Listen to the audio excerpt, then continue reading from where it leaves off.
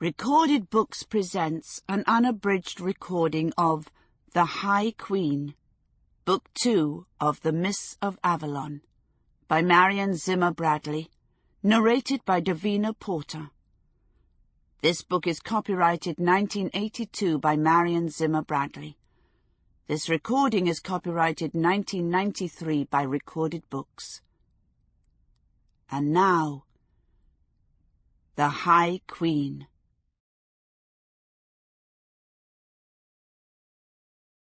Chapter 1. Far to the north, where Lot was king, the snow lay deep on the fells, and even at midday there was often no more than a twilight fog.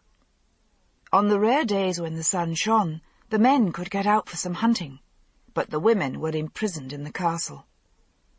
Morgause, idly twirling her spindle, she hated spinning as much as ever, but the room was too dark for any finer work, felt an icy draught from the opened door, and looked up. She said in mild reproof, "It's too cold for that, Morgane, and you've been complaining of the cold all day. Now would you turn us all into icicles?" "I wasn't complaining," said Morgane. "Did I say a word? The room is as stuffy as a privy, and the smoke stinks. I want to breathe. No more." She pushed the door shut and went back to the fire, rubbing her hands and shivering. "I have not once been warm since midsummer." "I doubt that, not at all," said Morgause. "Your little passenger in there steals all the heat from your bones. He is warm and snug, and his mother shivers. It's always so." "At least midwinter is now past. The light comes earlier and stays later," said one of Morgause's women. "And perhaps in another fortnight you will have your babe with you." Morgane didn't answer, but stood shivering near the fire, chafing her hands as if they ached. Morgause thought that the girl looked like her own ghost, her face sharpened and fine to deathly thinness, her hands, bony as skeleton sticks, contrasted with the huge bulging of her pregnant belly. There were great dark circles under her eyes, and the lids were red as if sore with long weeping.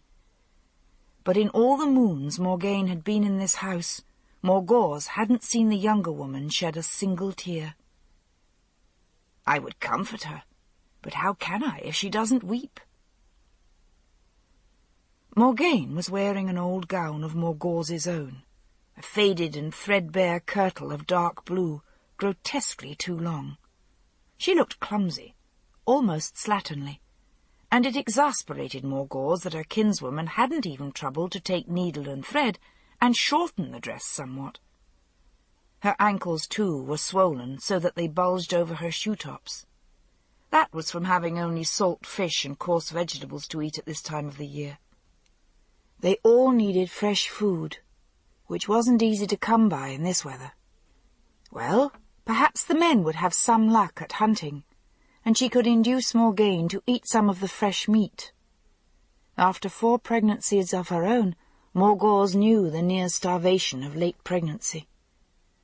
Once, she remembered, when she was pregnant with Gawain, she had gone into the dairy and eaten some of the clay they kept for whitening it.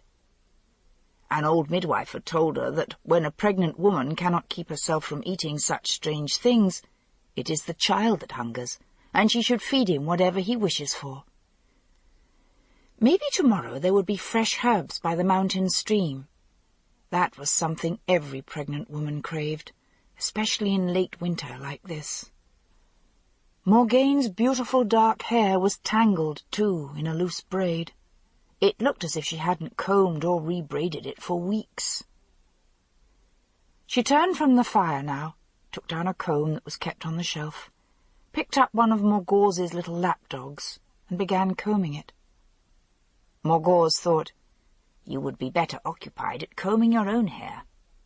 But she held her peace. Morgane had been so edgy lately that there was no speaking to her at all. It was natural enough, so near her time, she thought, watching the younger woman's bony hands pulling the comb through the matted hair. The little dog yelped and whined, and Morgaine hushed him in a softer voice than she ever used to anything human these days. "It cannot be long now, Morgaine," Morgause said gently. "By Candlemas, surely you will be delivered." "It can't be too soon for me." Morgaine gave the dog a final pat and set him on the floor. "There, now you are decent to be among ladies, puppy. How fine you are, with your hair all smooth." "I'll make up the fire," said one of the women, whose name was Beth, putting aside her spindle and thrusting the distaff into a basket of loose wool. "The men will be home, surely. It's already dark." She went over to the fire, tripped on a loose stick, and half fell on the hearth. "Gareth, you little wretch, will you clear away this rubbish?" She flung the stick into the fire, and 5-year-old Gareth, who had been pushing the sticks about and prattling to them in an undertone, set up a howl of outrage. The sticks were his armies. "Well, Gareth, it's night, and your armies must go to their tents," said Morgause briskly. Pouting, the little boy pushed the array of small sticks into a corner, but one or two he put carefully into a fold of his tunic. They were thicker ones, which Morgaine, earlier that year, had carved into the crude likeness of men in helmets and armour, dyed with berry juice for their crimson tunics. "Will you make me another Roman knight, Morgaine?" "Not now, Gareth," she said. "My hands ache with the cold. Tomorrow, perhaps." He came and scowled, standing at her knee, demanding, "When will I be old enough to go hunting with Father and Agravain?" "It'll be a few years still, I suppose," said Morgaine, smiling. "Not until you are tall enough not to be lost in a snowdrift." "I'm big," he said, drawing himself up to his full height. "Look, when you're sitting down, I'm taller than you are, Morgaine." He kicked restlessly at the chair. "There's nothing to do in here." "Well," said Morgaine, "I could always teach you to spin, and then you needn't be idle." She picked up Beth's abandoned distaff and held it out to him, but he made a face and started back. "I'm going to be a knight. Knights don't have to spin." "That's a pity," Beth said sourly. "Perhaps they wouldn't wear out so many cloaks and tunics if they knew what toil it is to spin them." "Yet there was a knight who did spin, so the tale says," Morgaine said, holding out her arms to the little boy. "Come here. No, sit on the bench, Gareth. You are all too heavy now for me to hold you on my lap like a sucking babe." There was in the old days, before the Romans came, a knight named Achilles, and he was under a curse. An old sorceress told his mother that he would die in battle, and so she put him into skirts and hid him among the women, where he learned to spin and to weave and do all that was fitting for a maiden. And did he die in battle? He did indeed. For when the city of Troy was besieged, they called on all the knights and warriors to come and take it, and Achilles went with the rest, and he was the best of all the knights. It was told of him that he was offered a choice. He could live long in safety, then die an old man in his bed and be forgotten, or he could live a short life and die young with great glory, and he chose the glory. So men still tell of his story in the sagas. He fought with a knight in Troy called Hector. Hectorius, that is, in our tongue. "Was it that same Sir Hectorius who fostered our King Arthur?" asked the little boy, wide-eyed. To be sure it was not, for it was many 100 years ago, but it might have been one of his forefathers. "When I'm at court, and one of Arthur's companions," said Gareth, his eyes round as saucers, "I will be the best fighter in war, and I will win all the prizes when there are games." What happened to Achilles? I remember it not. It was long ago at Uther's court I heard the tale, Morgane said, pressing her hands against her back as if it hurt her. Tell me about Arthur's knights, Morgane. You've really seen Lancelot, have you not? I saw him that day at the king's crowning. Has he killed any dragons? Tell me, Morgane. Don't plague her, Gareth. She's not well, said Morgause. Run out to the kitchens and see if they can find you some bannock. The child looked sulky, but he took his carved knight out of his tunic and went off, talking to it in an undertone. So, Sir Lancelot, we will go out and we will kill all the dragons in the lake. That one. He talks only of war and fighting, said Morgause impatiently, and his precious Lancelot, as if it were not enough to have Gawain away with Arthur at the wars. I hope that when Gareth is old enough there will be peace in the land. There will be peace, Morgane said absently, but it won't matter, for he will die at the hands of his dearest friend. What? Cried Morgause, staring. But the younger woman's eyes were vacant and unfocused. Morgause shook her gently and demanded, Morgane, Morgane, are you ill? Morgane blinked and shook her head. I'm sorry. What did you say to me? What did I say to you? What, rather, did you say to me? Morgause demanded. But at the look of distress in Morgane's eyes, her skin prickled. She stroked the younger woman's hand, dismissing the grim words as delirium. I think you must have been dreaming with your eyes wide open. She found that she didn't want to think that Morgane might have had a moment of the sight. You must care for yourself better, Morgane. You hardly eat, you don't sleep. Food sickens me, Morgane said, sighing. Would it were summer that I might have some fruit. Last night I dreamed I ate of the apples of Avalon. Her voice trembled, and she lowered her head so that Morgause wouldn't see the tears hanging from her lashes. But she clenched her hands and didn't weep. We are all weary of salt fish and smoked bacon, said Morgause. But if Lot has had good hunting, you must eat some of the fresh meat. Morgane, she thought, had been trained in Avalon to ignore hunger and thirst and fatigue. Now, pregnant, when she should relax her austerities somewhat, she took pride in enduring everything without complaint. You are priestess-trained, Morgane, hardened to fasting. But your child cannot endure hunger and thirst, and you are far too thin. Don't mock me, Morgane said angrily, gesturing at her enormously swollen belly. But your hands and face are like bare bone, said Morgause. You mustn't starve yourself like this. You have a child, and you must consider him. I will consider his welfare when he considers mine, Morgane said, rising abruptly. But Morgause took her hands and drew her down again. Dear child, I know what you're going through. I have borne 4 children, remember? These last few days are worse than all the long months combined. I should have had the sense to be rid of it while there was time. Morgause opened her mouth for a sharp answer, then sighed and said, It's too late to say you should have done so or so. 10 days more will bring it to an end. She took her own comb from her tunic folds and began to unravel Morgane's tangled braid.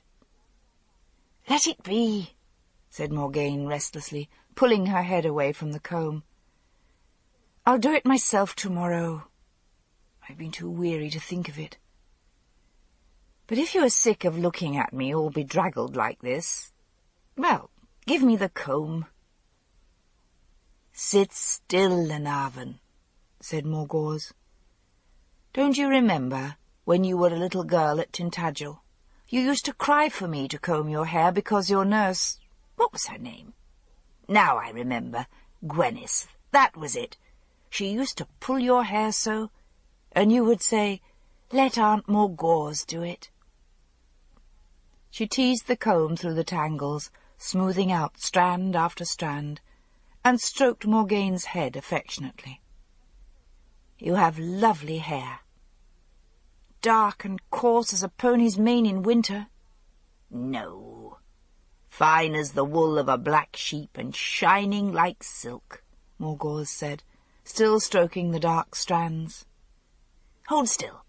I'll plait it for you." "Always I've wished for a girl child, so that I could dress her finely and plait her hair like this. But the goddess sent me only sons, and so you must just be my little daughter now when you need me." She pulled the dark head against her breast, and Morgaine lay there, shaking with the tears she couldn't shed. "Ah, there, my little one. Don't cry. It won't be long now. There. You haven't been taking good care of yourself. You need a mother's care, my little girl." It's so dark here. I long so for the sun." "In the summer we have more than our share of sunlight. It's light even to midnight," said Morgause. "And so in winter we get so little." Morgaine was still shaking with uncontrollable sobs, and Morgause held her close, rocking her gently. "There, little one, Glenarvan, there. I know how you feel. I bore Gawain in the darkest time of winter. It was dark and stormy like this, and I was only 16 years old then, and very frightened. I knew so little of bearing children. I wished then that I'd stayed to be priestess at Avalon, or at Uther's court, or anywhere but here. Lot was away at the wars. I hated my big body. I was sick all the time, and my back hurt, and I was all alone with only strange women. Would you believe, all that winter, I kept my old doll secretly in my bed, and held her, and cried myself every night to sleep. Such a baby I was. You at least are a woman grown, Morgaine." Morgaine said, choking, "I know I'm too old to be such a baby." But still she clung to Morgause, while the older woman petted and stroked her hair. "And now that same babe I bore even before I was a grown woman is away fighting with the Saxons," she said. "And you, whom I held on my lap like a doll, you are to have a babe of your own." "Oh, yes. I knew there was news I meant to tell you. The cook's wife, Margaret, has borne her child.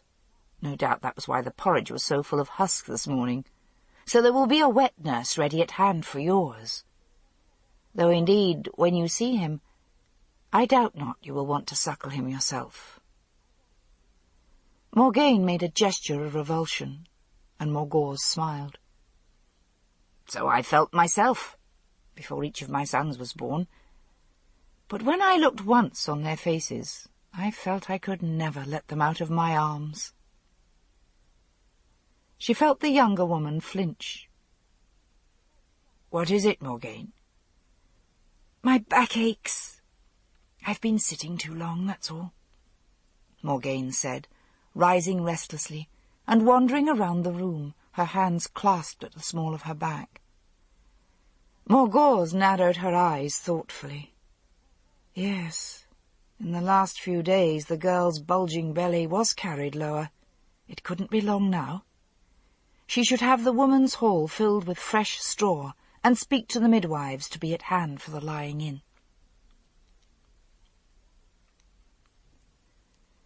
Lot's men had found a deer on the hills. Skinned and cleaned, the smell roasting over the great fire filled the whole of the castle, and even Morgaine didn't refuse a slice of the raw liver dripping blood.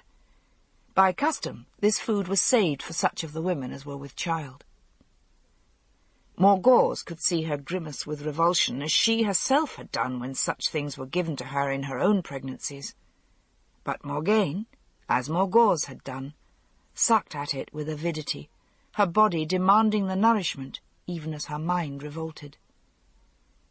Later, though, when the meat was cooked, and carvers were slicing it and carrying it around, she gestured refusal.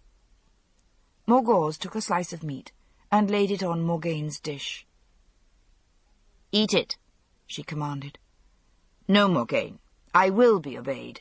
You cannot starve yourself and your child this way." "I can't," said Morgaine in a low voice. "I'll be sick. Put it by, and I'll try to eat it later." "What's wrong?" Morgaine lowered her head and muttered, "I can't eat the meat of deer. I ate it at Beltane when... and now the very smell sickens me." And this child was gotten at Beltane at the ritual fires. What is it that troubles her so? That memory should be a pleasant one, Morgause thought, smiling at the memory of the Beltane license. She wondered if the girl had fallen into the hands of some particularly brutish man and had undergone something like rape. That would account for her rage and despair at this pregnancy. Still, done was done, and Morgaine was old enough to know that not all men were brutes, even if she had once fallen into the hands of one who was neither gentle nor skilled with women. Morgause took a slice of oatcake and sopped it in the meat juice in the dish. "Eat this, then. You'll get the good of the meat so," she said. "And I've made you some tea with the hips of roses. It's sour and will taste good to you. I remember how I craved sour things when I was breeding." Morgaine ate obediently, and it seemed to Morgause that a little colour came into her face. She made a face at the sourness of the drink, but drank it down thirstily none the less. "I don't like it," she said. "But how strange. I can't stop drinking it." "Your child craves it," said Morgause seriously.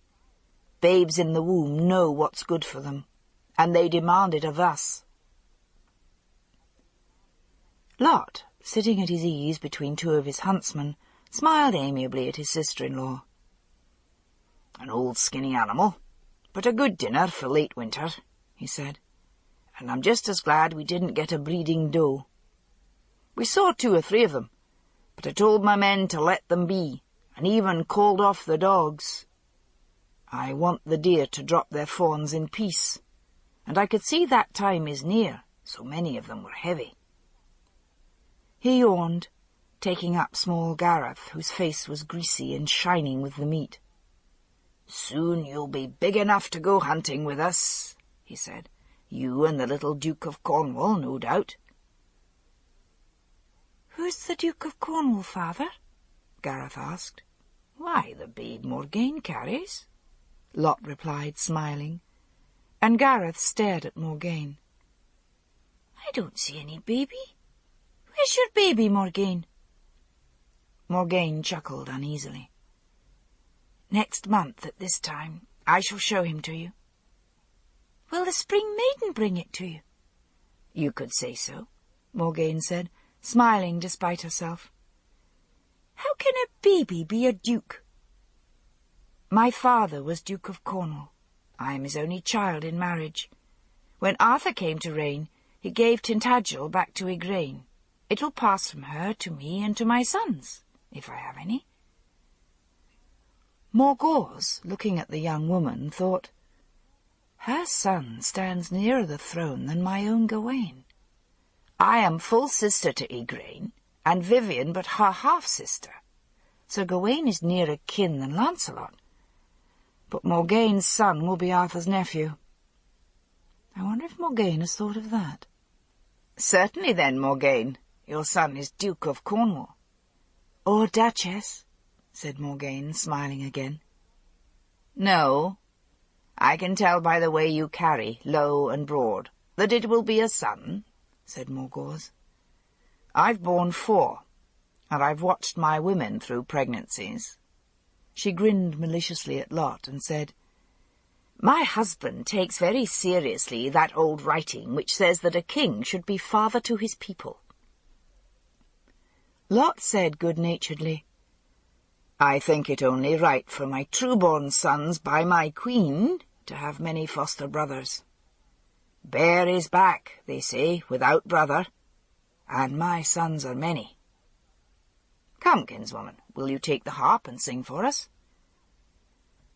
Morgane pushed aside the remnant of gravy-soaked oatcake. "I've eaten too much for singing," she said, frowning, and began to pace the hall again, and Morgause again saw her hands pressed to her back. Gareth came and tugged at her skirt. "Sing to me. Sing me that song about the dragon, Morgane." "It's too long for tonight. You must be away to your bed," she said. But she went to the corner, took up the small harp that stood there, and sat on a bench. She plucked a few notes at random, bent to adjust one of the strings, then broke into a rowdy drinking song of the armies. Lot joined in the chorus, as did his men, their raucous voices ringing up to the smoky beams. "The Saxons came in dark of night, with all the folk asleep. They killed off all the women, for they'd rather rape the sheep." "You never learned that song in Avalon, kinswoman," Lot said, grinning as Morgane rose to replace the harp. "Sing again," Gareth teased, but she shook her head. "I'm too short of breath now for singing," she said. She put the harp down and took up her spindle, but after a moment or two put it aside and once more began pacing the hall. "What ails you, girl?" Lot asked. "You're restless as a caged bear." "My back aches with sitting," she said, "and that meat my aunt would have me eat has given me a bellyache after all." She held her hands again to her back, and bent over suddenly as if with a cramp. Then suddenly she gave a startled cry, and Morgause, watching, saw the too long kirtle turn dark and wet, soaking her to the knees. "Oh, Morgane, you've wet yourself," Gareth cried out. "You're too big to wet your clothes. My nurse would beat me for that." "Hush, Gareth," Morgause said sharply, and hurried to Morgane, who stood bent over, her face crimson with astonishment and shame. "It's all right, Morgane," she said, taking her by the arm. "Does it hurt you here? And here? I thought as much. You're in labour, that's all. Didn't you know?" But how should the girl know? It was her first, and she was never one for listening to women's gossip, so she wouldn't know the signs. For much of this day she must have been feeling the first pains. She called Beth and said, "Take the Duchess of Cornwall to the women's hall and call Megan and Branwen. And take down her hair. She must have nothing knotted or bound about her, or her clothing." She added, stroking Morgane's hair, "I would that I had known this sooner this day when I braided your hair. I'll come down soon and stay with you, Morgane." She watched the girl go out, leaning heavily on the nurse's arm. She said to Lot, "I must go and stay with her. It's her first time, and she'll be frightened, poor girl." "There's no hurry," Lot said idly. "If it's her first, she'll be in labour all this night, and you'll have time to hold her hand." He gave his wife a good-natured smile. "You're quick to bring our Gawaine's rival into the world." "What do you mean?" she asked low. "Only this, that Arthur and Morgane were born of one womb, and her son stands nearer the throne than ours." "Arthur is young," Morgause said coldly, "and has time enough to father a dozen sons. Why should you think he has need of an heir?" Lot shrugged. "Fate is fickle," he said. "Arthur bears a charmed life in battle, and I doubt not that the Lady of the Lake had something to do with that, damn her, and Gawaine is all too loyal to his king." But fate may turn away from Arthur, and if that day should come, I would like to know that Gawain stood closest to the throne. Think well, Morgause. The life of an infant is uncertain. You might do well to beseech your goddess that the little Duke of Cornwall should not draw a second breath. How could I do that to Morgane? She's like my own daughter. Lot chucked his wife affectionately under the chin. He said, "You're a loving mother, Morgause, and I wouldn't have you otherwise. But I doubt if Morgane is so eager to have a child in her arms. I've heard her say that she wished she had cast forth her child." "She was ill and weary," said Morgause angrily. "Do you think I didn't say as much when I was weary of dragging round a great belly? Any woman says such things in the last few moons of her pregnancy." "Still, if Morgane's child should be born without breath, I don't think she would grieve overmuch. Nor, this is what I am saying, should you." Morgause defended her kinswoman. "She's good to our Gareth. She has made him toys and playthings and told him tales. I'm sure she'll be just as good a mother to her own. Yet it is not to our interest or our son's that Morgane should think of her son as Arthur's heir." He put his arm around his wife. "Look, sweeting, you and I have 4 sons, and no doubt when they're all grown they'll be at one another's throats. Lothian is not so big a kingdom as all that. But if Gawain were High King, then there would be kingdoms enough for them all." She nodded slowly. Lot had no love for Arthur, as he had had none for Uther, but she hadn't thought him quite so ruthless as this. "Are you asking me to kill her child as it comes forth?" "She's our kinswoman and my guest," Lot said, "and thus sacred. I wouldn't invoke the curse of a kinslayer. I said only, the lives of newborn babies are frail unless they are very carefully tended, and if Morgane has a difficult time of it, it might be well that none has leisure to tend the babe." Morgause set her teeth and turned away from Lot. "I must go to my kinswoman." Behind her, Lot smiled. "Think well on what I've said, my wife." Down in the little hall, a fire had been lighted for the women. A kettle of gruel was boiling on the hearth, for it would be a long night. Fresh straw had been spread. Morgause had forgotten, as women happy with their children do, the dread of birth. But the sight of the fresh straw made her teeth clench and a shudder go down her back. Morgane had been put into a loose shift, and her hair, unbound, was hanging loose down her back. She was walking up and down in the room, leaning on Megan's arm. It all had the air of a festival, and so indeed it was for the other women. Morgause went up to her kinswoman and took her arm. "Come now, you can walk with me a bit, and Megan can go and prepare the swaddlings for your child," she said.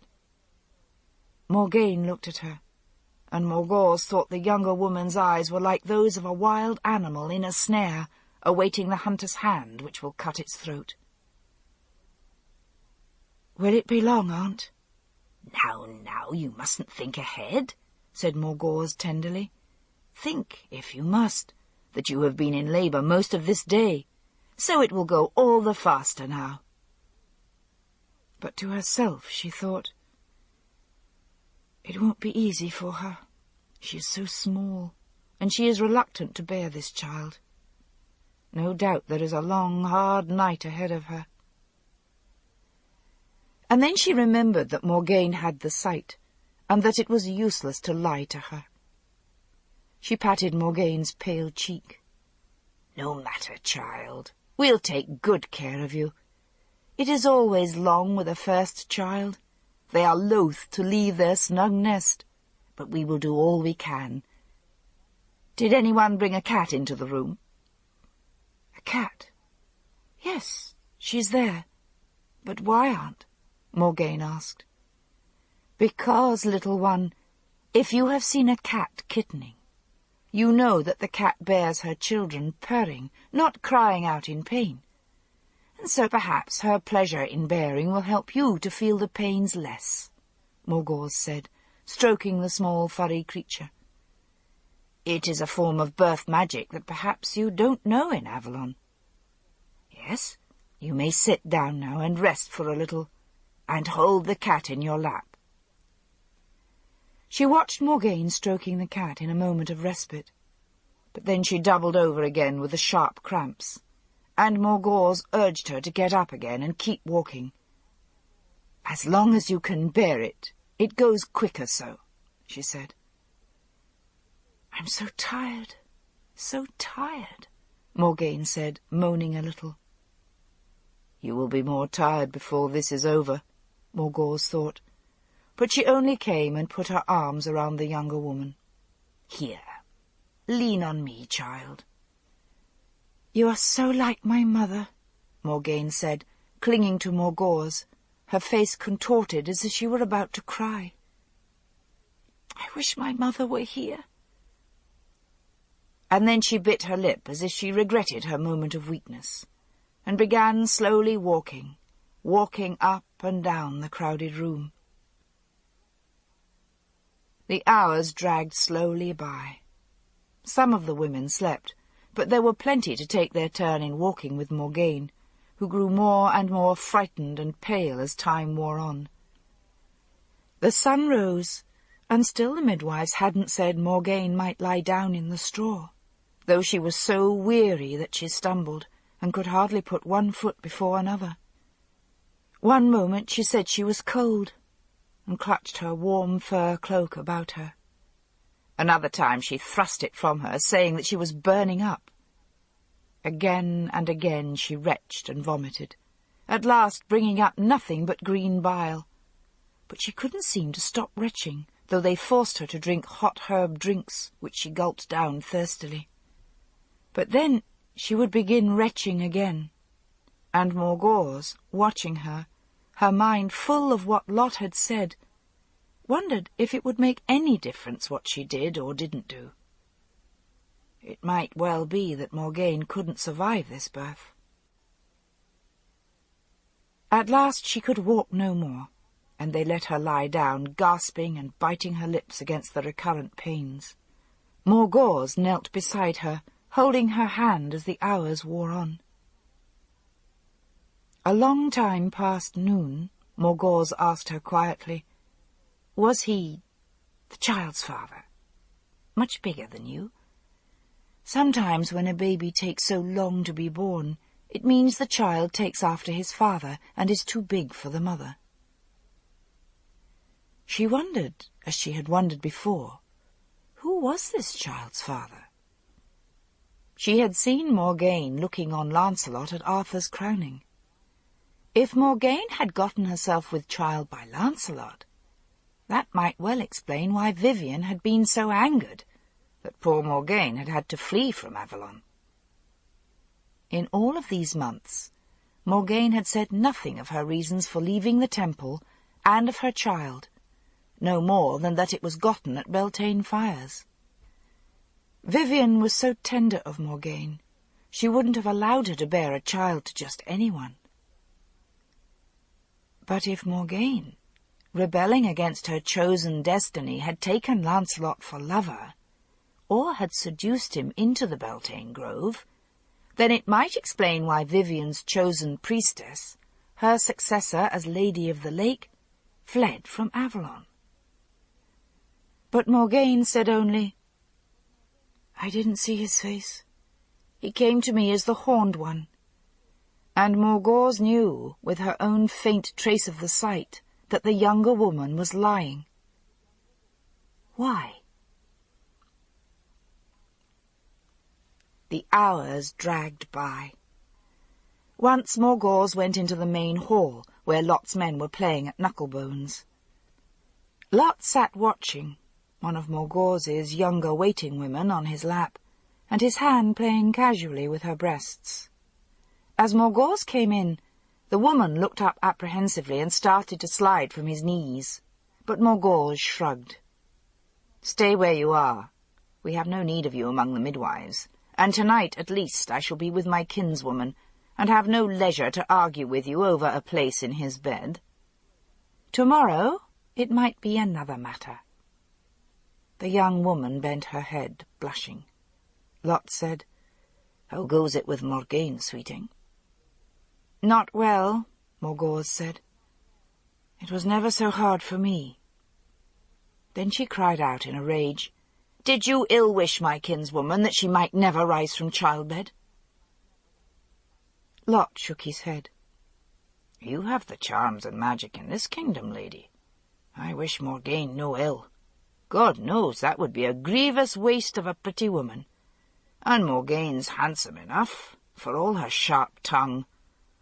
Though that she comes by honest enough from your side of the family, does she not, sweeting? And it adds salt to the dish." Morgause smiled affectionately at her husband. Whatever pretty toys he might choose for his bed, and the girl on his lap was just one more of them, she knew that she suited him well. "Where is Morgaine, Mother?" Gareth asked. "She said that today she would carve me another knight to play with." "She is sick, little son." Morgause drew a long breath, the weight of anxiety settling over her again. "She'll be well enough soon," Lot said, "and then you will have a little cousin to play with. He shall be your foster brother and your friend. We have a saying that kin ties last for 3 generations, and foster ties for 7. And since Morgaine's son will be both to you, he will be more than your own brother." "I'll be glad to have a friend," said Gareth. "Agravain mocks me and calls me a silly baby, saying I'm too old for wooden knights." "Well, Morgaine's son will be your friend when he's grown a bit," said Morgause. "At first he'll be like a puppy with his eyes not open, but in a year or 2 he'll be old enough to play with you. But the goddess hears the prayers of little children, son. So you must pray to the goddess that she will hear you and bring Morgaine a strong son and health, and not come to her as the death crone." And suddenly she began to cry. With astonishment, Gareth watched his mother weep, and Lot said, "As bad as that, sweetheart?" Morgause nodded, but there was no need to frighten the child. She wiped her eyes with her kirtle. Gareth looked upward and said, "Please, dear goddess, bring my cousin Morgaine a strong son, so we can grow up and be knights together." Against her will, Morgause laughed and stroked the chubby cheek. "Such a prayer I'm sure the goddess will hear. Now I must go back to Morgaine." But she felt Lot's eyes on her as she left the hall, and remembered what he had said to her earlier, that it might be better for them all if Morgaine's son didn't survive. "I shall be content if Morgaine comes alive through this," she thought. And almost for the first time she regretted that she had learned so little of the great magics of Avalon, now when she needed some charm or spell that could ease this struggle for Morgaine. It had gone so hard, so frightfully hard with the girl. Her own childbed had been nothing to this. She came back into the woman's hall. The midwives had Morgaine kneeling upright in the straw now to help the child slip from the womb, but she was slumping between them like a lifeless thing, so that 2 of them had to hold her upright. She was crying out now in gasps, then biting her lip against the cries, trying to be brave. Morgause went and knelt before Morgaine in the blood-flecked straw. She held out her hands, and Morgaine gripped them, looking at Morgause almost without recognition. "Mother," she cried out. "Mother, I knew you would come." Then her face convulsed again, and she flung back her head, her mouth squared with unvoiced screams. Megan said, "Hold her, my lady. No, behind her, like that. Hold her upright." And Morgause, gripping Morgaine beneath the arms, felt the girl shaking, retching, sobbing as she fought and struggled blindly to get away from them. She was no longer capable of helping them or even letting them do what they must, but screamed aloud when they touched her. Morgause shut her eyes, unwilling to see, holding Morgaine's frail, convulsing body with all her strength. She screamed again, "Mother! Mother!" But Morgause didn't know whether she was calling on Igraine or on the goddess. Then she slumped backward into Morgause's arms, all but unconscious. There was the sharp smell of blood in the room, and Megan held up something dark and shriveled-looking. "Look, Lady Morgaine," she said, "you have a fine son." Then she bent over him, breathing into the little mouth. There was a sharp, outraged cry, the cry of a newborn shrieking with fury at the cold world into which he had come. But Morgaine lay collapsed in Morgause's arms, utterly exhausted, and couldn't even open her eyes to look at her child. The babe had been washed and swaddled. Morgaine had swallowed a cup of hot milk with honey in it, and herbs against the bleeding, and now she lay drowsing, weary, not even stirring as Morgause bent to kiss her lightly on the brow. She would live and heal, though Morgause had never seen a woman struggle so hard and yet live, with a living child. And the midwife said that after all they had had to do to deliver this one alive, it was unlikely Morgaine would ever bear another. Which, Morgause thought, was just as well. She realized now that her own birthings, which hadn't been easy, had been nothing to this. She picked up the swaddled child, looking down at the small features. He seemed to be breathing well enough, though sometimes when a child didn't cry at once, and it was necessary to breathe into his mouth, the breathing would fail again later, and he would die. But he was a healthy pink, even the tiny nails rosy. Dark hair, perfectly straight, dark, fine down on the small arms and legs. Yes, this one was fairy-born, like Morgaine herself. It might indeed be Lancelot's son, and so doubly near to Arthur's throne.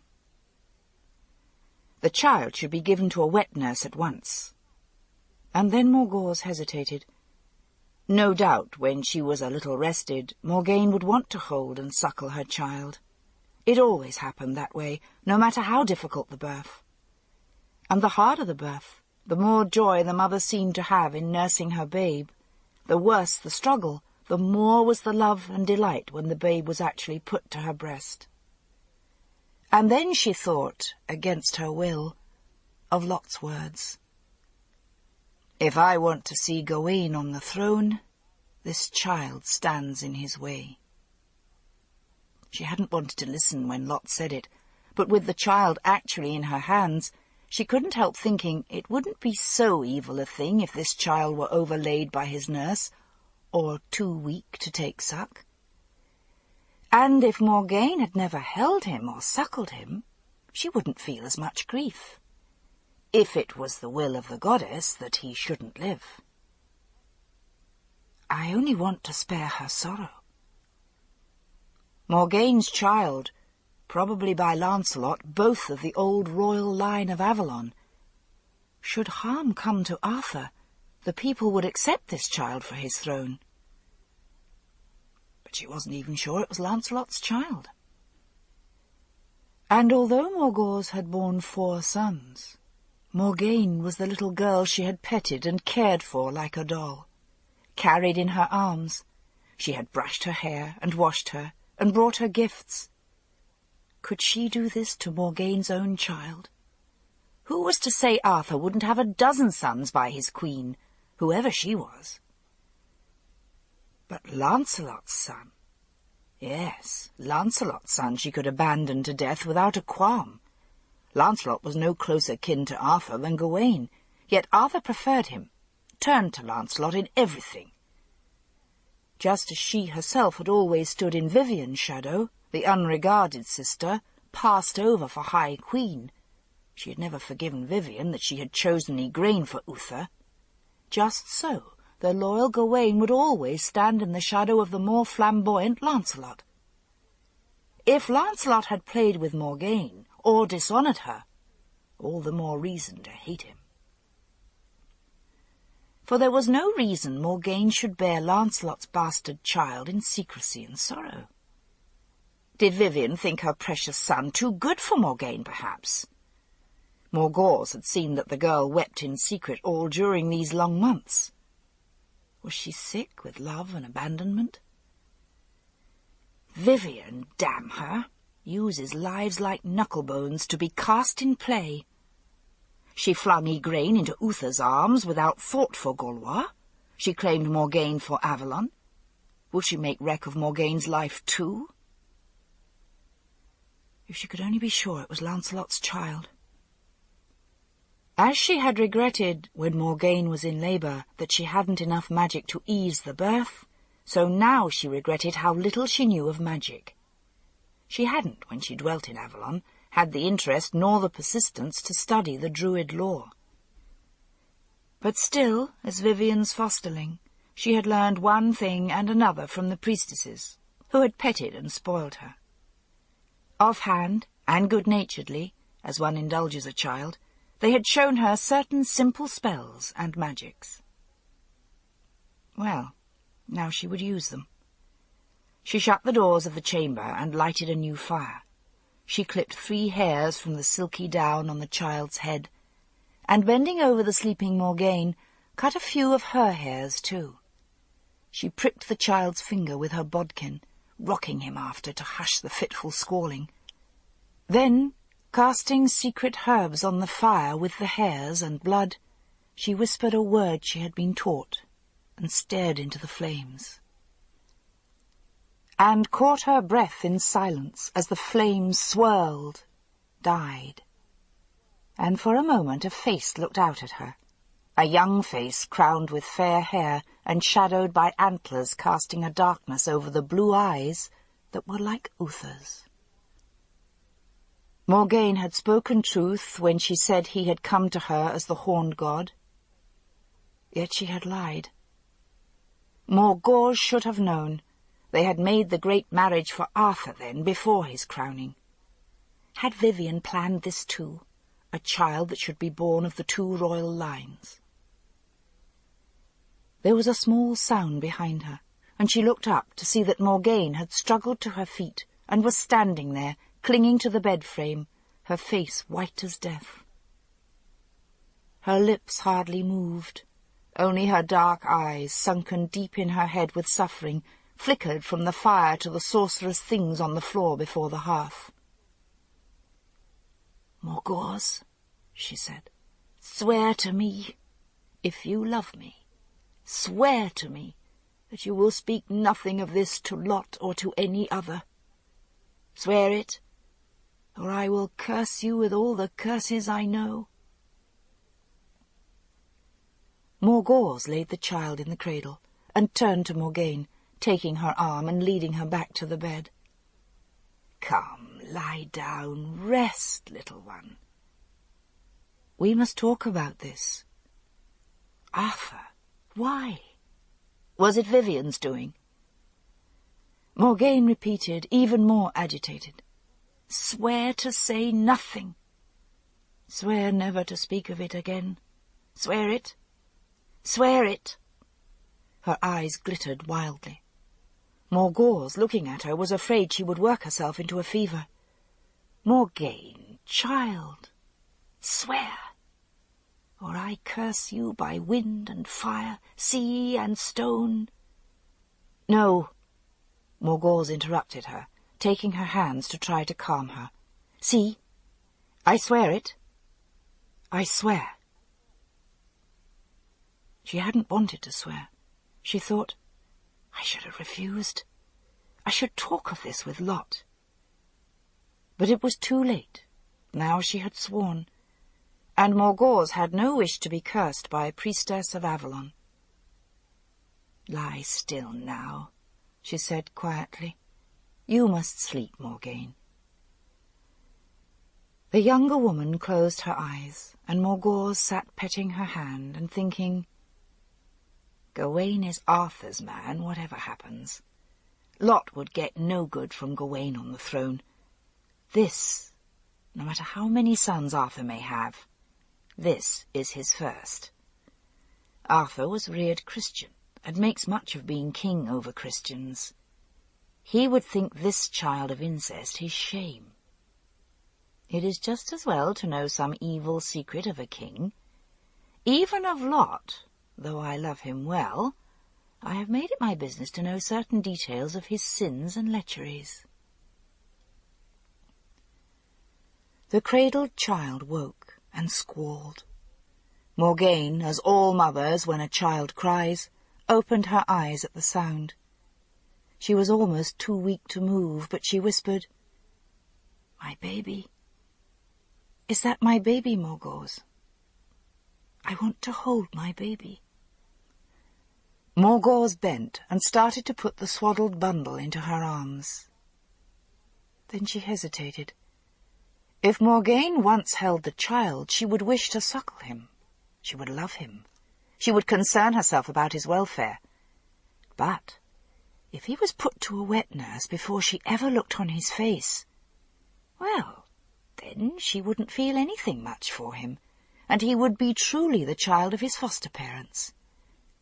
It was just as well to have Arthur's firstborn son, the son he dared not acknowledge, feel the highest loyalty to Lot and Morgause as his truest parents. That Lot's sons should be his brothers rather than any sons Arthur might have when he should marry. Tears were sliding weakly down Morgaine's face. She begged, "Give me my baby, Morgause. Let me hold my baby. I want him." Morgause said tenderly but relentlessly, "No, Morgaine, you are not strong enough to hold him and suckle him." And she groped quickly for a lie which the girl, unskilled in midwifery, would believe. "If you hold him even once, he will not suck from his wet nurse's breasts, so he must be given to her right away. You can hold him when you are a little stronger and he is feeding well." And though Morgaine began to cry and held out her arms, sobbing, Morgause carried the child out of the room. "Now," she thought, "this will be Lot's fosterling, and we will always have a weapon against the High King. And now I have made certain that Morgaine, when she is well enough, will care little for him, and be content to leave him to me."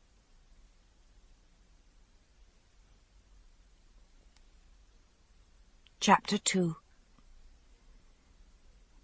Guinevere, daughter of King Leodegrance, sat on the high wall of the enclosed garden, clinging to the stones with both hands and watching the horses in the paddock below.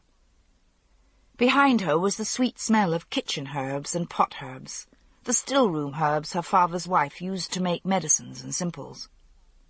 The garden was one of her favourite places, perhaps the only outdoor place Guinevere really liked. She felt safer indoors, as a rule, or when securely enclosed. The walls around the kitchen garden made it nearly as safe as inside the castle.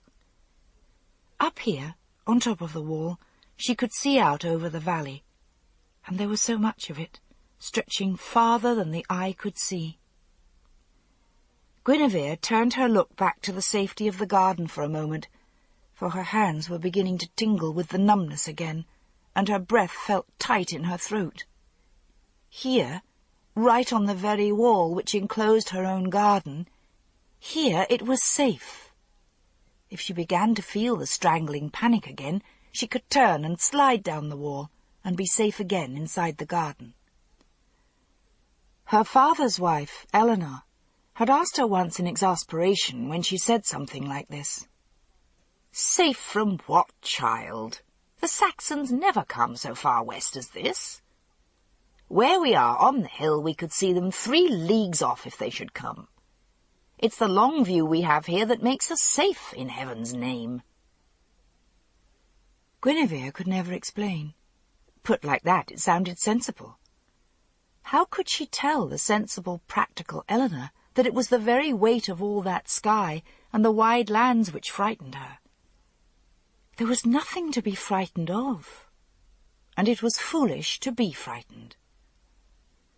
But that didn't stop her from gasping and breathing hard and feeling the numbness rising up from her belly into her throat, her sweating hands losing all feeling. They were all exasperated with her, the house priest telling her that there was nothing out there but God's good green lands, her father shouting that he'd have none of that womanish nonsense in his house, so she had learned never to whisper it aloud. Only in the convent had anyone understood.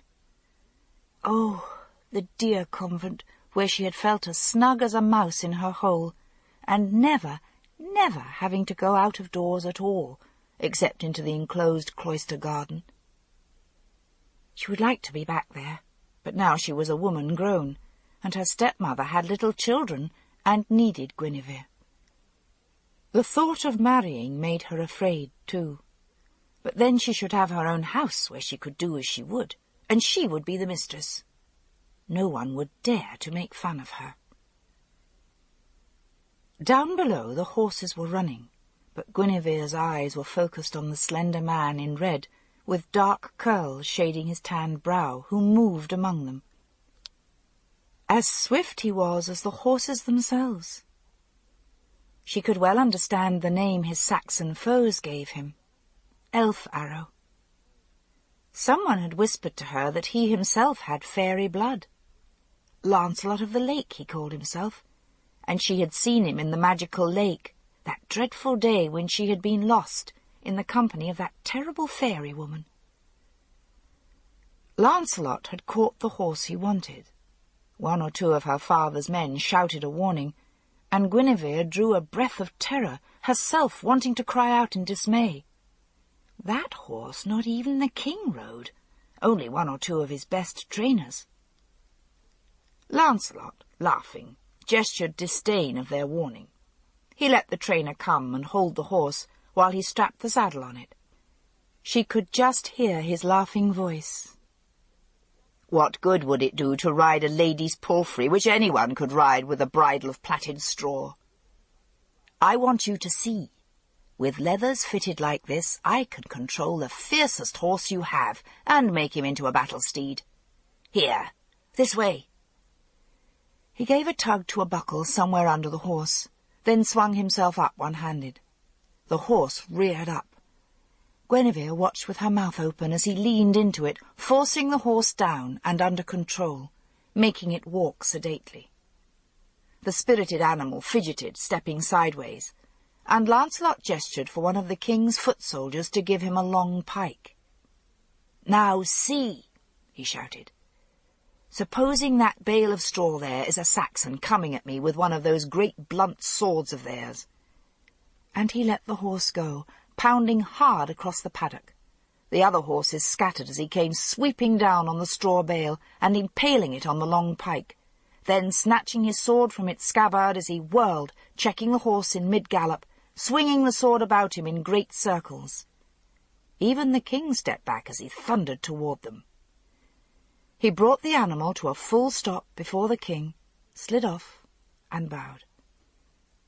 "My lord, I ask for leave to train horses and men, so that you may lead them into battle when the Saxons come again, to defeat them as he did at Celadon Wood last summer.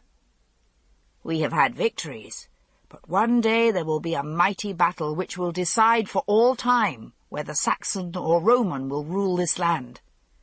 We're training all the horses we can get, but yours are better than those we can buy or breed." "I have not sworn allegiance to Arthur," her father said. "Uther was another matter. He was a tried soldier, and Ambrosius's man. Arthur is little more than a boy." "You still believe that after the battles he has won?" Lancelot asked. He has held his throne now for more than a year. He is your High King, sir. Whether you have sworn or not, every battle he fights against the Saxons protects you too. Horses and men. That is little enough to ask." Leodegrance nodded. "This is no place to discuss the strategy of a kingdom, Sir Lancelot. I have seen what you can do with the horse. He is yours, my guest." Lancelot bowed low and thanked King Leodegrance formally. But Guinevere saw his eyes shine like those of a delighted boy. Guinevere wondered how old he was. "Come within my hall," her father said. "We will drink together, and I will make you an offer."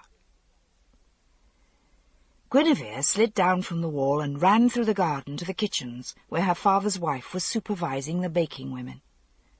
"Madam, my father will be coming in with the High King's emissary, Lancelot.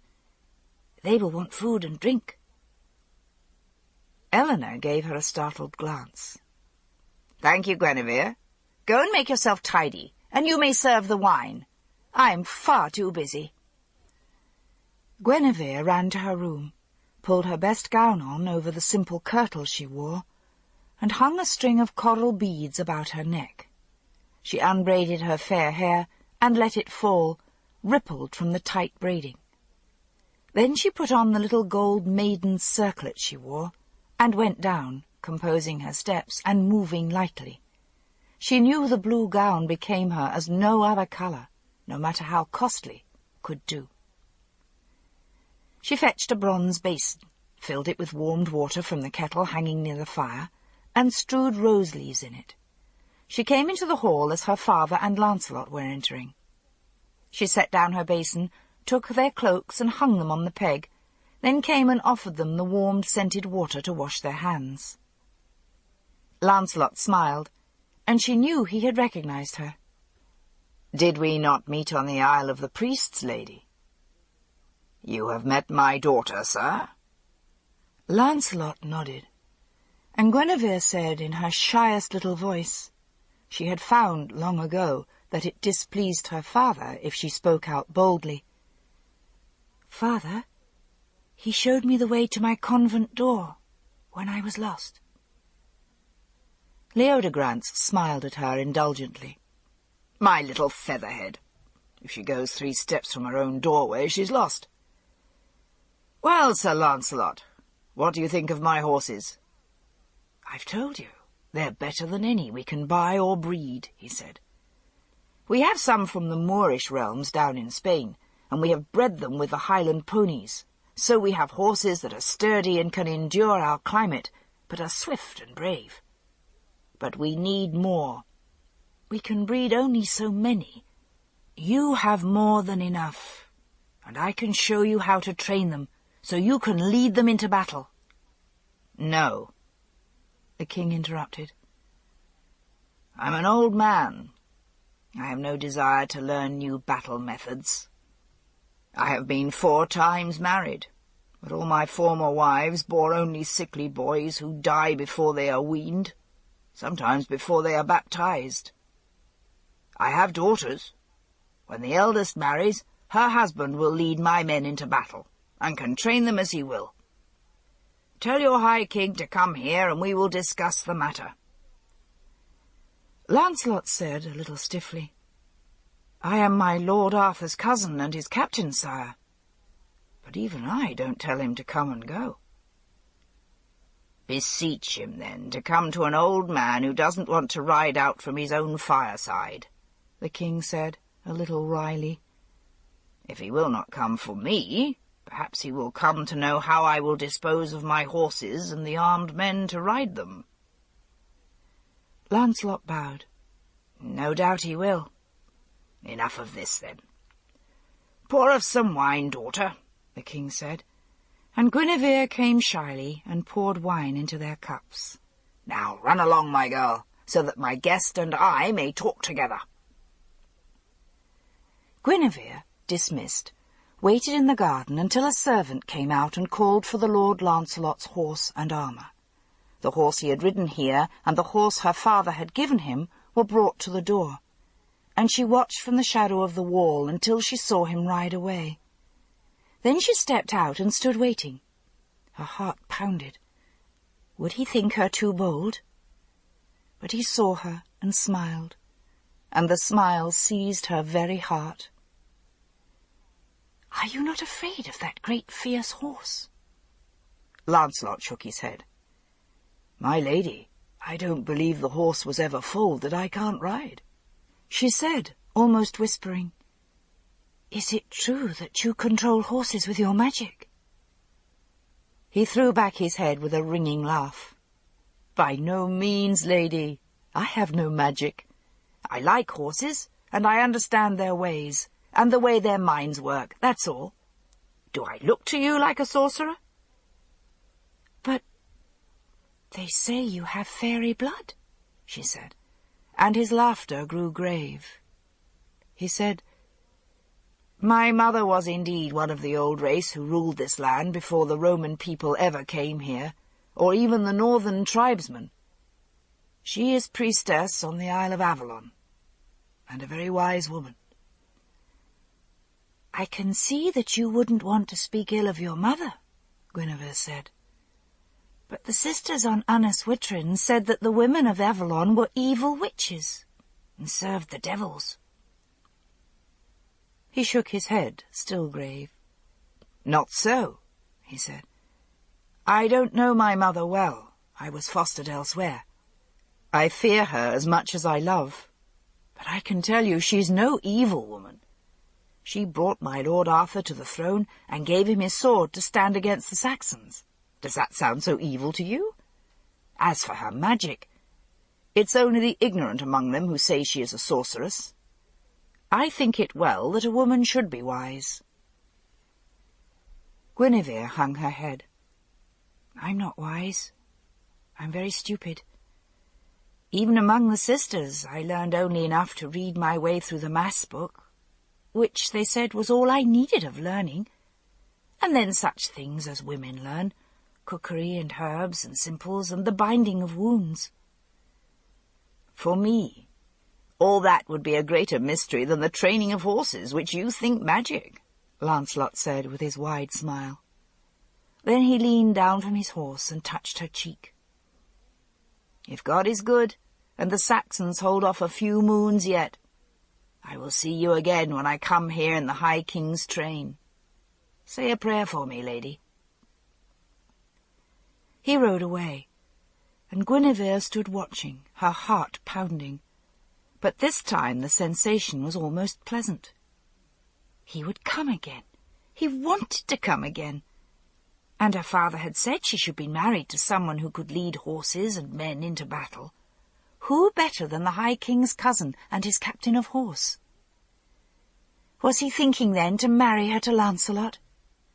She felt herself blush with delight and happiness. For the first time she felt pretty and bold and brave. But inside the hall her father said, "A handsome man, this Elf-Arrow, and good with horses, but far too handsome to be reckoned more than that." Guinevere said, surprised at her own boldness, "If the High King has made him his first of captains, he must be the best of fighters." This ends Disc 1. The High Queen. Disc 2. Leodegrance shrugged. "The king's cousin. He could hardly be left without some post in his armies. Has he tried to win your heart? Or," he added with the scowl that frightened her, "your maidenhead?" She felt herself blushing again and was hopelessly angry at herself. "No. He is an honourable man, and what he has said to me is no more than he could have said in your presence, father." "Well, don't get any ideas into that featherhead of yours," Leodegrance said gruffly. "You could look higher than that one. He's no more than one of King Ban's bastards by God knows who, some damsel of Avalon." "His mother is the Lady of Avalon, the great high priestess of the old people, and he is himself a king's son. Ban of Benwick? Ban has 6 legitimate sons, said her father. Why marry a king's captain? If all goes as I plan, you'll wed the High King himself. Guinevere shrank away, saying, I'd be afraid to be the High Queen. You're afraid of everything anyway, her father said brutally. That's why you need a man to take care of you. I'm better the king than the king's captain.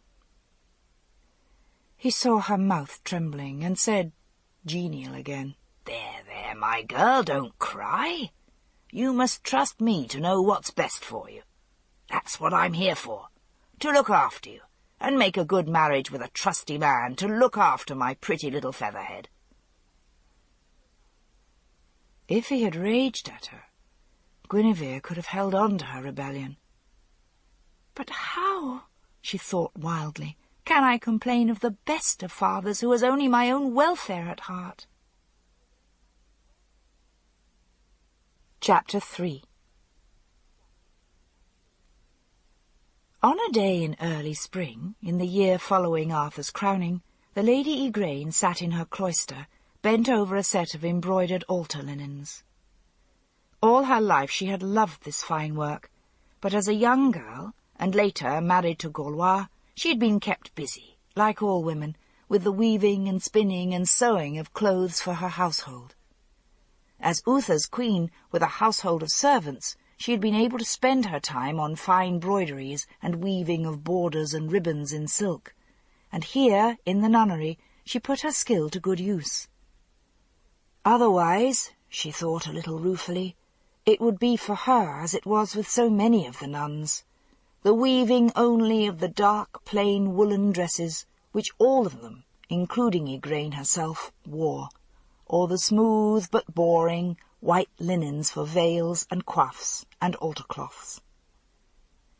Only 2 or 3 of the sisters could weave with silks or do fine embroidering, and of them Igraine was the cleverest. She was a little troubled. Again, as she sat down at her frame this morning, she thought she heard the cry, and jerked around before she could stop herself. It seemed to her that somewhere Morgane cried out, "Mother," and the cry was one of agony and despair. But the cloister was quiet and empty around her, and after a moment Igraine made the sign of the cross and sat down again to her work. Still, resolutely she banished the temptation. Long ago she had renounced the sight as the work of the fiend. With sorcery she would have no doings. She didn't believe Vivian was evil in herself, but the old gods of Avalon were certainly allied to the devil, or they could not maintain their force in a Christian land. And she had given her daughter to those old gods. Late last summer, Vivian had sent her a message saying, "If Morgane is with you, tell her that all is well." Troubled, Igraine had sent a reply that she hadn't seen Morgane since Arthur's crowning. She had thought her still safe at Avalon. The Mother Superior of the convent had been dismayed at the thought of a messenger from Avalon to one of her ladies. Even when Igraine explained that it was a message from her sister, the lady had still been displeased, and said firmly that there could be no coming and going, even of messages, with that ungodly place. Igraine, then, had been deeply troubled. If Morgane had left Avalon, she must have quarrelled with Vivian. It was unheard of for a sworn priestess of the highest rank to leave the island except upon the business of Avalon. For Morgane to leave without the knowledge or permission of the lady was so unprecedented that it made her blood run cold. Where could she have gone? Had she run away with some paramour? Or was she living a lawless life without the rights either of Avalon or the church? Had she gone to Morgause? Was she lying somewhere dead? Nevertheless, although she prayed continually for her daughter, Igraine had resolutely refused the constant temptation to use the sight. Still, Much of this winter, it seemed that Morgaine had walked at her side, not the pale, sombre priestess she had seen at the crowning, but the little girl who had been the only comfort those desperate, lonely years in Cornwall, of the frightened child-wife, child-mother she had been. Little Morgaine, in a saffron gown and ribbons, a solemn child, dark-eyed in her crimson cloak. Morgaine with her little brother in her arms. Her 2 children sleeping, dark-haired and golden, close together on the one pillow. How often, she wondered, had she neglected Morgaine after she had come to her beloved Uther and had borne him a son and heir to his kingdom. Morgaine hadn't been happy at Uther's court, nor had she ever had much love for Uther. And it was for that reason, as much as from Vivian's entreaty, that she had let Morgaine go to be fostered at Avalon. Only now she felt guilty. Had she not been over-quick to send her daughter away, so that she might give all her thought to Uther and his children? Against her will, an old saying of Avalon rang in Igraine's mind. The goddess does not shower her gifts on those who reject them. In sending her own children away, one to fosterage, for his own safety, she reminded herself, remembering Arthur lying white as death after the fall from the stallion, and the other to Avalon, in sending them away, had she herself sown the seed of loss? Was the goddess unwilling to give her another child when she had let the first go so willingly? She had discussed this with her confessor more than once, and he had reassured her that it was just as well to send Arthur away. Every boy must go for fostering sooner or later. But, he said, she should not have sent Morgaine to Avalon. If the child was unhappy in Uther's court, she should have been sent to school in a nunnery somewhere. She had thought, after hearing that Morgaine wasn't in Avalon, of sending a messenger to King Lot's court to find out if she was there. But then the winter settled in earnest, and every day was a new battle against cold, chilblains, the vicious dampness everywhere. Even the sisters went hungry in the depths of winter, sharing what food they had with beggars and peasants. And once, in the hard weeks of winter, she thought she heard Morgaine's voice crying out for her in anguish. "Mother! Mother!" Morgaine alone and terrified. Morgaine dying. Where? Oh, God, where? Her fingers clenched the cross which, like all the sisters of the convent, she wore at her belt. Lord Jesus, keep and guard her. Mary, Mother Divine, even if she is a sinner and a sorceress. Pity her, Jesus, as you pitied the dame of Magdala, who was worse than she. In dismay, she realized that a tear had dripped down on the fine work she was doing. It might spot the work. She wiped her eyes with her linen veil, and held the embroidery frame further away, narrowing her eyes to see better. Oh, she was getting old. Her sight blurred a little from time to time. Or was it tears that blurred her vision? She bent resolutely over her embroidery again, but Morgaine's face seemed again to be before her, and she could hear in her imagination that despairing shriek, as if Morgaine's soul were being torn from her body. She herself had cried out like that, for the mother she could hardly remember, when Morgaine was born. Did all women in childbirth cry out for their mothers? Terror gripped her. Morgaine in that desperate winter giving birth somewhere. Morgause had made some such jest at Arthur's crowning, saying Morgaine was as squeamish with her food as a breeding woman. Against her will, Igraine found herself counting on her fingers. Yes, if it had been so with her, Morgaine would have borne her child in the dead of winter. And now, even in that soft spring, she seemed to hear again that cry. She longed to go to her daughter. But where? Where? There was a step behind her, and a tentative cough, and one of the young girls fostered in the nunnery said, "Lady, there are visitors for you in the outer room. One of them is a churchman, the Archbishop himself." Igraine put her embroidery aside. After all, it wasn't spotted. All the tears women shed, they leave no mark on the world, she thought in bitterness. Why does the Archbishop of all men living wish to see me? He didn't tell me, lady, and I don't think he told the Mother Superior either, said the little girl, not at all unwilling to gossip for a minute. But didn't you send gifts to the church there at the time of the High King's crowning? Igraine had, but she didn't think the Archbishop would have come here to speak of a past charity. Perhaps he wanted something more. Priests were seldom greedy for themselves, but all priests, especially those from rich churches, were greedy for silver and gold for their altars. "Who are the others?" she asked, knowing that the young girl was eager to talk.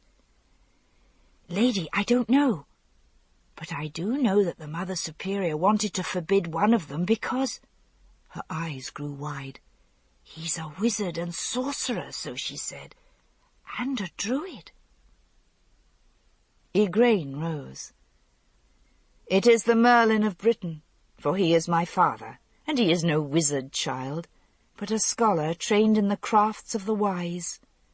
Even the church fathers say that the druids are good and noble men, and worship with them in harmony, since they acknowledge God in all things, and Christ as one of many prophets of God." The little girl dropped a small curtsy, acknowledging correction, as Igraine put away the embroidery work and adjusted her veil smoothly around her face. When she came into the outer room, she saw not only the Merlin and a strange austere man in the dark dress which churchmen were beginning to adopt to set them off from the seculars, but a third man she hardly recognized, even when he turned. For a moment it was as if she looked into Uther's face. "Gwydion!" she exclaimed, then quickly amending, "Arthur, forgive me, I forgot." She would have knelt before the High King, but he reached out quickly and prevented her. "Mother, never kneel in my presence. I forbid it." Igraine bowed to the Merlin and to the dour, austere-looking Archbishop. "This is my mother, Uther's queen," Arthur said, and the Archbishop responded, stretching his lips in what Igraine supposed was meant for a smile. "But now she has a higher honour than royalty, in that she is a bride of Christ." Hardly a bride, Igraine thought, simply a widow who has taken refuge in his house. But she didn't say so, and bowed her head. Arthur said, "Lady, this is Patricius, Archbishop of the Isle of Priests, now called Glastonbury, who has newly come there." "Aye, by God's will," the Archbishop said, "having lately driven out all the evil magicians from Ireland, I am come to drive them forth from all Christian lands. I found in Glastonbury a corrupt lot of priests tolerating among them even the common worship with the Druids, at which our Lord who died for us would have wept tears of blood." Taliesin the Merlin said in his soft voice, "Why, then, you would be harsher than Christ himself, brother.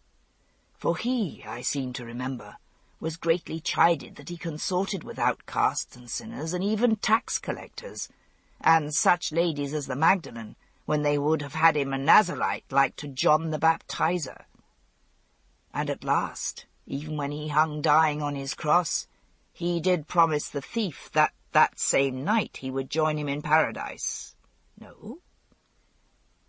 I think too many people presume to read the divine scriptures and fall into just such errors as this," said Patricius sternly.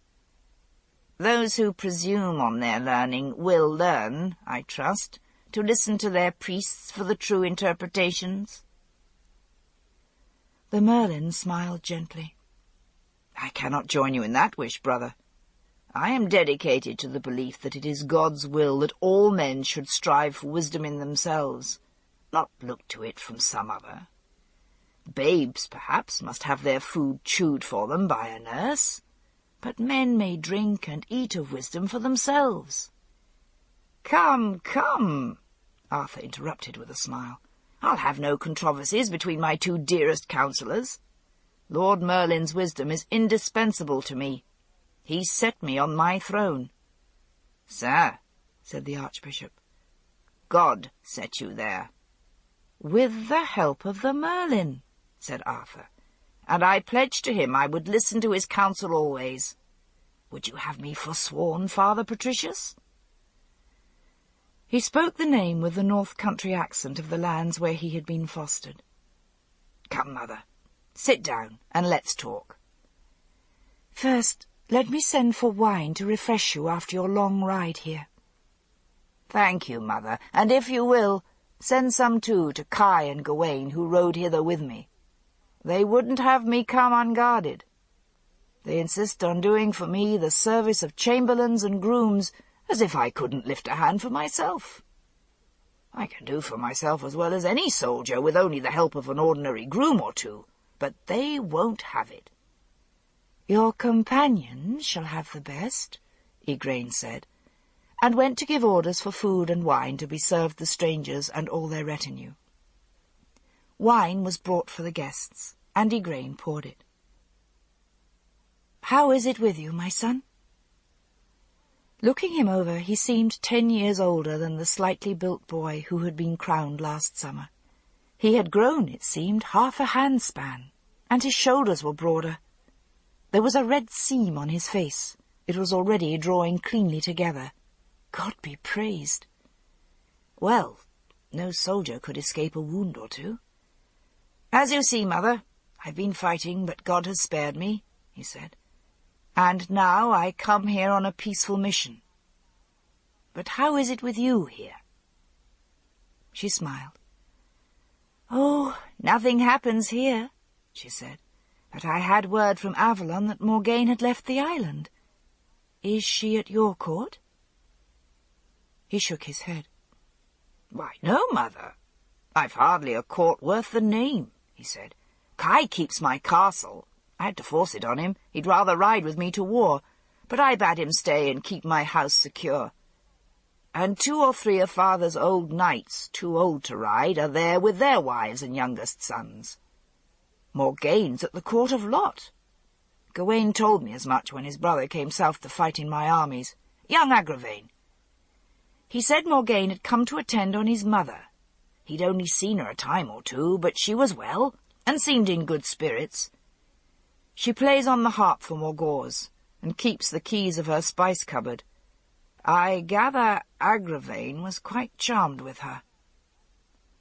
A look of pain passed over his face, and Igraine wondered at it, but said nothing. "God be thanked that Morgaine is safe among kindred. I had been frightened for her."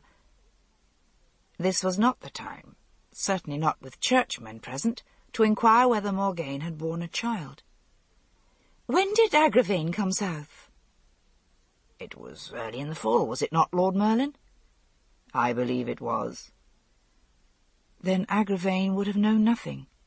She herself had seen Morgaine and never guessed. If indeed it had been so with Morgaine, and not a fantasy born of her own imaginings.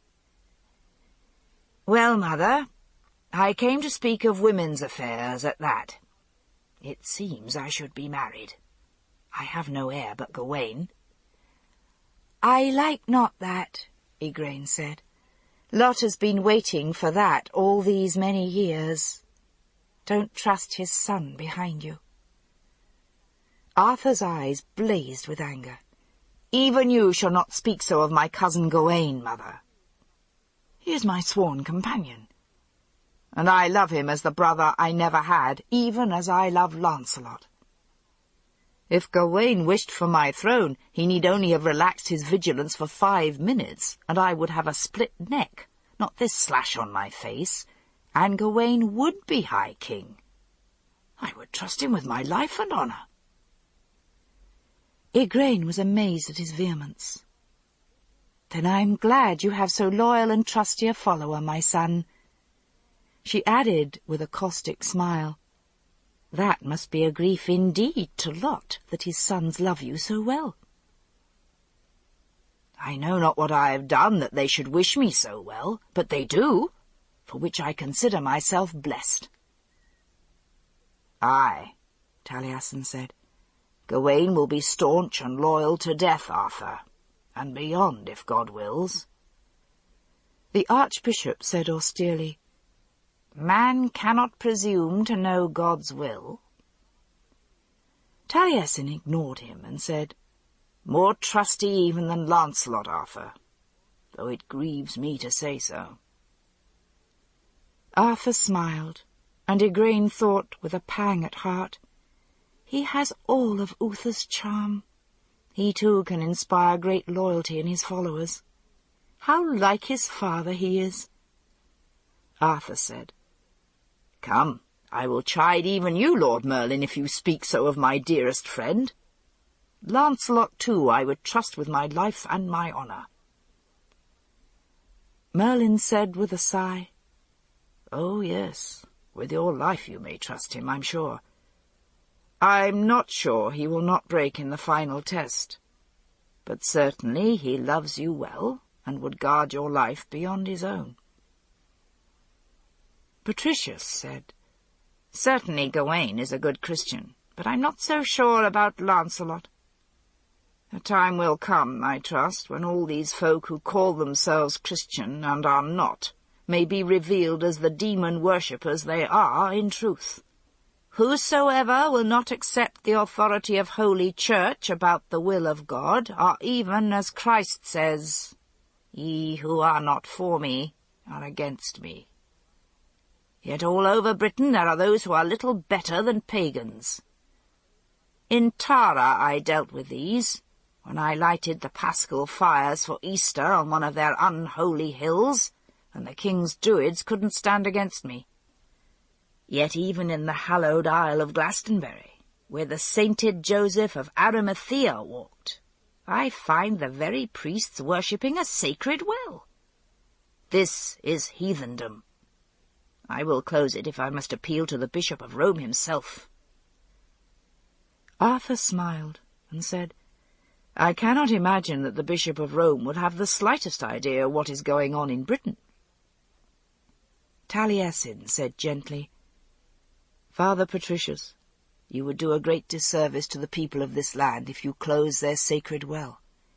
It is a gift from God." "It is a part of pagan worship."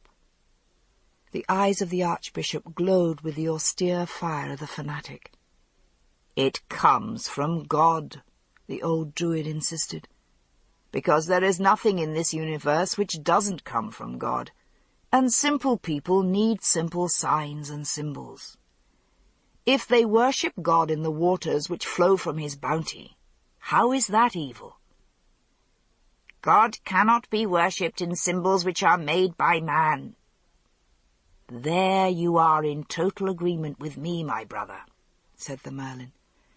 "For a part of the Druid wisdom lies in the saying that God, who is beyond all, cannot be worshipped in any dwelling made by human hands, but only under his own sky."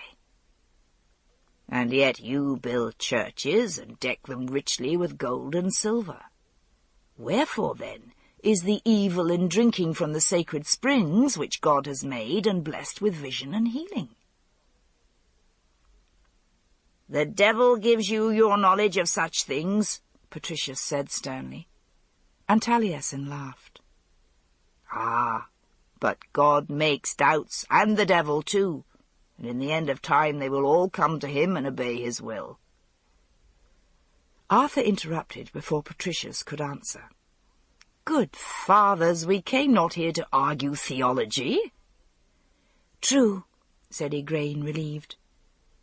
"We were speaking of Gawain and Morgause's other son, Agravain, is it? And of your marriage." "Pity," Arthur said, that since Lot's sons love me well, and Lot, I doubt it not, is eager to have his household heir with me to the high kingship, that Morgause hasn't a daughter, so that I could be his son-in-law, and he would know that his daughter's son was my heir." "That would suit well," Taliesin said, "for you are both of the royal line of Avalon." Patricius frowned. "Is not Morgause your mother's sister, my Lord Arthur? To wed with her daughter would be little better than bedding your own sister." Arthur looked troubled. Igraine said, "I agree. Even if Morgause had a daughter, it isn't even to be thought of." Arthur said plaintively, "I should find it easy to be fond of a sister of Gawain. The idea of marrying a stranger doesn't please me all that much, and I wouldn't think the girl would be pleased either." "It happens to every woman," Igraine said, and was surprised to hear herself. Was she still bitter over what was so long past? Marriages must be arranged by those with wiser heads than any young maiden could have. Arthur sighed. He said, "King Leodegrance has offered me his daughter. I forget her name. And has offered, too, that her dowry shall be 100 of his best men, all armed. And hear this, mother, each with the good horses he breeds, so that Lancelot may train them. This was one of the secrets of the Caesars, that their best cohorts fought on horseback. Before them, none but the Scythians ever used horses, except to move supplies and sometimes for riders to send messages. If I had 400 men who could fight as cavalry, well, mother, I could drive the Saxons back to their shores yelping like their own hounds." Igraine laughed. "That hardly seems reason to marry, my son. Horses can be bought, and men hired." "But," Arthur said, "Leodegrance is of no mind to sell. I think he has it in his mind that in return for this dowry, and it is a kingly dowry, doubt not, he would like it well to be bound by kinship's ties to the High King. Not that he is the only one, but he has offered more than any other will offer. What I wish to ask you, mother, I'm unwilling to send any ordinary messenger to tell the king that I'll take his daughter, and he should bundle her up like a package and send her to my court. Would you go and give my answer to the king, and escort her to my court?" Igraine started to nod her agreement, then remembered that she had taken vows in this place. "Can you not send one of your trusty men, Gawain or Lancelot?" "Gawain is a wencher. I'm not so sure I want him within reach of my bride," Arthur said, laughing. "Let it be Lancelot." The Merlin said somberly, "Igraine, I feel you should go." "Why, grandfather," Arthur said, "has Lancelot such charms that you fear my bride will love him instead?" Taliesin sighed. Igraine said quickly, "I will go, if the abbess of this place gives me leave." The Mother Superior, she thought, couldn't refuse her leave to attend her son's wedding. And she realized that after years of being a queen, it wasn't easy to sit quietly behind walls and await tidings of the great events moving in the land. That was, perhaps, every woman's lot, but she would avoid it as long as she could.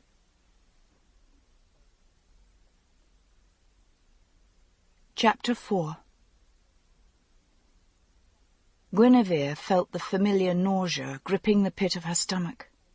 She began to wonder if before they set forth she would have to run at once to the privy. What would she do if the need came on her after she had mounted and ridden out? She looked at Igraine, who stood tall and composed, rather like the Mother Superior of her old convent. Igraine had seemed kind and motherly on that first visit a year ago, when the marriage had been arranged. Now, come to escort Guinevere to her bridal, she seemed stern and demanding, with no trace of the terror that gripped at Guinevere. How could she be so calm? Guinevere ventured, in a small voice, peering at the waiting horses and litter. "Aren't you afraid? It's so far." "Afraid? Why, no," said Igraine. "I have been to Caerleon many times, and it's not likely the Saxons are on the road to war this time. Travelling in winter is troublesome, with mud and rain, but better that than fall into the hands of the barbarians." Guinevere felt the shock and shame gripping her, and clenched her fists, looking down at her sturdy, ugly travelling shoes. Igraine reached out and took her hand, smoothing the small fingers. "I had forgotten. You've never been from home before, except to and from your convent. You were in Glastonbury, were you not?" Guinevere nodded. "I wish I were going back there." She felt Igraine's sharp eyes on her for a moment, and quailed. Perhaps the lady would know she was unhappy at marrying her son, and come to dislike her.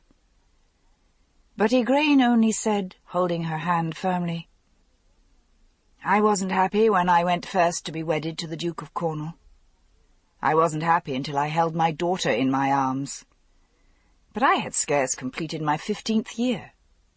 You are almost 18, are you not?"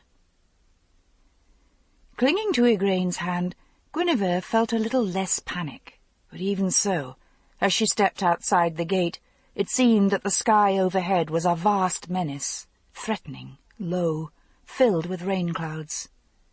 The path before the house was a sea of mud where the horses had been trampling. Now they were being drawn up into riding order with more men, it seemed to Guinevere, than she had ever seen together in her life, shouting and calling to each other, the horses neighing, and the yard full of confusion. But Igraine held her hand tightly, and Guinevere, shrinking, followed her. "I'm grateful that you come to escort me, lady." Igraine smiled. "I am all too worldly. I like a chance to travel beyond convent walls." She made a long step to avoid a pile of horse dung which steamed in the mud. "Mind your step there, child. Look, your father has set aside these 2 fine ponies for us. Do you like riding?" Guinevere shook her head and whispered, "I thought I could ride in a litter." "Why, so you can if you wish," Igraine said, looking at her wonderingly. "But you will grow very weary of it, I should think." "When my sister Vivian went on her travels, she used to wear men's breeches. I should have found you a pair, though at my age it would hardly be seemly." Guinevere blushed scarlet.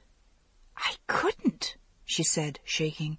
"It's forbidden for a woman to put on the clothes of a man, so it says in Holy Writ." Igraine chuckled. "The Apostle seemed to know little of the North Country. It's hot where he lived," she said, "and I've heard that the men in that country where our Lord lived knew nothing of breeches, but wore long gowns as some Roman men did, and do still. I think it meant only that women were not to wear the garb of some particular man, not that they weren't to wear clothing fashioned in a man's style. And certainly my sister Vivian is the most modest of women. She is a priestess of Avalon."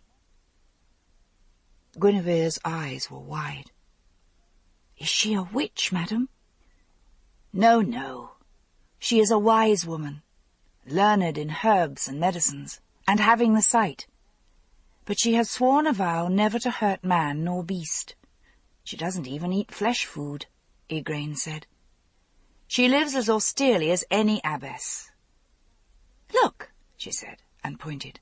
"There's Lancelot, Arthur's chief companion.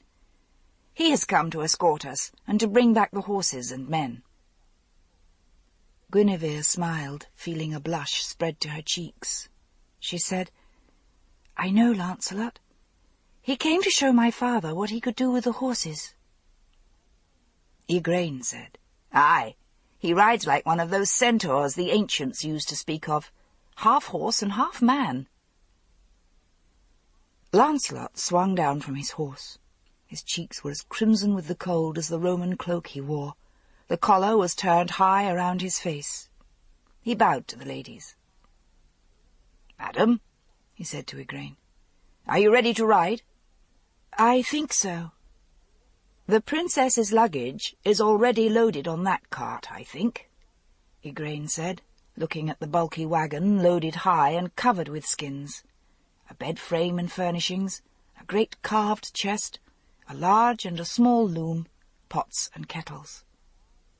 "Aye, I hope it doesn't get mired in all this mud," Lancelot said, looking at the yoke of oxen hauling it. "It's not that wagon I'm worried about, but the other. The king's wedding gift to Arthur," he added, without enthusiasm, looking at the second, much larger cart. "I would have thought it better to have a table built for the king's house in Caerleon, if Uther hadn't left tables and furniture enough. Not that I begrudge my lady her bride furniture," he added, with a quick smile at Guinevere that made her cheeks glow. "But a table! As if my Lord Arthur hadn't enough furniture for his hall." "Ah, but that table is one of my father's treasures," said Guinevere. "It was a prize of war from one of the kings of Tara, where my grandsire fought him and carried off his best mead hall table.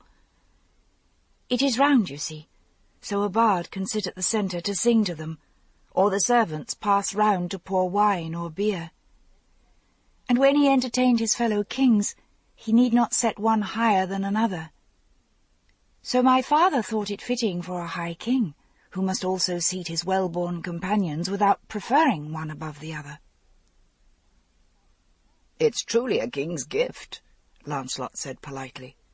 "But it takes 3 yoke of oxen to haul it, lady, and God alone knows how many joiners and carpenters to put it together again when we have come there, so that instead of travelling at the pace of a company of horse, we must plod along at the pace of the slowest ox.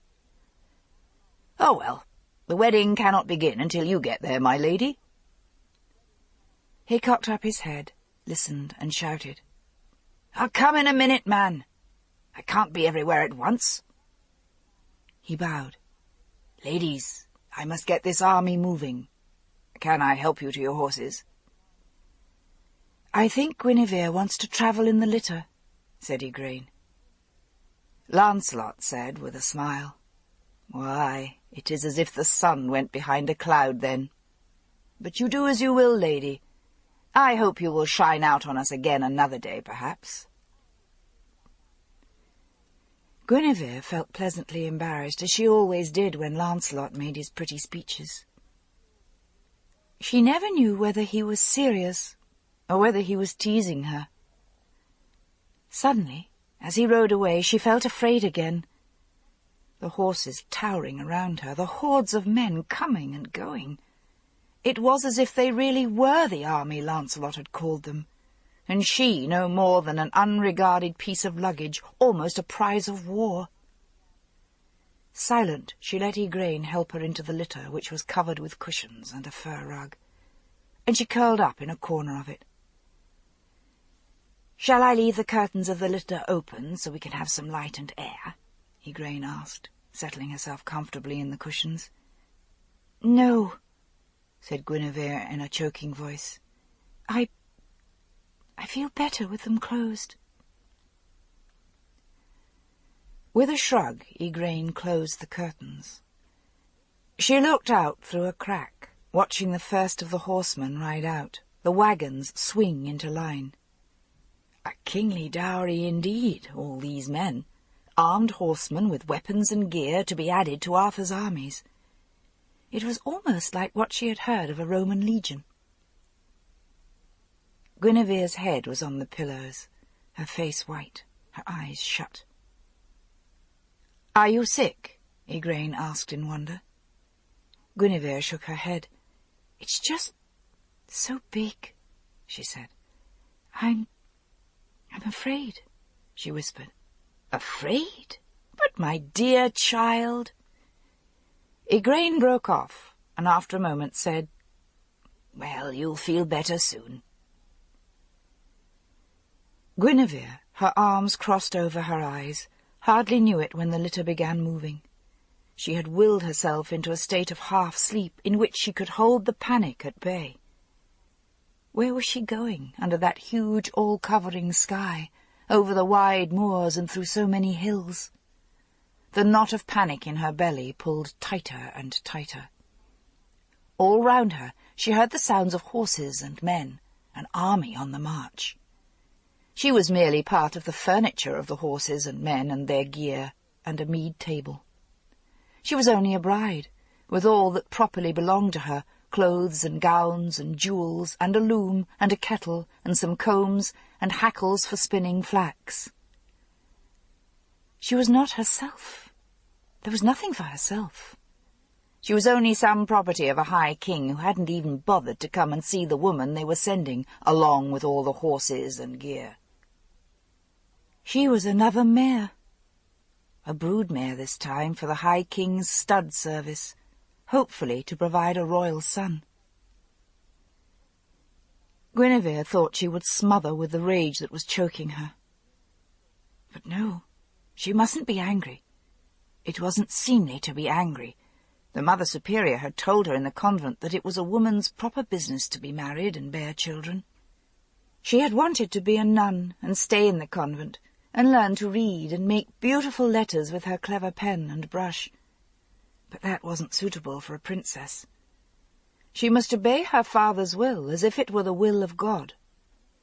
Women had to be especially careful to do the will of God, because it was through a woman that mankind had fallen into original sin, and every woman must be aware that it was her work to atone for that original sin in Eden. No woman could ever be really good except for Mary, the mother of Christ. All other women were evil.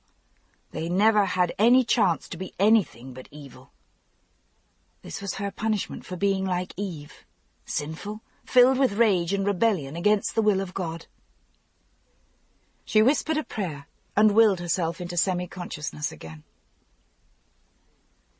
Igraine, resigning herself to riding behind closed curtains, although craving fresh air, wondered what in the world was wrong with the girl. She hadn't said a word against the marriage. Well, she, Igraine, hadn't rebelled against her marriage to Gaulois either.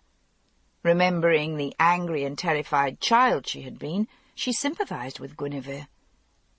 But why should the girl huddle behind curtains instead of going with her head up to meet her new life? What was she afraid of? Did Arthur seem such a monster? It wasn't as if she were marrying an old man 3 times her age.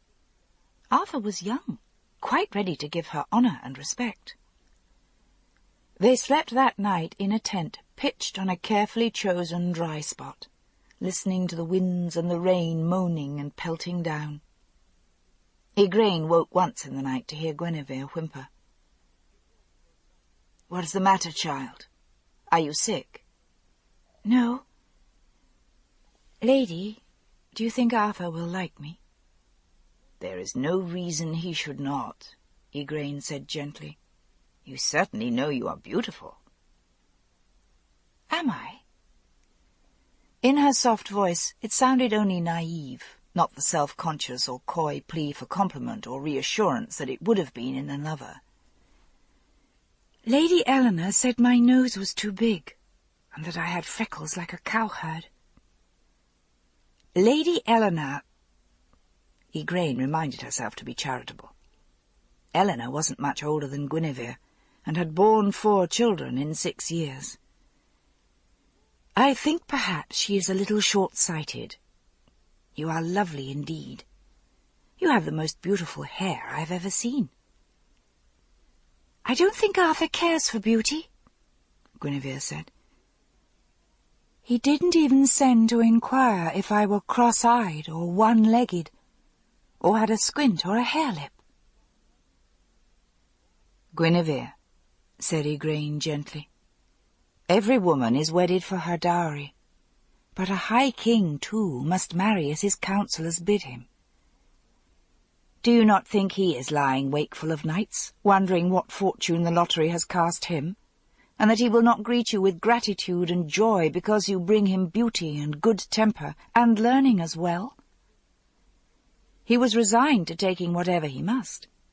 But he will be all the happier when he discovers that you are not, what was it, hare-lipped or pock-marked or cross-eyed. He is young, and hasn't much experience with women. And Lancelot, I am sure, has told him that you are beautiful and virtuous. Guinevere let out her breath. Lancelot is Arthur's cousin, is he not? True. He is son to Ban of Benwick by my sister, who is the great priestess of Avalon. He was born in the great marriage. Know you anything of that? In Les Britain, some of the people call for the old pagan rites, Igraine said. Even Uther, when he was made High King, was taken to Dragon Island and crowned by the old rites there, though they didn't demand of him that he marry the land. In Britain that is done by the Merlin, so that he is sacrificed for the king if need be. Guinevere said, I didn't know these old pagan rites were still known in Britain. Was Arthur crowned so? If he was, said Igraine, he hasn't told me. Perhaps by now things have changed, and he is content that the Merlin should be only his chiefest of counsellors. Do you know the Merlin, lady? He is my father. Is it so? Guinevere stared at her in the dark. Lady, is it true that when Uther Pendragon came to you before you were wedded to him, he came to you by the Merlin's arts in the magical disguise of Gaulois, so that you lay with him thinking he was Duke of Cornwall, and you still a chaste and faithful wife?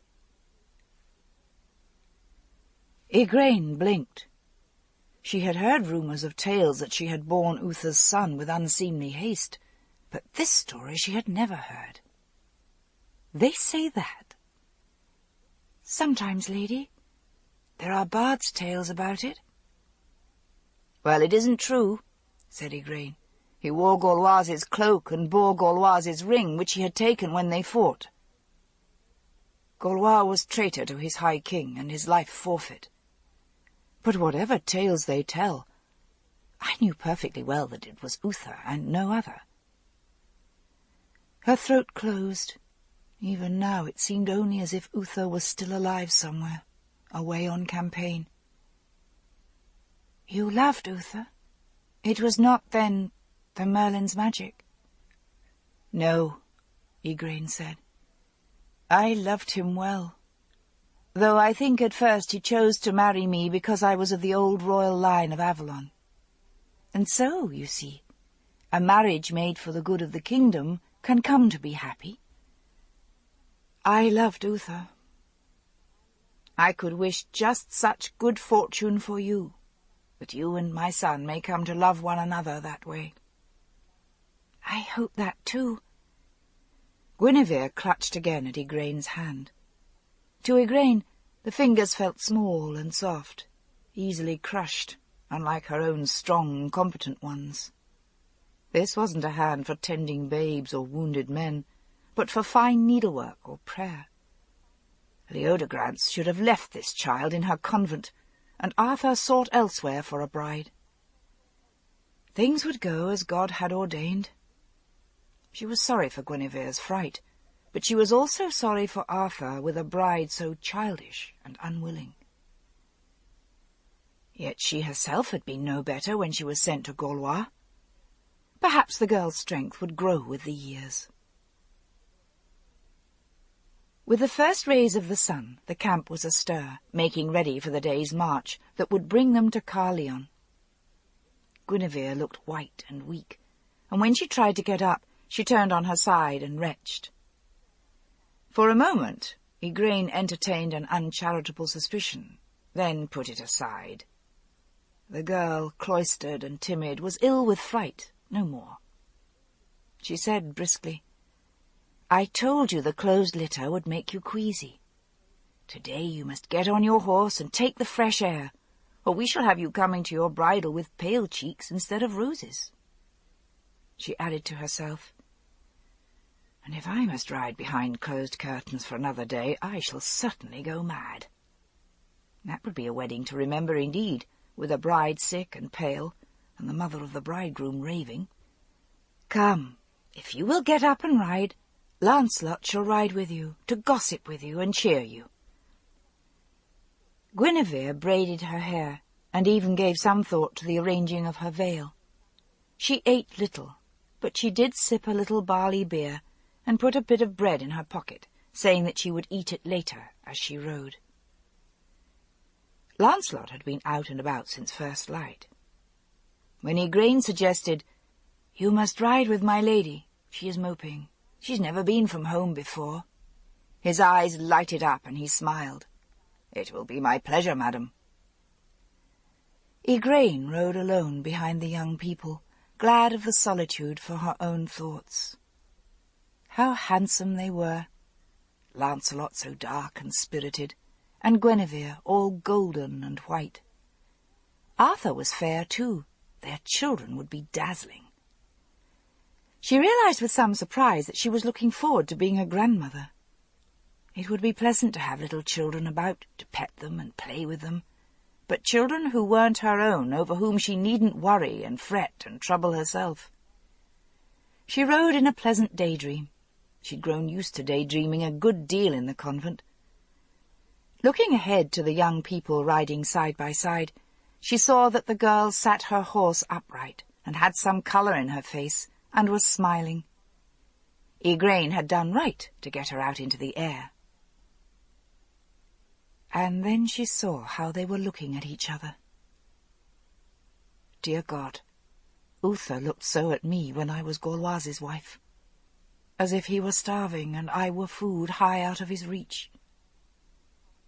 What can possibly come of it if they love one another? Lancelot is honourable, and Guinevere, I would swear, virtuous. So what can possibly come of it except misery? Then she reproved herself for her suspicions. They were riding at a decent distance from one another. They didn't seek to touch hands.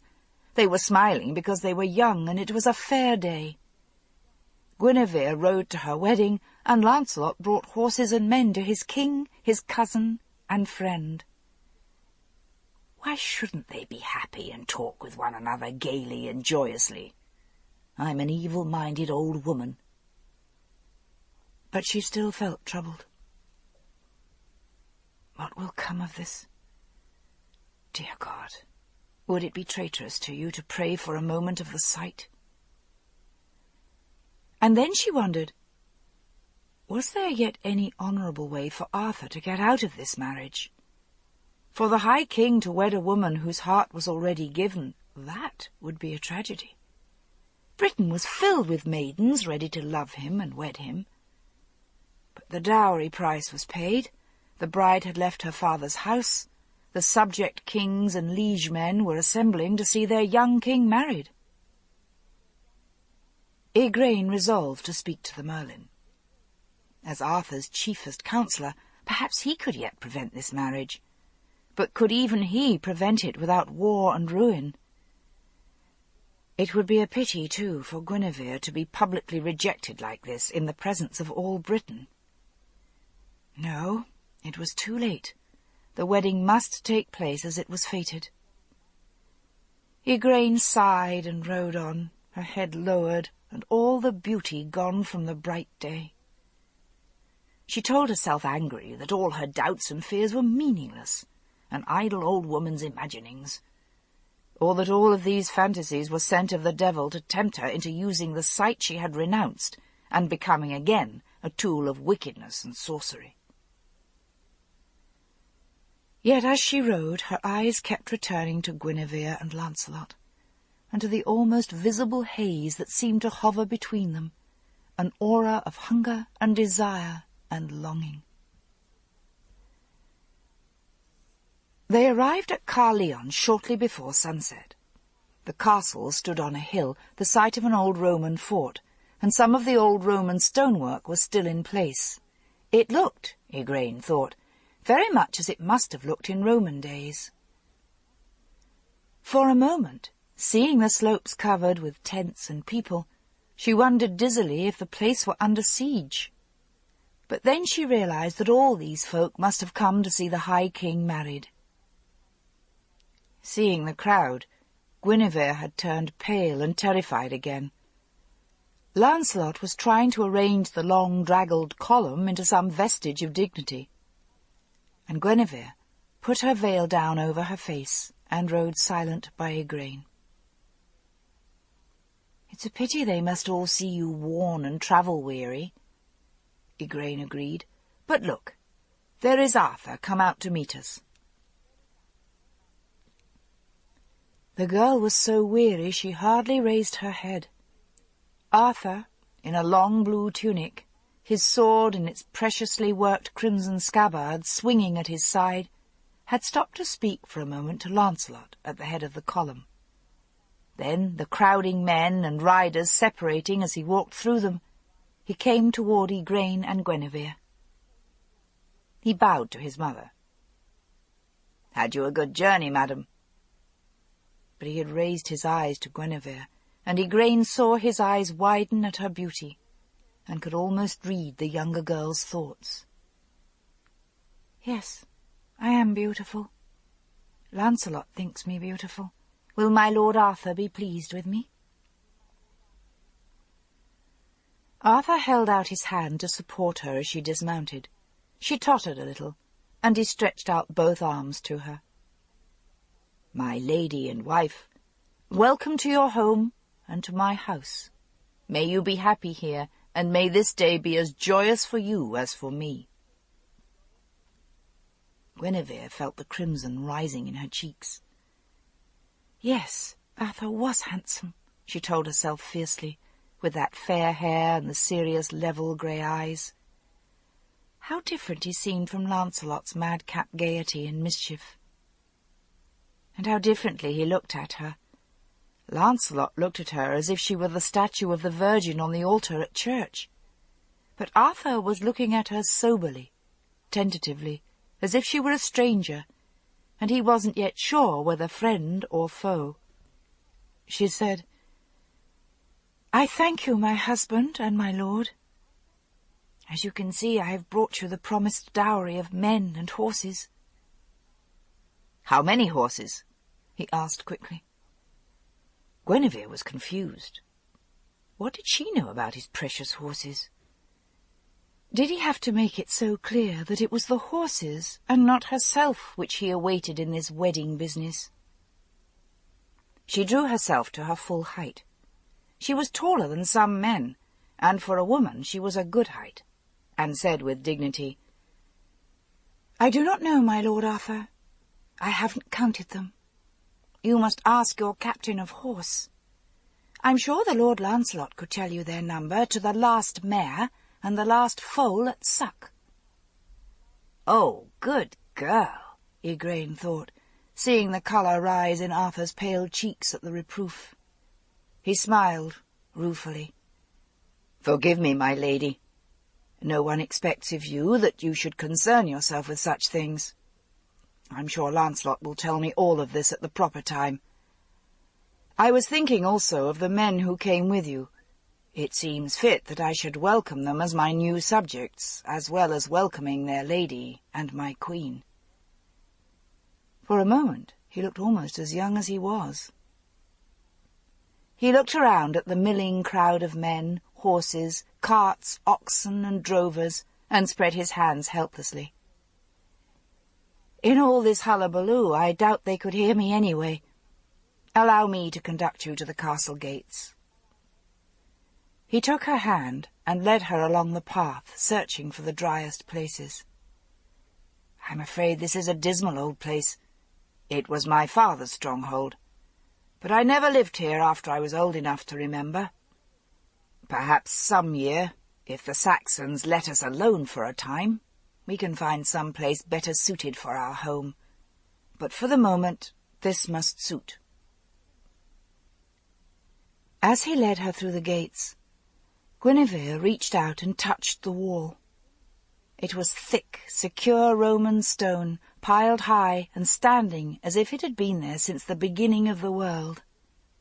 Here all was safe. She ran her finger almost lovingly along the wall. I think it's beautiful. I'm sure it will be safe. I'm sure I will be happy here." "I hope so, Lady Guinevere," he said, using her name for the first time, speaking it with a strange accent. She wondered suddenly where he had been reared. "I'm very young to be in charge of all these men and kingdoms. I'll be glad to have a helpmeet." She heard his voice tremble as if he were afraid. But what in the world could a man have to be afraid of? "My uncle by marriage, Lot, King of Orkney. He's married to my mother's sister, Morgause. And Lot has said that his wife rules as well as he, when he is absent in war or council. I'm willing to do you such honour, lady, and let you rule at my side." Panic clutched again at Guinevere's stomach. How could he expect that of her? How could it be a woman's place to rule? What did she care what the wild barbarians, these northern tribesmen, did, or their barbarian women? She said, in a shaky little voice, "I could never presume so far, my lord and my king." Igraine said firmly, "Arthur, my son, what are you thinking of? The girl has been riding for 2 days, and she is exhausted. This is no time to plot the strategy of kingdoms, with the mud of the road still on our shoes. I beg you, turn us over to your chamberlains, and there will be time enough to acquaint yourself with your bride tomorrow." Arthur's skin, Guinevere thought, was fairer than her own. This was the second time she had seen him blush like a scolded child. "I'm sorry, mother. And you, my lady."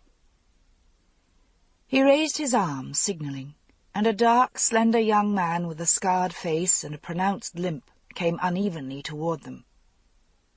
"My foster-brother, Kai, and my chamberlain," Arthur said. "Kai, this is Guinevere, my lady and queen." Kai bowed to her with a smile. "I'm at your service." "As you can see," Arthur said, "my lady has brought her furniture and belongings. Lady, I welcome you to your own house. Give Kai whatever orders seem good to you about where to bestow your things. For now, I beg you, give me leave to go. I must see to the men and horses and gear." He bowed low again, and it seemed to Guinevere that she could see relief on his face. She wondered if he was disappointed in her, or whether his only interest in this marriage was really in the dowry of horses and men, as she had thought. Well, she had been prepared for that, but still, some welcome for her personally would have been pleasant. She realized that the dark, scarred young man he called Kai was waiting expectantly for her word. He was gentle and deferential. She needn't be afraid of him. She sighed, reaching out again to touch the strong walls around her, as if for reassurance, and to steady her voice, so that when she spoke she would sound like a queen. "In the greatest of carts, Sir Kai, there is an Irish mead hall table. It is my father's wedding gift to my Lord Arthur. It is a prize of war, and very old, and very valuable. See to it that it is assembled in Arthur's largest feasting hall. But before that, please see to it that a room is made ready for my Lady Igraine, and someone to wait on her tonight." Distantly she was surprised. She thought to herself that she sounded quite like a queen. Nor did Kai sound at all reluctant to accept her as one. He bowed very low and said, "It shall be done at once, my lady and queen."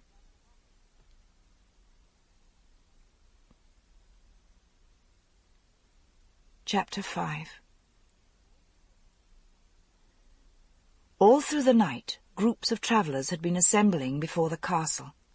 It was barely daylight when Guinevere looked out to see the whole slope of the hill leading up to the castle, covered with horses and tents, and with crowds of men and women. "It looks like a festival," she said to Igraine, who had shared her bed on this last night of her maidenhood, and the older woman smiled. When the High King takes a wife, child, that is as much a festival as anything happening in this island. Look, those men are the followers of Lot of Orkney." She thought, but didn't say aloud, "Perhaps Morgane will be with them." As a young woman she had voiced every thought that crossed her mind, but no longer. How strange it was, Igraine thought. All through the childbearing years a woman is taught to think first and only of her sons. If she thinks of her daughters at all, it is only that when they are grown they will go forth into the hands of another. They are being reared for another family. Was it only that Morgane had been her firstborn, always closest to her heart? Arthur had returned physically after his long absence, but, as all men do, he had grown so far from her that there was no longer any way to reach across that distance. But to Morgane, she had discovered this at Arthur's crowning, she was bound with a tie of the soul which would never break. Was it only that Morgane had shared her own heritage of Avalon? Was this why every priestess longed to bear a daughter who would follow in her footsteps and never be lost to her? "There are so many people," Guinevere said. "I didn't know there were so many people in all of Britain." "And you to be High Queen over them all. It is frightening, I know," said Igraine. "I felt so when I was married to Uther." And for a moment it seemed to her that Arthur had chosen ill in his queen. Guinevere had beauty, yes, and good temper, and learning. But a queen must be able to take her place at the forefront of the court. Perhaps Guinevere was all too shy and retiring. When you put it into the simplest terms, the queen was the king's lady, not only his hostess and keeper of his house — any chamberlain or housekeeper could do that — but, like the priestess of Avalon, a symbol of all the realities of life, a reminder that life was more than fighting and war and dominion. A king, when all was said and done, fought for the protection of those who were unable to fight for themselves, the childbearing women and little children, and old people, aged men and grandmothers. Among the tribes, indeed, the stronger women had fought at the side of the men. There had been, of old, a battle college kept by women. But from the beginning of civilization it had been the work of men to hunt for food and to keep off invaders from the hearth-fire, where their pregnant women and little children and old folk were sheltered, and the work of women to keep that hearth safe for them. As the king was joined to the high priestess in the symbolic marriage to the land in token that he would bring strength to his kingdom, so the queen, in a similar joining to the king, created a symbol of the central strength behind all the armies and the wars, the home and the centre for which men rallied their strength. Igraine shook her head impatiently. All this of symbols and inner truths was fit, perhaps, for a priestess of Avalon, but she, Igraine, had been queen enough without any such thoughts, and there would be time enough for Guinevere to think of these things when she was an old woman and no longer needed them. In these civilized days, a queen was not a priestess over villagers tending their barley fields any more than a king was the great hunter who ranged among the deer. "Come, Guinevere. Kai left serving women to wait on you, but as your husband's mother, it is suitable that I should dress you for your wedding, since your own mother cannot be here to make you ready on this day."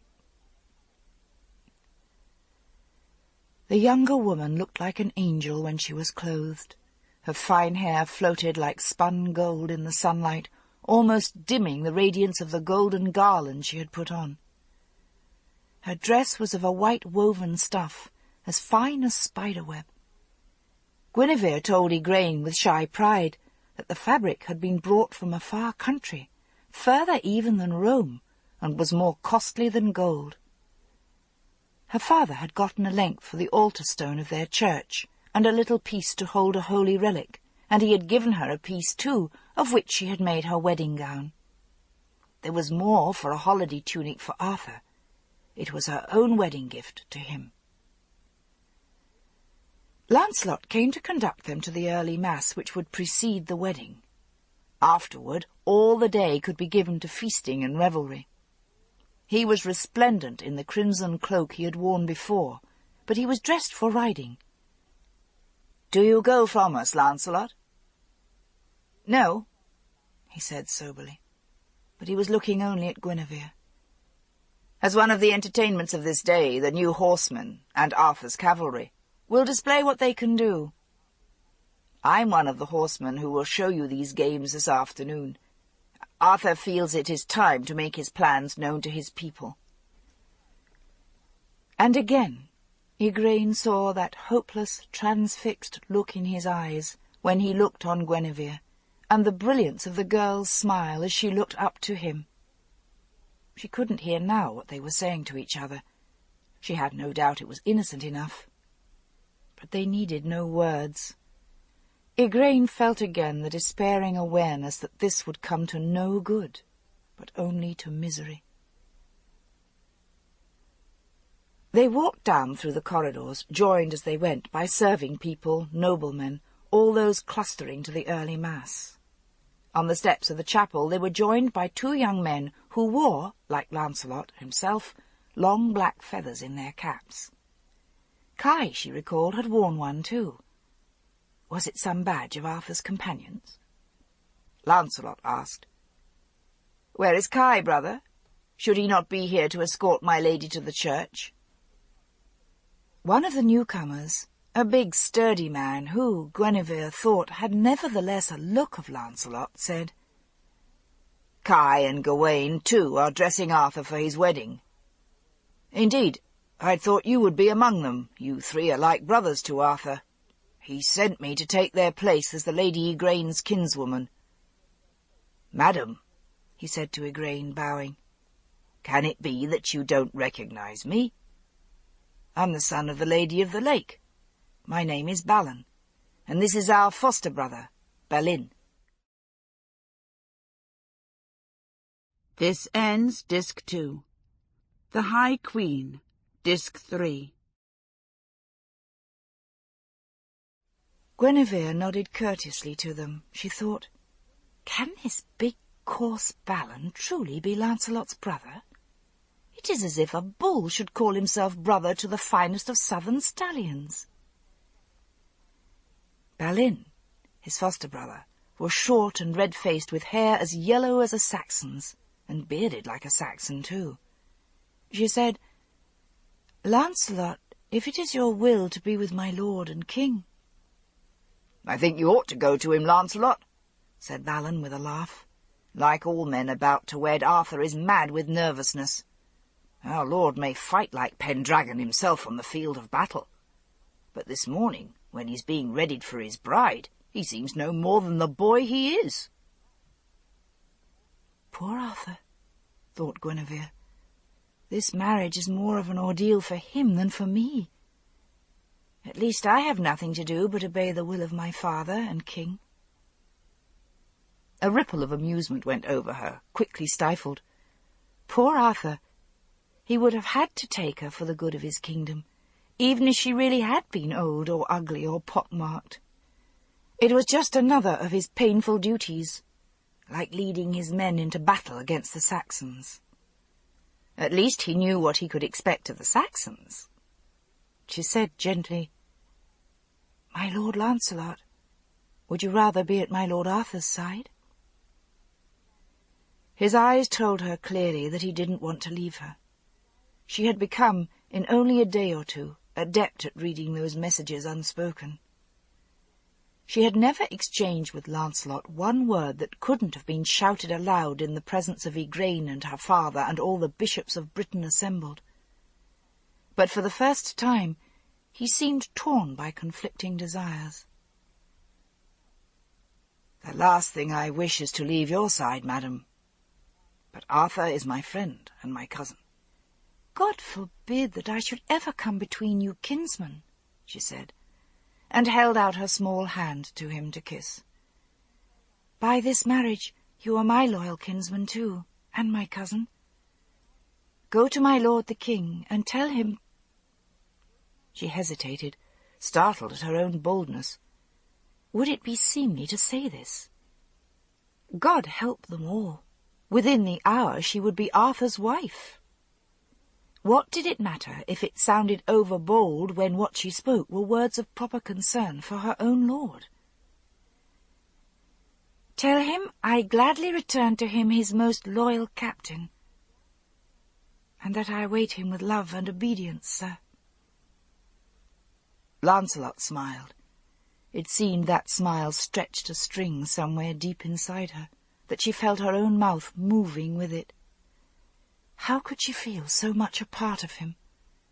Her whole life seemed to have filtered down into the touch of his lips on her fingers. She swallowed, and suddenly she knew what it was she felt. In spite of her dutiful messages of love and obedience to Arthur, it seemed that she would sell her soul if time would only turn back, and she could tell her father that she would marry no man but Lancelot. That was something as real as the sun around her and the grass under her feet, as real, she swallowed again, as real as Arthur now being readied for the wedding for which she must go to Holy Mass to prepare herself. Is it one of God's cruel jokes that I didn't know this was what I felt until it was too late? Or is this some wicked trick of the fiend to seduce me from my duty to my father and to my husband? She didn't hear what Lancelot said. She was only conscious that his hand had released hers, and that he had turned his back and was walking away. She hardly heard the polite words of those two foster brothers, Balin and Balan. Which of them was the son of the priestess of the lake, then? Balan, Lancelot's brother, but no more like him than a raven is like a great eagle. She became aware that Igraine was speaking to her. "I leave you to the companions, my dear. I wish to speak with the Merlin before the Mass." Belatedly it occurred to Guinevere that Igraine was awaiting her permission to go. Already her rank as High Queen was a reality. She hardly heard her own words to Igraine as the older woman withdrew. Igraine crossed the courtyard, murmuring excuses to the people she jostled, trying to reach Taliesin through the crowd. Everyone was clad in bright festival clothing, but he wore his usual sombre grey robes. "Father." "Igraine, child." Taliesin looked down at her, and Igraine found it obscurely comforting that the old druid spoke to her as he would have spoken to her when she was 14. "I had thought you would be in attendance upon our bride. How beautiful she is! Arthur has found himself a treasure. I've heard that she is clever, too, and learned, and also that she is pious, which will please the bishop." "Father," Igraine appealed, lowering her voice so that no one in the crowd would hear, "I must ask you this. Is there any honourable way for Arthur to avoid this marriage?" Taliesin blinked in consternation. "No, I don't think so. Not when all is ready to join them together after the Mass. God help us, have we all been deceived? Is she barren, or unchaste, or—" The Merlin shook his head in dismay. "Unless she was secretly a leper, or actually with child by another man, there could be no way at all to stop it. And even then, no way without scandal or offence, or making an enemy of Leodegrance. Why do you ask, Igraine?" "I believe her virtuous, but I have seen the way she looks at Lancelot and he at her. Can anything come of it but misery when the bride is besotted with another, and that other the groom's dearest friend?" The Merlin looked at her sharply. His old eyes were as seeing as ever. "Oh, it is like that, is it? I've always thought our Lancelot had too much good looks and charm for his own welfare." Yet he's an honourable lad, after all. It may be nothing but youthful fancies. And when the bridal pair are wedded and bedded, they will forget it, or think of it only with a little sadness, as something that might have been. In 9 cases out of 10 I would say you were right, Igraine said. But you have not seen them, and I have. The Merlin sighed again. Igraine, I don't say you are wrong, but when all's done, what can we do about it? Leodegrance would find it such an insult that he would go to war against Arthur, and Arthur has already enough to challenge his kingship. Or have you not heard of yonder northern king who sent word to Arthur that he had skinned the beards of 11 kings to make himself a cloak, and Arthur should send him tribute, or he would come and take Arthur's beard too? What did Arthur do? The Merlin said, "Why, he sent the older king word that as for his beard it was scarce grown yet, and it would do him no good for his cloak, but that if he wanted it, he could come and try to take it if he could find his way through the bodies of dead Saxons. And he sent him the head of one of the Saxons. He'd just come back from a raiding party, and said its beard was better for lining a cloak than the beard of a friend at whose side he would rather be fighting. And finally he said he would send a fellow king a present, but he exacted no tribute from his friends, and paid none. So that all came to nothing. But as you can see, Arthur cannot afford more enemies, and Leodegrance would be a bad one. He'd better marry the girl, and I think I would say the same even if he'd found her in bed with Lancelot, which he hasn't, and isn't likely to." Igraine discovered that she was twisting her hands together. "What shall we do?" The Merlin touched her cheek very lightly. "We will do what we have always done, Igraine. What we must. What the gods order. We will do the best we can. We are none of us embarked on this course for our own happiness, my child. You, who were reared in Avalon, you know that. Whatever we may do to try and shape our destiny, the end is with the gods, or, as the bishop would no doubt prefer me to say, with God. The older I grow, the more I become certain that it makes no difference what words we use to tell the same truths." "The lady wouldn't be pleased to hear you speak such words," said a dark, thin-faced man behind him, in dark robes which could have been those of a priest or a druid. Taliesin turned half round and smiled.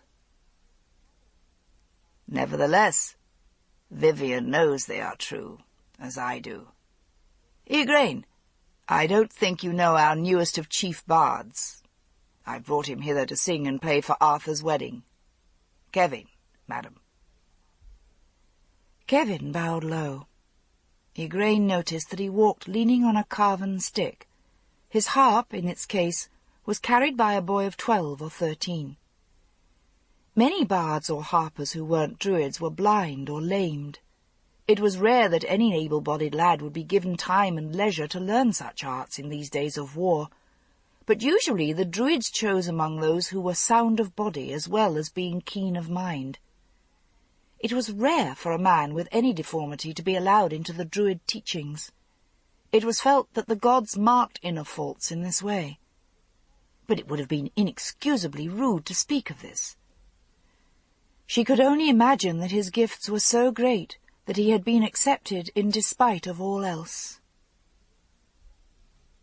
He had diverted her mind from her purpose, but when she thought back, Taliesin was right.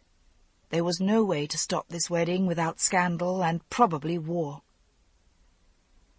Inside the wattle and daub building that was the church, lights blazed, and the bell had begun to ring. Igraine walked into the church. Taliesin knelt stiffly down, so did the boy carrying Kevin's harp, but Kevin himself didn't kneel. For a moment Igraine wondered if, not being a Christian, he was defying the services, as Uther had once seemed to do. Then she decided, seeing the awkwardness of his gait, that he probably had a stiff leg, and couldn't bend the knee at all.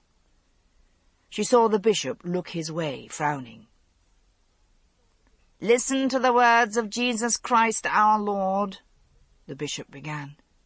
"Behold, where 2 or 3 are gathered together in my name, there am I among ye, and whatsoever thing ye ask in my name, so it shall be done." Igraine knelt, drawing her veil around her face, but she was conscious, nevertheless, of Arthur, who had come into the church with Kai and Lancelot and Gawain, wearing a fine white tunic and a blue cloak, with no ornament but the slender gold coronet of his crowning, and the crimson and jewels in the scabbard of his great sword. It seemed as if without eyes she could see Guinevere in her fragile white gown, like Arthur all white and gold, kneeling between Balin and Balon. Lot, greying and thin, knelt between Morgause and one of his younger sons, and behind him it was as if a harp had sounded some high forbidden note through the chanting of the priest. She raised her head cautiously and tried to see, knowing who knelt there. The face and form of Morgaine were hidden behind Morgause. Yet it seemed that she could sense her there, like a wrong note in the harmony of the sacred service. After all these years, was she reading thoughts again? In any case, what was a priestess of Avalon doing in the church? When Vivian had visited her and Uther in the years of their marriage, the priestess had either absented herself from divine service, or attended, listening and watching with the polite, grave attention she would have given to a child playing at a feast for her dolls. Yet now she could see Morgaine. She had changed. She was thinner, more beautiful, simply clad in a dress of fine dark wool, with a proper white coif around her head. She wasn't doing anything. She knelt with her head bent and her eyes lowered, the picture of respectful attention. Yet even the priest, it seemed, could sense the disruption and impatience emanating from her. He stopped twice and looked at her, although there was no way he could have accused her of doing anything that was not completely seemly and proper. And so, after a moment, he went on with the service. But Igraine's attention, too, had been distracted. She tried to keep her mind on the service. She murmured the proper responses. But she couldn't think about the priest's words, nor of her son who was being married, nor of Guinevere who was, she could sense without seeing, looking around under the cover of her veil for Lancelot at Arthur's side. Now she could think only of her daughter. When the service was over, and the wedding, she would see her, and know where she had gone and what had befallen her. Then, raising her eyes just a moment as the priest's man was reading aloud the story of the wedding in Cana, she looked round at Arthur, and she saw that his eyes, too, were fixed on Morgaine. Chapter 6. Seated among Morgause's ladies, Morgaine listened quietly to the services, her head bent, and her face wearing a polite mask of respect. Inwardly she was all impatience. Such nonsense! As if a house built by the hands of man could be converted by the words of some priest into an abiding place for the spirit which wasn't of man's making at all. Her mind ran unruly. She was weary of Morgause's court. Now she was back in the mainstream of events, and it was as if she'd been cast from a backwater of stagnant pond water into the channel of a racing river. She felt alive again. Even at Avalon, quiet and secluded as it was, she had had the sense of being in touch with the flow of life. But among the women of Morgause, she felt she was idle, stagnant, useless. Now she was moving once more, whereas since the birth of her son she had been standing still. She thought for a moment of her little son, Gwydion. He hardly knew her now. When she would have picked him up and petted him, he fought and struggled to go to his foster-mother. Even now the memory of his small arms winding about her neck made her weak and regretful, but she forced the memory away. He didn't even know he was her son. He would grow up to think himself one of Morgause's brood. Morgane was content to have it so, but she couldn't stifle her reluctant sorrow. Well, she supposed that all women felt such regret when they must leave their child. But all women must endure it, except for home-keeping women who were content to do for their babes what any foster mother or servant girl could do, and have no greater work measured to their hands. Even a cowherd must leave her babes to tend her flocks. How much more so a queen or a priestess? Even Vivian had given up her children, as had Igraine. Arthur looked manly and handsome. He had grown, his shoulders broadened. He was no longer the slender boy who had come to her with the deer's blood on his face. There had been power, not these tame mouthings of the doings of their god, who had meddled about, turning water into wine, which would be blasphemy anyway to the gifts of the goddess. Or did the tale mean that to the joining of man and woman in wedlock, the ferment of the spirit would transform their coupling into a sacred thing, as in the great marriage? For Arthur's sake she hoped it would be so with this woman, whoever she was. She could see, from where she knelt behind Morgause, only a cloud of pale golden hair, crowned with the paler gold of a bridal coronet, and a white robe of some fine and precious fabric. Arthur raised his eyes to look on his bride, and his gaze fell on Morgane. She saw his face change, and thought, with a stir of awareness, "So, he recognized me. I cannot have changed so much as he has changed.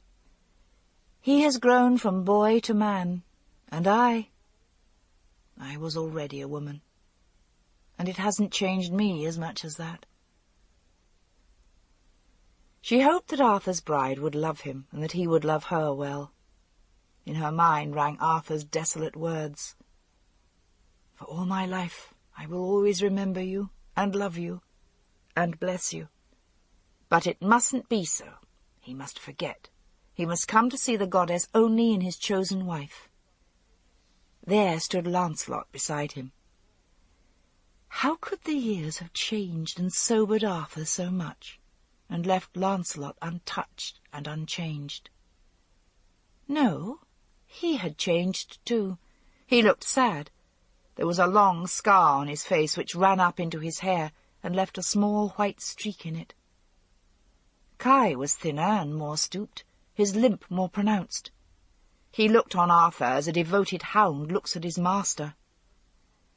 Half hoping, half fearing, Morgane looked about to see if Vivian had come to see Arthur wedded, as she had seen him crowned. But the Lady of the Lake wasn't here.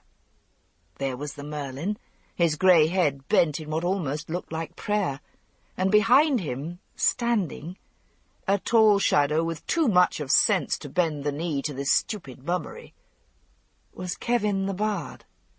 Good for him. The Mass concluded. The bishop, a tall, ascetic-looking man with a sour face, was pronouncing the words of dismissal. Even Morgane bent her head. Vivian had taught her to show at least outward respect to the manifestations of another's faith, since, as she said, all faith was of the gods. The only head unbent in the church was that of Kevin, standing proudly erect. Morgane wished she had the courage to get up and stand beside him, head unbowed. Why was Arthur so reverential? Had he not sworn a solemn oath to regard Avalon as well as the priests? Must a day come when she or Kevin must remind Arthur of the vow? Surely that white, pious church angel he was marrying would do nothing to help. They should have married Arthur to a woman of Avalon. It wouldn't be the first time a sworn priestess had been joined to a king. The idea shook her, and she stifled her unease with a quick picture of Raven as High Queen. At least she would have the Christian virtue of silence. Morgane bent her head and bit her lip, suddenly afraid she would giggle aloud. The mass came to an end. The people began to stream toward the doorway. Arthur and his companions stayed where they were, and at a gesture from Kai, Lot and Morgause approached him, Morgane moving along behind them. She saw that Igraine and the Merlin and the silent harper remained as well. She raised her eyes and met her mother's glance. She knew, with something as poignant as the sight, that except for the presence of the bishop, she would even now be clasped in Igraine's arms. She flushed a little, turning away from Igraine's eager eyes. She had thought as little as she could of Igraine, conscious only that in her presence she must guard the one thing Igraine must never know: who had fathered her child. Once, in that long, desperate struggle which she could hardly remember, she thought she had cried aloud, like a child, for her mother, but she'd never been sure. Even now she feared any contact with the mother who had once had the sight, who knew the ways of Avalon. Morgane might manage to put aside all her childhood training and guilt, but would Igraine chide her for what had not, after all, been her own choice? Lot now came to bend the knee before Arthur, and Arthur, his young face serious and kindly, raised Lot and kissed him on both cheeks. "I am glad you could come to my wedding, uncle. I am glad I have so faithful a friend and kinsman to guard my northern shores, and your son Gawain is my dear friend and closest companion. And you, aunt, I owe you a debt of thanks for giving me your son, for so loyal a companion." Morgause smiled. She was, Morgane thought, still beautiful, far more so than Igraine. "Well, sire, you will have cause to thank me again soon enough, for I have younger sons who talk of nothing but the time when they may come to serve the High King." "They will be as welcome as their elder brother," Arthur said courteously, and looked past Morgause to where Morgane knelt. "Welcome, sister. At my crowning I made you a promise which now I shall redeem. Come." He stretched out his hand to her. Morgane rose, feeling the clasp of his hand and the tension in it. He didn't meet her eyes, but led her past the others to where the white-clad woman knelt in the cloud of her golden hair. "My lady," he said softly, and for a moment Morgane wasn't sure to which of them he was speaking. He looked from one to the other, and as Guinevere rose and looked up, her eyes met Morgane's in a moment of shocked recognition. "Guinevere, this is my sister, Morgane, Duchess of Cornwall. It is my wish that she should be first among your ladies-in-waiting, as she is highest in rank here among them." Morgane saw Guinevere moisten her lips with her small pink tongue like a kitten's. "My lord and king, the Lady Morgane and I have met." "What? Where?" Arthur demanded, smiling. Morgane said, just as stiffly, "It was while she was at school in a nunnery on Glastonbury, my lord. She lost her way in the mists, and blundered on to the shores of Avalon." As on that far-away day, it seemed suddenly as if something grey and dismal, like ash, had covered and choked the fine day. Morgane felt, in spite of her fine, decent gown and beautifully woven veil, as if she was some gross, dwarfish, earthly creature before the ethereal whiteness and precious gold of Guinevere. It lasted only a moment.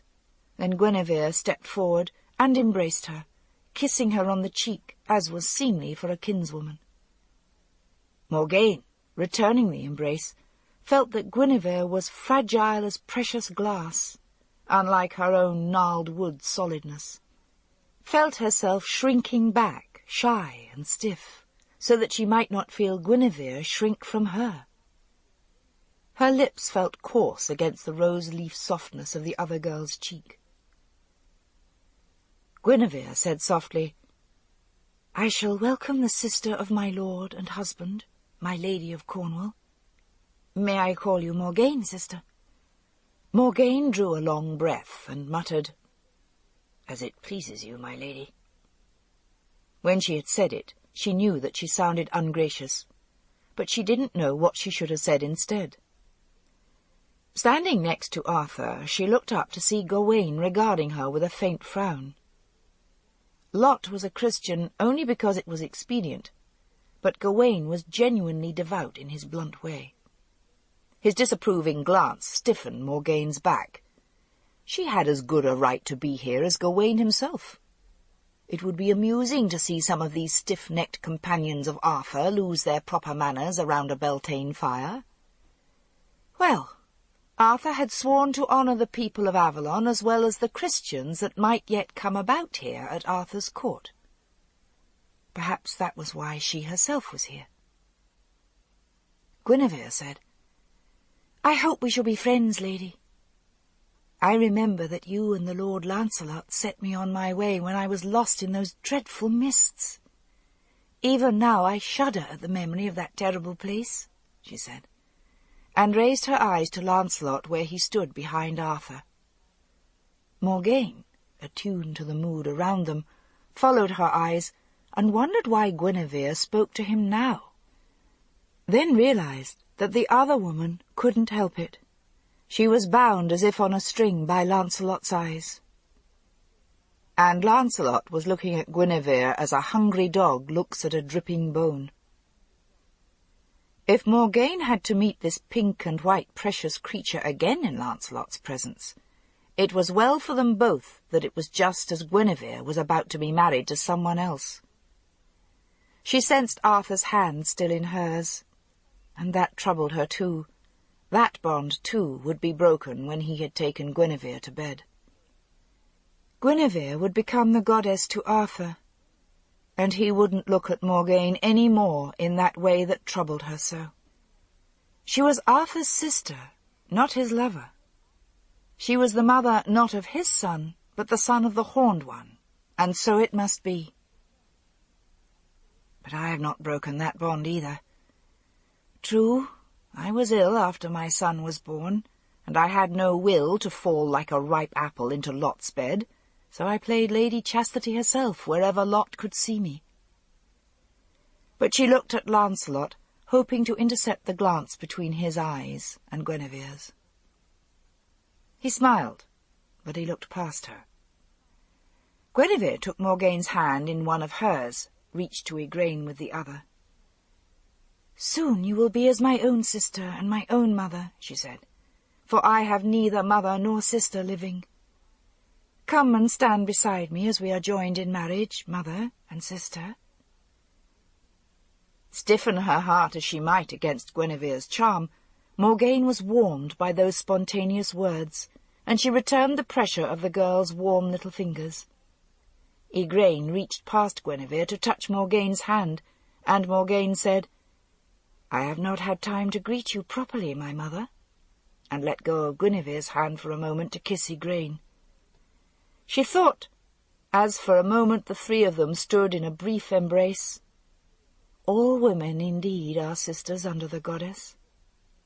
"Well, come then," said the Merlin pleasantly. "Let us have the marriage signed and witnessed, and then for feasting and revelry."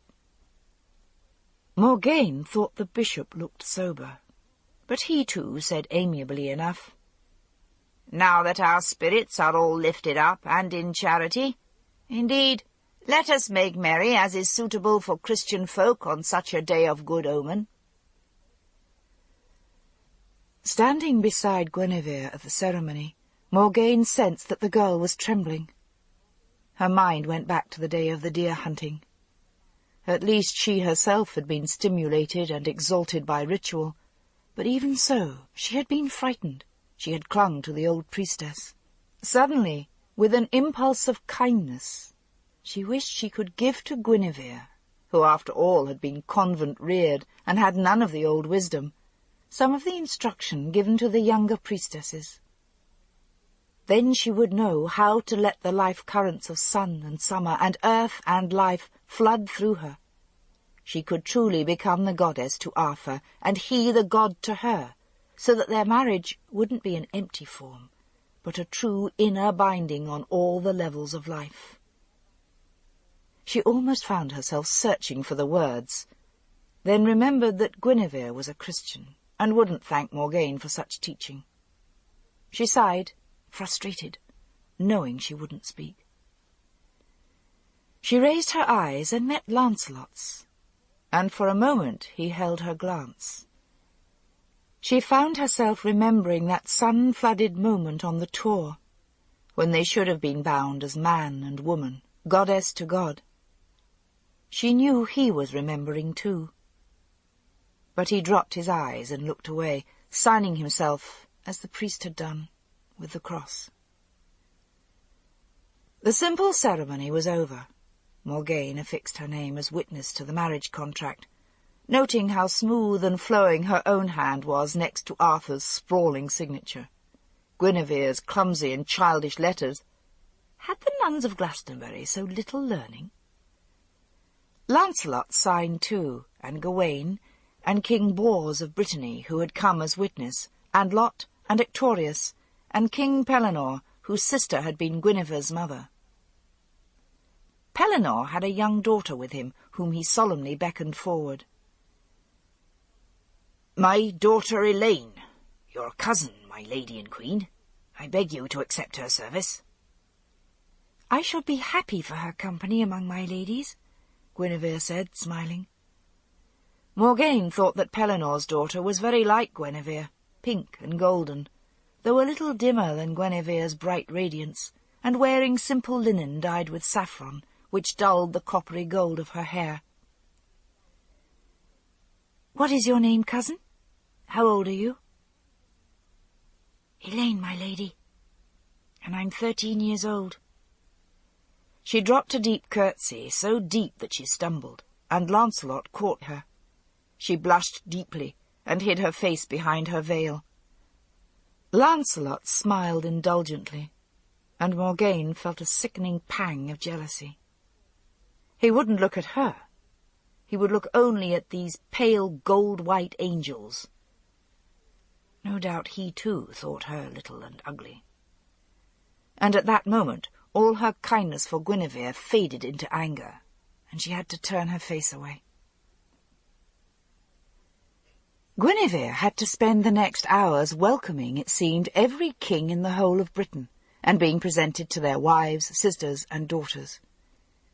When it came time to sit at the feast, in addition to Morgane and Elaine and Igraine and Morgause, she had to show courtesy and graciousness to Flavilla, Arthur's foster-mother, and mother of Sir Kai, to the Queen of North Wales, who had her own name, Guinevere, but was dark and Roman-looking, and to 6 others. She whispered to Morgane, "I don't know how I'm ever to remember all their names. Shall I simply call them all my lady, and hope they don't know why?"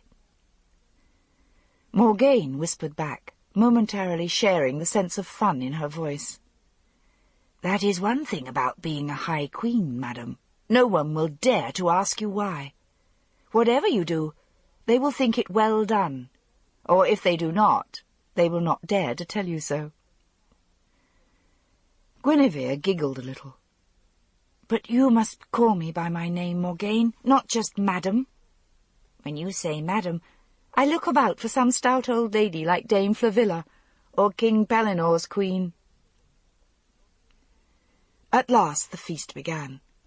Morgane had more appetite now than she had had at Arthur's crowning. She sat between Guinevere and Igraine, and ate with a good appetite. The abstemious ways of Avalon seemed far behind her. She even ate some meat, though she didn't like it. And since there was no water on the table, and beer mostly for the servants, drank the wine she really disliked. It made her head swim a little, though it wasn't as fiery as the strong barley liquors common at the court of Orkney, which she hated and never touched. After a time, Kevin came forward to play, and the conversation died. Morgane, who hadn't heard a fine harper since leaving Avalon, listened, letting the past slip away. Suddenly she longed for Vivian. Even when she raised her eyes and saw Lancelot, who, as Arthur's closest companion, sat nearer to him than any other, even Gawain his heir, and shared his dish, she thought of him only as the companion of those years at the lake.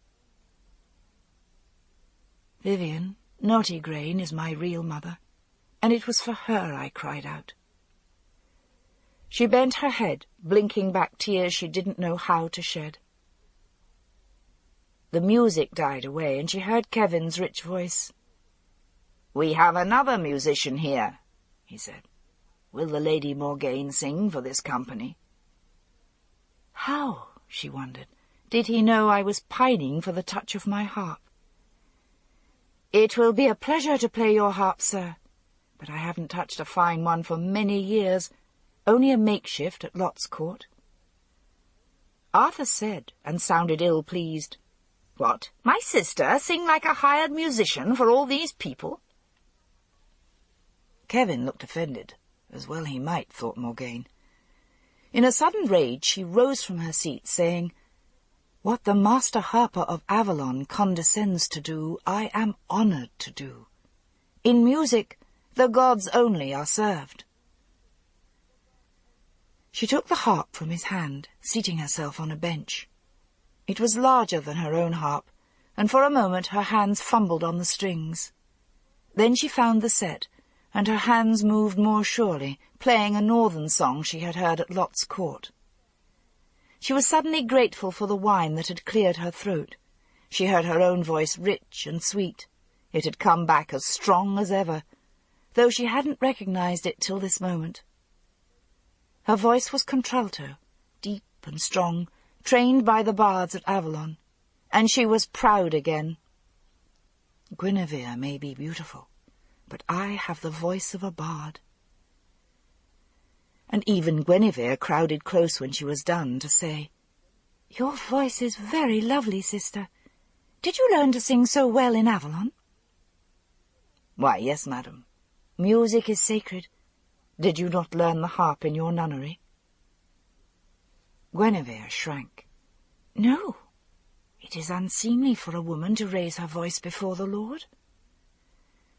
Morgane chuckled. "You Christians are over fond of that word unseemly, especially when it relates to women," she said.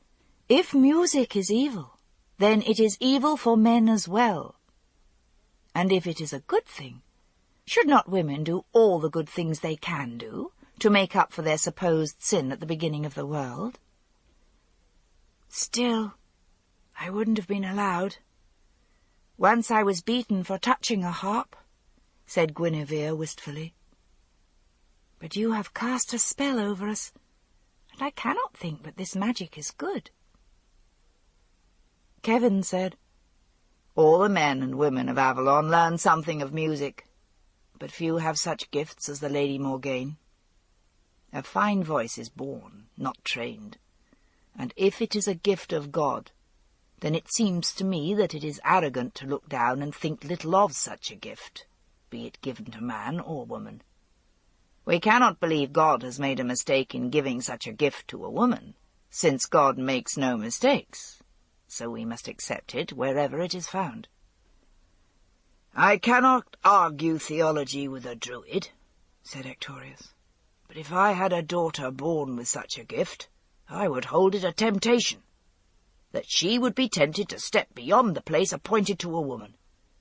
We are not told that Mary, the mother of our Lord, sang or danced." The Merlin said softly, "Though we are told that when the Holy Ghost descended upon her, she lifted up her voice and sang, 'My soul hath magnified the Lord.'" But he said it in Greek. Only Ectorius and Lancelot and the bishop recognized the Greek words, although Morgane too had heard them more than once. The bishop said firmly, "But she sang in the presence of God alone. Only Mary the Magdalene is said to have sung or danced before men, and only before our Redeemer saved her soul for God, for it was part of her wicked ways." Igraine said with a flicker of mischief, "King David was a singer, and played, we are told, upon the harp.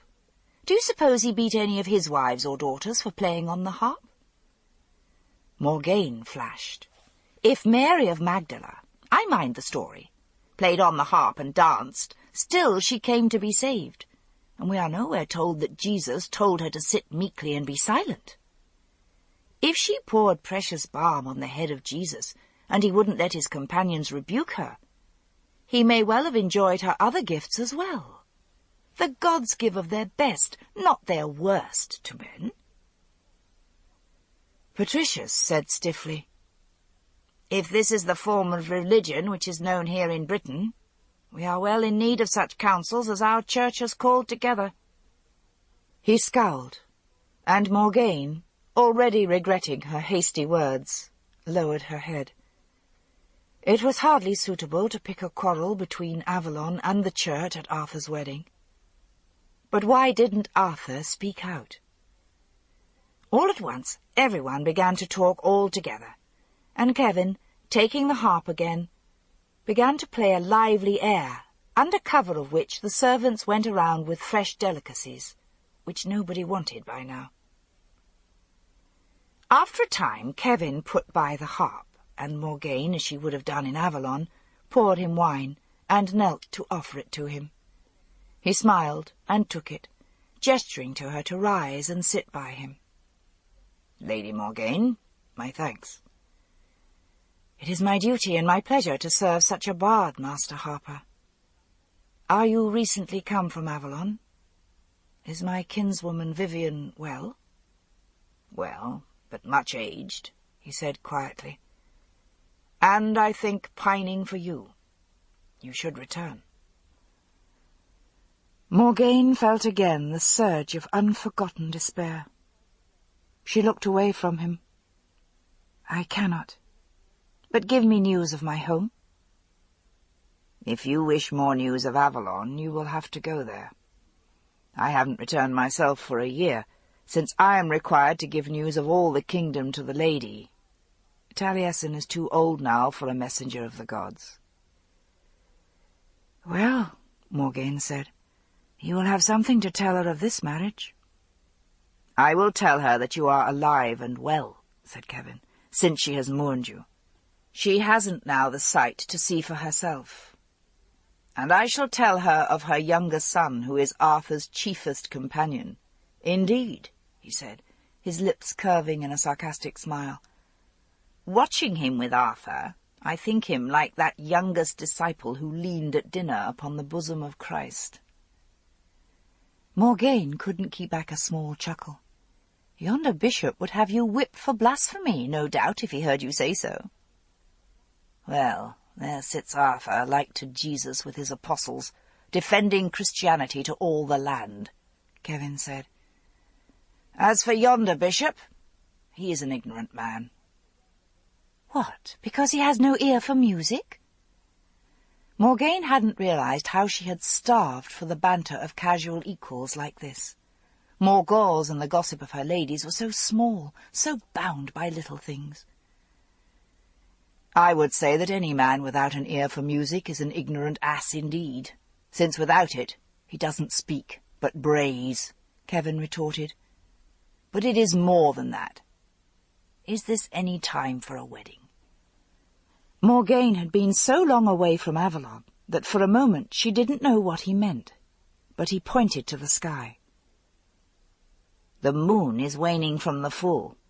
This augurs ill for a wedding, and the Lord Taliesin told them so. But the bishop would have it a little after the full, so that all these people would have light to travel to their homes. And because it is the feast of one of their saints, I know not which. The Merlin spoke to Arthur as well, to tell him this marriage would bring him no joy. I know not why, but there was no honourable way to stop it, it seemed. All had gone too far. Morgane knew instinctively what the old druid had meant. She too had seen the way in which Guinevere looked upon Lancelot. Was it a flash of the sight which had caused her to shrink from Guinevere that day upon Avalon?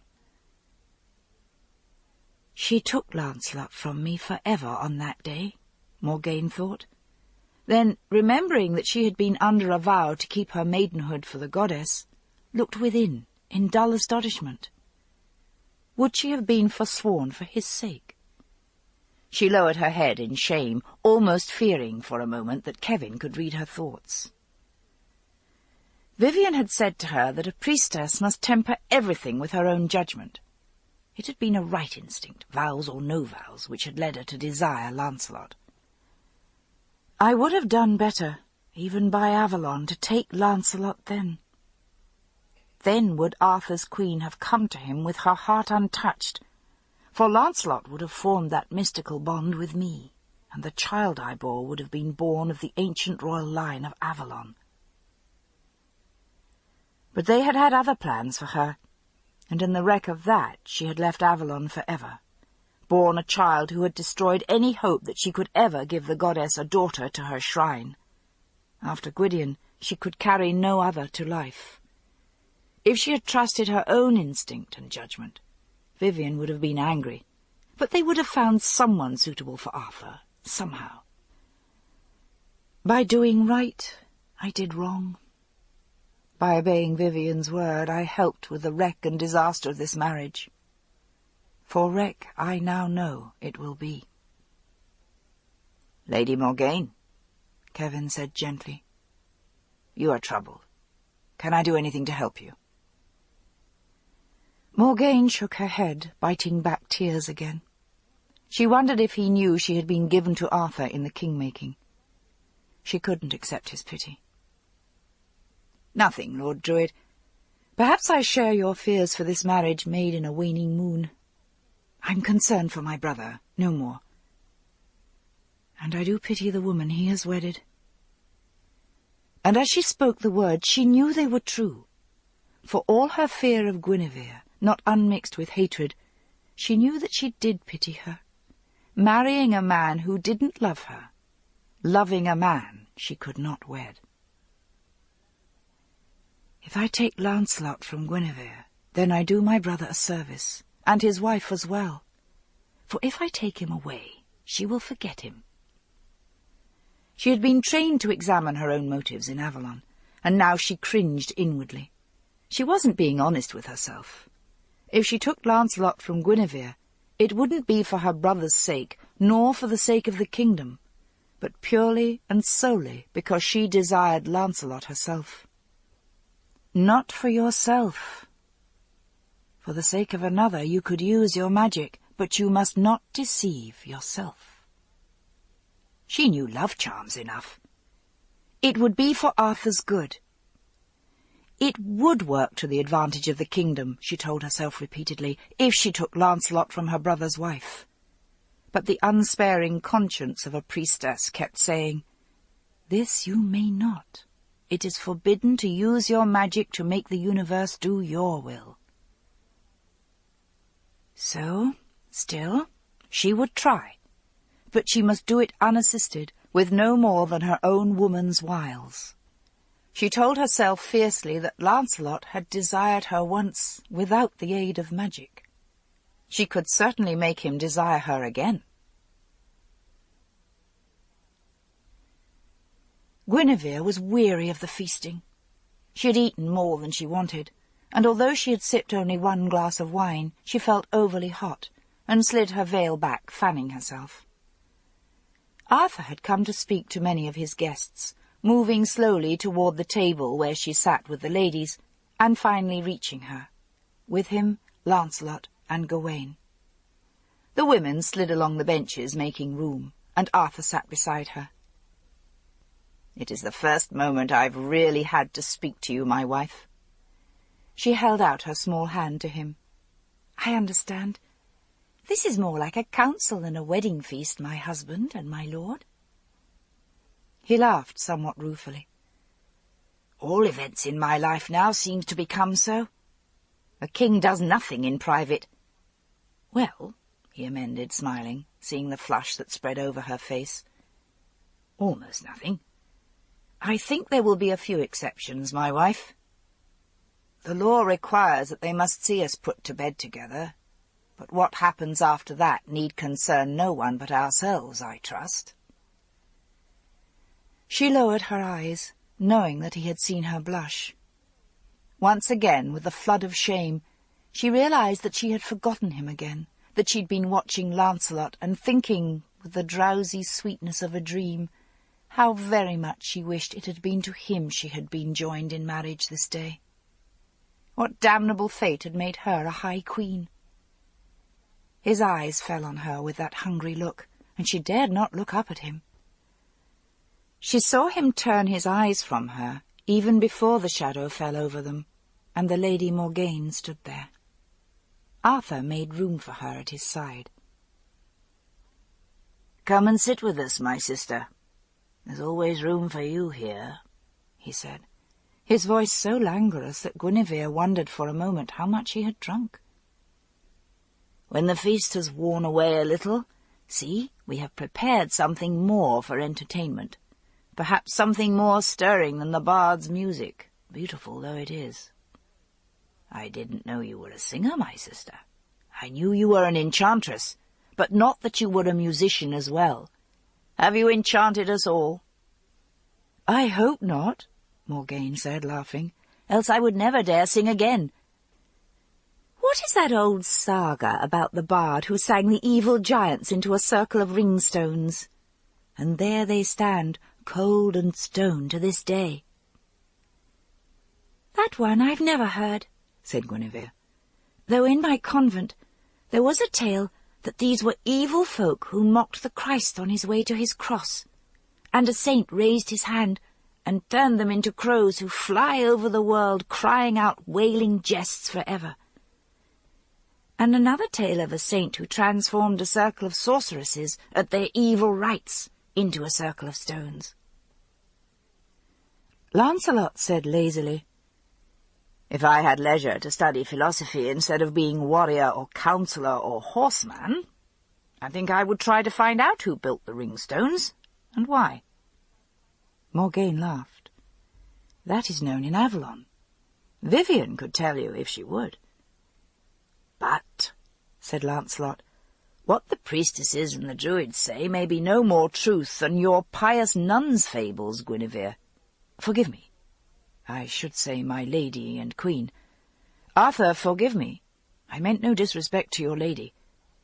But I called her by her name when she was younger and not yet a queen."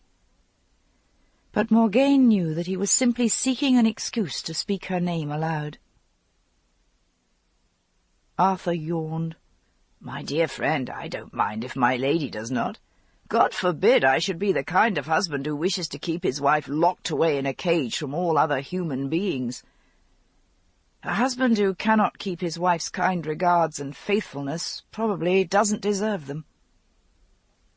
He leaned over and took Guinevere's hand in his own. "I think this feasting long." "Lancelot, how long before the riders are ready?" "I think they will be ready soon," Lancelot said, deliberately looking away from Guinevere. "Does my lord and king wish me to go and see?" Morgane thought, "He's torturing himself. He cannot bear to look on Guinevere with Arthur. He cannot bear to leave her alone with him." She said, deliberately making a joke of a truth, "I think, Lancelot, our bridal couple wishes to have a few moments to talk together alone.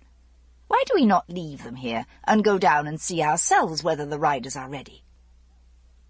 Lancelot said, "My lord," and as Guinevere opened her mouth to protest, he said roughly, "Give me leave to go." Arthur nodded permission, and Morgane took his hand. He let her draw him along, but she saw him turn his head halfway as if he couldn't take his eyes from Guinevere. Her heart was wrung. At one and the same time it seemed that she couldn't bear his pain, and that she would do anything to get him away so that she need not see him look at Guinevere. Behind her she heard Arthur say, "Until yesterday evening I had no idea that the fates, in sending me a bride, had sent me a beautiful one." And Guinevere answer, "But it wasn't the fates, my lord. It was my father." Before Morgane could hear what Arthur answered, they were out of earshot.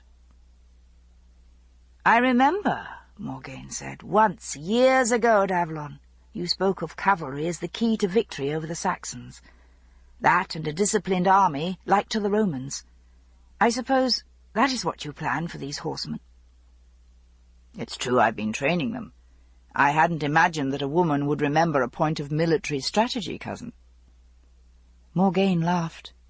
"I live under fear of the Saxons like every other woman in these islands. I passed through a village once where a band of them had passed over, and every woman, from little girls of 5 years old to old grandmothers in their 90s with no teeth and no hair, had been raped. Whatever offers hope to rid us of them once and for all is meaningful to me, perhaps more than to men and soldiers who need to fear only death." "I had not thought of that," Lancelot said soberly.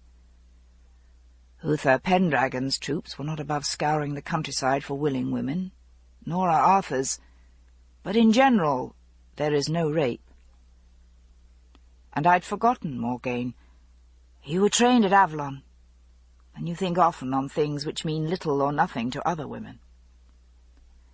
He looked up and clasped her hand in his. "I had forgotten the harps of Avalon. I thought I hated the place, that I never wished to go back. And yet, sometimes, some little thing will take me back there. The sound of a harp, sunlight on ringstones, the scent of apples, and the sound of bees in the sun, fish splashing in the lake, and the cries of water birds at sunset." "Do you remember," she asked softly, "the day we climbed the tor?" "I remember." With sudden bitterness he said, "I would to God you hadn't been sworn to the goddess that day." She said in a low voice, "I have wished it almost as long as I can remember." Her voice suddenly broke, and Lancelot looked with apprehension into her eyes. "Morgaine, Morgaine, kinswoman, I've never seen you weep." "Are you like so many men, afraid of a woman's tears?" He shook his head, and his arm went around her shoulders. "No," he confessed in a low voice. "It makes them seem so much more real, so much more vulnerable. Women who never weep frighten me, because I know they are stronger than I, and I'm always a little afraid of what they will do. I was always afraid of Vivian." She sensed that he had been about to say, "my mother," and had shrunk from the words. They were passing under the low lintel of the stables. The long line of horses, tied there, shadowed the day. There was a pleasant smell of hay and straw. Outside she saw men moving back and forth, erecting piles of hay, standing up mannequins of stuffed leather, and men were coming in and out saddling their horses. Someone caught sight of Lancelot and shouted, "Will the High King and their lordships be ready for us soon, sir? We don't want to bring the horses out and keep them standing to get restless." "Soon," Lancelot called back. The soldier behind the horse resolved himself into Gawain. "Ah, cousin," he said to Morgaine. "Lance, don't bring her in here. It's no place for a lady. A few of these damned beasts are still unbroken. Are you still resolved to take out that white stallion?" "I'm resolved to have him ready for Arthur to ride into battle next time, if I break my own neck for it." "Don't jest about things like that," Gawain said. "Who says I'm jesting? If Arthur can't ride him, I'll ride him myself in battle, and I'll show him this afternoon in honour of the Queen." "Lancelot," Morgaine said, "don't risk your neck for that. Guinevere doesn't know one horse from another. She'd be as impressed if you rode a hobby horse from one end of the yard to another as by the feats of the centaur himself." The look he gave her was, for a moment, almost contemptuous, but she could read it clearly. How could she understand his need to show himself undamaged by this day? "Go and get saddled, Gawain. and give the word on the field. We'll be ready in half an hour," said Lancelot. "And ask Kai if he wants to start." "Don't tell me Kai's going to ride with that crippled leg of his," demanded one of the men, who spoke in a strange accent. Gawain turned on the stranger and said fiercely, "Would you grudge him that? The one military exercise where that leg makes no difference and he's not tied to the kitchens and the ladies' bowers?"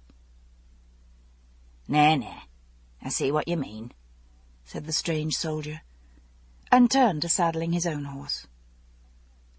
Morgaine touched Lancelot's hand. He looked down at her, the mischief back in his eyes. Here, she thought, arranging something, risking his neck, doing something for Arthur. He has forgotten about love. He is happy again. If he could only keep himself busy here, he wouldn't need to moon after Guinevere, or any other woman. She said, "Show me this dangerous horse you're going to ride." He led her down between the rows of tied steeds. She saw the pale silvery nose, the long mane like linen floss. A big horse, tall as Lancelot himself across the shoulders. The creature tossed his head, and the snort was like a dream of dragons breathing fire. "Oh, you beauty," said Lancelot, laying his hand alongside the horse's nose. He sidled and stepped away. He said to Morgaine, "This one I trained with my own hands to bit and stirrup. It was my wedding present to Arthur, who has no leisure to break a horse for his own use. I swore it would be ready on his wedding day, for him to ride, and gentle as a house pet." "A thoughtful gift," said Morgaine. "No, the only thing I could give," Lancelot said. "I'm not rich. Anyway, he has no need of jewels or gold. He's showered with those things. This was a gift only I could give him."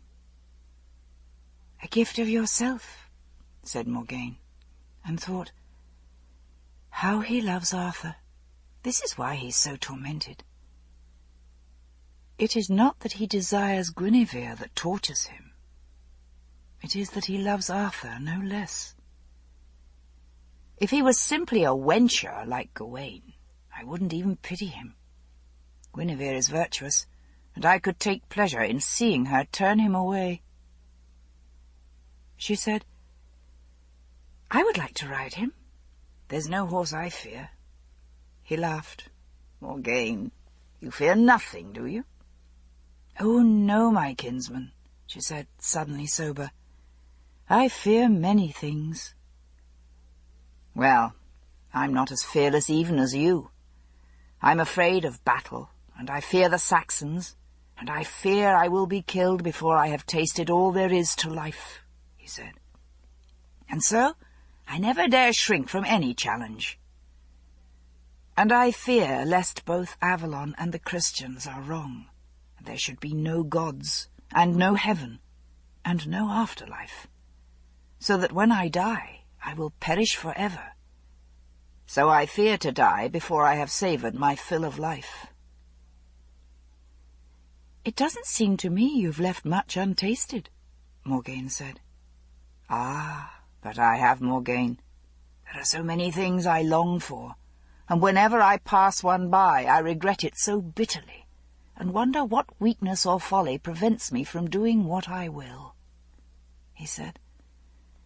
And suddenly he turned in the horse lanes and put his arms hungrily round her, pulling her close. Desperation, she thought bitterly. It isn't me he wants. It is a moment of forgetfulness of Arthur and Guinevere in one another's arms this night. His hands moved with a detached, practised deftness over her breasts. He pressed his lips to hers, and she could feel the whole hard length of his body pushing against her.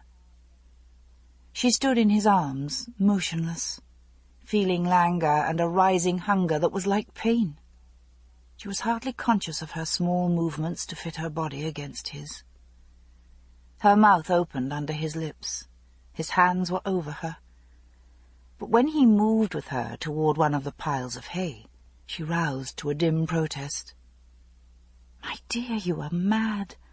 There are 100 of Arthur's soldiers and riders swarming in this stable." "Do you mind?" he whispered, and she murmured, shaking with excitement, "No, no." She let him push her down. Through the back of her mind, in bitterness, was the thought, a princess, Duchess of Cornwall, a priestess of Avalon, tumbled in the stables like some dairymaid, without even the excuse of the Beltane fires. But she closed it away from her mind, and let his hands move on her as they would, unresisting. Better this than break Arthur's heart. She didn't know whether it was her own thought, or that of the man whose body was somehow all over hers, whose fierce, furious hands were bruising her. His kisses were almost savage, driving into her mouth in a rage. She felt him pull at her dress, and moved to loosen it for him. And then there were voices, clamouring, shouting, a noise like hammering, a frightened scream, and suddenly a dozen voices were all yelling. "Captain! Lord Lancelot! Where is he? Captain!" "Down here, I thought." One of the younger soldiers ran down between the horse lines. Swearing savagely under his breath, Lancelot thrust his body between Morgane and the young soldier, while she buried her face in her veil and hunched herself, half naked already, into the straw so that she wouldn't be seen. "Damnation! Can't I be out of the way for a moment?" "Oh, sir, come quickly. One of the strange horses. There was a mare in season, and 2 of the stallions began fighting, and I think one of them's broken a leg." "Hell and furies!" Lancelot was swiftly tucking garments into place, rising and towering over the lad who had interrupted them. "I'll come." The young man had caught sight of Morgane. She hoped in a moment of horror that he hadn't recognized her. That would be a fine, juicy morsel of gossip for the court indeed. "Not as bad as what they do not know, that I bore my brother's child." "Did I interrupt anything, sir?" the young man said, trying to peer around Lancelot, almost sniggering. Morgane wondered, disconsolate. What will this do to his reputation? Or is it to a man's credit to be caught in the hay? Lancelot didn't even answer. He shoved the youngster along before him so that he almost fell. "Go and find Kai and the farrier. Get along with you." He came swiftly back, a whirlwind, kissed Morgane, who had staggered somehow to her feet. Gods, of all the damnable! He pressed her hard against him with hungry fingers, kissed her so hard that she felt the brand of it was scalding red on her face. Gods! Tonight? Swear it. Swear? She couldn't speak. She could only nod, dazed, numb, her whole body screaming for the interrupted fulfillment as she saw him rush away. A minute or 2 later, a young man came up to her deferentially and bowed, while soldiers began rushing back and forth, and somewhere there was the terrible, almost human scream of a dying animal.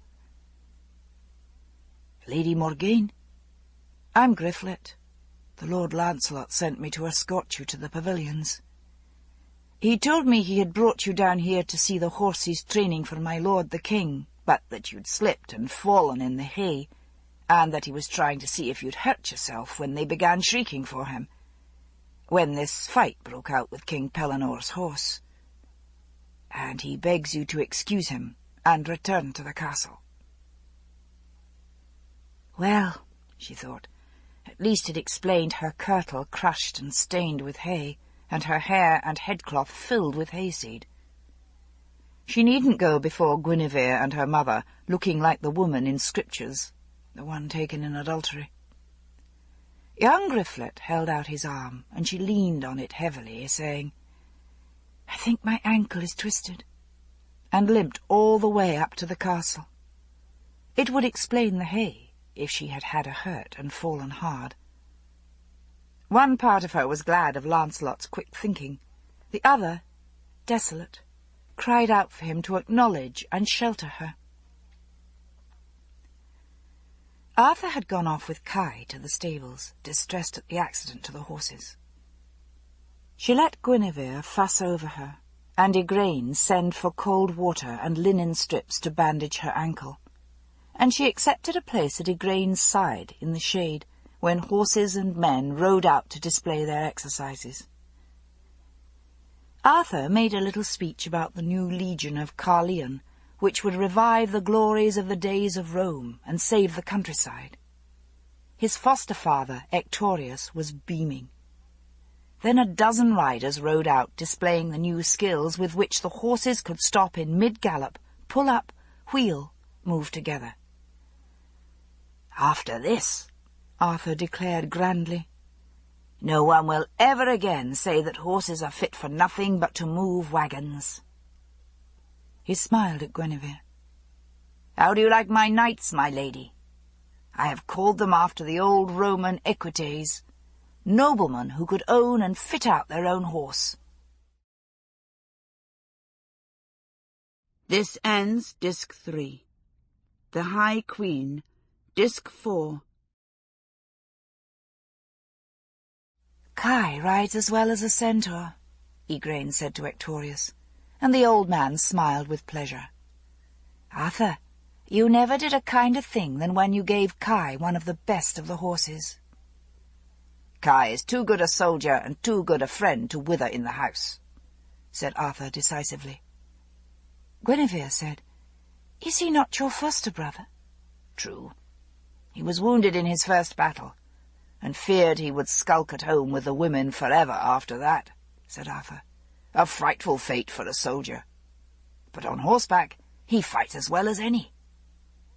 "Look," exclaimed Igraine, "the Legion has smashed down that whole series of targets. I have never seen such riding."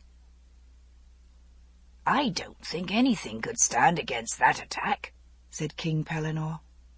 "What a pity Uther Pendragon could not live to see this, my boy. Oh, excuse me, my lord and king." Arthur said warmly, "My father's friend may call me whatever he wishes, dear Pellinore. But the credit must go to my friend and captain, Lancelot." Morgause's son Gaheris bobbed in a bow to Arthur. "My lord, may I go down to the stables and see them unsaddled?" He was a bright, merry-looking boy of 14 or so. "You may," said Arthur. "When will he come to join Gawain and Agravain at our side, aunt?" "This year, perhaps, if his brothers can teach him soldierly arts and keep him close," Morgause said, then raised her voice. "No, not you, Gareth," and made a snatch at the chubby 6-year-old. "Gaheris, bring him back here." Arthur spread his hands with a laugh. "Don't worry about it. Boys run to stables like fleas to dogs. I've been told how I rode my father's stallion when I was scarce 6 years old." "I don't remember. It was only a little before I went to be fostered with Ectorius," he said. And Morgane shivered suddenly, remembering a fair-haired child lying like death, and something like a shadow in a bowl of water. No, it was gone. "Does your ankle pain you much, sister?" Guinevere asked solicitously. "Here, lean against me." "Gawain will look after him," Arthur said offhandedly. "I think he's the best man we have at training the young knights and riders." "Better than the Lord Lancelot?" asked Guinevere. Morgane thought, "She only wants to speak his name. But it is me he wanted not long ago, and tonight it will be too late. Better that than break Arthur's heart. I will tell Guinevere if I must." Arthur said, "Lancelot? He's our best rider, though too much of a daredevil for my taste. The lads all adore him, of course, Look, there's your little Gareth, Aunt, tagging after him like a puppy. They'll do anything for a kind word from him. But he's not as good at teaching the boys their business as Gawain. He's too flamboyant, and he likes to show off. Gawain takes them slow and easy, and makes them learn the art step by step, and they never get hurt through carelessness. Gawain's my best arms master. Look, there's Lancelot on that horse he's training for me. He burst into a laugh, and Igraine said, "That little devil!" For Gareth had swung like a monkey from the saddle leather, and Lancelot, laughing, scooped up the boy in front of him on his saddle, and broke into a fast gallop, racing directly up the hill toward the sheltered place where the royal party sat watching. They raced at breakneck speed straight toward them, so that even Arthur gasped, and Igraine stepped back, her face white. Lancelot pulled up the horse so that it reared into the air and wheeled it round. "Your horse, Lord Arthur," he said with a flourish, holding the reins with one hand, "and your cousin. Aunt Morgause, take this little scapegrace and tan his breeches for him," he added, letting Gareth slide down almost into Morgause's lap. "He could have been killed under the stallion's feet like that." Gareth heard not a word of Morgause's scolding, looking up at Lancelot, his blue eyes wide with adoration. "When you get older," Arthur said, laughing, aiming a playful cuff at the child, "I will make you a knight, and you shall ride out to conquer giants and evil raiders, and rescue fair ladies." "Oh, no, my Lord Arthur," said the child, his eyes still fastened on the white horse which Lancelot was riding up and down. "The Lord Lancelot shall make me a knight, and we will go on a quest together." Ectorius chuckled and said, "Young Achilles has found his Patroclus, so it would seem." "I am quite in the shade," Arthur said good-naturedly. "Even my new-made wife cannot take her eyes from Lancelot, and begs him to call her by her Christian name. And now little Gareth would rather be made knight by him. If Lance were not my closest friend, I should be mad with jealousy." Pellinore was watching the rider cantering up and down. He said, "That damnable dragon is still hiding in a lake on my lands and coming out to kill my tenants, or their cows. Perhaps if I had a horse like that, who would stand to fight. I think I'll train a battle horse and go after it again. Last time I barely got away with my life." "A dragon, sir?" asked little Gareth. "Did it breathe fire?" "No, lad, but it had an almighty stench, and a noise like 60 packs of hounds all baying together from his belly," said Pellinore. And Ectorius said, "Dragons do not breathe fire, my lad. That comes from the old way of calling a shooting star a dragon, for they have a long tail of fire. There may have been dragons once who breathed fire, but not in the memory of any living man." Morgane wasn't listening, though she wondered how much of Pellinore's tale was true, and how much exaggerated to impress the child. Her eyes were on Lancelot, putting the horse through its paces. Arthur said to Guinevere, "I could never train a horse like that. Lancelot is training it to battle for me. Look, 2 months ago that one was wild as one of Pellinore's dragons, and now look at him." "He seems still wild to me," said Guinevere. "But then I'm afraid even of the gentlest horses." "A horse to be ridden in battle mustn't be meek as a lady's palfrey," said Arthur. "He must have spirit. God in heaven!" he cried out, rising up suddenly. From somewhere there was a blur of white. A bird of some kind, a goose perhaps, had suddenly flapped upward right under the horse's hooves. Lancelot, riding at ease, his vigilance relaxed, started as the horse reared upright with a frantic whicker, fought for control, slid off almost under the hooves, half senseless, managed to roll away. Guinevere screamed. Morgause and the other ladies echoed the scream, while Morgane, quite forgetting she was supposed to have an injured ankle, leapt up and ran toward Lancelot, dragging him out from under the horse's hooves. Arthur, too, dashed for the horse's bridle, grabbing it, wrestling the horse by main force away from where Lancelot sprawled unconscious. Morgane knelt beside him, quickly feeling his temple, where a bruise already darkened and a trickle of blood mingled with the dust. "Is he dead?" Guinevere cried. "Is he dead?" "No," Morgane said with asperity. "Bring some cold water, and there ought to be some of that bandage linen left.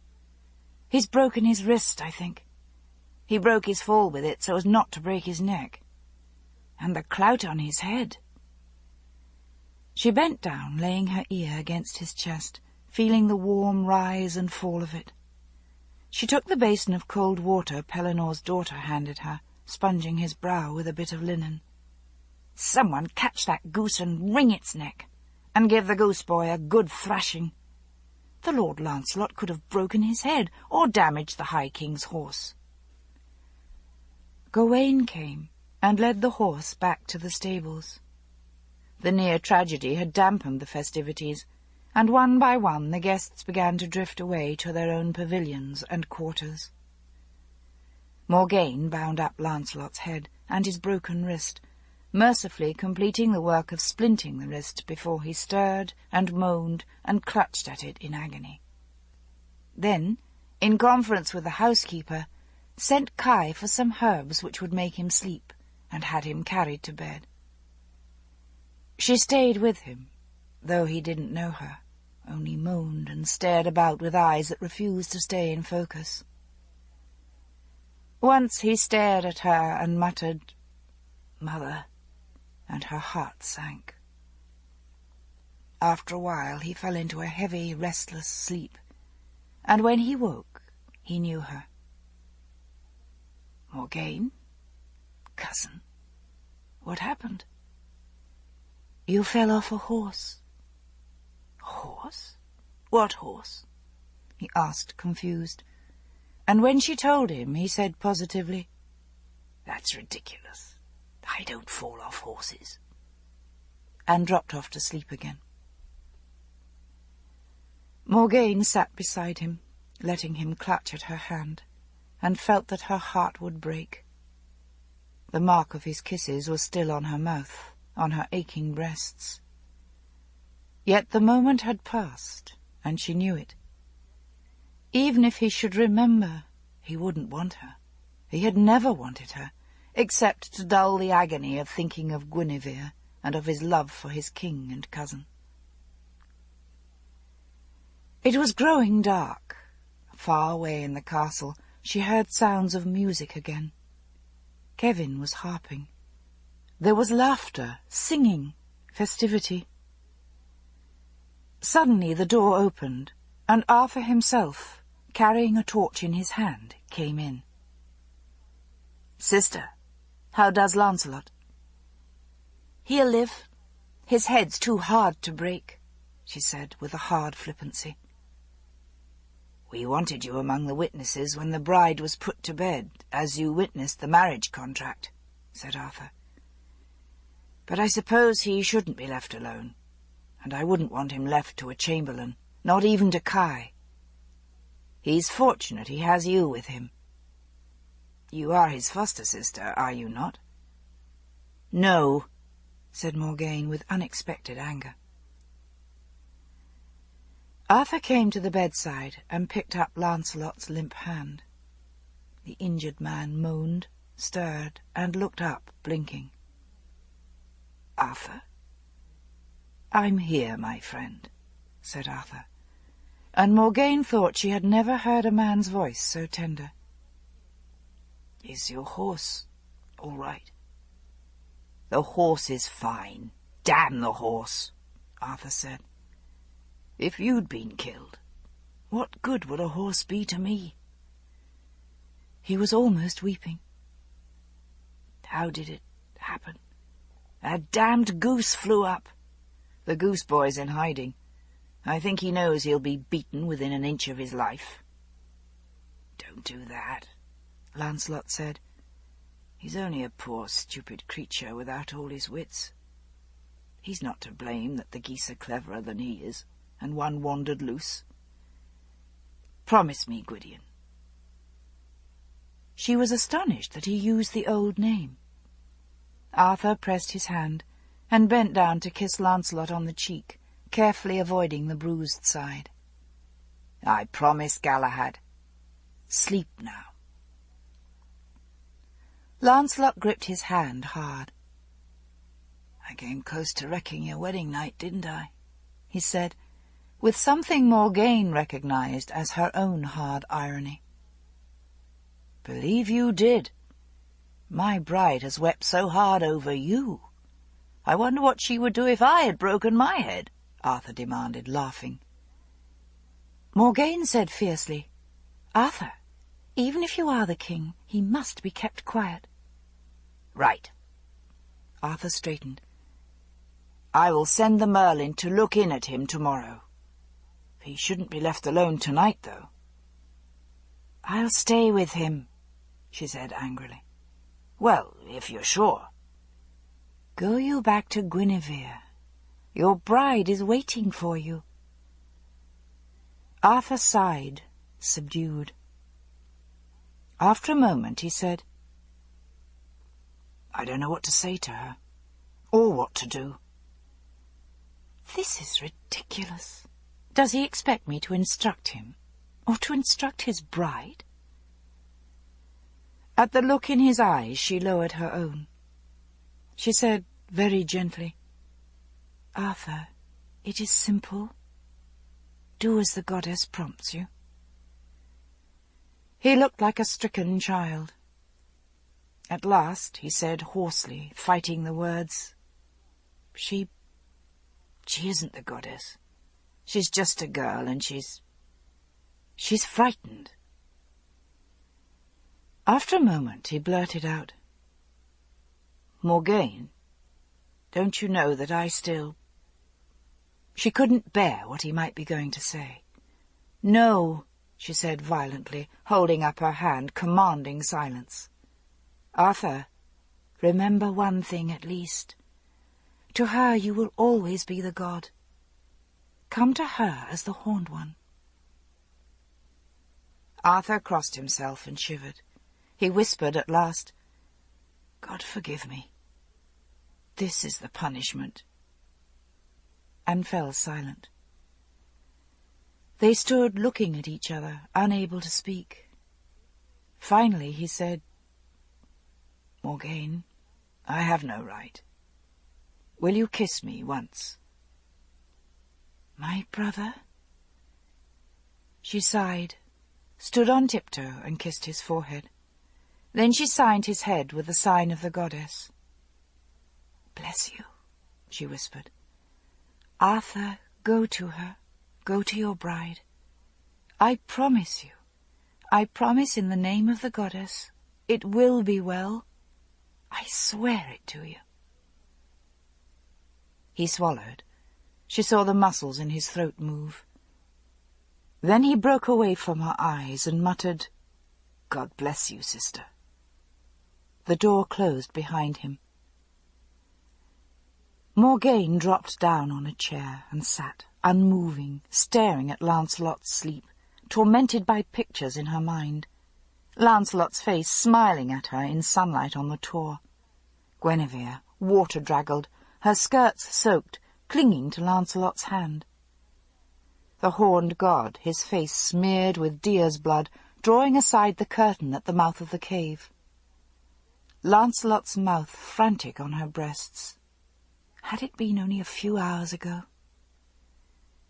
"At least," she muttered aloud fiercely, "he will not spend Arthur's bridal night dreaming of Guinevere." She laid herself down along the edge of the bed, pressing her body carefully against the hurt man's body. She lay there, silent, not even weeping, sunk in a despairing misery too deep for tears. But she didn't close her eyes that night, fighting the sight, fighting dreams, struggling for the silence and the numb absence of thought she had been taught in Avalon. And far away, in the furthest wing of the castle, Guinevere lay awake, looking in guilty tenderness at Arthur's hair shining in the moonlight, his chest that rose and fell with his quiet breathing. Tears trickled slowly down her cheeks. "I want so much to love him," she thought. And then she prayed, "O God, Holy Mary Virgin, help me to love him as I ought to do. He is my King and my Lord, and he is so good. He deserves someone who will love him more than I can love." All around her, it seemed, the night breathed sadness and despair. "But why?" she wondered. "Arthur is happy. He has nothing with which to reproach me. Whence comes this sorrow in the very air?" Chapter 7. On a day in late summer, Queen Guinevere with several of her ladies sat in the hall at Caerleon. It was afternoon and very hot. Most of them were making a pretence of spinning, or of carding the last of that spring's wool for spinning. But the spindles moved sluggishly, and even the Queen, who was the best needlewoman among them, had ceased to set stitches in the fine altar cloth she was making for the bishop. Morgane laid aside the carded wool for spinning and sighed. At this season of the year she was always homesick, longing for the mists that crept in from the sea over the cliffs at Tintagel. She hadn't seen them since she was a little child. Arthur and his men, with the Caerleon Legion, had ridden out to the southern coast to examine the new fort that the Saxons of the treaty troops had built there. This summer had brought no raid, and it might well be that the Saxons, except for those who had made treaty with Arthur and were living peacefully in the Kentish country, would give up Britain for lost. 2 years of Arthur's horse legion had reduced the Saxon fighting to a sporadic summer exercise, but Arthur had taken this season of quiet to fortify all the defences of the coasts. "I'm thirsty again," said Pelinor's daughter Elaine. "May I go, my lady, and ask for some more pitchers of water to be sent?" "Call Kai. He will attend to it," Guinevere said. Morgane thought, "She has grown a great deal. From a scared and timid child, she has become a queen." "You should have married Kai when the king wished for it, Lady Morgane," said Elaine, returning from her errand and sitting down on the bench beside Morgane. "He is the only man under 60 in the castle, and his wife will never lie alone for half a year at a time." "You're welcome to him if you want him," Morgane said amiably. "I still wonder that you did not," Guinevere said, as if it were an old grievance. "It would have been so suitable. Kai, the king's foster brother, and high in his favour, and you, Arthur's sister and Duchess of Cornwall, in your own right, now that the Lady Igraine never leaves her nunnery." Drusilla, daughter of one of the petty kings to the east, snickered.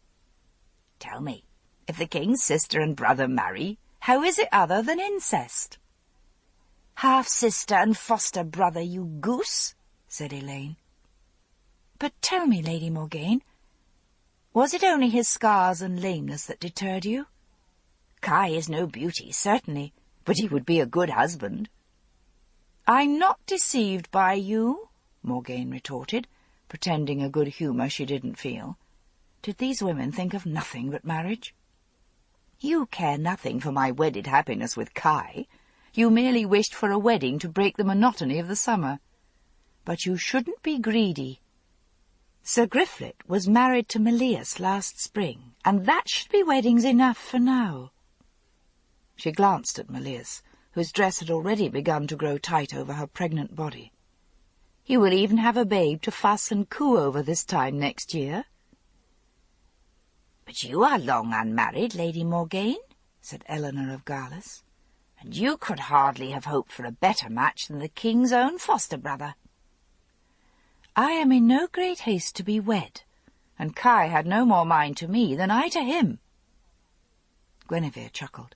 "True, he has a tongue near as waspish as your own, and no sweet temper. His wife will need more patience than the saintly Bridget, and you, Morgane, are ever ready with a sharp answer. And besides, if she should marry, she would have to spin for her household," Milius said. "As usual, Morgane is shirking her share of the spinning." Her own spindle began to twirl again, and the reel sank slowly toward the floor. Morgane shrugged. "It's true. I had rather card wool, but there is no more to card," she said, and reluctantly took up the drop spindle. "You are the best spinner among us, though," said Guinevere. "Your thread is always even, and never breaks. Mine breaks if one looks at it." "I have always been neat-handed. Perhaps I am simply tired of spinning, since my mother taught me when I was so young," Morgane conceded, and began, reluctantly, to turn the thread in her fingers. True, she hated spinning, and shirked it when she could. Twisting, turning the thread in her fingers, willing her body to stillness with only her fingers twisting as the reel turned and turned, sinking to the floor, down and then up, twist and twist between her hands. All too easy it was to sink into trance. The women were gossiping over the little affairs of the day. Milius and her morning sickness, a woman who had come from Lot's court with scandalous tales of Lot's lechery. I could tell them much if I would. Not even his wife's niece escaped his lecherous hands. It took me all my thought and sharp tongue to keep out of his bed. He cares not, maiden or matron, duchess or dairymaid, so it wears a skirt. Twist the thread, twist again. Watch the spindle turning, turning. Gwydion must be a great boy by now, 3 years old, ready for a toy sword and wooden knights, such as she had made for Gareth, instead of pet kittens and knucklebones. She remembered Arthur's weight on her lap when she was a little girl here at Caerleon, in Uther's court. How fortunate it was that Gwydion didn't resemble his father. A small replica of Arthur at Lot's court would have made tongues wag indeed. Soon, or late, someone would still put together reel and spindle and spin the right thread to the answer. Morgane jerked her head up angrily. It was all too easy to fall into trance at the spinning, but she must do her share. There must be thread to weave this winter, and the ladies were making a cloth for banquets. Kai was not the only man under 50 in the castle. There was Kevin the bard, who had come here with news from the summer country. How slowly the spindle moved toward the floor. Twist, twist the thread, as if her fingers had life of their own, apart from her own life. Even in Avalon she had hated to spin. In Avalon, among the priestesses, she had tried to take more than her share of the work among the dye-pots to avoid the hated spinning, which set her mind roaming as her fingers moved. As the thread turned, it was like the spiral dance along the tor, round and round, as the world turned round the sun in the sky, though ignorant folk thought it was the other way. Things were not always as they seemed. It might be that the reel went round the thread, as the thread went round itself over and over, spinning like a serpent, like a dragon in the sky. If she were a man and could ride out with the Caerleon legion, at least she need not sit and spin, spin, spin, round and round. But even the Caerleon legion went round the Saxons, and the Saxons went round them, round and round, as the blood went round in their veins. Red blood, flooding, flooding, spilling over the hearth. Morgane heard her own shriek only after it had shattered the silence in the room. She dropped the spindle, which rolled away into the blood, which flooded crimson, spilling, spurting over the hearth. "Morgane, sister, Did you prick your hand on the reel? What ails you?"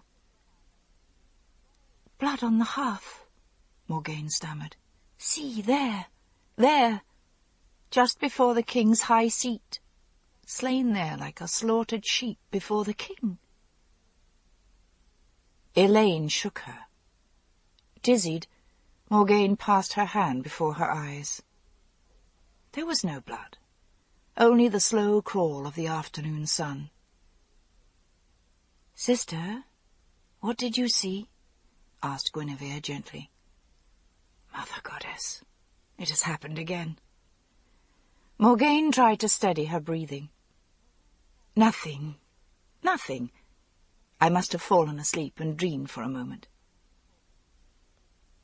"Didn't you see anything?" Calla, the fat wife of the steward, peered avidly at Morgane. Morgane remembered the last time, more than a year ago, when she had gone into trance over her spinning, and foreseen that Kai's favourite horse had broken its leg in the stables and must have its throat cut. She said impatiently, "No, nothing but a dream. I dreamed last night of eating goose, and I've not tasted it since Easter. Must every dream be a portent?" "If you're going to prophesy, Morgane," teased Elaine, "you should tell us something sensible, like, when will the men be home, so we may have the wine warmed, or whether Meleus is making swaddling bands for a girl or a boy, or when the queen will get pregnant." "Shut up, you beast," hissed Calla, for Guinevere's eyes had filled with tears. Morgane's head was splitting with the aftermath of unsought trance. It seemed that little lights were crawling before her eyes, pale, shining worms of colour that would grow and spread over her whole field of vision. She knew she should let it pass, but even as that knowledge crossed her mind, she exploded.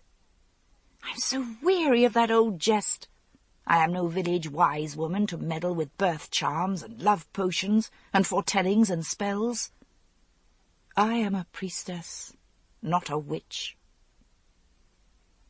Come, Meleus said peacefully. "Let Morgane be. This sun is enough to make anyone see things that aren't there, even if she did see blood spilt on the hearth. It's just as like that some lack-witted serving man will overset a half-roasted joint there, and the red gravy spill down. Will you drink, lady?" She went to the bucket of water, dipped the ladle, and held it out, and Morgane drank thirstily. "I never heard that most prophecy came to aught.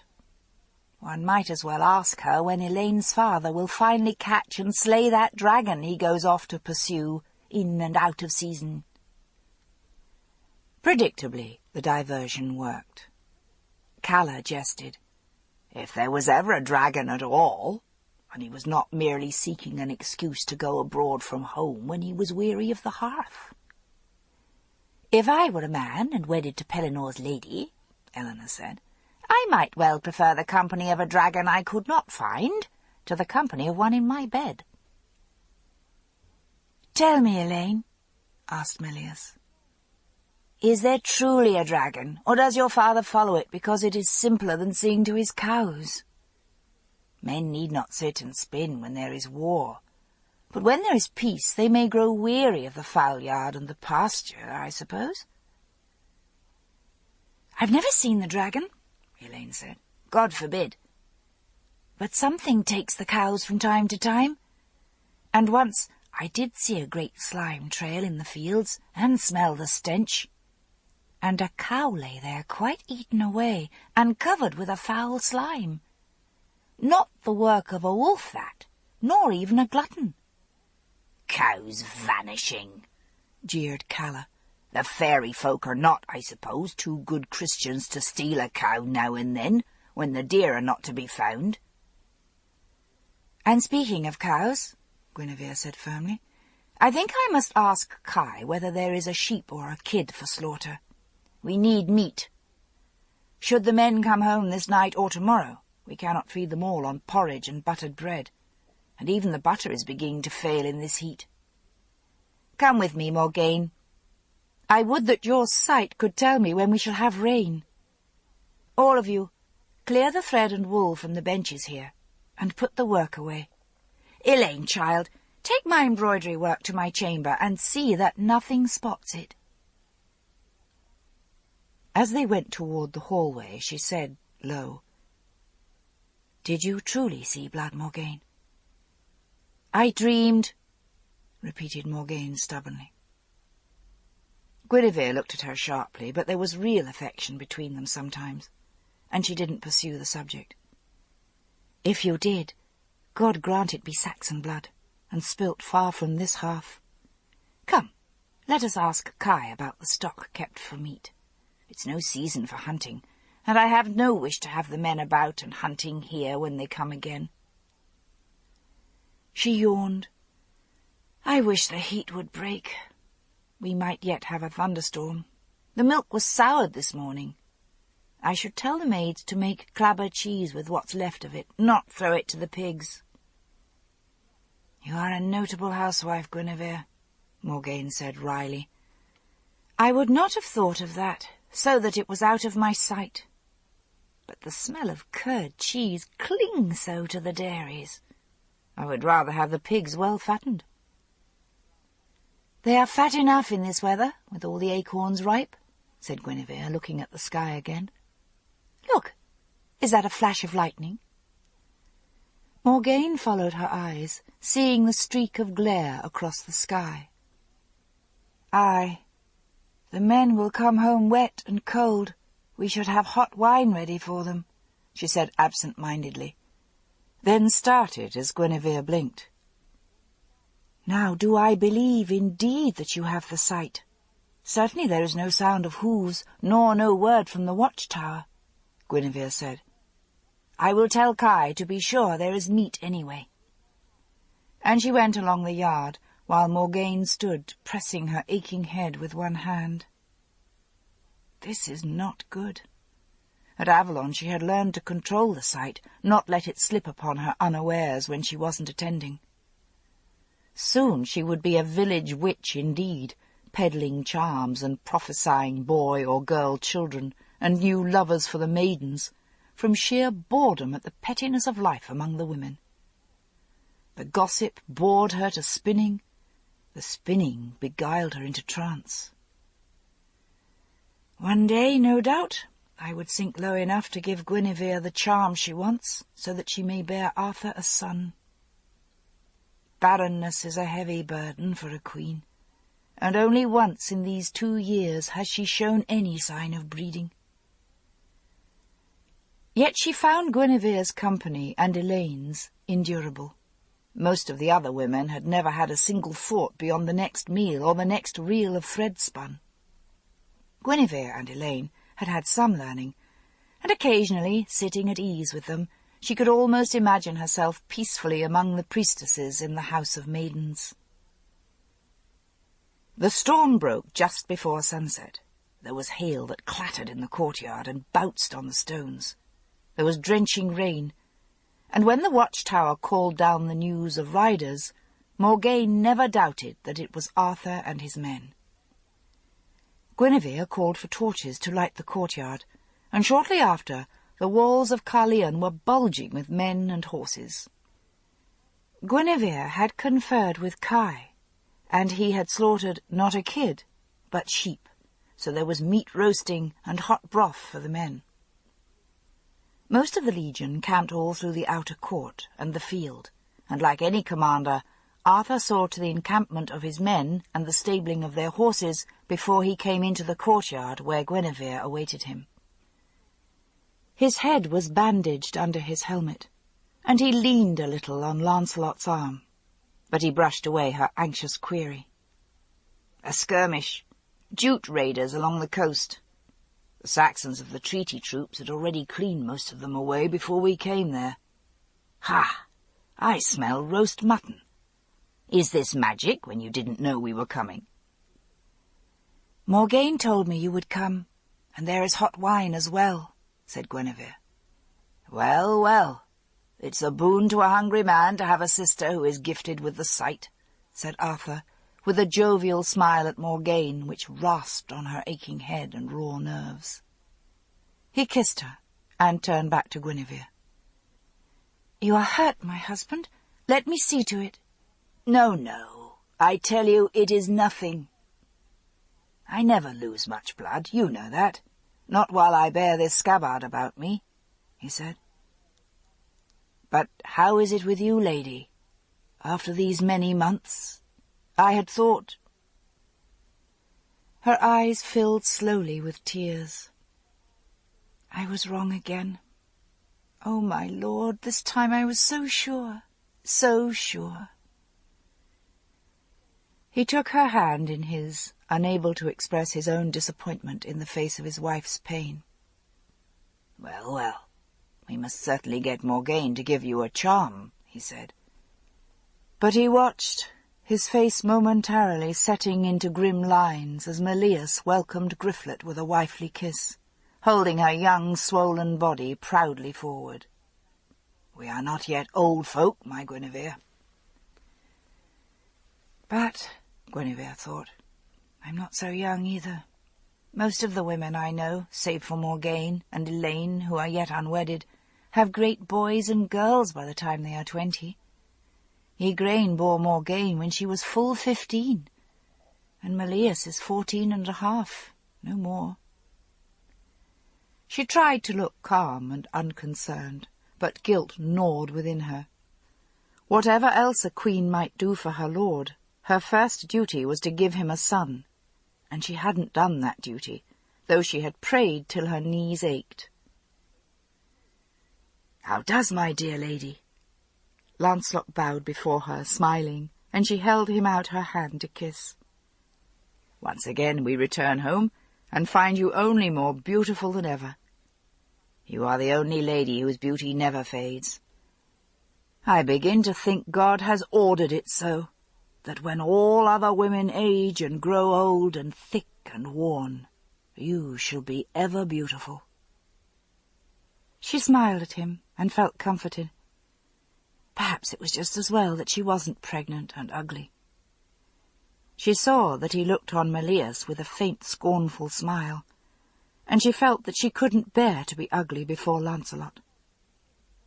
Even Arthur looked shabby, as if he had slept in the same crumpled tunic all through the campaign, and wrapped himself, in mud and rain and weather, in his fine, much-worn cloak.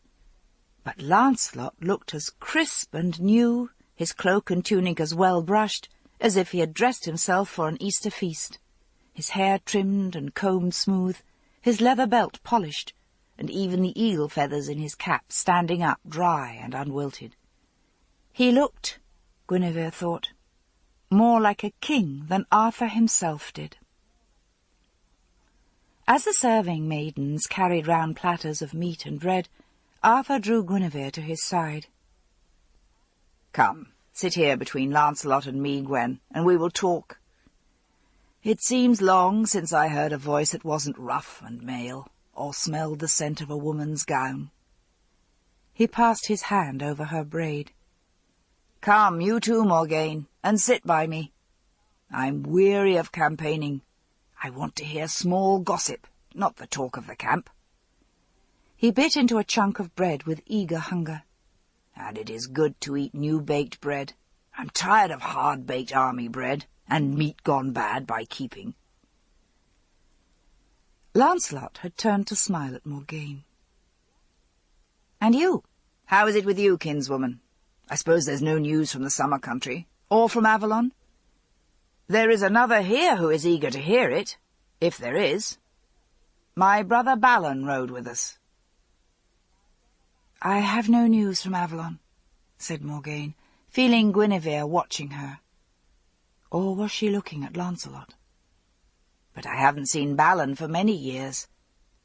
I suppose he would have later news than mine. He's there, Lancelot said, gesturing towards the men in the hall.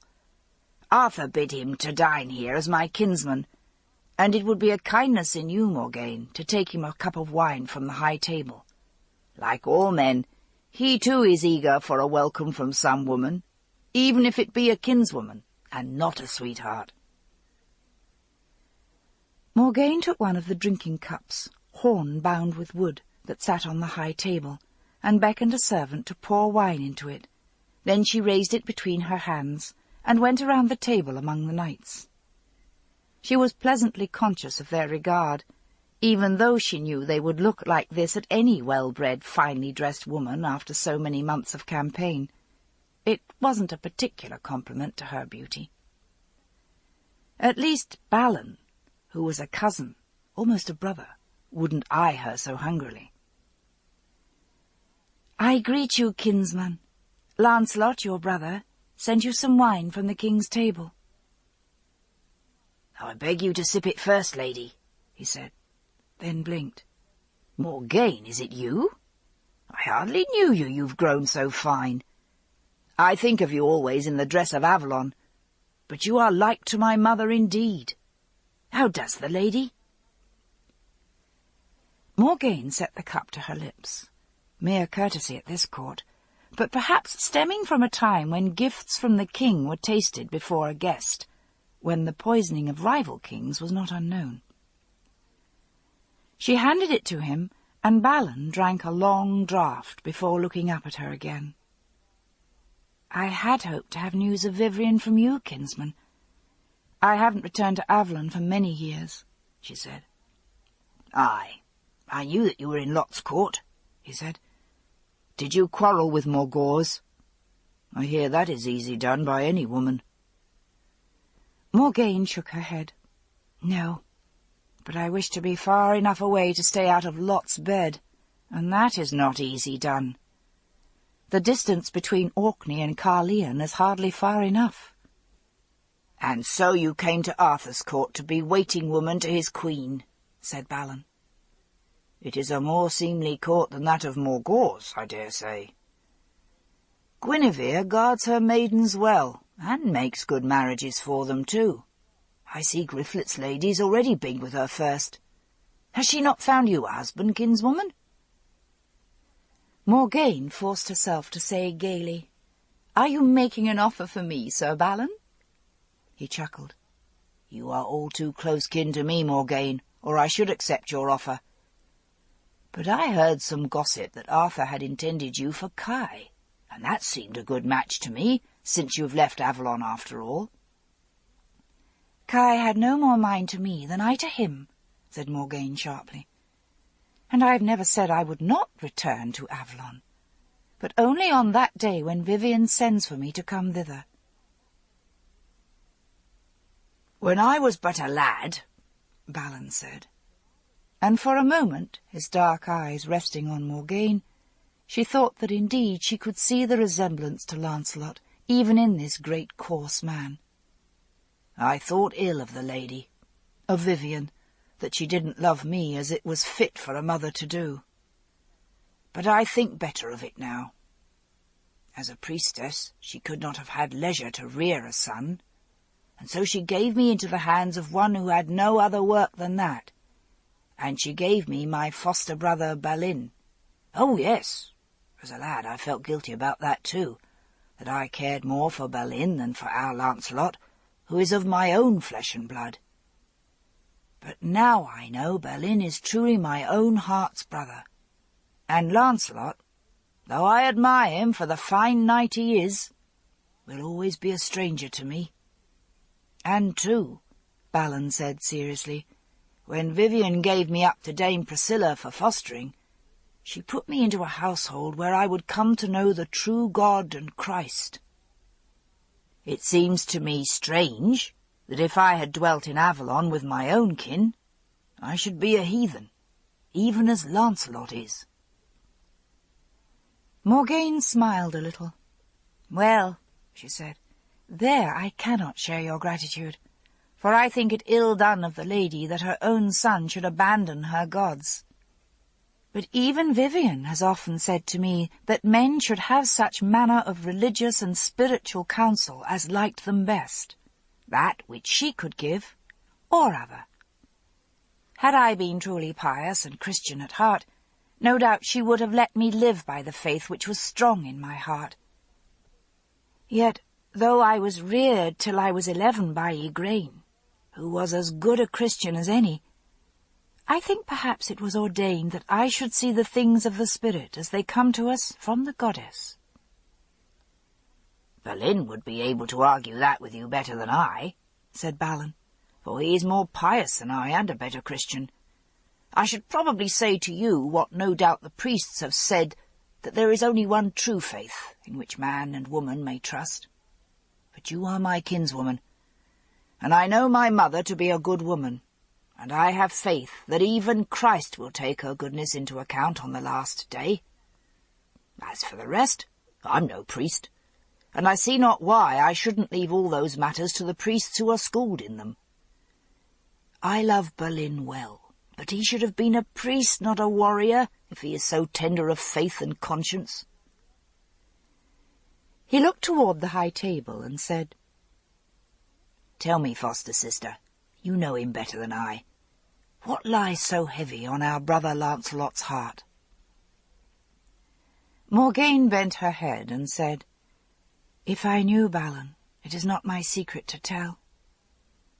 You are right to bid me mind my own affairs, said Balin, but I hate seeing him miserable, and miserable he is.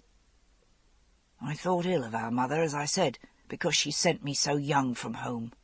But she gave me a loving foster-mother, and a brother of my own age, reared at my side, and as one with me in all things, and a home. She did less well by Lancelot. He was never at home, neither in Avalon, nor yet at the court of Ban of Benwick, where he was dragged up as just another of the king's unregarded bastards. Vivian did ill by him indeed, and I wish Arthur would give him a wife, so he might have a home at last. Well, said Morgane lightly, if the king wishes me to wed Lancelot, he need only name the day. You and Lancelot? Are you not too close kin for that? Balin asked, then thought for a moment. No, I suppose not. Igraine and Vivian were but half-sisters, and Gorlois and Ban of Benwick are not in any way akin. Though some of the church folk say foster-kin should be treated as bloodkin for marriage. Well, Morgane, I will drink to your wedding with pleasure on that day Arthur gives you to my brother, and bids you love him and care for him as Vivian never did. And neither of you need leave court. You, the Queen's favourite lady, and Lancelot, our King's dearest friend. I hope it comes to pass. His eyes dwelt on her with kindly concern. You too are well past the age when Arthur should give you to some man. And why should it be for the king to give me as if I were one of his horses or dogs? Morgane wondered, but shrugged. She had lived long in Avalon. She forgot at times that the Romans had made this the common law, that women were the chattels of their menfolk. The world had changed, and there was no point in rebelling against what could not be altered. Soon after she began to skirt the edges of the great mead table which had been Guinevere's wedding gift to Arthur. The great hall here in Caerleon, large as it was, wasn't really large enough. At one point she had to clamber over the benches because the table pushed them so close to the wall to get by the great curve of it. The pot-boys and kitchen boys, too, had to sidle past with their smoking platters and cups. "Is Kevin not here?" asked Arthur. "Then we must have Morgane to sing for us. I am hungry, too, for harps and all the things of civilized men. I'm not surprised the Saxons spent all their time making war. I have heard the dismal howling of their singers, and they have no reason to stay home."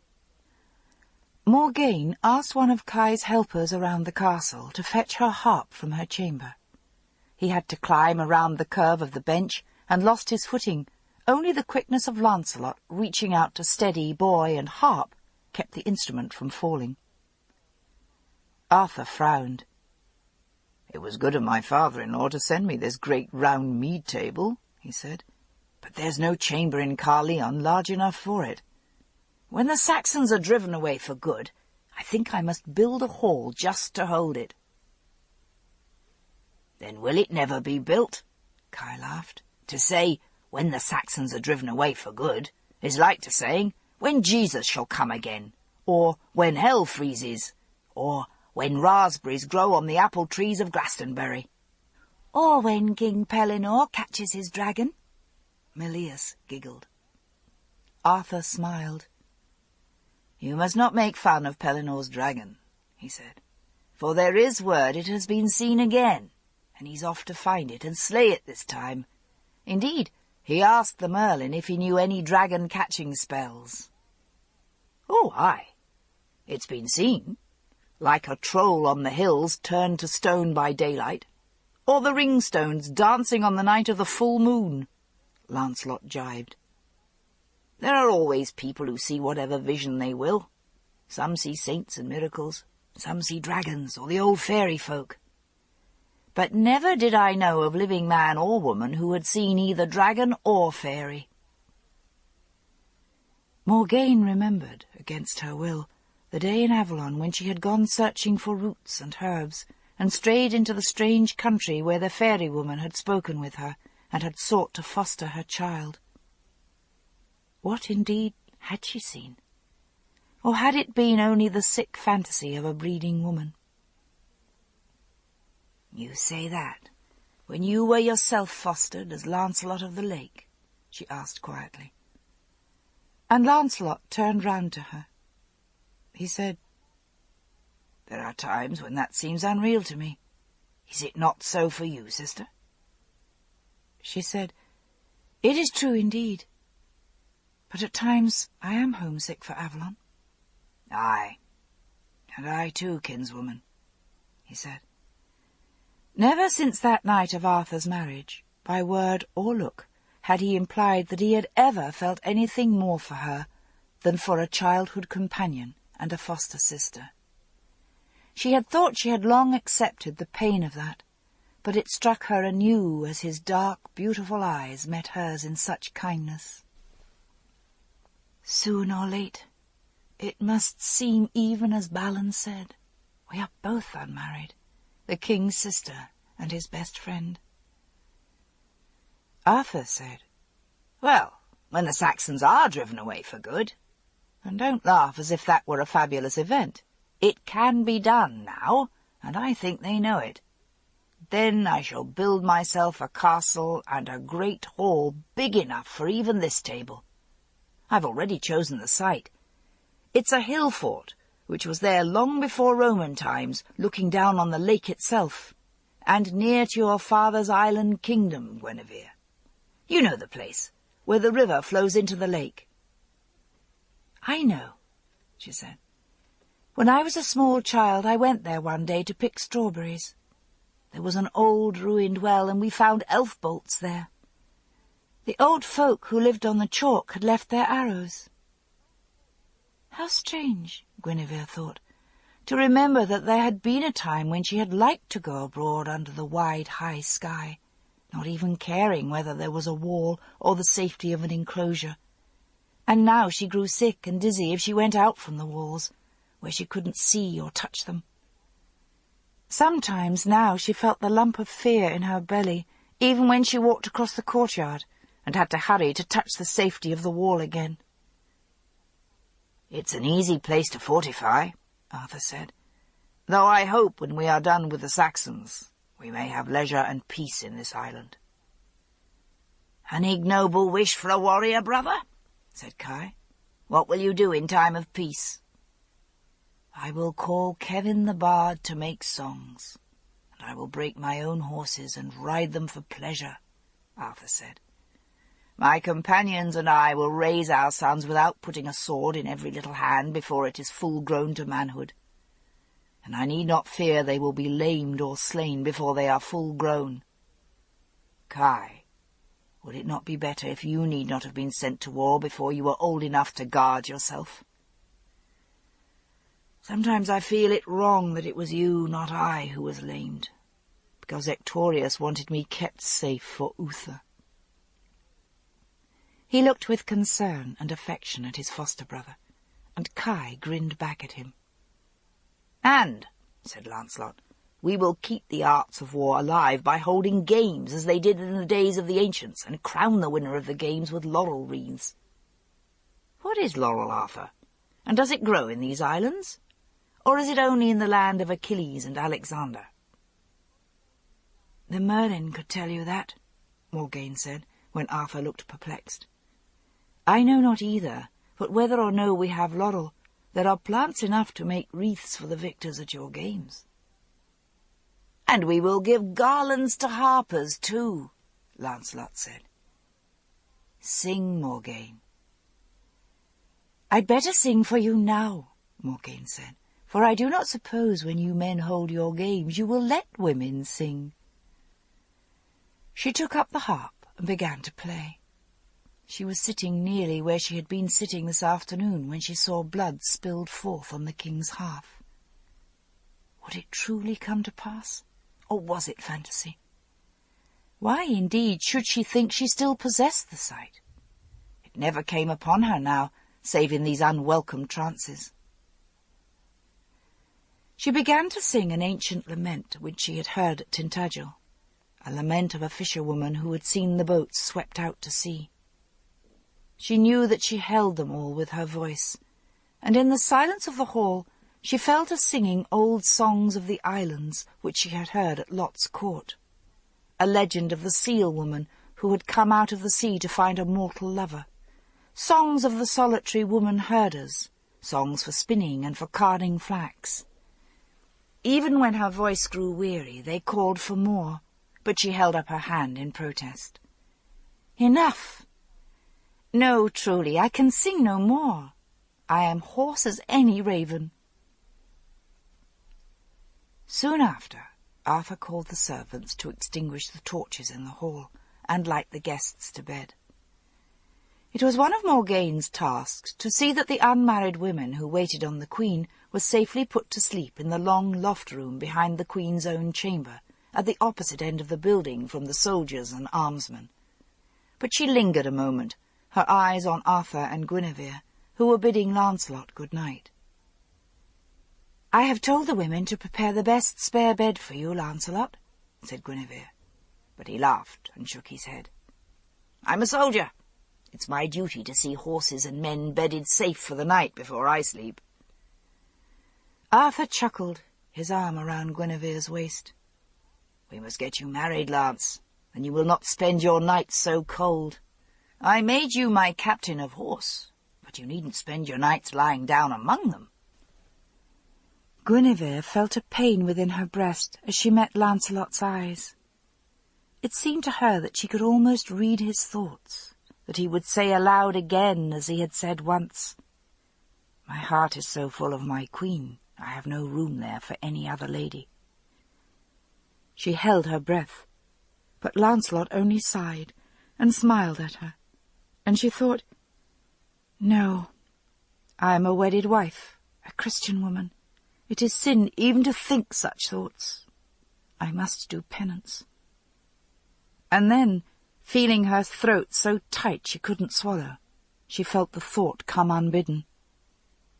"Penance enough that I must be apart from the one I love." And she gasped aloud, so that Arthur turned startled eyes on her. "What is it, love? Have you hurt yourself?" A pin pricked me," she said, and turned her eyes away, pretending to hunt for the pin at the folds of her dress. She saw Morgaine watching her and bit her lip. "She is always watching me, and she has the sight. Does she know all my sinful thoughts? Is that why she looks on me so scornfully?" Yet Morgaine had never shown her anything but a sister's kindness, and when she had been pregnant, in the first year of their marriage, when she had taken a fever and miscarried the child within 5 months, she couldn't bear to have any of her ladies about her, and Morgaine had cared for her almost like a mother. Why, now, was she so ungrateful? Lancelot bade them good night again, and withdrew. Guinevere was almost painfully conscious of Arthur's arm around her waist, the frank eagerness in his eyes. Well, they had been apart a long time, but she felt a sudden, sharp resentment. Not once since that time have I been pregnant. Can he not even give me a child? Oh, But surely that was her own fault. One of the midwives had told her it was like a sickness in cattle when they cast their calves unborn, time after time, and sometimes women took that sickness too, so that they couldn't carry a child more than a month or 2, 3 at the most. Somehow, through carelessness, she must have taken that illness, gone perhaps into the dairy at the wrong time, or drunk of milk from a cow who had cast her calf.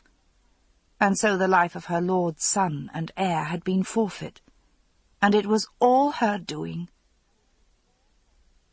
Torn with guilt, she followed Arthur into their chamber. "It's more than a jest, Gwen," said Arthur, sitting to draw off his leather hose. "We must get Lancelot married. Have you seen how all the lads run to him, and how good he is with them? He should have sons of his own." "I have it, Gwen. We will marry him to Morgane." "No." The word was torn from her before she thought, and Arthur looked at her, startled. "What's the matter with you? Doesn't it seem perfect, the right choice? My dear sister and my best friend, and their children, mark you, would be next heirs to our throne in any case, if it should be that the gods send us no children." "No, no. Don't cry, my love," he begged. And Guinevere knew, humiliated and shamed, that her face had twisted with weeping. "I meant not to reproach you, my dearest love. Children come when the goddess wills. But only she knows when we will have children, or if we will ever have them at all. And although Gawain is dear to me, I have no will to put a son of Lot on the throne if I should die. Morgane is my own mother's child, and Lancelot my cousin." "Surely it cannot matter to Lancelot whether or no he has sons," said Guinevere. "He is 5th, or is it 6th, son to King Ban, and bastard-born at that." "I never thought to hear you, of all people, reproach my kinsman and dearest friend with his birth," Arthur said. "And he is no ordinary bastard, but son to the Grove and the great marriage." "Pagan harlotries! If I were King Ban, I would clean all such sorcerous filth from my kingdom." "And so should you." Arthur shifted uneasily, clambering under the bed-cover. "Lancelot would have little cause to love me if I drove his mother from this kingdom. And I am sworn to honour Avalon, by the sword they gave me at my king-making." Guinevere looked at the great sword Excalibur, where it hung over the edge of the bed in its magical scabbard, covered with mystical symbols that seemed to shine with pale silver and mock at her. She put out the light and lay down beside Arthur, saying, "Our Lord Jesus would safeguard you better than any such wicked enchantments. You did not have to do with any of their vile goddesses and sorcery before you were made king, did you? I know such things were done in Uther's day, but this is a Christian land." Arthur shifted uneasily and said, "There are many folk in this land, the old people, who dwelt here long before Rome came to us. We cannot take their gods from them. And what befell before my crowning?" "Well, that touches you not, my Guinevere." "Men cannot serve 2 masters," said Guinevere, surprised at her own daring. "I would have you altogether a Christian king, my lord." "I owe allegiance to all my people," said Arthur, "not those alone who follow Christ." "It seems to me," said Guinevere, "that those are your enemies, not the Saxons. The true warfare for a Christian king is only against those who do not follow Christ." Arthur laughed uneasily at that. "Now do you sound like the Bishop Patricius? He would have us Christianize the Saxons rather than putting them to the sword, so that we may live at peace with them. For my part, I am like to the priests who were here in the older days, who were asked to send missionaries to the Saxons. Know you what they said, my wife? No, I've never heard. They said they would send no missionaries to the Saxons, lest they be forced to meet them in peace, even before God's throne. Arthur laughed heartily, but Guinevere didn't smile. And after a time he sighed. Well, think on it, my Guinevere. It seems to me the best possible marriage, my dearest friend and my sister. Then would he be my brother, and his sons my heirs. In the darkness his arms went round her, and he added, But now we must strive to make it come to pass that we will need no other heirs, you and I, my love, but those you can give to me. God grant it, whispered Guinevere, moving into his arms, and tried to close away everything out of her mind but Arthur, here in her arms.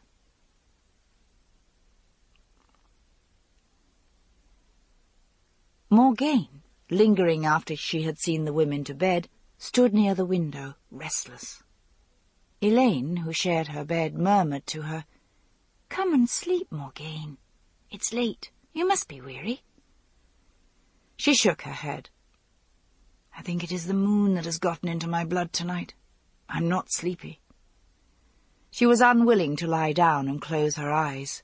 Even if she hadn't the sight, it was her imagination which would torment her. All round her the newly returned men joined with their wives. She thought, with a wry smile in the darkness, "It is like to Beltane in Avalon." Even the soldiers who weren't wedded, she was sure, had somehow found women for this night. Everyone, from the king with his wife down to the stableman, lay in someone's arms tonight, except for the queen's maidens. Guinevere thought it her duty to guard their chastity, even as Balin had said. "And I am guarded with the queen's maidens." Lancelot at Arthur's wedding. That had come to nothing through no fault of their own. And Lancelot had stayed away from the court as often as he might. No doubt so that he need not see Guinevere in Arthur's arms. But he is here now. And like herself, he was alone this night, among soldiers and horsemen, no doubt dreaming of the queen, of the one woman in the kingdom he could not have. For surely every other woman at court, wedded or maiden, was as willing to have him as she herself. Save for bad fortune at Arthur's wedding, she would have had him, and, honourable as he was, if he had made her pregnant, he would have married her. Not that it is likely I would have conceived, with the harm I suffered at Gwydion's birth, but I needn't have told him that.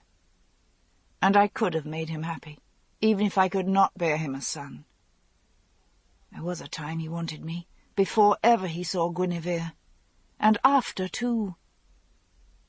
Save for mischance, I would have made him forget her in my arms.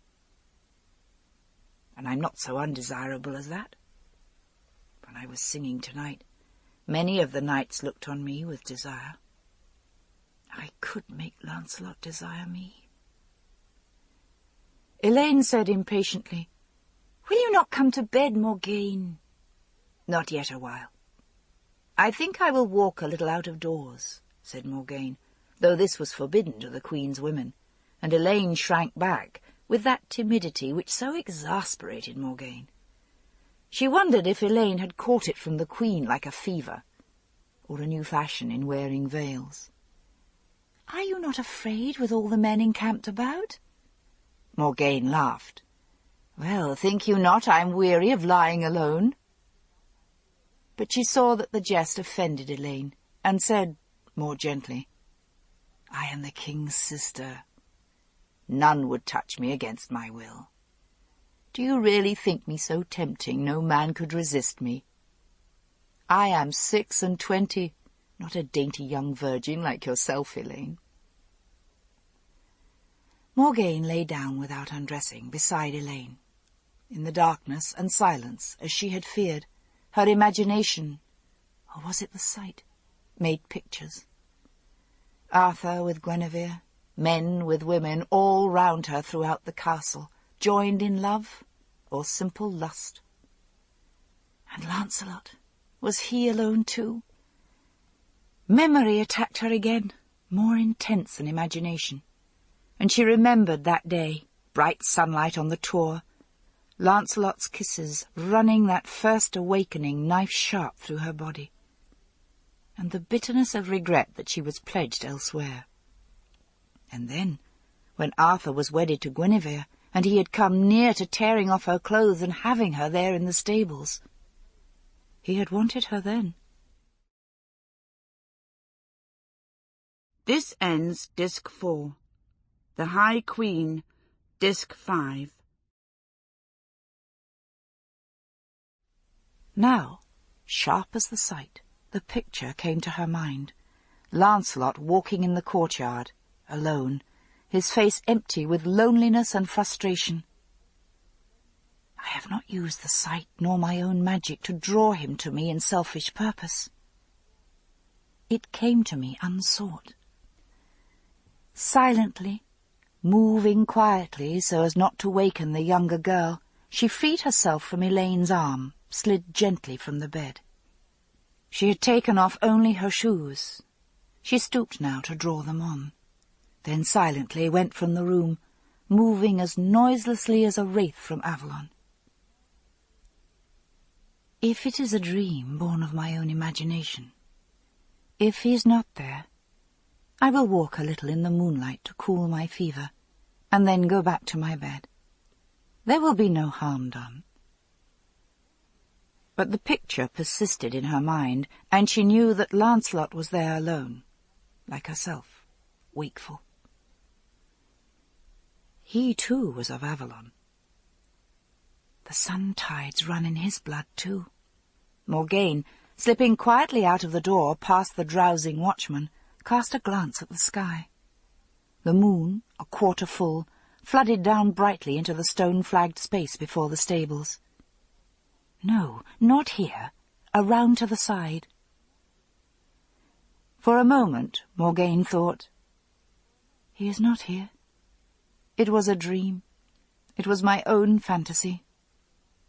She almost turned about to go back to her bed, suddenly flooded with shame.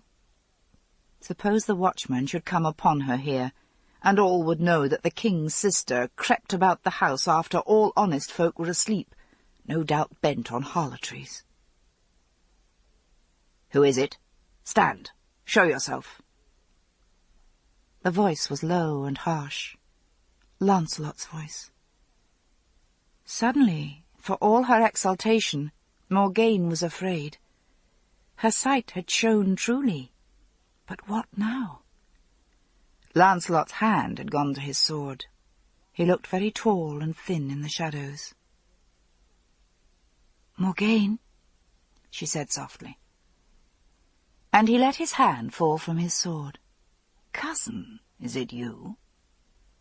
She came out of the shadows, and his face, keen and troubled, softened as he looked at her.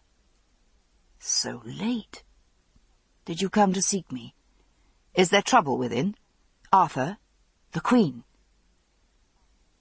Even now he thinks only of the Queen, Morgane thought, and felt it like a tingling in her fingertips and the calves of her legs, anger and excitement. She said, "No, all is well, as far as I know. I am not privy to the secrets of the royal bedchamber."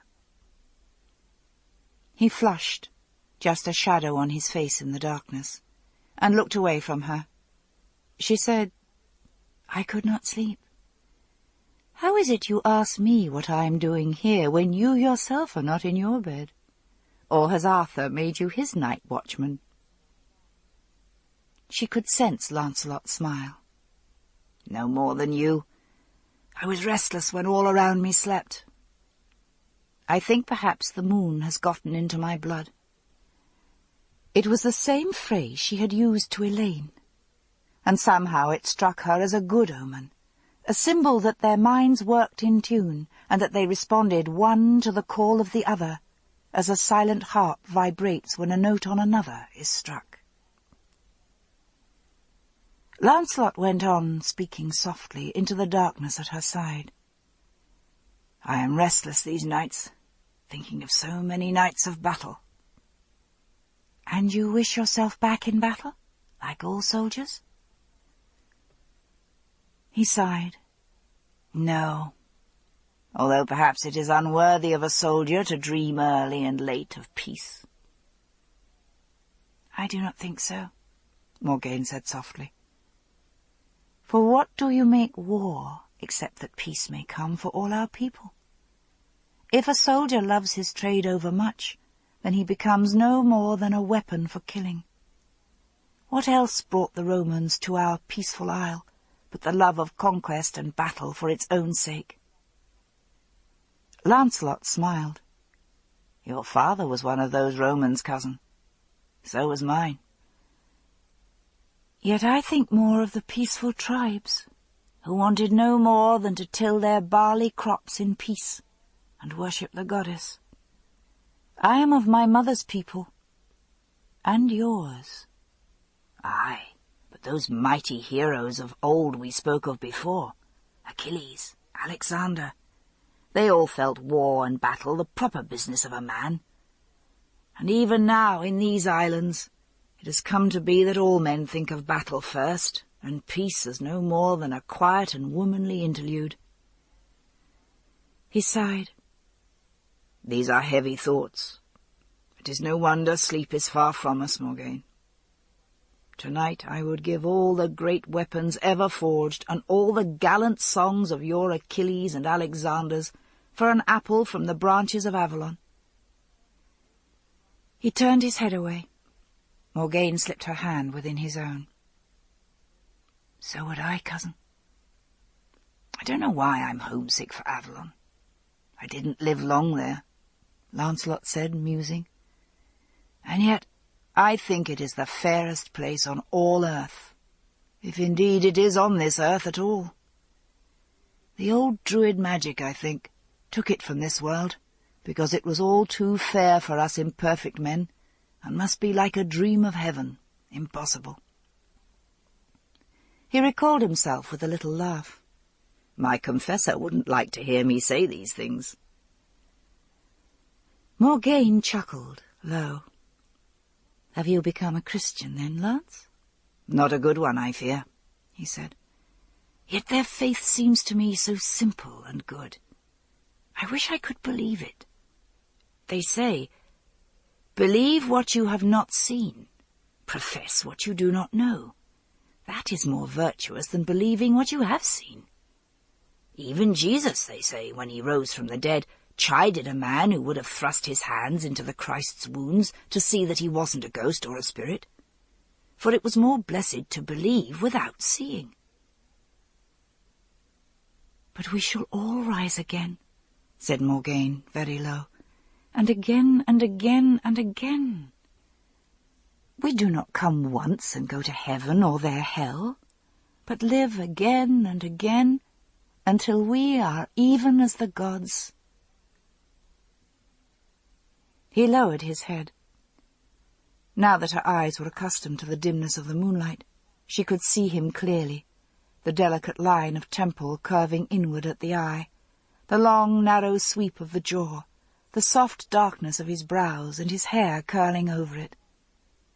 Again his beauty made a pain in her heart. He said, "I had forgotten you were a priestess, and you believe." Their hands were clasped lightly. She felt his stir within her own, and loosed it. "Sometimes I do not know what I believe. Perhaps I've been too long away from Avalon." "Nor do I know what I believe," he said.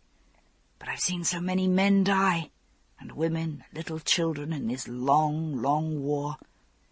It seems that I've been fighting since I grew tall enough to hold a sword. And when I see them die, I think faith is an illusion. And the truth is that we all die as the beasts die, and are no more, ever, like grass cut down and last year's snow." "But these things too return again," Morgaine whispered. "Do they? Or is this the illusion?" His voice sounded bitter. "I think perhaps there is no meaning in any of it. All the talk of gods and the goddesses are fables to comfort children. Oh, God, Morgaine, why are we talking like this? You should go to your rest, cousin, and so should I." "I will go if you wish it," she said, and even as she turned away, happiness surged through her because he reached for her hand. "No, no. When I am alone, I fall prey to these fancies and wretched doubts, and if they must come, I would rather speak them aloud so I can hear what folly they are. Stay with me, Morgaine." "As long as you wish," she whispered, and felt tears in her eyes. She reached out and put her arms around his waist.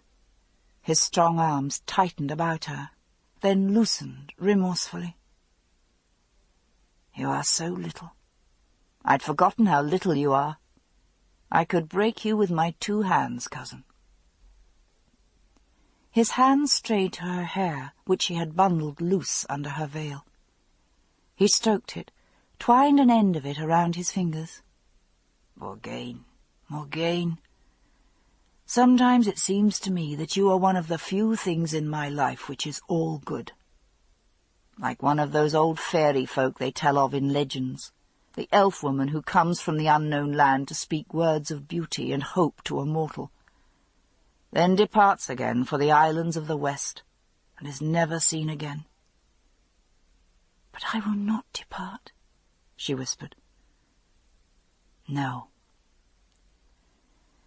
At one side of the flagged yard there was a block where sometimes men sat waiting for their horses. He drew her toward it and said, "Sit here beside me," then hesitated. "No, this is no place for a lady," and started to laugh. "Nor was the stable that day. Do you remember, Morgaine?" "I thought you had forgotten after that devil horse threw you." "You shouldn't call him devil. He saved Arthur's life in battle more than once, and Arthur would think him guardian angel instead," Lancelot said. "Oh, that was a day of wretchedness. I would have wronged you, cousin, to take you like that. I've often longed to beg your pardon, and hear you grant me forgiveness, and say you bore me no malice."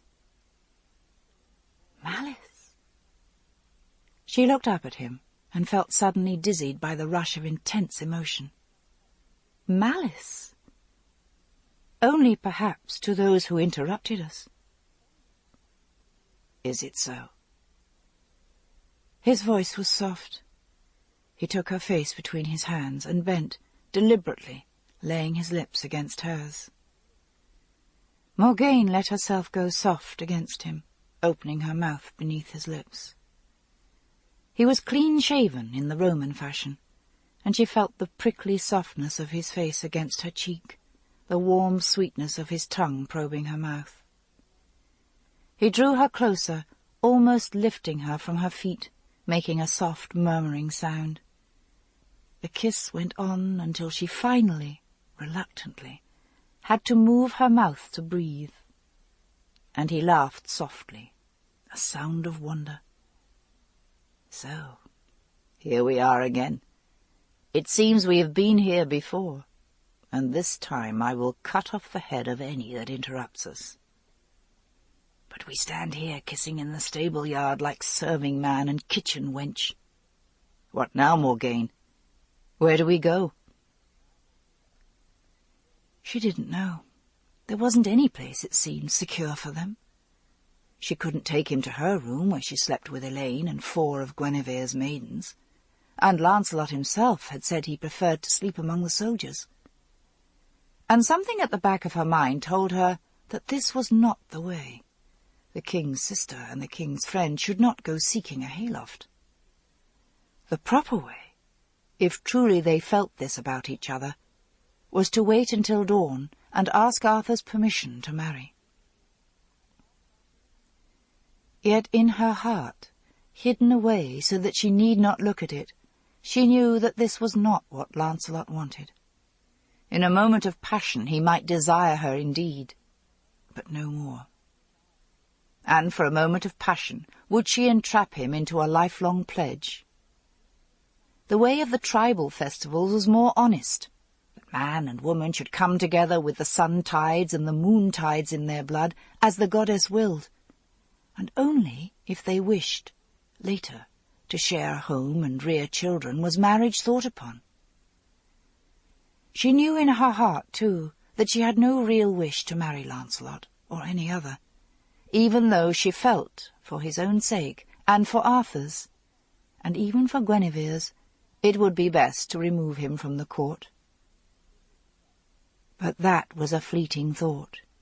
She was dizzy with his closeness, the sound of his heart pounding against her cheek. He wanted her. There was not, now, in his heart, any thought of Guinevere or anyone but herself. Let it be with us as the goddess wills, man and woman. I know, she whispered, and caught at his hand.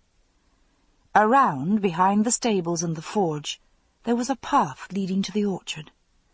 The grass was thick and soft, and sometimes the women sat there on a bright afternoon. Lancelot spread his cloak in the grass.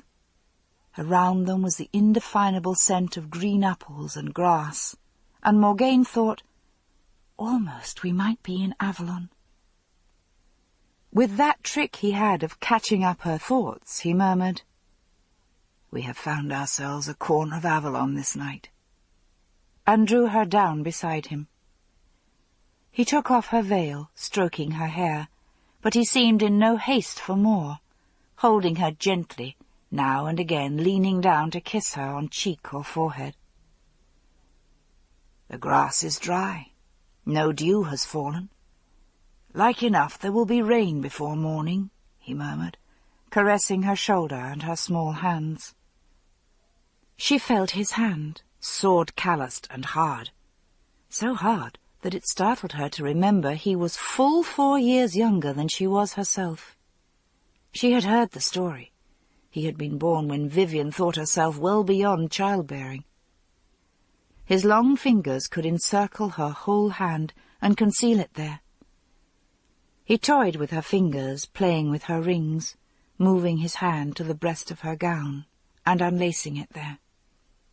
She felt dizzied, shaken, passion sweeping through her like the tide surging in and covering a beach, so that she went under and drowned in his kisses. He murmured something that she couldn't hear, but she didn't ask what he had said. She was beyond listening to words. He had to help her out of her gown. The dresses worn at court were more elaborate than the simple robes she had worn as a priestess, and she felt clumsy, awkward. Would he like her? Her breasts seemed so soft and limp. They had been so since Gwydion's birth. She remembered how they had been when he first touched her, tiny and hard. But he seemed to notice nothing, fondling her breasts, taking the nipples between his fingers, and then, gently, between his lips and his teeth. Then she lost thought altogether, nothing existing in the world for her except his hands touching her, the pulse of awareness in her own fingers running down the smoothness of his shoulders, his back, the fine dark softness of the hair there. Somehow she had thought that the hair on a man's chest would be wiry and coarse, but it was not so with him. It was soft and silky as her own hair, curling so fine and close. In a daze, she remembered that the first time for her had been with a youth no more than 17, who scarce knew what he was about, so that she had had to guide him, to show him what to do. And for her, that had been the only time, so that she came almost virgin to Lancelot. In a rush of grief she wished that for her it was the first time, so that it might have been so blissful for her to remember. It should have been like this. This was how it should have been. She moved her body against his, clinging in entreaty, moaning.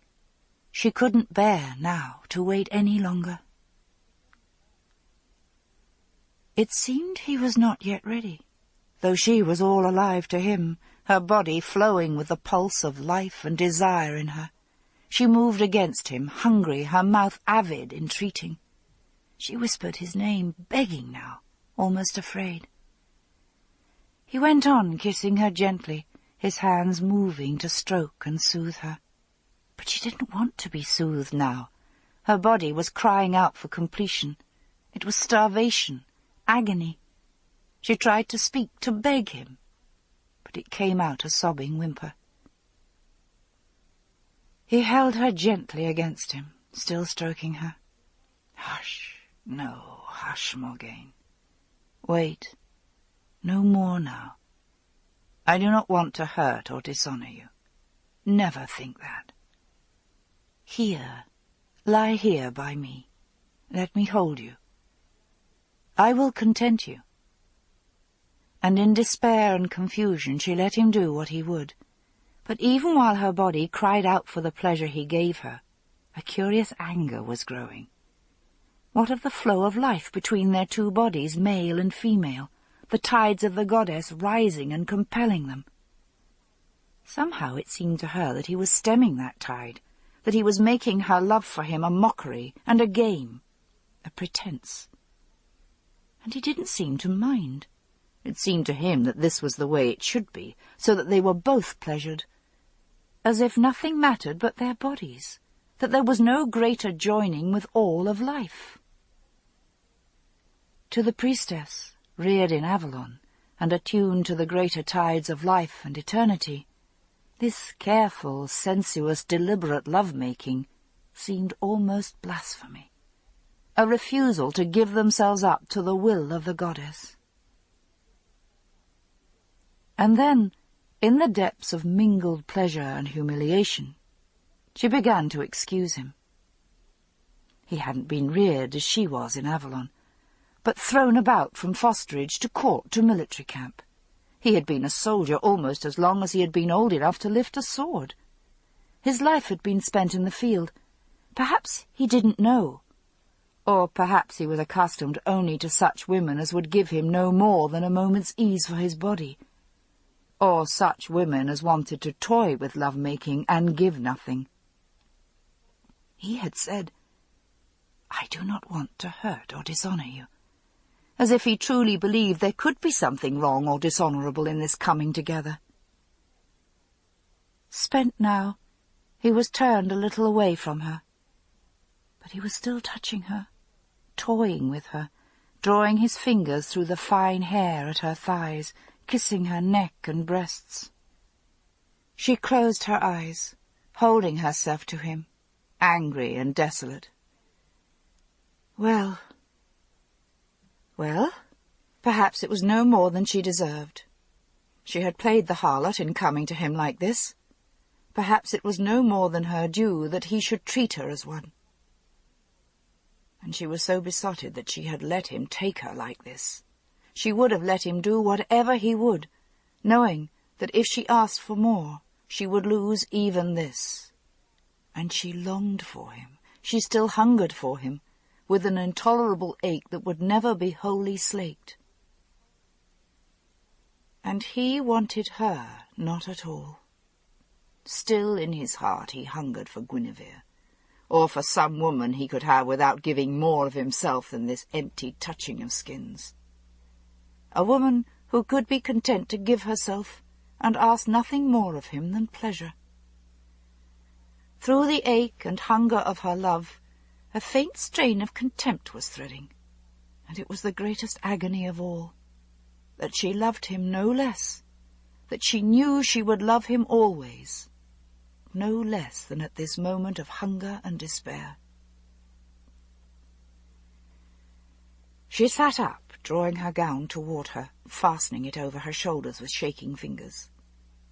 He sat silent, watching her, stretching out his hands to help her adjust it.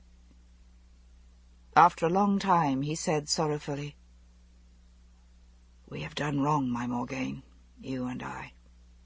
Are you angry with me?" She couldn't speak. Her voice was too tight with pain. At last she said, straining her voice to form the words, "No, not angry." And she knew that she should raise her voice and scream at him, demand what he could not give her. Nor any woman, perhaps. "You are my cousin, my kinswoman. But there is no harm done," he said, and his voice was shaking. "At least I have not that to blame myself, that I could bring you to dishonour before all the court. I would not do so for the world. Believe me, cousin, I love you well." She could not keep back her sobs now. "Lancelot, I beg you, in the name of the goddess, speak not so. What harm is done? It was in the way of the goddess, what we both desired."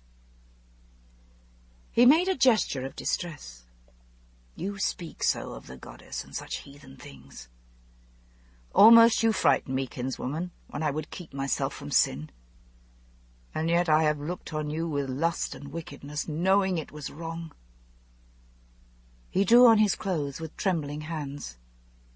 At last he said, almost choking, "The sin seems to me more deadly, I suppose, than it is. I would you were not so like to my mother, Morgaine." It was like a blow in the face, like a cruel and treacherous blow. For a moment she couldn't speak. Then, for an instant, it seemed that the full rage of the goddess angered, possessed her, and she felt herself rising, towering. She knew it was the glamour of the goddess coming upon her, as it had done in the Avalon barge. She felt herself small and insignificant as she was, looming over him, and saw the powerful knight, the captain of the king's horse, shrink away, small and frightened, as all men are small in the sight of the goddess. You are a contemptible fool, Lancelot," she said. "You are not even worth cursing." She turned and fled from him, leaving him sitting there with his breeches half fastened, staring after her in astonishment and shame. She felt her heart pounding. Half of her had wanted to scream at him, shrewish as a skua gull. The other half wanted to break down and weep in agony, in despair, begging for the deeper love he had denied her and rejected, refusing the goddess in her. Fragments of thought flickered in her mind, an old tale of the goddess, surprised and refused by a man, and how the goddess had had him torn to shreds by the hounds who ran hunting with her. And there was sorrow that she had what she had dreamed of all these long years, and it was dust and ashes to her. A priest would say this was the wages of sin. I heard such, often enough, from Igraine's house-priest before I went to be fostered in Avalon. At heart, am I more of a Christian than I know? And again, it seemed to her that her heart must break from the wreck and disaster of her love. In Avalon, this could never have come to pass. Those who came to the goddess in this way would never have so refused her power. She paced up and down, a raging fire unslaked in her veins, knowing that no one could possibly understand how she felt, except for another priestess of the goddess. Vivian, she thought with longing.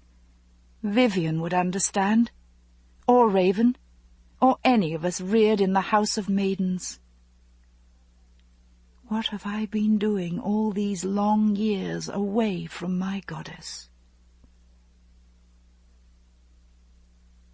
Morgaine speaks. 3 days later, I got leave from Arthur to depart from his court and ride to Avalon. I said only that I was homesick for the isle and for Vivian, my foster-mother. And in those days I had no speech with Lancelot, save for the small courtesies of every day when we could not avoid meeting. Even in those I marked that he would not meet my eyes. and I felt angry and shamed, and went out of my way that I might not come face to face with him at all. So I took horse, and rode eastward through the hills. Nor did I return to Caerleon for many years, nor knew I anything of what befell in Arthur's court. But that is a tale for another time. Chapter 8. In the summer of the next year, the Saxons were massing off the coast, and Arthur and his men spent all the year in gathering an army for the battle they knew must come. Arthur led his men into battle and drove the Saxons back, but it wasn't the decisive battle and victory for which he had hoped. They were damaged indeed, and it would take them more than a year to recover, but he hadn't enough horses and men to defeat them firmly and for all time, as he hoped to do. At this battle he took a wound, which seemed not serious, but it festered and inflamed, and he had to spend much of the autumn bedfast. The first snow flurries were coming over the walls of Caerleon before he could walk a little about the courtyard, leaning on a stick, and he would bear the scars to his grave. "It will be full spring before I can sit a horse again," he observed gloomily to Guinevere, who stood close to the courtyard wall, her blue cloak wrapped tight around her. "It may well be," Lancelot said, "and longer, my dear lord, if you take cold in your wound before it is full healed. Come within doors, I beg you. Look, there is snow on Guinevere's cloak." "And in your beard, Lance. Or is that only the first grey?" Arthur asked, teasing, and Lancelot laughed. "Both, I suppose. There you have the advantage of me, my king. Your beard is so fair the grey will not show when it comes. Here, lean on my arm." Arthur would have waved him away, but Guinevere said, "No, take his arm, Arthur. You will undo all our fine leechcraft if you fall, and the stones are slippery underfoot, with this snow melting as it comes down."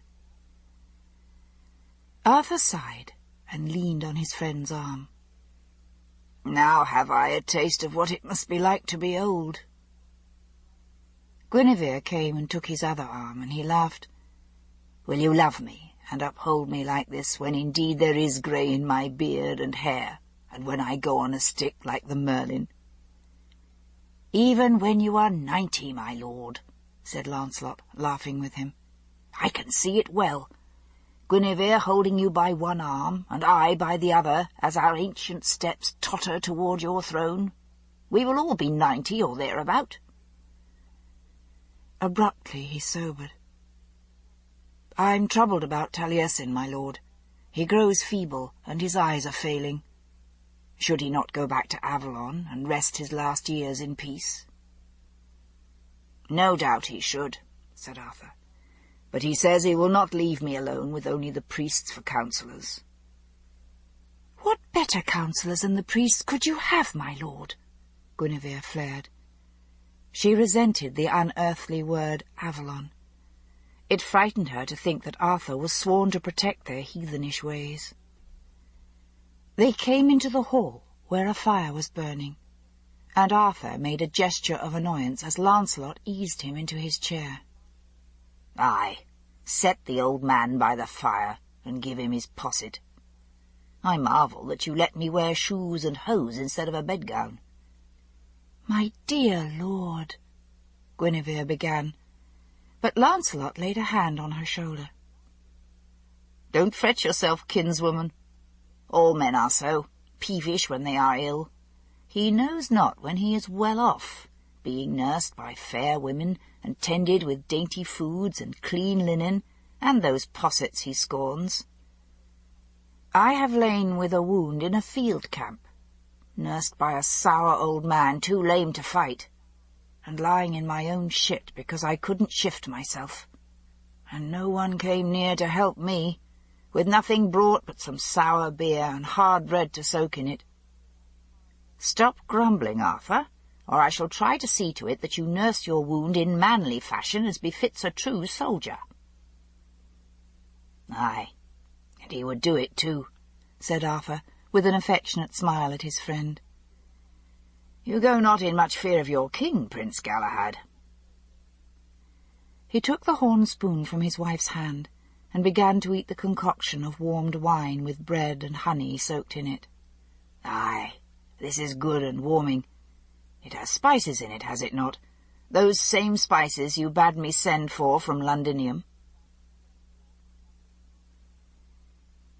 Kai came to them when Arthur had finished and said, "So, how goes the wound after an hour of walking on it, my lord? Is there still much pain?" "Not as much as the last time, and that's all I can say," Arthur said. "It's the first time I have known what real fear was. Fear I might die with my work still undone." "God would not have it so," Guinevere said. Arthur patted her hand. "I told myself that, but a voice within kept saying to me that this was the great sin of pride, fearing that I or any man couldn't be spared from what God wishes to be done. I have thought long about such things while I lay unable to set foot to the ground." "I cannot see that you have so much undone, save for the final victory over the Saxons, my lord," said Kai. "But now you must go to your bed. You are weary with the out-of-doors." When Arthur was stretched out on the bed, Kai took his clothes away and examined the great wound which still, faintly, oozed matter through the cloths. Kai said, "I will send for the women, and you must have hot cloths on this again. You have strained it. It's well you didn't break it open while you were walking." When the women had brought steaming kettles and mixed the compresses of herbs and hot water, laying folded cloths upon the wound so hot that Arthur winced and roared, Kai said, "Aye, but you were lucky even so, Arthur. Had that sword struck you a handspan to one side, Guinevere would have even more cause to grieve, and you would be known far and wide as the gelded king. As in that old legend. Know you not the tale? The king wounded in the thigh, and as his powers fade, so fades the land and withers, till some youth comes who can make it spring fertile anew." Guinevere shuddered, and Arthur said testily, shifting in pain under the heat of the compress, "This is no tale to tell a wounded man." "I should think it would make you more aware of your good fortune, that your land will not wither and be sterile," Kai said. "By Easter, I dare say, the Queen's womb could be quick again, if you are fortunate." "God grant it," Arthur said. But the woman winced and turned away. Once again she had conceived, and once again all had gone awry, so quickly that she had scarce known she had been with child. Would it be so always with her? Was she barren? Was it the punishment of God on her that she did not strive early and late to bring her husband to be a better Christian? One of the women took away the cloth and would have replaced it. Arthur reached for Guinevere. "No, let my lady do it. Her hands are gentler," he said. And Guinevere took the steaming hot cloth. So hot it was, she burned her fingers, but she welcomed the pain as penance. It was her fault, all her fault. He should put her away as barren, and take a wife who could give him a child. It was wrong that he should ever have married her. She had been 18, and already past her most fruitful years. Perhaps, if only Morgane were here, I would indeed beseech her for that charm which could make me fruitful. "It seems to me now that we have need of Morgane's leechcraft," she said. "Arthur's wound goes not as it should, and she is a notable mistress of healing arts, as is the Lady of Avalon herself. Why do we not send to Avalon and beseech one of them to come?" Kai frowned at her and said, "I don't see that there is need of that." Arthur's wound goes on well enough. I've seen much worse come to full healing. Still, I would be glad to see my good sister, said Arthur, or my friend and benefactor, the Lady of the Lake. But from what Morgane has told me, I do not think I will see them together. Lancelot said, I will send a message to Avalon and beg my mother to come, if you will have it, Arthur. But it was at Guinevere he looked, and their eyes met for a moment. In these months of Arthur's illness, it seemed he had been ever at her side, and such a rock of strength to her that she knew not what she would have done without him. In those first days when none believed that Arthur could live, he had watched with her, tireless, his love for Arthur making her ashamed of her thoughts. He is Arthur's cousin, even as Gawain. He stands as near to the throne, the son of Igraine's own sister. If aught came to Arthur, then would he be as much a king as we have need of. In the old days the king was naught but the husband of the queen. "Shall we send, then, for the Lady Vivian?" Guinevere asked. "Only if you have a wish to see the lady," said Arthur with a sigh. "I think now all I need is a greater share of that patience to which the bishop counselled me when I spoke last with him. God was good to me indeed, that I lay not disabled when the Saxons first came, and if he goes on showing me his grace, I will be able to ride when they come again. Gawain is off gathering the men to the north, is he not, for Lot and Pellinore?" "Aye," Lancelot laughed. "He has told Pellinore that his dragon must wait till we have dealt with the white horse. He must bring all his men and come when we summon him. And Lot will come too, though he grows old. He will not let pass any chance that the kingdom might still go to his sons." "It will go to his sons indeed, if I give Arthur no son," Guinevere thought. It seemed that every word anyone spoke, of whatever matter, was an arrow, a taunt aimed into her heart for failing the first duty of a queen. Arthur liked her well. They could have been happy. Could she only have felt free for one moment of the guilt of her childlessness? Almost, for a time, she had welcomed this wound, for he couldn't think of lying with any woman, and there was no reproach to her. She could care for him and cosset him, have him to herself as a wife could so seldom do when her husband belonged not to her, but to a kingdom.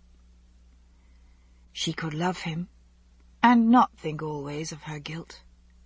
When he touched her, think of their love, not only of her fear and her desperate hope.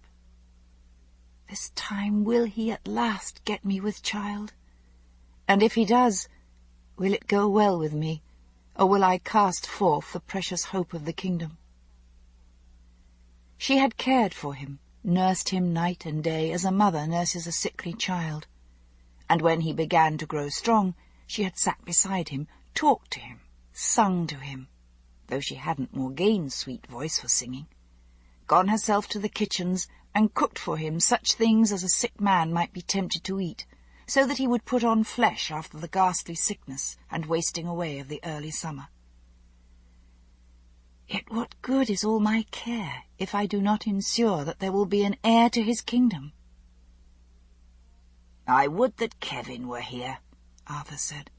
"I would like to hear some music. Or Morgane. We have no fitting minstrels at court now." "Kevin has gone back to Avalon," Lancelot said. "The Merlin told me he had gone for some priestly doings there. So secret he could tell me no more.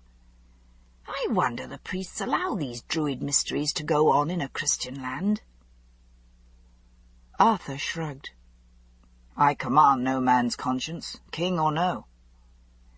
Guinevere said sternly, "God will be worshipped as he wills, Arthur, not as men choose, and therefore he sent the Christ to us."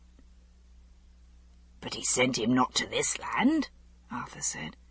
"And when the holy Joseph came to Glastonbury and thrust his staff there in the earth, and it bloomed, then the druids welcomed him, and he didn't scorn to share their worship." "Bishop Patricius says that is an evil and heretical tale," Guinevere insisted, "and the priests who worship in common with the Druids should be stripped of their priesthood and driven forth as he drove the Druids themselves." "He will not do it during my time," said Arthur firmly. "I have sworn my protection to Avalon." He smiled and stretched out his hand to where the great sword Excalibur hung in its crimson velvet scabbard. "And you have reason to be grateful for that magic, Guinevere. Had I not had this scabbard about me, nothing could have saved me. Even as it was, I came near to bleeding to death, and only its magic staunched the bleeding. Would I not be worse than an ingrate if I betrayed their goodwill?" "You believe that?" Guinevere asked. "You would put magic and sorceries above God's will?" "Why, sweetheart," Arthur said, and touched her fair hair, "do you believe that anything man can do is in despite of God's will? If this scabbard kept me indeed from bleeding to death, then it couldn't have been God's will that I should die. It seems to me that my faith is closer to God than yours, if you fear that some wizard could undo what God wishes. We are all in God's hands." Guinevere looked quickly at Lancelot. There was a smile on his face, and it seemed for a moment that he was mocking them. But it passed, and the woman thought it must have been no more than a little shadow. "Well, if you wish for music, Arthur, Taliesin will come and play for you, I suppose. Though he grows old, and his voice is nothing for singing, his hands still have great skill at harping." "Call for him, then," said Arthur, and laughed. "In Scripture we are told that the old King Saul called for his young harper to play and ease his mind. But here I am, a young king who has need of his old harper to play and cheer his soul." Lancelot went in search of the Merlin, and when he came with his harp, they sat for a long time in the hall, listening to the music. Guinevere thought of Morgane playing there. "Would that she were here, to give me a charm, but not before my lord recovers." And then, looking across the fire at Lancelot, she felt sinking in her body. He sat on a bench, leaning back and listening to the music, his hands tucked behind his head, his long legs stretched out to the fire. The other men and women had gathered close to listen to the music. Elaine, Pelinor's daughter, had been bold enough to come and crowd onto the bench beside Lancelot, but he sat without paying any heed to her. "Lancelot would be the better for a wife. I should bestir myself and write to King Pellinor that he should give Elaine to Lancelot. She is my cousin, and not unlike me. She is marriageable." But she knew she would not. She told herself it would be time enough for that on the day Lancelot told them he was seeking to be wedded. If Arthur shouldn't recover. Oh, no, no, never will I think of that. She crossed herself in secret. But, she thought, it was long since she had been in Arthur's arms, and it was likely he couldn't give her a child anyway. She found herself wondering what it would be like to lie with Lancelot. Could he give her the child she wished for? Suppose she took Lancelot as lover? She knew there were women who did such things. Morgause now made no secret of it. Now that she was past childbearing, her harlotries were as scandalous as Lot's wenching. She felt the colour creeping up in her cheeks, and hoped no one had seen as she looked at Lancelot's hands lying quiet in his lap, and wondered what it would be like to feel them caressing her. No, she dared not think of that. When women took lovers, they must take care not to be made pregnant, not to bear a child who could disgrace them or bring shame on their husbands. So if she was barren then, it wouldn't matter. It would be her good fortune. In God's name, how could she, a chaste and Christian woman, have such evil thoughts? Once before she had thought this, and when she told it in confession, the priest had said only that it was no more than reason, that with her husband so long sick, her thoughts should turn to such things. She must not feel guilty, but pray much and care for her husband, and think only that it was harder still for him.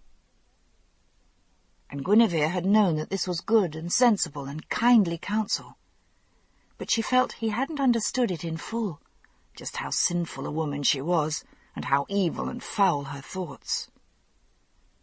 Otherwise surely he would have berated her and given her heavy penance, and then she would have felt better and more free.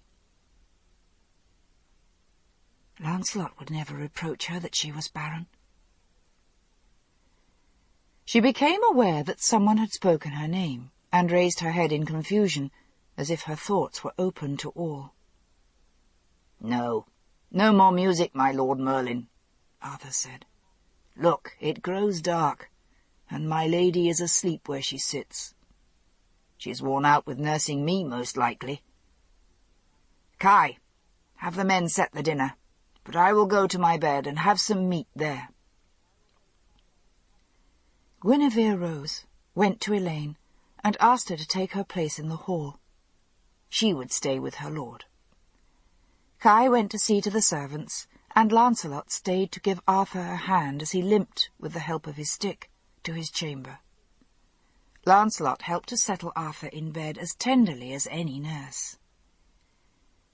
"If he needs anything in the night, see that you have them call for me. You know where I sleep," he said low to Guinevere. "I can lift him more easily than any other."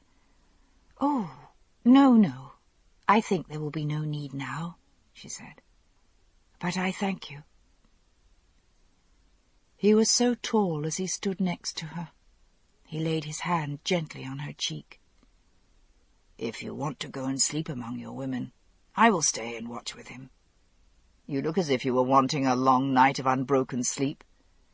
You are like a nursing mother who has no rest till her babe can sleep through the night without stirring." "I can care for Arthur.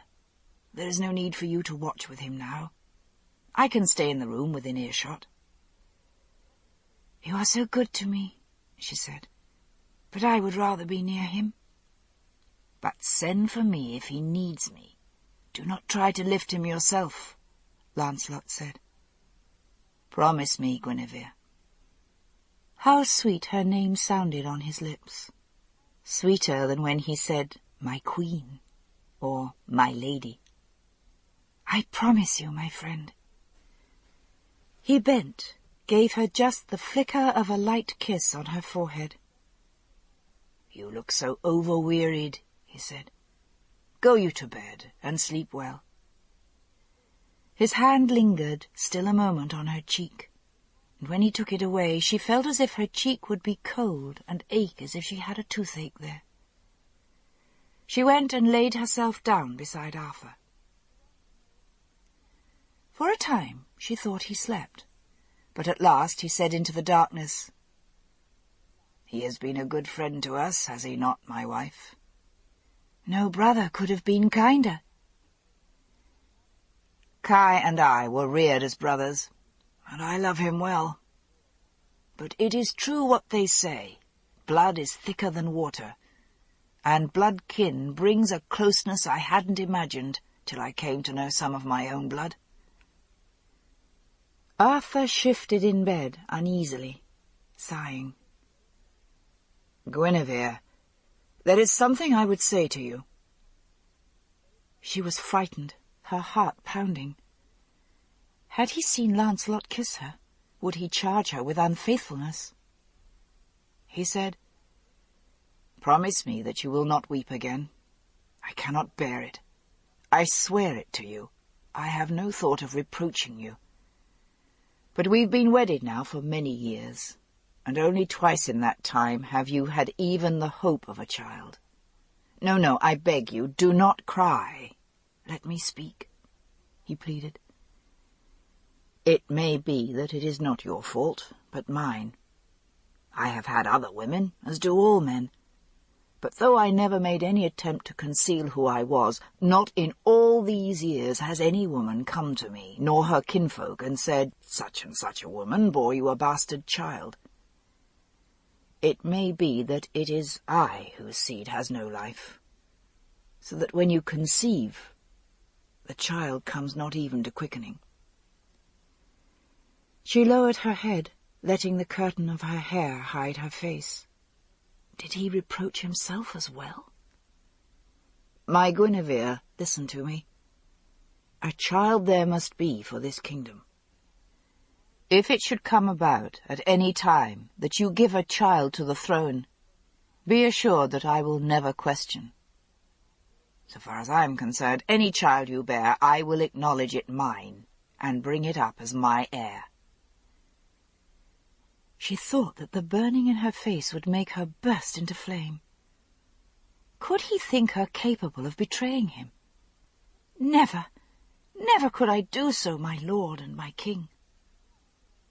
You know the ways of Avalon. No, my wife. Do not interrupt me. Let me speak. Where, when a man and woman come together in this wise, the child is said even to be born of the god. Guinevere, I would like it well if God sent us a child, whoever should work God's will in fathering him. Do you understand me? And if it should so happen that the one who so did the will of heaven were my dearest of friends and the closest of kinsmen to me, then would I bless him and the child you bore. No, no, do not weep.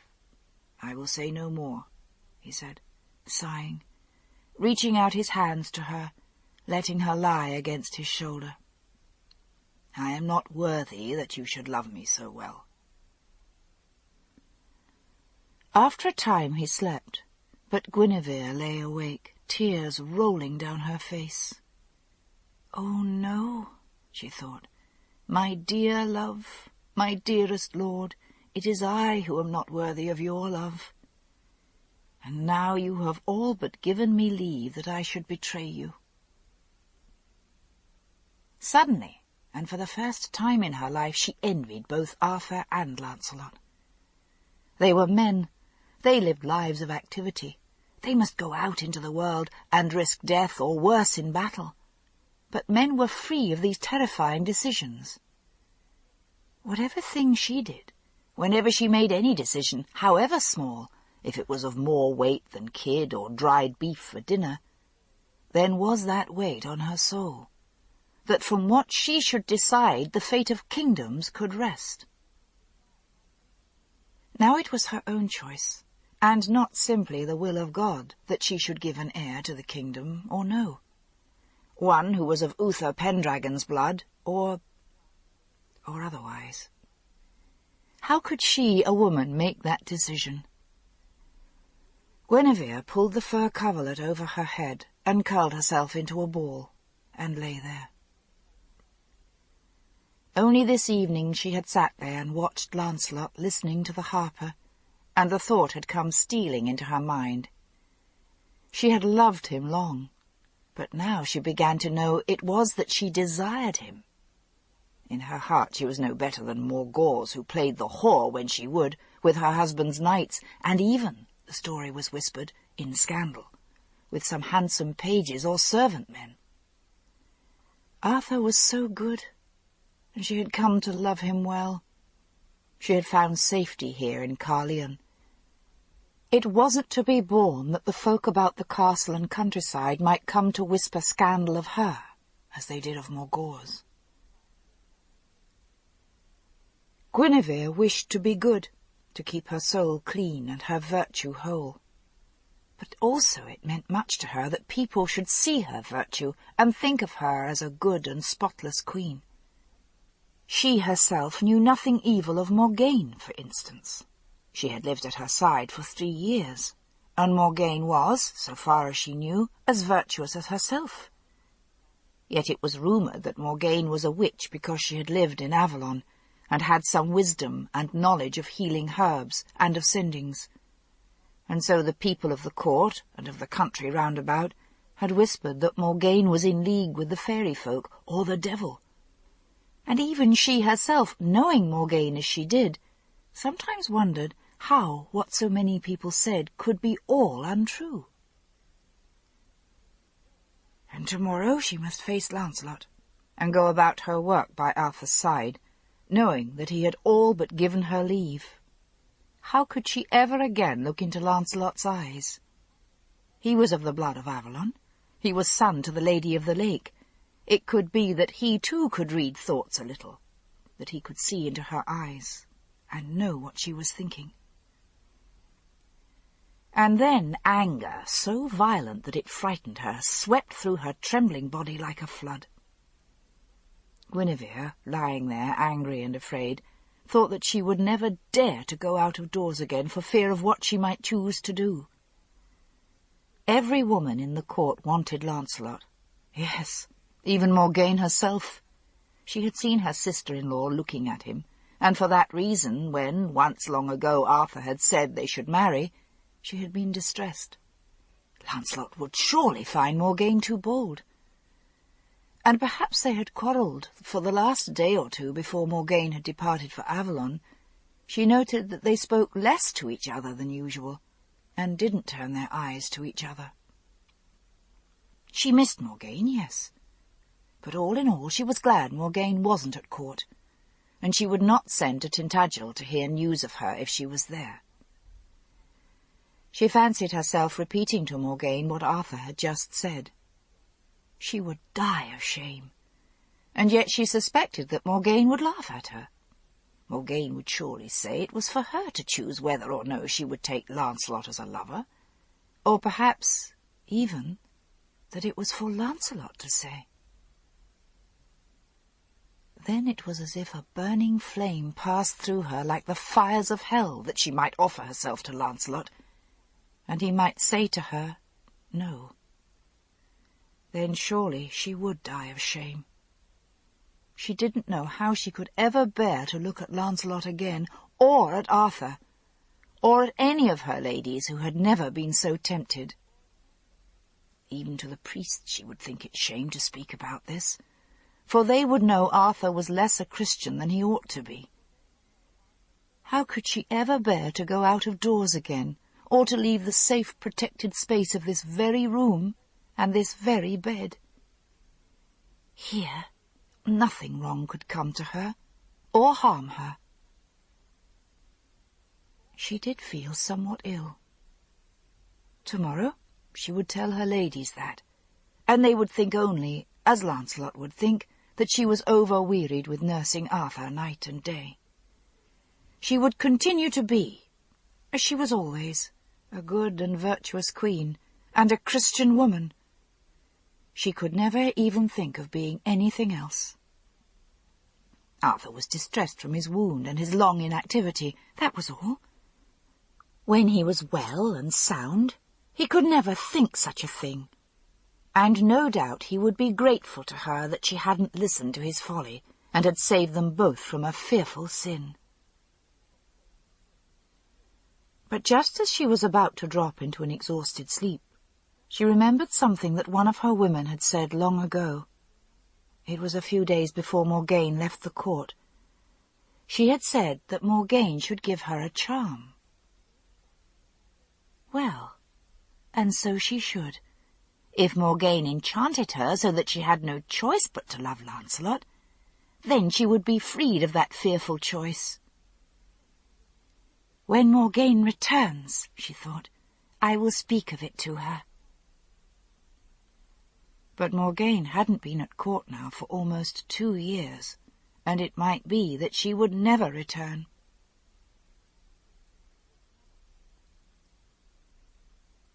Chapter 9. I grow too old for these journeys, Vivian thought as she rode through the late winter rain, head bowed, her cloak wrapped tight around her body. And then resentment surged through her. This should now be Morgaine's task. It is she who was to be lady after me in Avalon. Taliesin had told her 4 years ago now that Morgaine had been in Caerleon for Arthur's wedding, and had been given to Guinevere for one of her ladies, and had tarried there. The Lady of the Lake waiting woman to a queen? How dared Morgaine forsake her true and appointed path in this way? And yet, when she had sent a message to Caerleon with word that Morgaine should return to Avalon, the messenger had returned to say that Morgaine had left the court. They thought for Avalon. But she is not in Avalon, nor is she in Tintagel with Igraine, nor yet at the court of Lot in Orkney. Where then has she gone? Some harm could have come to her on one of her solitary journeys. She might have been captured by one of the marauders or masterless men who throng the country. She might have lost her memory, or have been raped, murdered, flung into a ditch somewhere, and her bones never been found. Oh no, Vivian thought. If harm had come to her, I would surely have seen it in the mirror, or with the sight. Yet she couldn't be certain. The sight was erratic in her now, and often when she sought to see beyond, nothing came but a maddening grey fog before her eyes, the veil of the unknown which she dared not try to pierce. And Morgaine's fate was concealed somewhere within that veil. Goddess, she prayed as she had done so often before, Mother, I have given you my life. Bring back my child to me while I yet live. But even as she spoke, she knew that there would be no answer, only grey rain like the veil of the unknown, the answer of the goddess hidden in the unyielding sky. Had it wearied her so much as this when last she made this journey 1/2 a year ago? It seemed now to her that she had always ridden before this, as lightly as a girl, and now the jolting of her donkey seemed to rattle every bone in her thin body, while the cold crept into her and gnawed at her with little icy teeth. One of her escort turned back and said, "Lady, I can see the farmstead below.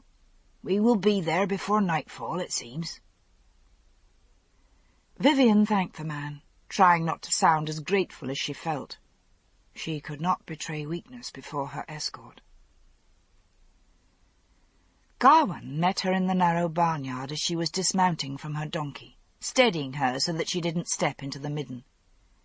"Welcome, lady," he said. "As always, it is my pleasure to see you.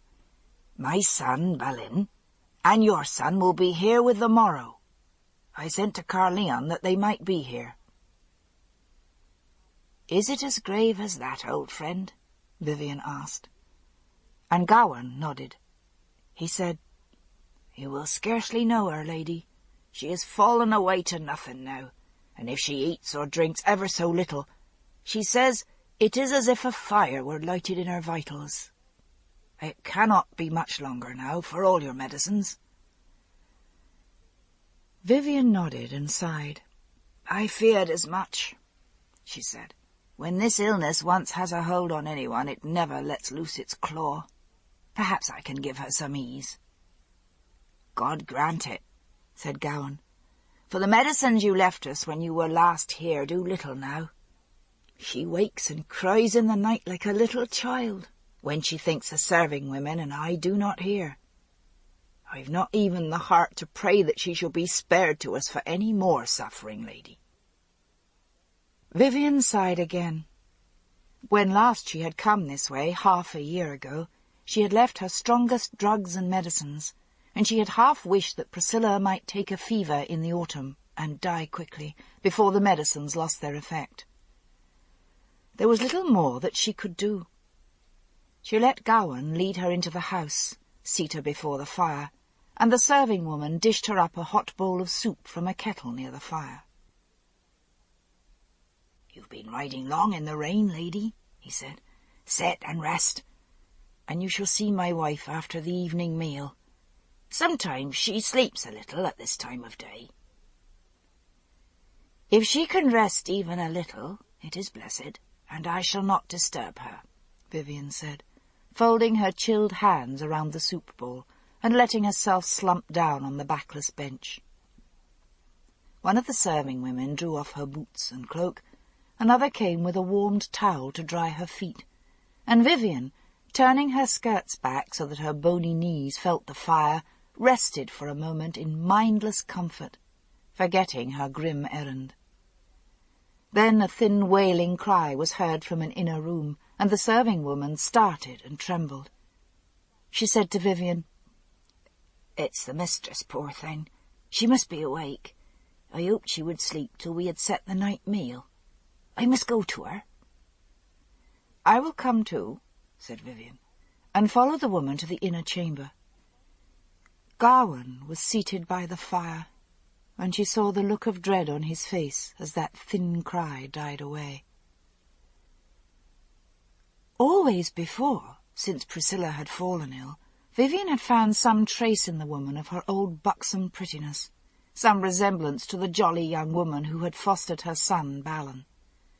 Now face and lips and faded hair were all the same yellowed grey, and even the blue eyes seemed faded, as if the sickness had leached all colour from the woman.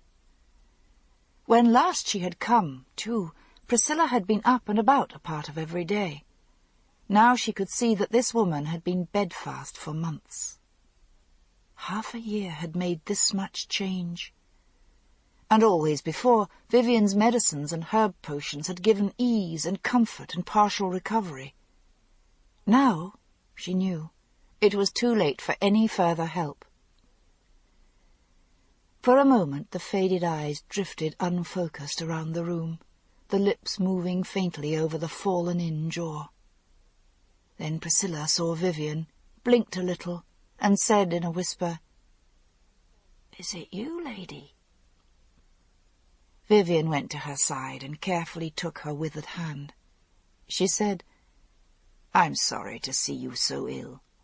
How is it with you, my dear friend?" The faded, cracked lips drew back in a grimace which Vivian, for a moment, thought to be a movement of pain. Then she realized it was meant for a smile. "I hardly know how it could be more ill," she whispered. "I think God and his mother have forgotten me. Yet I'm glad to see you again, and I hope to live long enough to look again on my dear sons and bless them." She sighed wearily, trying to shift her body a little. "My back aches so with lying here, and yet whenever I'm touched, it's like knives thrusting into me. And I'm so thirsty, yet I dare not drink for fear of the pain." "I will make you as comfortable as I can," Vivian said. And telling the servants what she wanted, she dressed the sores that came from lying in the bed, and washed out Priscilla's mouth with a cooling lotion, so that even though she didn't drink, her mouth would not torment her so with dryness. Then she sat near her, holding her hand, not troubling the sick woman with words. Some time after dark there was a sound in the courtyard, and Priscilla, starting up again, her eyes feverish in the lamplight, cried out, "It is my sons!" And indeed, after a little time, Balon and his foster brother, Balin, Gawain's son, came into the room, stooping under the low ceiling. "Mother," Balon said, and stooped to kiss Priscilla's hand, only then turning to Vivian to bow before her. "My lady." This ends Disc 5. The High Queen, Disc 6. Vivian reached out and touched her elder son's cheek. He wasn't as handsome as Lancelot, this one. He was a huge, burly man, but his eyes were dark and fine like her own, or Lancelot's. Balin was smaller, a sturdy, grey-eyed man. He was, she knew, just 10 days older than her own son. He looked as Priscilla had once looked, fair-haired and red-cheeked. "My poor mother," he murmured, stroking Priscilla's hand. But now the Lady Vivian has come to help you, then you'll be well again very soon, will you not? But you're so thin, Mother. You must try to eat more and be strong and well again. No, she whispered. I shall never be strong more till I sup with Jesus in heaven, dear son. Oh, no, Mother, you must not say so, Balin cried. And Balin, meeting Vivian's eyes, sighed. He said, in so low a tone that neither Priscilla nor her son could hear, He cannot see that she is dying, my lady. My mother. Always he insists that she can recover. I had truly hoped she would go in the autumn when we all took the fever. But she's always been so strong. Balin shook his head, and his thick neck was flushed. Vivian saw that tears were standing in his eyes. He dashed them quickly away. And after a little she said that they must all go out and let the sick woman rest again. Say farewell to your sons, Priscilla, and bless them, she said, and Priscilla's eyes brightened a little. I would it should truly be farewell, before it grows worse. I would not have them see me as I was this morning, she murmured, and Vivian saw the terror in her eyes. She bent over Priscilla and said gently, I think I can promise you no more pain, my dear, if that is how you wish it to end. Please, whispered the dying woman, and Vivian felt the claw-like hand tighten on hers in entreaty. I will leave you here with your sons, then, Vivian said gently, for they are both your sons, my dear, even though you bore but one of them. She went out into the other room and found Gawain there. Bring me my saddlebags, she said, and when this had been done, she searched in a pocket for a moment. Then she turned to the man. She is at ease for a moment now, but I can do little more, save to put an end to her suffering. I think this is what she wishes. There is no hope, then? None at all? No. There's nothing left for her but suffering, and I cannot think that your God wills it that she should suffer more. Gawain said, shaken, She has said often that she wished she had the courage to throw herself into the river while she could still walk thither. It is time, then, that she should go in peace, Vivian said quietly. But I wanted you to know that whatever I do, it is by her own will. Lady, Gawain replied, I've trusted you always, and my wife loves you well and trusts you. I ask no more. If her sufferings end here, I know she will bless you. But his face was drawn with grief. He followed Vivian into the inner room again. Priscilla had been speaking quietly to Balin. Now she released his hand, and he went, weeping, to his father. She held out her thin hand to Balin, and said in her shaking voice, You too have been a good son to me, my lad. Always look after your foster brother, and I beg you to pray for my soul. I will, my mother, said Balin, and bent to embrace her, but she gave a little trembling cry of pain and fear as he moved toward her, and so he only picked up her withered hand and pressed his fingers to it. Now I have your medicine for you, Priscilla, said Vivian. Say good night, and sleep. I am so weary, the dying woman whispered. I should be glad to sleep. Bless you, lady, and your goddess too. In her name, who gives mercy, Vivian murmured, and held Priscilla's head up so that she could swallow. I'm afraid to drink. It is bitter. Whenever I swallow anything, there's pain, Priscilla whispered.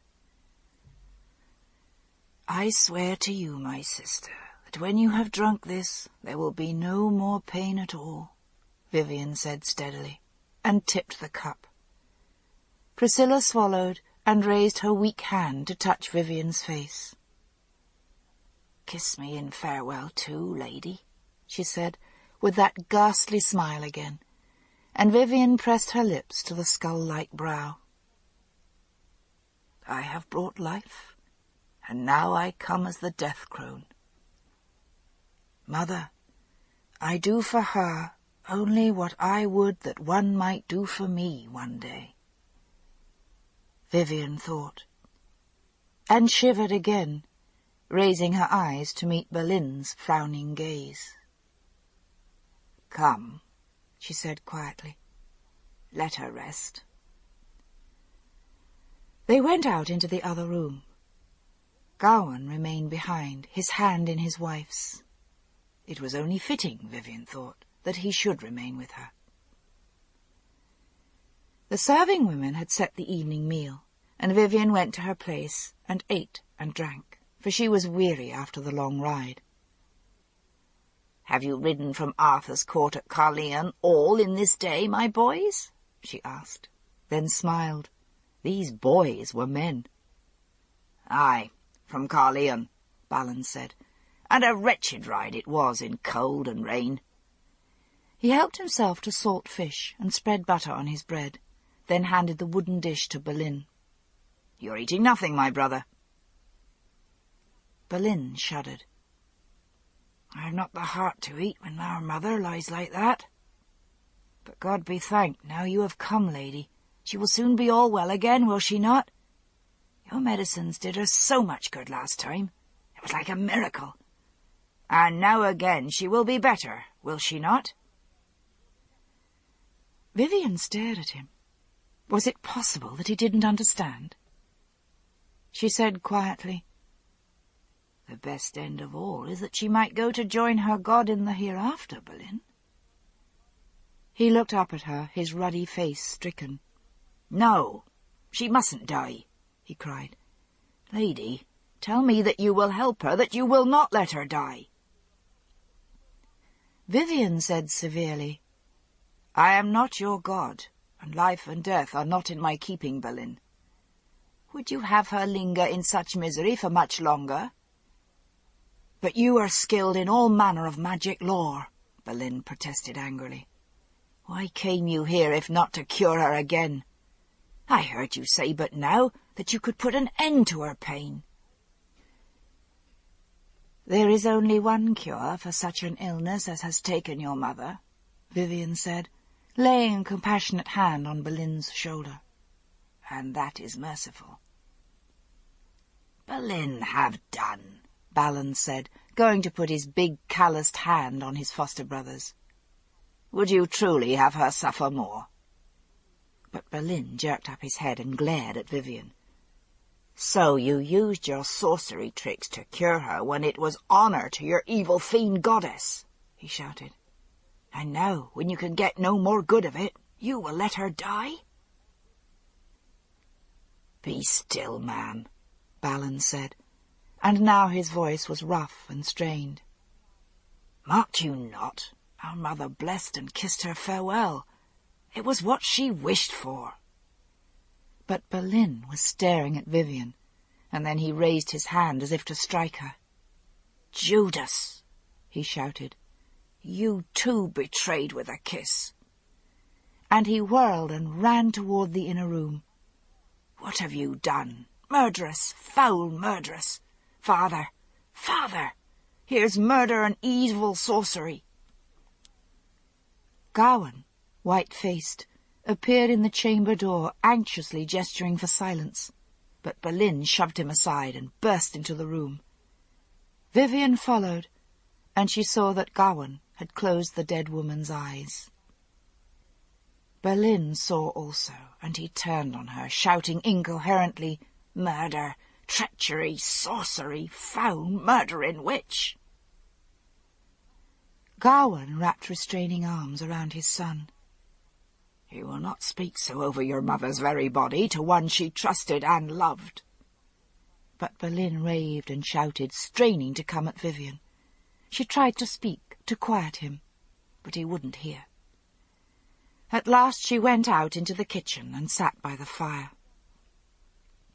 Balin came and took her hand and said, "I'm sorry he is receiving it in this way, my lady. He knows better, and when the shock is past he'll be grateful to you as I am. Poor little mother, she suffered so, and now 'tis ended, and I bless you too."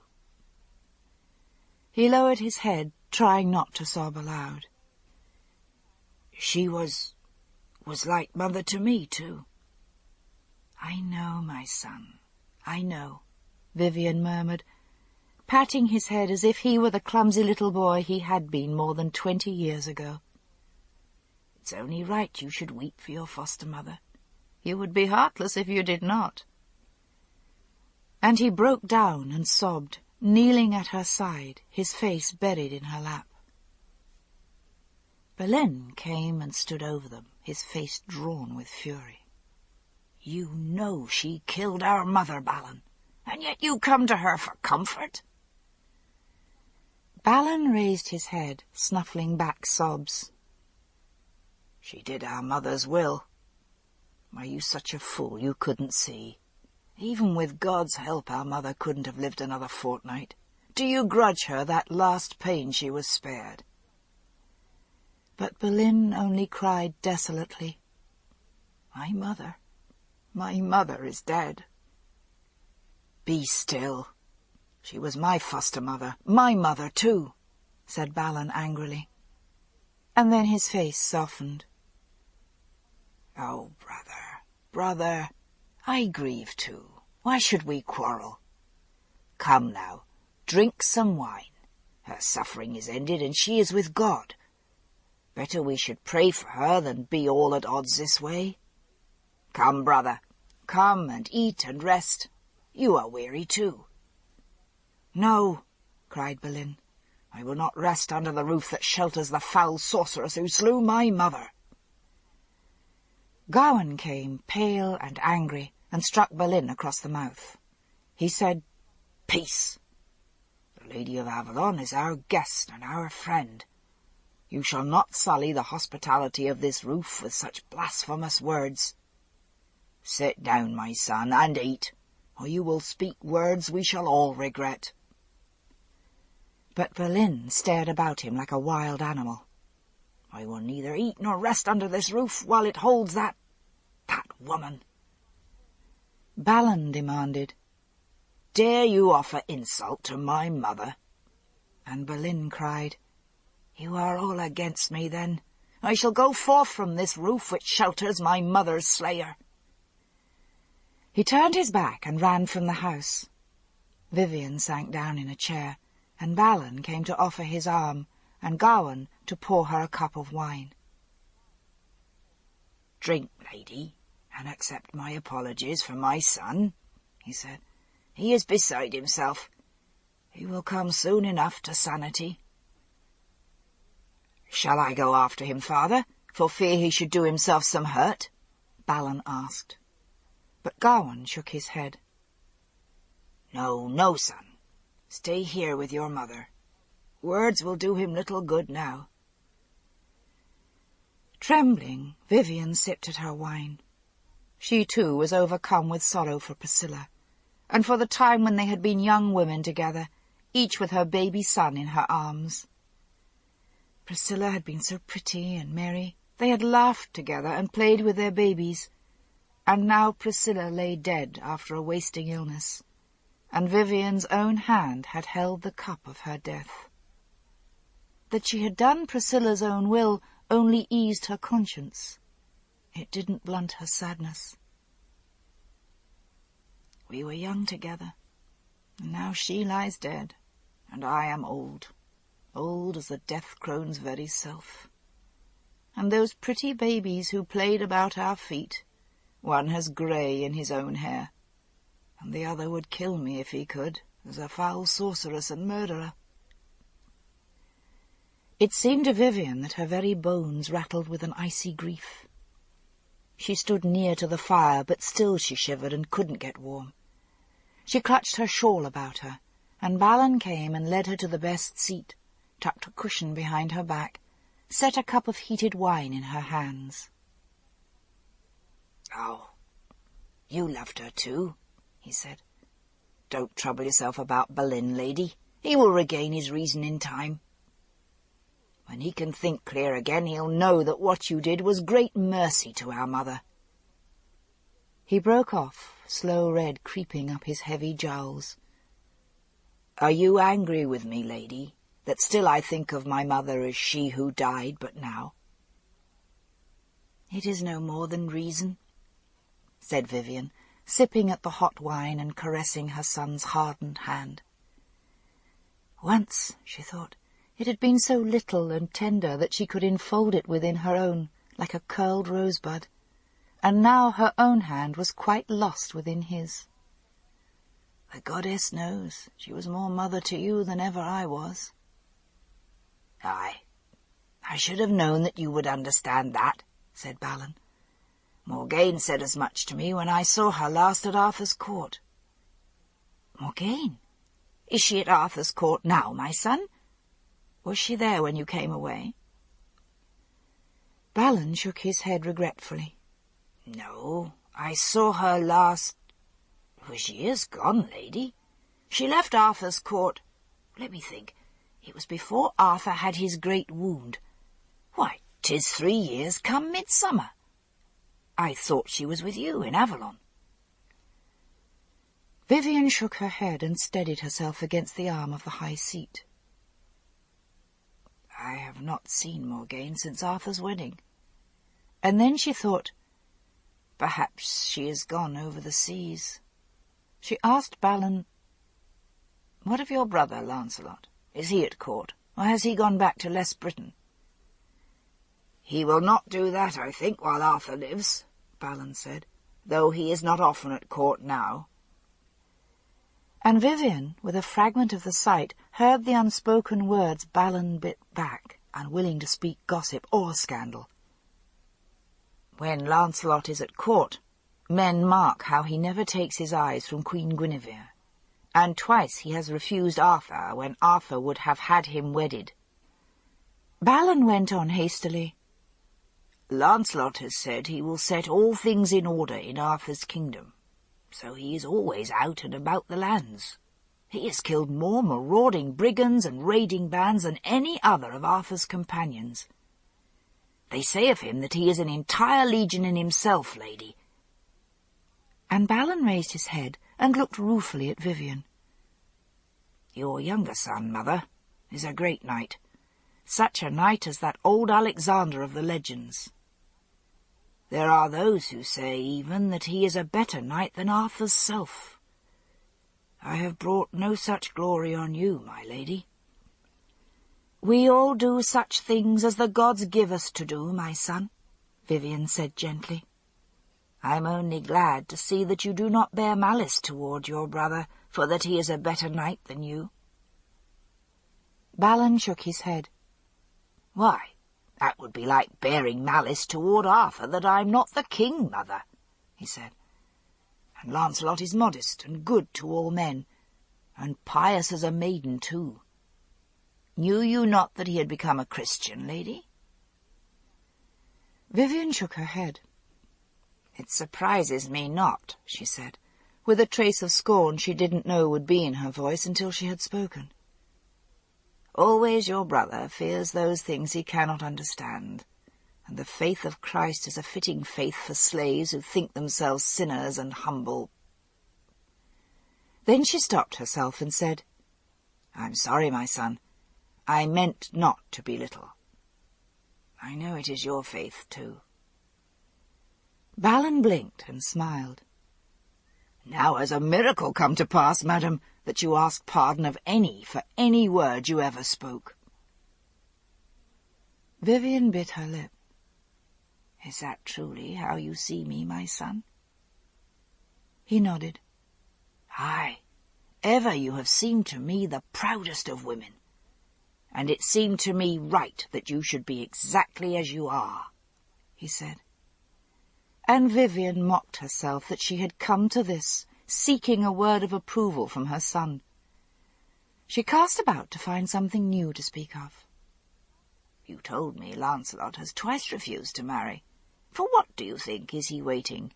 Does he want more of a dowry than any maiden can bring him?" Again it seemed that she heard Balin's unspoken thoughts. "He cannot have the one he would have, for she is wedded to his king."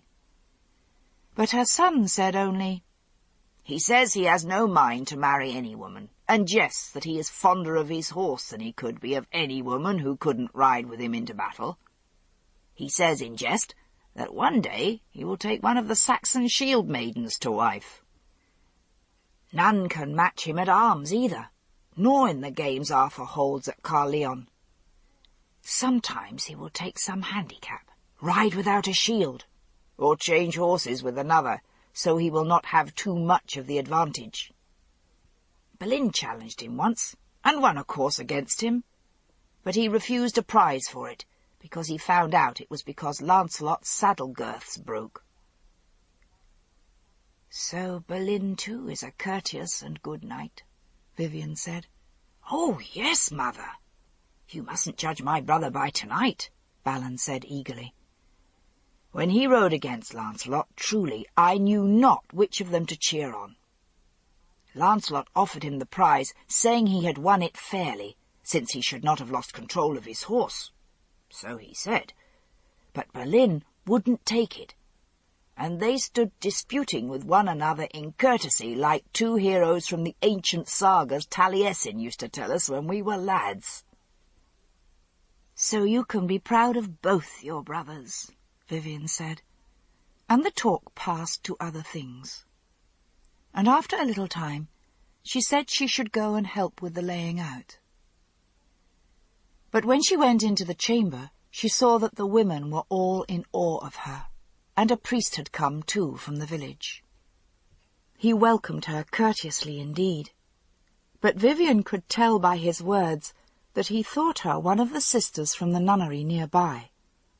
Indeed, her dark travel dress made her look so, and she had no wish to confront him this night. So, when they entreated her to go to the best guest bed, she went, and at last she slept.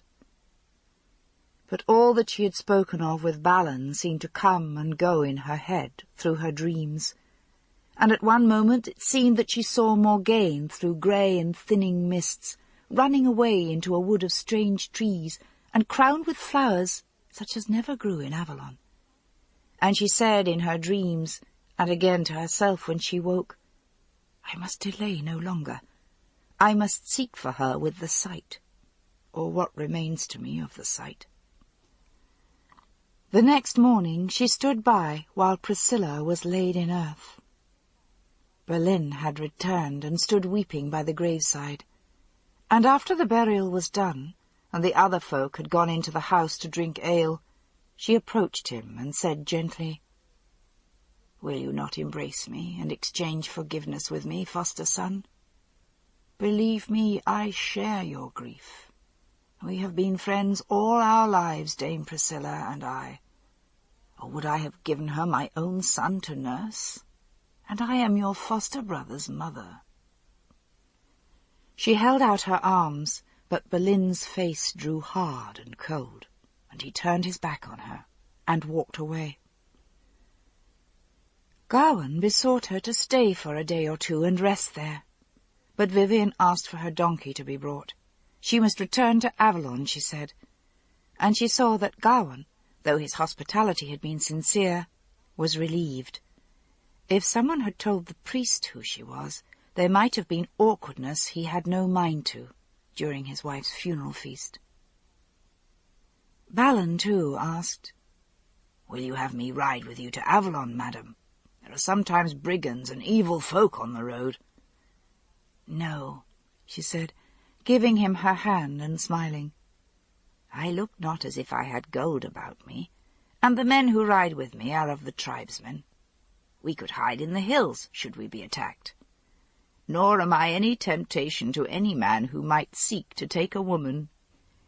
She laughed and said, "And with Lancelot questing to kill all the brigands in this country, it will soon be, as it was said once it was, that a virgin of 15 bearing a purse of gold might ride from one end of the land to the other with no man to offer her insult. Stay here, my son, and mourn your mother, and make peace with your foster-brother. You must not quarrel with him for my sake, Balin." And then she shuddered suddenly as if with cold, for a picture had come into her mind, and it seemed to her as if there was the clash of swords, and her son bleeding from a great wound. "What is it, lady?" he asked her softly. "Nothing, my son. Only promise to me that you will not break the peace with your brother Balin." He bent his head. "I will not, mother, and I will tell him that you have said this, so he will not think you bear him any grudge either." "By the lady, I do not," said Vivian, but still she felt icy cold, though the winter sun was warm on her back. "May she bless you, my son, and your brother too, though I doubt he wishes for the blessing of any god but his own. Will you take the lady's blessing, Balin?" "I will," he said, bending to kiss Vivian's hand, and he stood looking after her as she rode away. She told herself as she rode toward Avalon that surely what she had seen had come of her own weariness and fear. And in any case, Balin was one of Arthur's companions, and it couldn't be looked for in this war with the Saxons that he should escape a wound. But the picture persisted in her mind that Balin and his foster-brother should somehow quarrel in her name, until at last she made a stern, banishing gesture, and willed to see her son's face no more in her mind till she should look on it again in the flesh. She was troubled, too, about Lancelot. He was long past the age when a man should marry. Yet there were men enough who had no mind to women, seeking only for the companionship of their brothers and comrades under arms, and she had wondered often enough if Ban's son were one of them. Well, Lancelot should take his own road. She had consented to that when he left Avalon.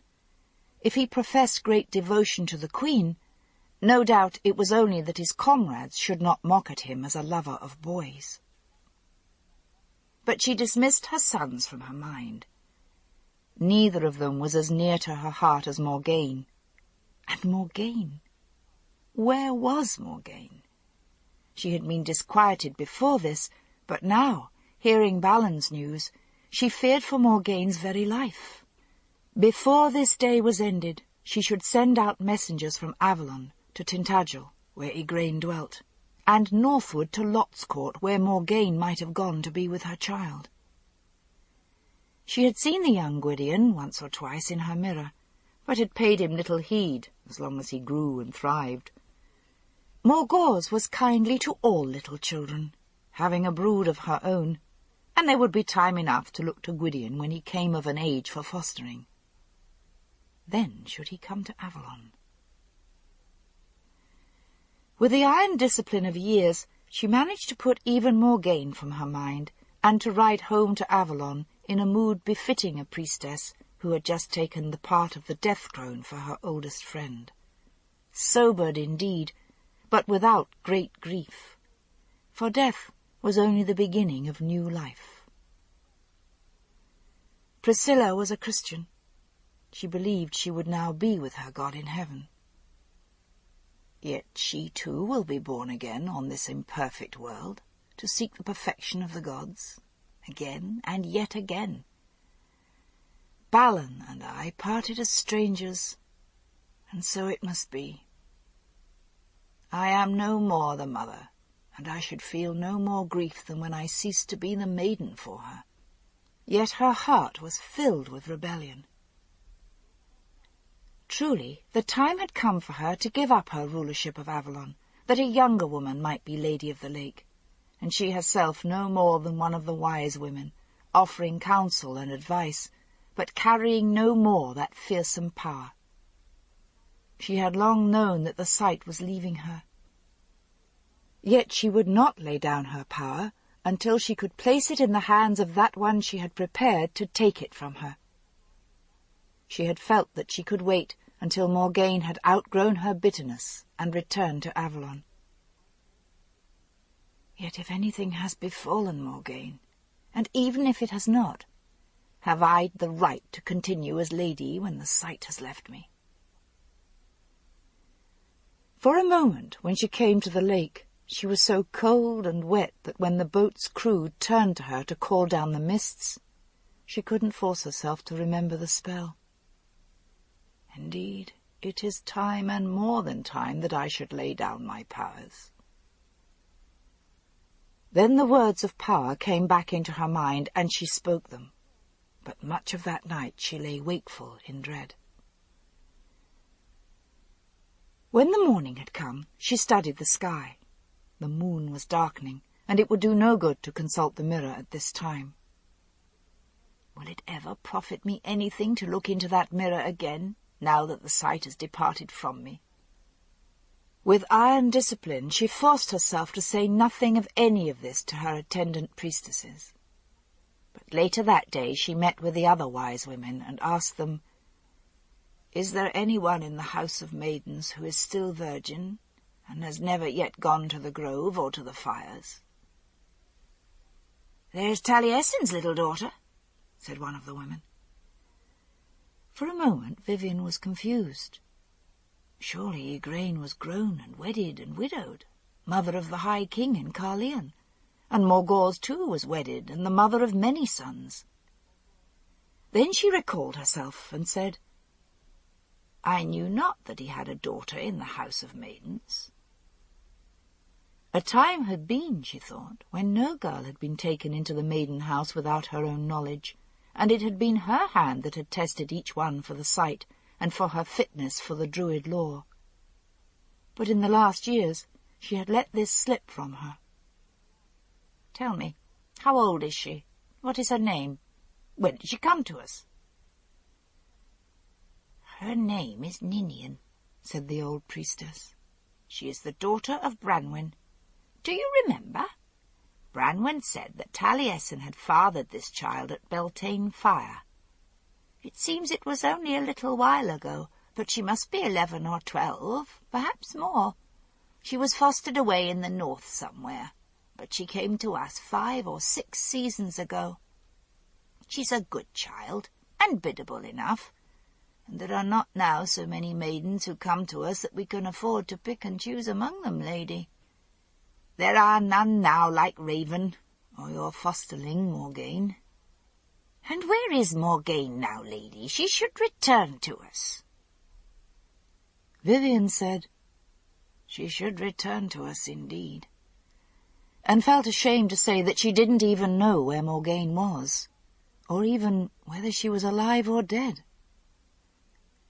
How have I the insolence to be the Lady of Avalon when I know not even the name of my successor, nor who dwells in the house of maidens? But if this Ninian was daughter to Taliesin, and to a priestess of Avalon, surely she must have the sight. And even if she had it not herself, Vivian could compel her to see, if she was a maiden still.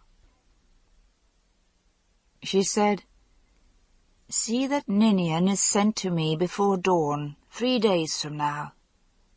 And although she saw a dozen questions in the eyes of the old priestess, she marked with a certain satisfaction that she was still unquestioned Lady of Avalon, for the woman asked her nothing. Ninian came to her an hour before dawn, at the end of the moon-dark seclusion. Vivian, sleepless, had spent much of the night in restless self-questioning. She knew herself reluctant to set aside her own position of authority, yet if she could lay it into Morgane's hands, she would do so without regrets. She turned over in her hand the little sickle knife which Morgane had abandoned when she fled from Avalon, then put it aside and raised her face to look at Taliesin's daughter. The old priestess, even as I myself, loses track of time. Surely she is more than 11 or 12. The girl was trembling in awe, and Vivian recalled how Morgane too had trembled when she first saw her as Lady of Avalon. She said gently, "You are Ninian. Who are your parents?" I'm Branwen's daughter, lady, but I do not know my father's name. She said only that I was Beltane gotten. Well, that was reasonable enough. How old are you, Ninian? I shall have finished 14 winters this year. And you? Have you been to the fires, child? The girl shook her head. She said, I have not been called thither. Have you the sight? Only a little, I think, lady, she said. And Vivian sighed and said, Well, we shall see, child. Come with me. And she led the way out of her isolated house, upwards along the hidden path to the sacred well. The girl was taller than she herself, slender and fair-haired with violet eyes. She was not unlike Igraine at that age, Vivian thought, though Igraine's hair had been nearer red than golden. Suddenly it seemed that she could see this Ninian, crowned and robed as the lady, and she shook her head impatiently to clear it of unwanted vision. Surely this was only wandering daydream. She brought Ninian to the pool, then stopped for a moment to look at the sky. She handed her the sickle knife which had been given to Morgaine when she had been made priestess, and said to her quietly, Look into the mirror, my child, and see where she who held this dwells now. Ninian looked at her hesitantly and said, Lady, I told you, I have little of the sight. Vivian suddenly understood. The girl was frightened of failure. It doesn't matter.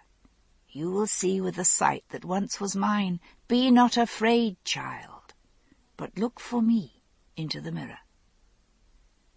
Silence, while Vivian watched the girl's bent head. In the surface of the pool it seemed only that wind came and ruffled the surface, as always. Then Ninian said, in a quiet, wandering voice, Oh, see, she sleeps in the arms of the Grey King. And was still. What can she mean? Vivian could make nothing of the words. She wanted to cry out to Ninian, to force the sight upon her undesired. Yet she compelled herself, by the greatest effort of her life, to keep still, knowing that even her restless thoughts could blur the sight for the maiden. She said, hardly above a whisper, Tell me, Ninian, do you see that day when Morgaine shall return to Avalon? Again the empty silence. A little breeze, the dawn wind, had sprung up, and again the riffle of wind came and went across the glassy surface of the water. At last Ninian said softly, She stands in the boat. Her hair is all grey now. And again she was still, sighing as if with pain.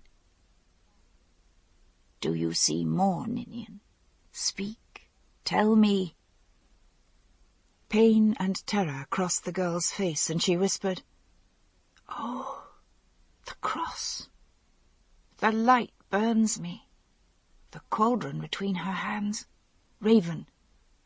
Raven, will you leave us now? She gave a sharp indrawn breath of shock and dismay, and crumpled fainting to the ground. Vivian stood motionless, her hands clenched, and then with a long sigh she bent to raise the girl. She dipped her hand in the pool, sprinkled water on Ninian's slack face. After a moment the girl opened her eyes, stared at Vivian in fright, and began to cry. I'm sorry, lady. I could see nothing, she whimpered. So, she spoke, but she remembers nothing of what she saw. I might well have spared her this, for all the good it has done. It was pointless to be angry with her. She had done no more than she was commanded. Vivian stroked the fair hair back from Ninian's forehead and said gently, Don't cry. I'm not angry with you. Does your head ache? So, go and rest, my child. The goddess bestows her gifts as she will. But why, mother of all, do you send me to do your will with imperfect instruments? You have taken from me the power to do your will. Why then have you taken from me the one who should serve you when I am no longer here?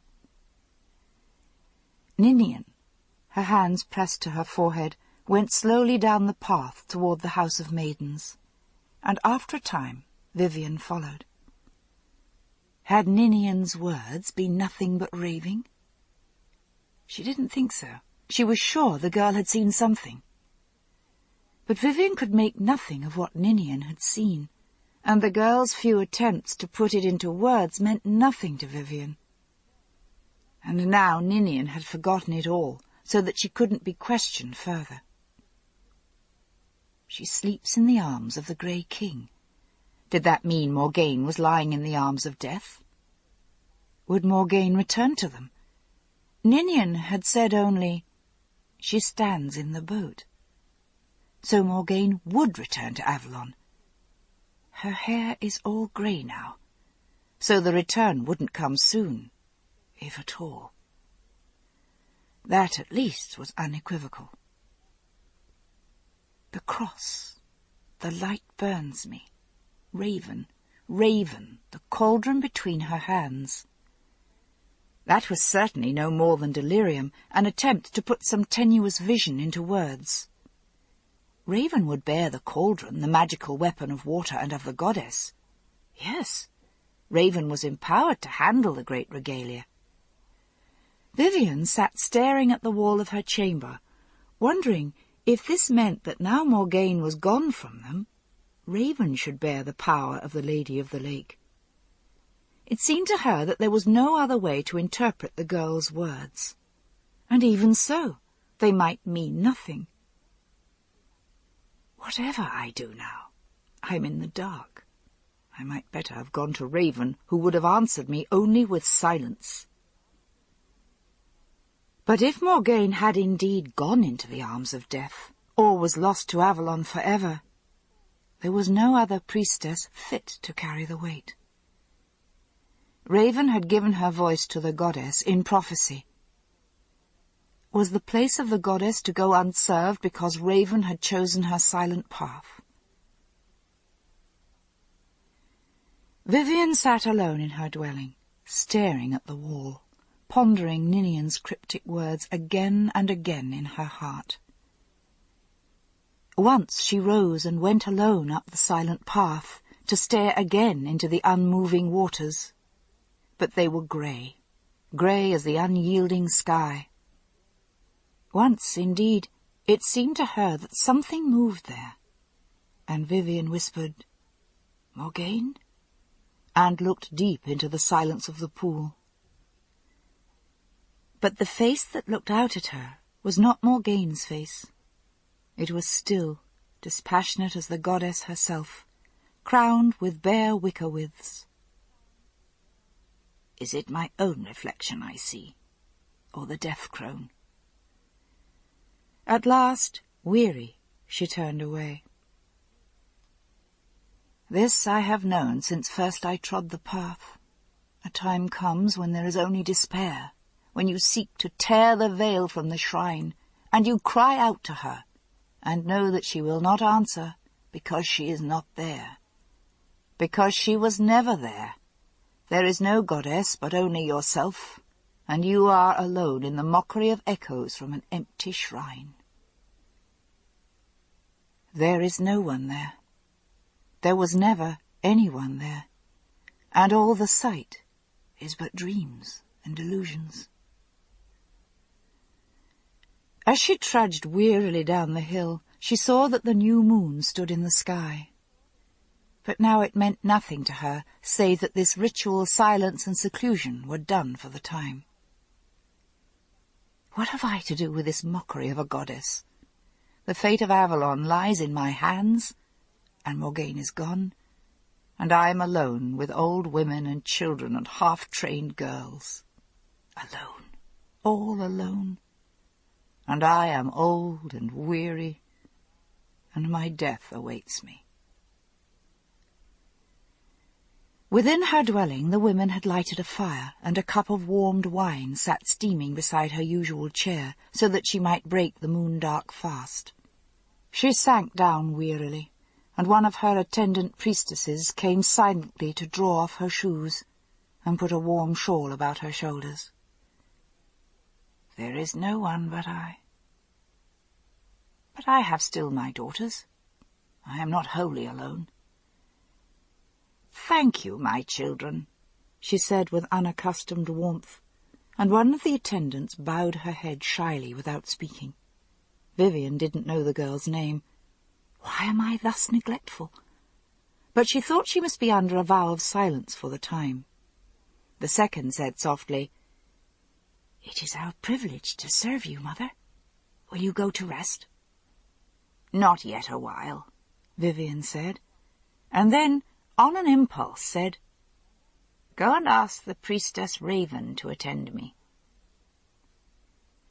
It seemed a long time before, with silent step, Raven came into the room.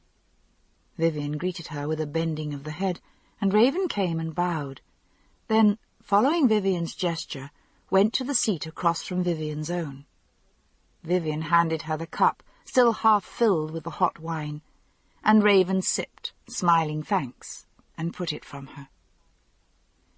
At last Vivian said in entreaty, "My daughter, you broke your silence once before Morgaine left us. Now I seek for her, and she cannot be found. She is not in Caerleon, nor in Tintagel, nor with Lot and Morgause in Lothian. And I grow old. There is none to serve. I ask of you as I would inquire of the oracle of the goddess, will Morgaine return?" Raven was silent.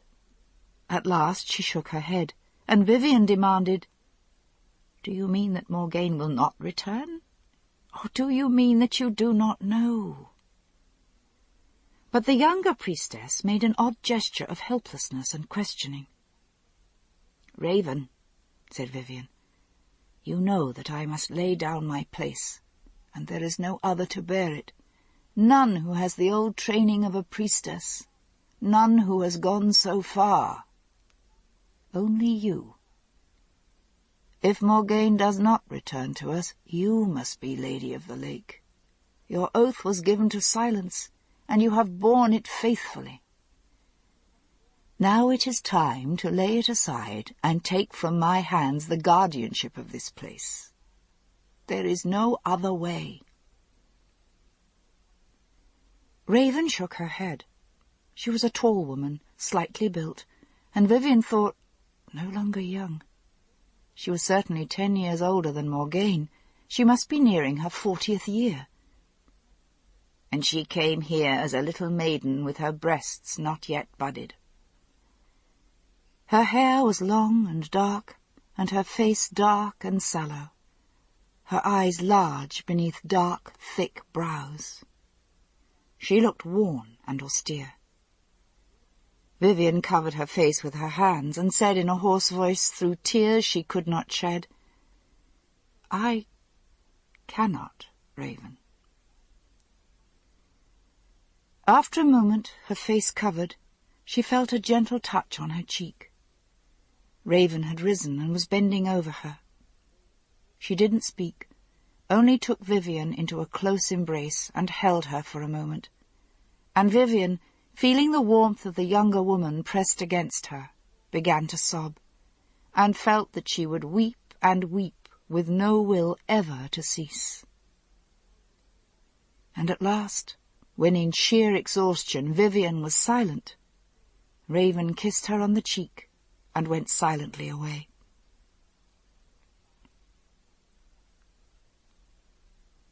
Chapter 10. Once Igraine had said to Guinevere that Cornwall was at the world's end. So it seemed to Guinevere. There might never have been such things as marauding Saxons or a high king. Or a high queen. Here, in this distant Cornish convent, even though on a clear day she could look out toward the sea, and see the stark line of Tintagel Castle, she and Igraine were no more than two Christian ladies. Guinevere thought, surprising herself, "I'm glad I came." Yet when Arthur had asked her to go, she had been afraid to leave the enclosing walls of Caerleon.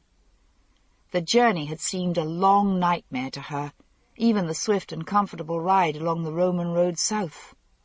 When they left the Roman road and began to travel across the high, exposed moors, Guinevere had huddled in panic within her litter, hardly able to tell which was more of a terror to her, the high open sky, or the long, long vistas of grass, treeless, where the rocks thrust up stark and cold like the very bones of the earth. Then, for a time, no living creature could be seen, except the ravens that circled high, waiting for something to die. Or, far away, one of the wild moorland ponies stopping to throw up a shaggy head before bolting away. Yet here, in this distant Cornish convent, all was still and peaceful. A soft-toned bell rang the hours, and roses grew in the enclosed cloister garden and twined into crannies of the crumbling brick wall. Once it had been a Roman villa. The sisters had taken up the floor of one big room, they said, because it had portrayed some scandalous pagan scene. Guinevere was curious as to what it was, but no one told her, and she was ashamed to ask. All around the edges of the room were lovely little tiled dolphins and curious fish, and at the centre common bricks had been laid. She sat there with the sisters, sometimes in the afternoons, and stitched at her sewing while Igraine was resting. Igraine was dying. 2 months since, the message had come to Caerleon. Arthur had had to travel north to Eboracum to see to the fortification of the Roman wall there, and couldn't go. Nor was Morgane there. And since Arthur could not go, and it could not be looked for that Vivian, at her age, could make the long journey, Arthur had begged Guinevere to go and stay with his mother, and after much persuasion she had agreed. Guinevere knew little about tending the sick. Whatever illness had seized on Igraine, at least it was painless, but she was short of breath and couldn't walk far without coughing and gasping. The sister who cared for her said it was congestion in the lungs, yet there was no coughing of blood, and she had no fever and flushing. Her lips were pale, and her nails blue, and her ankles were swollen to where she could hardly walk on them. She seemed almost too weary to speak, and kept to her bed most of the time. She seemed not so very ill to Guinevere, but the sister said she was dying indeed, and now it couldn't be more than a week at most. It was the fairest part of the summer, and this morning Guinevere brought a white rose from the convent garden and laid it on Igraine's pillow. Igraine had struggled to her feet last night to go to evensong, but this morning she had been so weary, and without strength she couldn't rise. Yet she smiled up at Guinevere and said in her wheezing voice, "Thank you, dear daughter." She put the flower to her face, sniffing delicately at the petals.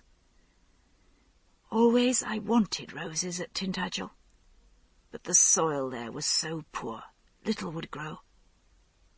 I dwelt there 5 years, and never did I cease from trying to make some sort of garden." "When you came to take me to be wedded, you saw the garden at my home," Guinevere said, with a sudden twinge of homesickness for that far-away walled garden. "I remember how beautiful it was. It put me in mind of Avalon. The flowers are so beautiful there, in the courts of the House of Maidens." She was silent for a moment. "A message was sent to Morgane at Avalon." "A message was sent, Mother.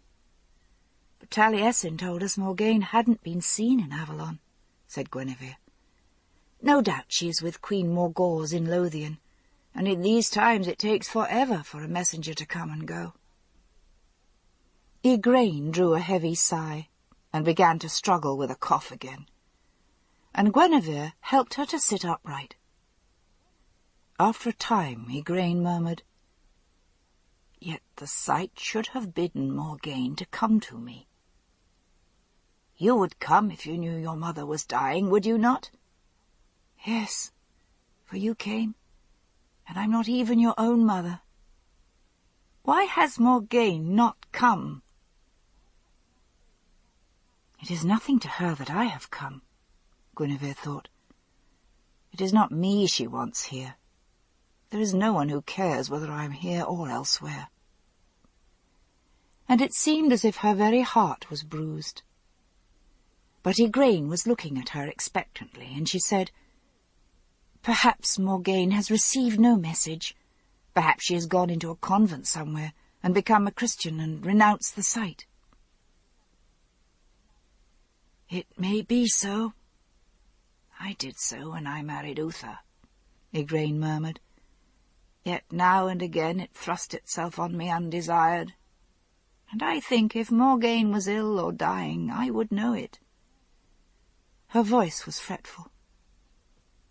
"The sight came upon me before you were married. Tell me, Guinevere, do you love my son?"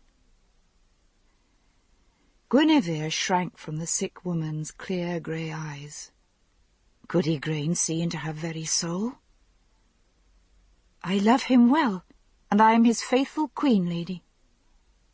"Aye, I believe you are, and you are happy together." Igraine held Guinevere's slender hands in her own for a moment and suddenly smiled. "Why, so you must be, and will be happier yet, since you are bearing his son at last." Guinevere's mouth dropped open, and she stared at Igraine. I didn't know." Igraine smiled again, a tender and radiant smile, so that Guinevere thought, "Yes, I can believe it, that when she was young she was beautiful enough for Uther to cast aside all caution and seek her with spells and charms." Igraine said, "It is often so, though you are not really so young. I'm surprised you've not already had a child." "It wasn't for lack of wanting, no, nor praying for it either, lady," Guinevere said, so shaken that she hardly knew what she was saying. Was the old queen falling into delirium? This was too cruel for jesting. What makes you think I'm with child?" Igraine said, "I forgot. You have not the sight. It has deserted me for long, and long I renounced it.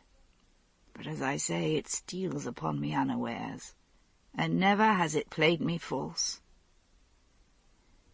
Guinevere began to weep, and Igraine, troubled, reached out her thin hand and laid it over the younger woman's. "Why, how is this that I give you good news and you weep, child?" "Now she will think I do not want a child, and I cannot bear to have her think ill of me." Guinevere said shakily, "Only twice in all the years I've been married have I had any cause to think myself pregnant. And then I carried the child only a month or two. Tell me, lady, do you?"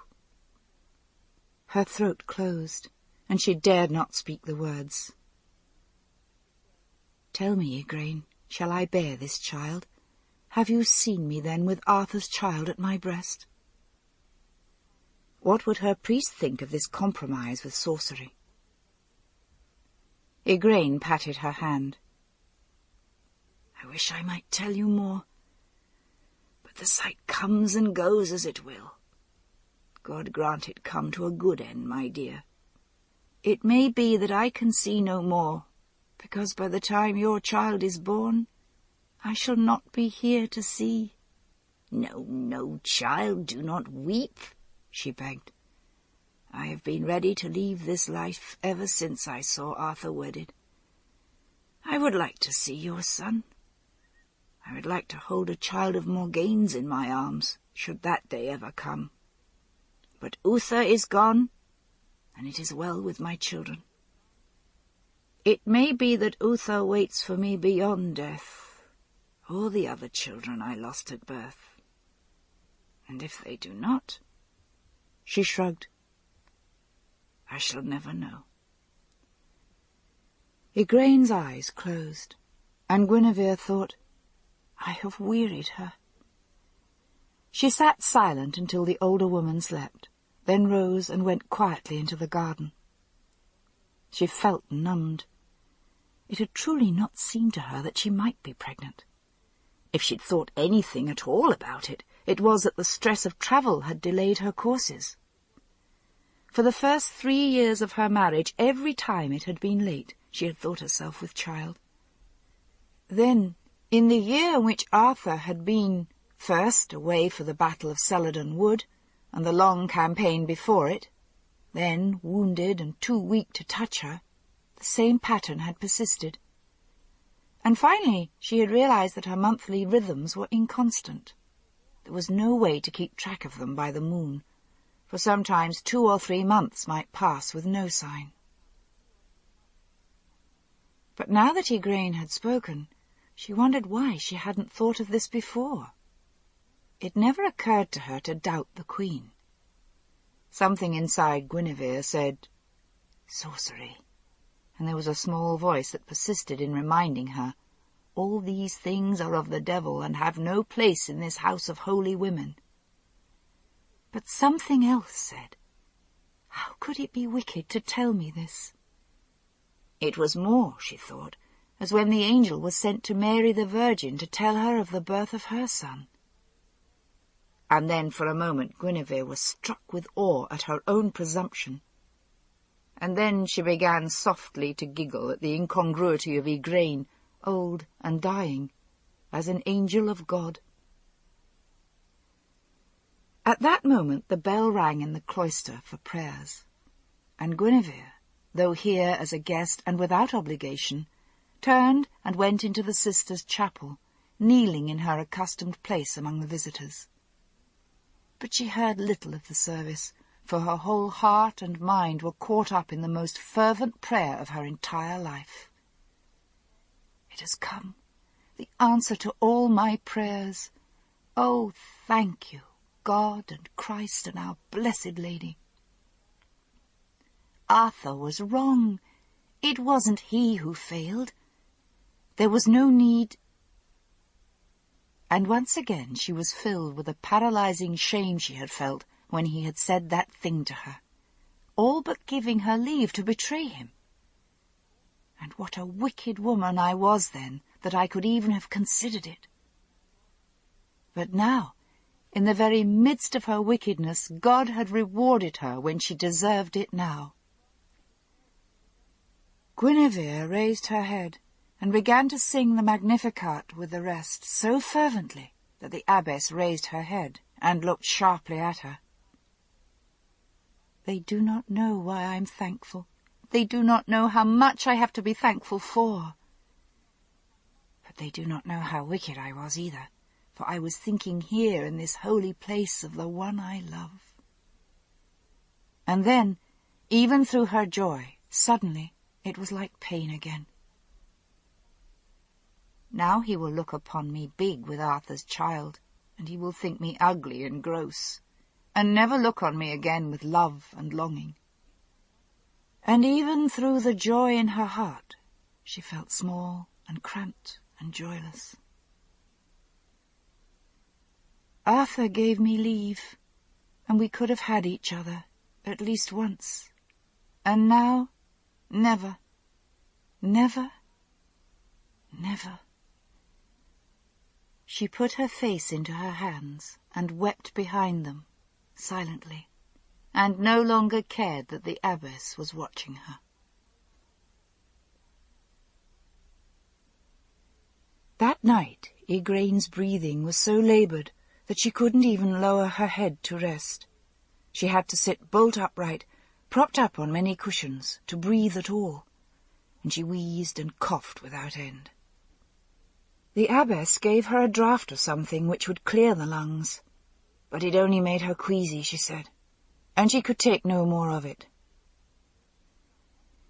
Guinevere sat beside her, drowsing a little now and then, but alert whenever the sick woman stirred, to give her a sip of water, to shift her pillows so that she could find a little ease.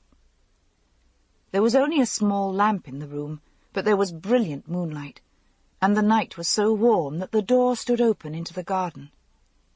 And through it all there was the ever-present muffled sound of the sea beyond the garden, beating at the rocks. "Strange," Igraine murmured at last in a far-away voice. "Never would I have thought I would come here to die. I remember how dreary I felt, how alone, when first I came to Tintagel, as if I'd come to the very end of the world. Avalon was so fair, so beautiful, so filled with flowers." "There are flowers here," Guinevere said, "but not like the flowers of my home. It is so barren here, so rocky," she said. "Have you been in the island, child?" "I was schooled in the convent on Anneswitron, madam." "It is beautiful on the island, and when I travelled here over the moors, it was so high and barren and deserted. I was afraid." Igraine made a weak movement toward her, and Guinevere took her hand and was alarmed by its coldness. "You are a good child," Igraine said, "to come so far when my own children could not. I remember how you dread travelling, and now to come so far when you are pregnant." Guinevere rubbed the icy hands between her own. "Do not tire yourself with talking, mother." Igraine made a little sound like a laugh, but it got lost in a fit of wheezing. "Do you think it makes any difference now, Guinevere? I wronged you. Even on the very day you were wedded, I went to Taliesin and asked him, was there any honourable way for Arthur to get out of this marriage? I didn't know. Why?" It seemed to her that Igraine hesitated before answering, but she couldn't tell. Perhaps it was only that the other woman struggled for speech. "I know not. Perhaps it was that I thought you would not be happy with my son." She struggled again with a fit of coughing so heavy that it seemed she would never get her breath. When she had quieted a little, Guinevere said, "Now you must talk no more, mother. Will you have me bring you a priest?" "Damn all priests," said Igraine clearly. "I will have none of them about me. Oh, look not so shocked, child." She lay still for a moment. "You thought me so pious that I retired to a convent in my last years. But where else should I have gone? Vivian would have had me at Avalon, but I could not forget it was she who had married me to Gaulois. Beyond that garden wall lies Tintagel, like a prison. A prison it was to me, indeed. Yet it was the only place I could call my own, and I felt I had won it by what I endured there." Another long, silent struggle for breath.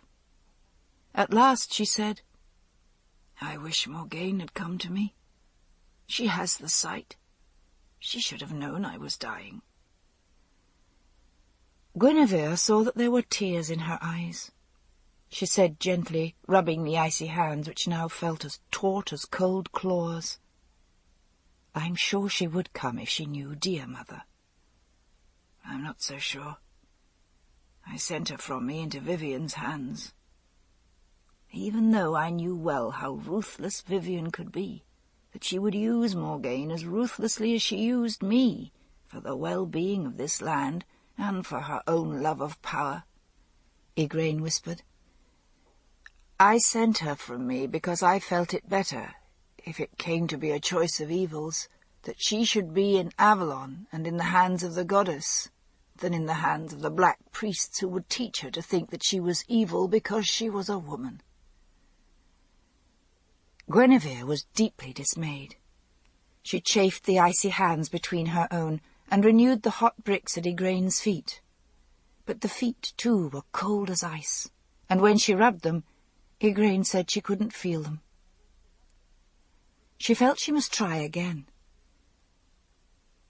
"Now, with your end near, do you not want to speak with one of Christ's priests, dear mother?"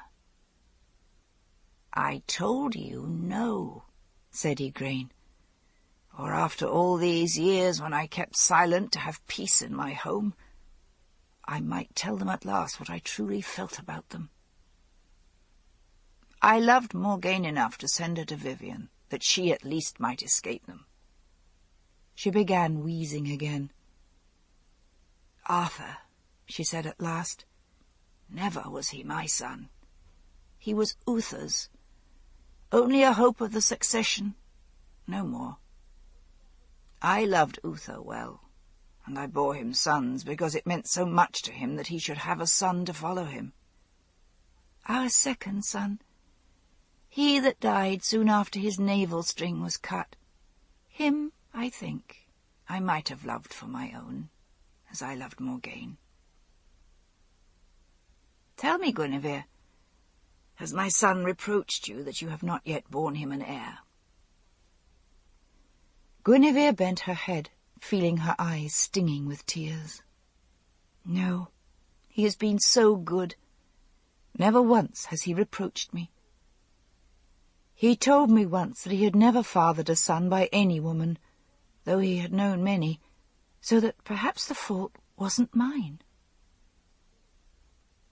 "If he loves you for yourself, then he is a priceless jewel among men," said Igraine, "and it is all the better if you can make him happy. Morgane I loved because she was all I had to love. I was young and wretched. You can never know how unhappy I was that winter when I bore her, alone and far from home, and not yet full grown. I feared she would have become a monster because of all the hate I felt when I was bearing her. But she was the prettiest little thing, solemn, wise, like a fairy child. She and Uther only have I loved. Where is she, Guinevere? Where is she that she would not come to her mother when she's dying?" This ends Disc 6. The High Queen, Disc 7. Guinevere said compassionately, "No doubt she knows not that you are ill." "But the sight!" Igraine cried, moving restlessly on her pillow. "Where can she be that she does not see that I'm dying? Ah, I saw she was in deep trouble, even at Arthur's crowning, and yet I said nothing. I didn't want to know. I felt I had had enough grief, and said nothing when she needed me. Guinevere, tell me the truth. Did Morgane have a child somewhere, alone and far from anyone who loved her? Has she spoken of this to you? Does she hate me, then, that she will not come to me even when I'm dying, only because I didn't speak out all my fears for her at Arthur's crowning? Oh, goddess! I put aside the sight to have peace in my home since Uther was a follower of the Christ. Show me where dwells my child, my daughter." Guinevere held her motionless and said, "Now you must be still, mother. It must be as God wills. You cannot call upon the goddess of the fiends here." Igraine sat bolt upright. Despite her sick, swollen face, her blue lips, she looked on the younger woman in such a way that Guinevere suddenly remembered she too is High Queen of this land. "You know not what you speak," Igraine said, with pride and pity and contempt. The goddess is beyond all your other gods. Religions may come and go, as the Romans found, and no doubt the Christians will find after them. But she is beyond them all." She let Guinevere lower her to her pillows and groaned. "I would my feet could be warmed. Yes, I know you have hot bricks there. I cannot feel them. Once I read in an ancient book which Taliesin gave me of some scholar who was forced to drink hemlock. Taliesin says the people have always killed the wise. Even as the people of the far Southlands put Christ to the cross, so this wise and holy man was forced to drink hemlock because the rabble and the king said he taught false doctrine. And when he was dying, he said that the cold crept upward from his feet. And so he died. I have not drunk of hemlock, but it is as if I had. And now the cold is reaching my heart." She shivered and was still. And for a moment Guinevere thought she had ceased to breathe. No, the heart was still sluggishly beating. But Igraine didn't speak again, lying wheezing on her pillows. And a little before dawn the rasping breaths finally ceased. Chapter 11. Igraine was buried at midday, after a solemn service of mourning. Guinevere stood beside the grave, tears sliding down her face as the shrouded body was lowered into the open earth. Yet she couldn't properly mourn her mother-in-law. Her living here was all a lie. She was no true Christian. If it was true what they believed, then Igraine was even now burning in hell. And she couldn't bear that, not when she thought of all Igraine's kindness to her. Her eyes burned with sleeplessness and tears. The lowering sky echoed her vague dread. Heavy, as if at any moment rain would fall on them. Here, within convent walls, she was safe. But soon she must leave the safety of this place, and ride for days over the high moors with the brooding menace of that open sky everywhere, hanging over her and over her child. Guinevere, shivering, clasped her hands across her belly, as if in a futile wish to protect the dweller there from the menace of that sky. Why am I always so frightened? Igraine was a pagan, and lost to the tricks of the devil. But I am safe. I call upon Christ to save me. What is there under God's heaven to be afraid of? Yet she was afraid, with the same reasonless fear that seized on her so often. I must not fear. I am High Queen of all Britain. The only other to bear that title sleeps here beneath the earth. High Queen, and bearing the son of Arthur. Why should I be afraid of anything in God's world? The nuns finished their hymn, turning from the grave. Guinevere shivered again, clutching her cloak. Now she must take very good care of herself, eat well, rest much, make certain that nothing went amiss as it had done before. Secretly she counted on her fingers. If it had been that last time before she left... But no, her courses had not come upon her for more than 10 Sundays. She simply wasn't certain. Still, it was sure that her son would be born sometime about Eastertide. Yes, that was a good time. She remembered when her lady Melius had borne her son. It had been the darkest of winter, and the wind had howled outside like all the fiends waiting to snatch the soul of the newborn child. So nothing would suit Melius but that the priest must come down to the woman's hall and baptize her babe almost before it cried. No, Guinevere was just as well pleased that she would not lie in at the darkest days of winter.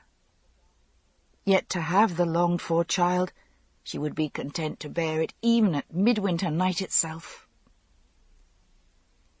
A bell tolled, and then the abbess came to Guinevere. She didn't bow. Temporal power, she had once said, was nothing here. But Guinevere was, after all, the High Queen, so she inclined her head with great courtesy and said, "Will you be staying on with us here, my lady? We would be deeply honoured to keep you as long as you wish." "Oh, if only I could stay. It's so peaceful here." Guinevere said with visible regret, "I cannot. I must return to Carleon." She couldn't delay telling Arthur her good news, the news of his son. "The High King must hear of his mother's death," she said. Then, knowing what the woman wanted to hear, she added quickly, "Be sure I will tell him how kindly you treated her. She had everything she could wish for in the last days of her life." "It was our pleasure. We all loved the Lady Igraine," said the old nun. "Your escort shall be told and be ready to ride with you early in the morning, God willing, and send good weather." "Tomorrow? Why not today?" Guinevere asked. Then stopped. No, that would be insulting haste indeed. She hadn't realized she was so eager to tell her news to Arthur, to end for all time the silent reproach that she was barren. She laid her hand on the abbess's arm. "You must pray for me much now, and for the safe birth of the High King's son." "Is it so, lady?" The abbess's lined face wrinkled up in pleasure at being the confidant of the queen. "Indeed we shall pray for you. It will give all the sisters pleasure to think we are the first to say prayers for our new prince." "I shall make gifts to your convent." "God's gifts and prayers may not be bought for gold," the abbess said primly, but she looked pleased nevertheless. In the room near Igraine's chamber, where she had slept these last nights, her serving-woman was moving about, putting garments and gear into saddlebags. As Guinevere entered, she looked up and grumbled, "It suits not well with the dignity of the High Queen, madam, to travel with only one servant. Why, any knight's wife would have as much. You should get you another from one of the houses here, and a lady to travel with you as well." "Get one of the lay sisters to help you, then," said Guinevere. "But we shall travel all the more quickly if we are but few." "I heard in the courtyard that there were Saxons landing on the southern shores," the woman grumbled. "It soon will not be safe to ride anywhere in this country." "Don't be foolish," Guinevere said. "The Saxons on the southern shores are bound fast by treaty to keep peace with the High King's lands.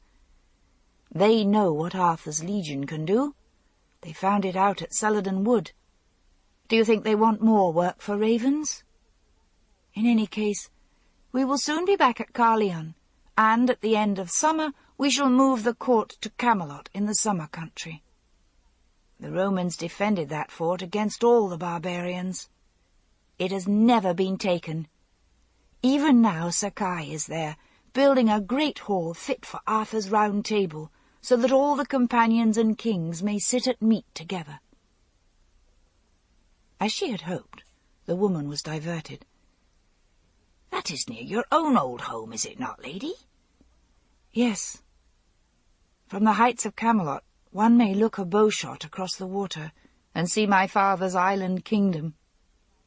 "Indeed, I went there in childhood once," she said, remembering how, when she was a little girl, even before she went to school with the nuns on Annas Wittren, she had been taken up to the ruins of the old Roman fort. There had been little there then, except for the old wall, and the priest hadn't stinted to make this a lesson on how human glories faded away.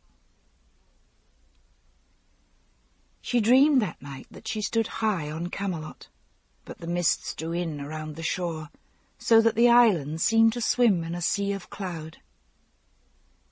Across from them, she could see the high tor of Annis Witren, crowned with ringstones, although she knew well that the ringstones had been thrown down by the priests 100 years ago. And by some trick of the sight, it seemed that Morgaine stood on the tor and laughed at her and mocked her, and she was crowned with a wreath of bare wicker withes. And then Morgaine was standing beside her on Camelot, and they looked out over all the summer country as far as the Isle of the Priests, looking down over her own old home where her father, Leodegrance, was king, and over Dragon Island shrouded in mist. But Morgaine was wearing strange robes and a high double crown, and she stood so that Guinevere couldn't quite see her, but only knew she was there. She said, "I am Morgaine of the fairies, and all these kingdoms will I give to you as their high queen, if you will fall down and worship me." Guinevere woke with a start, Morgaine's mocking laughter in her ears. The room was empty and silent, except for the heavy snores of her serving-woman in a pallet on the floor. Guinevere made the sign of the cross, and lay down to sleep again. But on the very edge of sleep, it seemed to her that she looked into the clear and moonlit waters of a pool, and instead of her own face, Morgaine's pale face was reflected back at her, crowned with wicker withes like the harvest dolls some of the peasant folk still made, and very far away. And again Guinevere had to sit up and make the sign of the cross before she could compose herself to sleep. It seemed all too soon that she was wakened, but then she had been so insistent they should set forth at the first light. She could hear the rain pounding on the roof as she put on her gown by lamplight, but if they stayed for rain in this climate, they should be here a year. She felt dull and queasy, but now she knew there was a good reason for that, and secretly patted her still flat stomach as if to reassure herself it was real. She had no desire to eat, but dutifully swallowed some bread and cold meats. She had a long ride before her. And if she had no mind to riding in the rain, at least it was likely that any Saxons or marauders would stay within doors as well. She was fastening the hood of her warmest cloak when the abbess entered. After a few formal words of thanks for the rich gifts made by Guinevere on her own behalf and on Igraine's, the abbess came to the real business of this farewell visit. "Who now reigns in Cornwall, lady?" "Why, I'm not sure," said Guinevere, trying to remember. "I know the High King gave Tintagel to Igraine when he married, so that she might have a place of her own, and I suppose, after her, the Lady Morgaine, daughter of Igraine by the old Duke Gaulois. I know not even who is there now as castellan." "Nor I," said the abbess. "Some serving man or knight of the Lady Igraine, I suppose. That is why I came to speak with you, madam. The castle Tintagel is a prize, and it should be tenanted, or there will be war in this countryside too. If the Lady Morgaine is married and comes here to live, all will be well. I suppose, I do not know the lady, but if she is Igraine's daughter, I suppose she is a good woman and a good Christian." "You suppose wrong," Guinevere thought, and again it was as if she heard the mocking laughter from her dream. But she would not speak ill of Arthur's kinswoman to a stranger. The abbess said, "Bear my message to Arthur the king, lady, that someone should come to dwell in Tintagel. I have heard something of a rumour that ran about the countryside when Gaulois died, that he had a bastard son and some other kinfolk, and some of them might strive to conquer this country again. While Igraine dwelt here, all folk knew it was under Arthur's dominion, but now it would be well if the High King sent one of his best knights hither. perhaps married to the Lady Morgane. "I will tell Arthur," Guinevere said. And as she set out, she pondered this. She knew little of statecraft, but she remembered that there had been chaos before Uther came to the crown, and again when he died, leaving no heir. She supposed something like that might befall if Cornwall was left with none to rule or keep good laws. Morgane was Queen of Cornwall, and should come hither to reign. And then she remembered what Arthur had once said, that his dearest friend should wed with his sister. Since Lancelot wasn't wealthy and had no lands of his own, it would be the right thing that they should come to reign together in Cornwall. And now I am to bear Arthur's son. It would be best to send Lancelot far from court, that I might never again look on his face, and think of him such thoughts as no wedded woman and no good Christian should think. And yet she couldn't bear to think of Lancelot wedded to Morgane.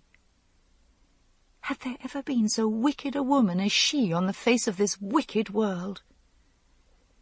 She rode with her face hidden in her cloak, not listening to the gossip of the knights who were her escort. But after a time she realized that they were passing by a village which had been burned. One of the knights asked her leave to stop a while, and went away to look for survivors. He came back looking grim. "Saxons," he said to the others, and bit the words off when he saw that the Queen was listening. "Don't be frightened, madam. They are gone. But we must ride as fast as we may, and tell Arthur of this. If we find you a faster horse, can you keep our pace?" Guinevere felt her breath catch in her throat. They'd come up out of one of the deep valleys, and the sky arched high and open over them, filled with menace. She felt as some small thing must feel in the grass when the shadow of a hawk swoops over it. She said, and heard her voice thin and trembling like the voice of a very little girl, "I cannot ride faster now. I bear the child of the High King, and I dare not endanger him." Again it seemed as if the knight, he was Griflet, husband of her own waiting-woman Melias, bit off his words, setting his jaw with a snap. He said at last, concealing his impatience, "Then, madam, it were as well we should escort you to Tintagel, or to some other great house in this area, or back again to the convent, so that we may ride at speed and reach Caerleon before the dawn of tomorrow's day. If you are with child, you certainly cannot ride through the night. Will you let one of us escort you and your woman back to Tintagel, or to the convent again?" "I would like it well to be within walls again, if there are Saxons in this country. But I must not be such a coward. Arthur must have news of his son." She said stubbornly, "Cannot one of you ride on toward Caerleon, and the rest of you travel at my pace? Or cannot a messenger be hired to bear the word quickly?" Griflet looked as if he wanted to swear. "I could not trust to any hired messenger in this country now, madam. And there are few of us, even for a peaceful country, barely enough to protect you. Well, it must be as it will. No doubt Arthur's men have received the word already." He turned away, his jaw white and set, and looked so angry that Guinevere wanted to call him back and agree to all he said. But she told herself firmly not to be so cowardly.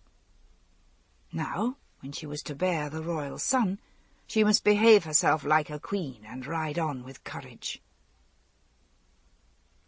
And if I was at Tintagel, and the countryside was filled with Saxons, there would I remain until the war had ended and all the country at peace again. And it might be long. And if Arthur didn't even know I was with child, he might be content to let me dwell there for evermore. Why should he want to bring back a barren queen to his new palace at Camelot? Like enough he would listen to the counsel of that old druid who hates me, Taliesin, who is his grandsire, and put me away for some woman who could bear him a bouncing brat every 10 moons or so. But all will be well, once Arthur knows. It seemed as if the icy wind was sweeping across the high moors and into her very bones. After a time she begged them to stop again and get out the litter, so that she might ride within it. The horse's motion jolted her so. Griflet looked angry, and for a moment she thought he would forget his courtesy and swear at her. But he gave the orders, and she huddled gratefully inside the litter, glad of the slow pace and the closed flaps which closed out the frightening sky. Before dusk the rain stopped for a while, and the sun came out, low and slanting over the dismal moor. "We will set up the tents here," Griflet said. "Here on the moor at least we can see a long way. Tomorrow we should strike the old Roman road, and then we can travel faster." And then he dropped his voice and said something to the other knights which Guinevere couldn't hear. But she cringed, knowing he was angry at the slow pace at which they must travel. Yet everyone knew a breeding woman was more likely to miscarry if she rode a fast horse, and already twice she had miscarried a child. Did they want her to lose Arthur's son this time too?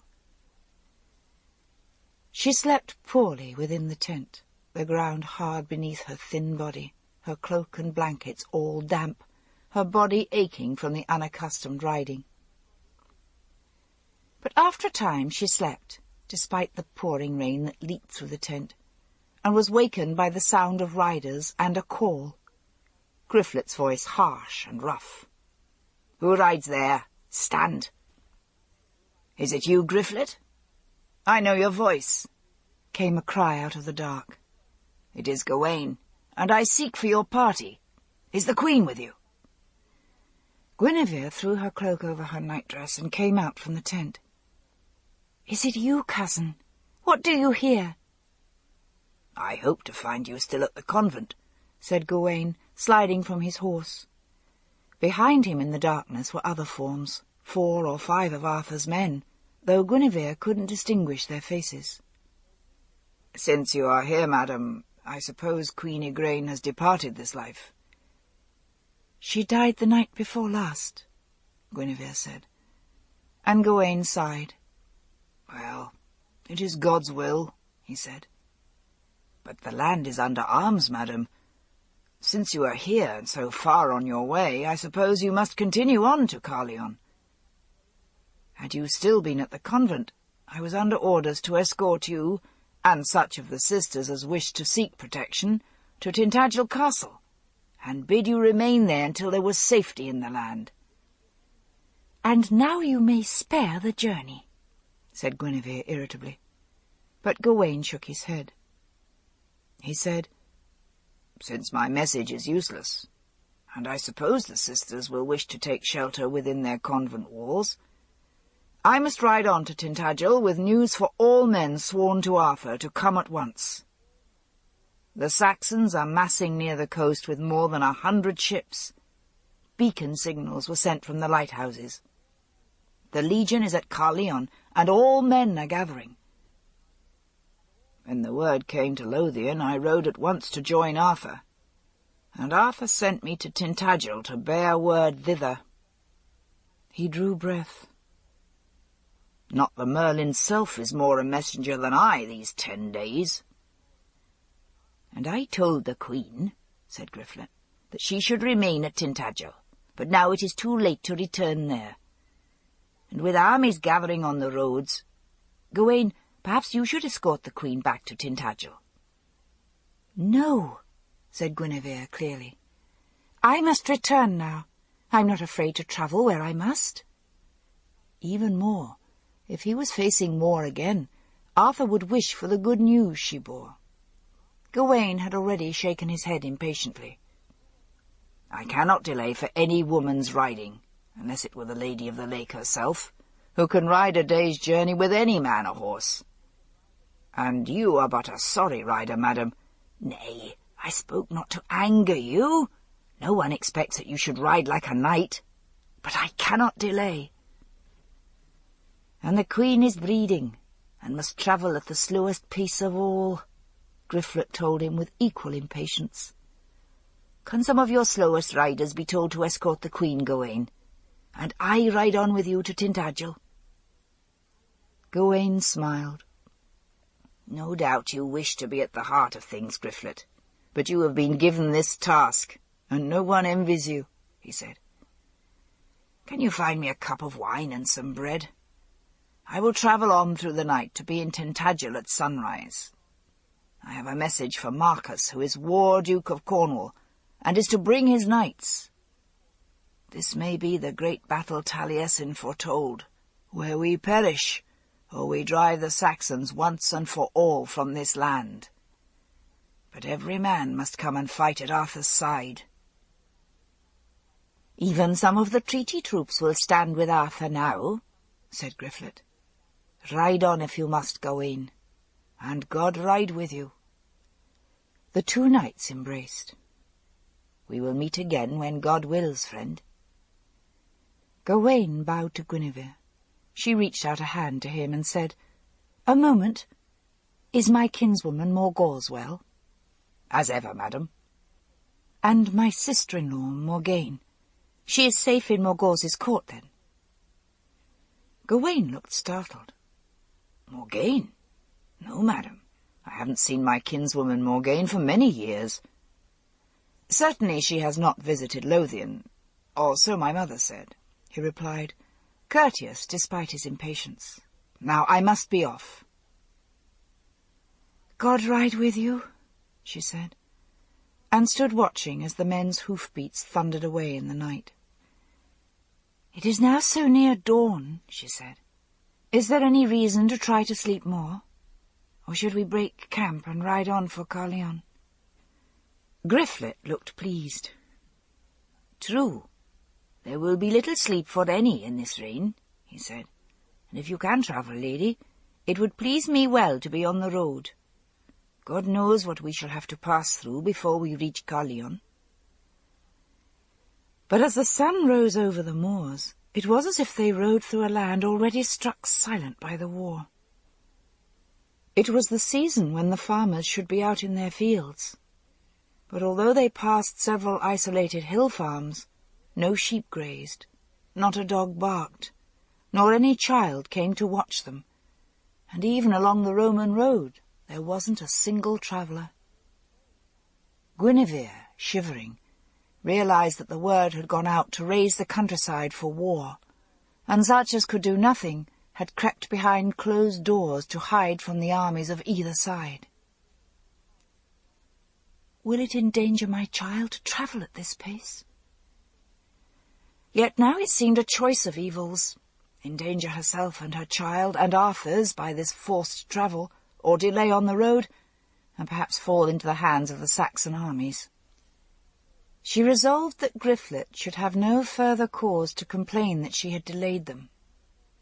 Yet as she rode, unwilling to take refuge within her litter lest he accuse her again of delaying him, it seemed that fear was hovering everywhere around her.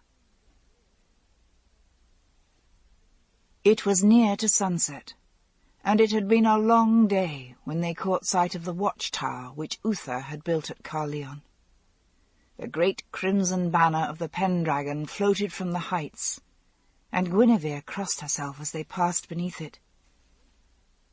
Now all Christian men are to make a stand against the barbarians. Is it fitting that this sign of an ancient devil faith should serve to rally the armies of a Christian king? Once indeed she had spoken of it to Arthur, and he had answered that he had sworn to his people that he would rule over them as the great dragon, Christian and non-Christian alike without favour, and had laughed, stretching out his arms with the barbarian serpents tattooed all along their length. She felt loathing for those serpents, symbols that no Christian man should bear, but he had been stubborn. I bear them in sign of the king-making when I was given Uther's place in this land. We will speak no more of this, lady.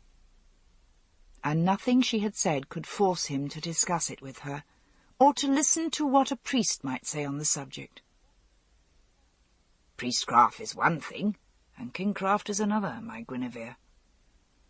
I would that you should share all things with me, but you have no wish to share this, and so I may not speak of it to you. And as for the priests, it is none of their affair. Leave it, I say." His voice had been firm, not angry, but still she had bent her head and said no more. Yet now, as she rode beneath the Pendragon banner, she trembled. If our son is to rule in a Christian land, is it fitting that Druid banner should fly above his father's castle? They rode slowly through the encamped armies in the plain before Caerleon. Some of the knights, who knew her well, came out and set up a cheer for their queen, and she smiled and waved to them. They rode beneath the banner of Lot and through the men of Lothian, Northmen with pikes and long axes, wrapped in the crudely dyed clothes they wore. Over their camp flew the banner of the Morrigan, the great raven of war. Gawain's brother Gaheris came out from that camp and bowed to her, and walked beside Griflet's horse as they rode up toward the castle. "Did my brother find you, Griflet? He had a message for the queen." "He met us when we were already a day on the road," Guinevere said, "and it was easier to continue here." "I'll come with you to the castle. All of Arthur's chosen companions are bidden to dine with the king," said Gaheris. Gawain was angry at being sent with messages. "Yet no one can ride so swiftly as my brother when he must. Your lady is here, Griflet, but she is readying herself and the child to go to the new castle. Arthur says all the women must go. They can be more easily defended there, and he can spare but few to defend them." To Camelot! Guinevere's heart sank. She had ridden all the way from Tintagel to give Arthur news of their child, and now would he pack her up and send her to Camelot? "I do not know that banner," said Griflet, looking at a golden eagle sculptured lifelike on a pole. It seemed very ancient. "It's a standard of North Wales," said Gaheris. "Uriens is here with Avalon, his son. Uriens claims his father took this standard from the Romans more than 100 years ago." "It may even be the truth." "The men from Uriens' hills are strong fighters, though I'd not say so in their hearing." "And whose banner is that?" asked Griflet. But this time, though Gaheris turned to speak, it was Guinevere herself who answered. "That is the banner of my father, Leodegrance, the blue banner with the cross worked in gold."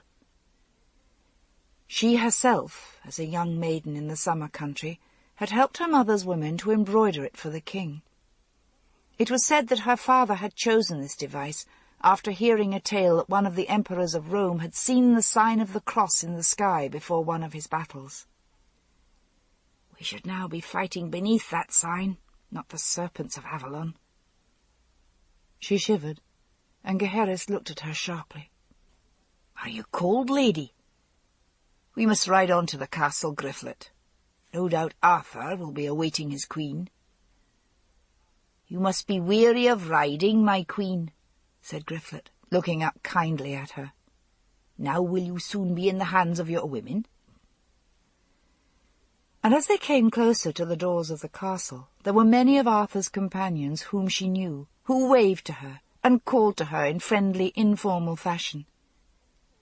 "Next year at this time," she thought, "they will come out to cheer their prince." A big lurching man, huge and clumsy-footed in leather armour and a steel cap, came into the path of her horse. It was as if he stumbled, though he bowed to Guinevere, and she could see that it was deliberate, that he had put himself in her way like this. "Madam, my sister," he said, "do you not know me?" Guinevere frowned and stared at him, then after a moment recognized him. "Is it you?" Meleagant, he said. I've come here to fight at our father's side, and your husband's my sister. Griflet said with a friendly smile, I knew not that your father had a son, my queen, but all are welcome to fight under Arthur's standard. Perhaps you will speak for me to your husband the king, my sister, said Meleagant. Guinevere, looking at him, felt a faint distaste run through her. He was an enormous man, almost a giant, and like so many huge men, he looked misshapen, as if one side of his body was somehow grown larger than the other. One eye was certainly larger than the other, and had a squint. Yet, trying to be fair, Guinevere thought the man's deformity was no fault of his, and she really knew nothing against him. Yet it was arrogance that he should call her sister before all these men, and now he had grasped her hand without leave, and made as if to kiss it. She clenched it into a fist and pulled it away. Trying to make her voice firm, she said, No doubt when you merit it, Meleagant, my father will speak for you to Arthur, and he will make you one of his knights. I am only a woman, and I have no authority to promise you that. Is my father here? He's with Arthur within the castle, said Meleagant sullenly, and I'm like a dog out here with the horses. Guinevere said firmly, I cannot see that you have any claim to more than this, Meleagant. He has given you a post at his side, for your mother was once a favourite of his. Meleagant said harshly, All men in the country know as well as my mother that I am the king's son, his only living son. Sister, speak to our father for me. She pulled away her hand from his repeated effort to seize it. Let me go, Meleagant. My father claims you are not his son, and how can I say anything else? I never knew your mother. This is between you and my father. But you must listen, said Meleagant urgently, tugging at her hand. And Griflet thrust himself between them and said, Here, here, fellow, you can't talk to the queen like that, or Arthur will have your head on his platter at dinner-time. I'm sure our lord and king will grant you what is right, and if you fight well for him at this battle, no doubt he'll be glad to have you among his companions. But you mustn't trouble the queen this way. Meleagant turned to face him, towering over Griflet, until the latter, though he was a tall, athletic young man, looked like a child. The giant said, Are you going to tell me what I can say to my own sister, you little popinjay? Griflet put his hand on his sword and said, I was given the task of escorting my queen, fellow, and I'll do the task Arthur's given me to do. Get out of my path, or I'll force you to. You? With who else? Sneered Meleagant, bracing himself with an ugly sneer. I, for one, said Gaheris, standing quickly at Griflet's side. Like Gawain, he was a big, sturdy man who would have made two of the slender Griflet. And I, said Lancelot from the darkness beyond them, striding quickly toward Guinevere's horse, and she could have wept with relief. Never had he looked more handsome to her than now, and though he was slender and slightly built, something in his presence made Meleagant draw back. Is this man annoying you, Lady Guinevere? She swallowed and nodded, and found to her dismay that she had no voice to speak. Meleagant blustered. Who may you be, fellow? Take care, said Gaheris. Don't you know the Lord Lancelot? I'm Arthur's captain of horse, said Lancelot in his lazy, amused voice, and the Queen's champion. Have you anything to say to me? My business is with my sister, said Meleagant. But Guinevere said, high and shrill, I am no sister of his. This man claims to be my father's son because his mother was, for a time, one of the king's women. He is no son of my father's, but a base-born clown who belongs in a farmyard, though my father has been kind enough to give him a place in his household." "You'd best get out of our way," said Lancelot, surveying Meleagrant with contempt. And it was easy enough to see that Meleagrant knew who Lancelot was, and had no desire to try conclusions with him. He edged backward, saying in a surly voice, "You'll be sorry for this some day, Guinevere." But he gave ground, glowering, and let them pass. Lancelot was dressed with his usual fastidious taste, in crimson tunic and cloak. His hair was carefully trimmed and combed, his face clean-shaven. His hands looked smooth and white as Guinevere's own, although she knew that they were hard and steel-strong. He was handsomer than ever, and he had come just in time to save her from an ugly encounter with Meleagrant. She smiled. She couldn't help herself. It was as if something turned over deep inside her. No, I must not look at him this way now. I am to be the mother of Arthur's son. Lancelot said, "You do not want to pass through the great hall, lady, in your draggled riding clothes. Has it been raining most of your journey? Let me take you and your servant to the side door, and you can go directly to your chamber and refresh yourself, and then greet my Lord Arthur in the hall when you are freshly dressed and warm and dry." "You are shivering. Is the wind cold on you, Guinevere?" He long had the privilege of calling her by name, without the formal "my queen" or "lady," but never had it sounded so sweet on his lips. "You are, as ever, thoughtful of me," she said, and let him lead her horse. At the door he helped her to dismount, and she was only aware of the touch of his hands. She lowered her eyes and wouldn't look at him. "The great hall is filled with Arthur's companions," he said, "and all is confusion. The Round Table has gone but 3 days ago, on 3 carts to Camelot, and Kai with it to set it in its place in the new hall. Now a rider has gone out in haste to summon Kai back, and such men as can ride from the summer country." She looked up at him, frightened. "Gawain told us of the Saxon landing. Is this truly the war Arthur feared?" "It is what we have all known for years must come, Gwen," he said quietly. "For this Arthur has been training his legions, and I working with his horse troops. When this is over, perhaps we shall have the peace we have longed for, all my life, and all Uther's." Suddenly she flung her arms around him. "You could be killed," she whispered. It was the first time she had had courage to do such a thing.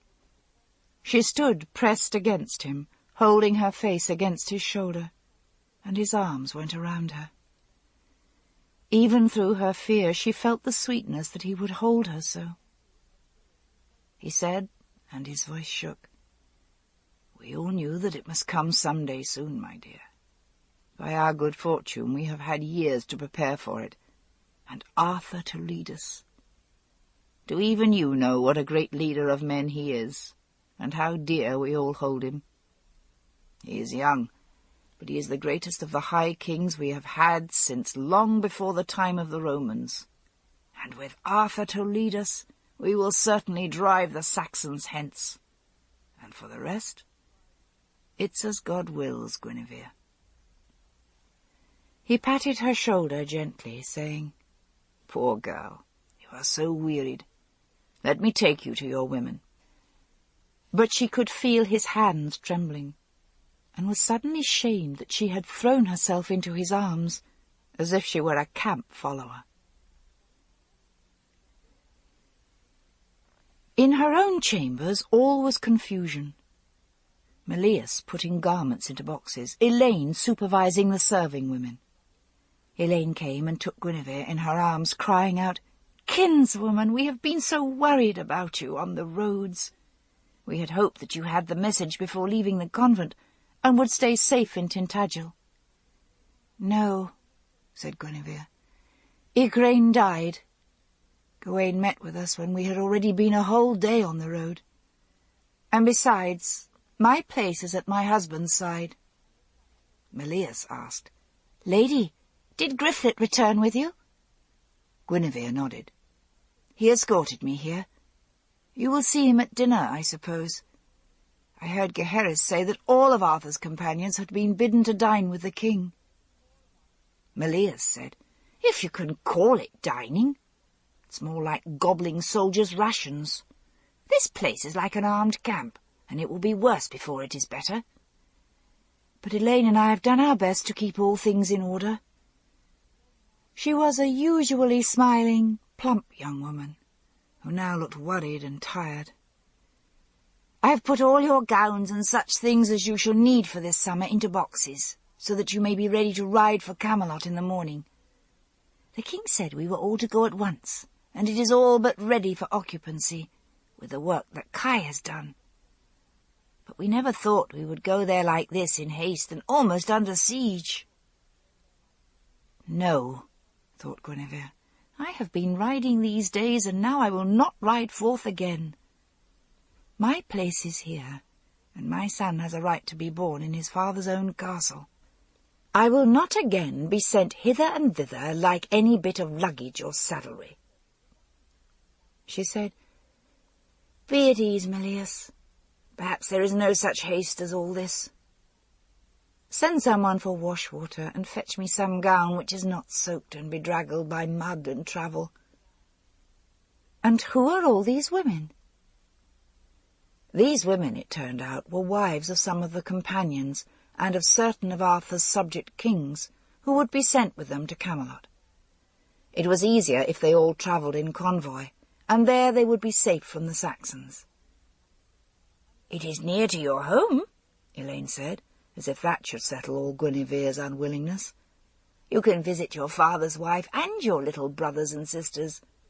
Or, while Leodegrance is at war, your stepmother will dwell with us at Camelot."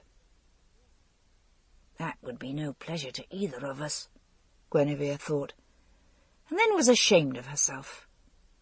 She felt like ending all of this with a few words. "I am pregnant, I cannot travel." But she shrank from the excited flurry of questions she knew would follow. Arthur should know it first. Chapter 12. When Guinevere came into the great hall, which looked barren and empty without the great round table and all the splendour of banners and tapestries and hangings gone, Arthur was sitting at a trestle table halfway down the hall near the fires, surrounded by 6 of his companions, others clustered near. She had been so eager to tell her news, but now she couldn't blurt it out before the whole court. She must wait until tonight, when they were alone in bed. That was the only time she ever had him to herself at all. But when he looked up from his companions and saw her, he rose and came to embrace her. "Gwen, my dearest," he said, "I had hoped Gawain's message would keep you safe in Tintagel." "Are you angry that I have come back?" He shook his head. "No, of course not. So the roads are still safe, then, and you were lucky," he said. "But I suppose this must mean that my mother—" "She died 2 days ago, and was buried within the convent walls," Guinevere said, "and I set out at once to bring you the news. And now you have nothing but reproach for me that I didn't stay safely at Tintagel because of this war." "Not reproach, my dear wife," he said gently, "concern for your safety. But Sir Griflet cared well for you, I can see. Come and sit with us here." He led her to a bench and seated her at his side. The silver and pottery dishes had vanished. She supposed they too had been sent to Camelot, and she wondered what had happened to the fine red dish of Roman make which her stepmother had given her at her wedding. The walls were bare and the place stripped, and they ate their food out of plain wooden bowls, the crude carved stuff of the markets. She said, dipping a piece of bread into the dish, Already this place looks as if a battle had swept over it." "It seemed as well to me that everything should be sent ahead to Camelot," he said. "And then we had the rumours of the Saxon landings and all's confusion. Your father is here, my love. No doubt you will want to greet him."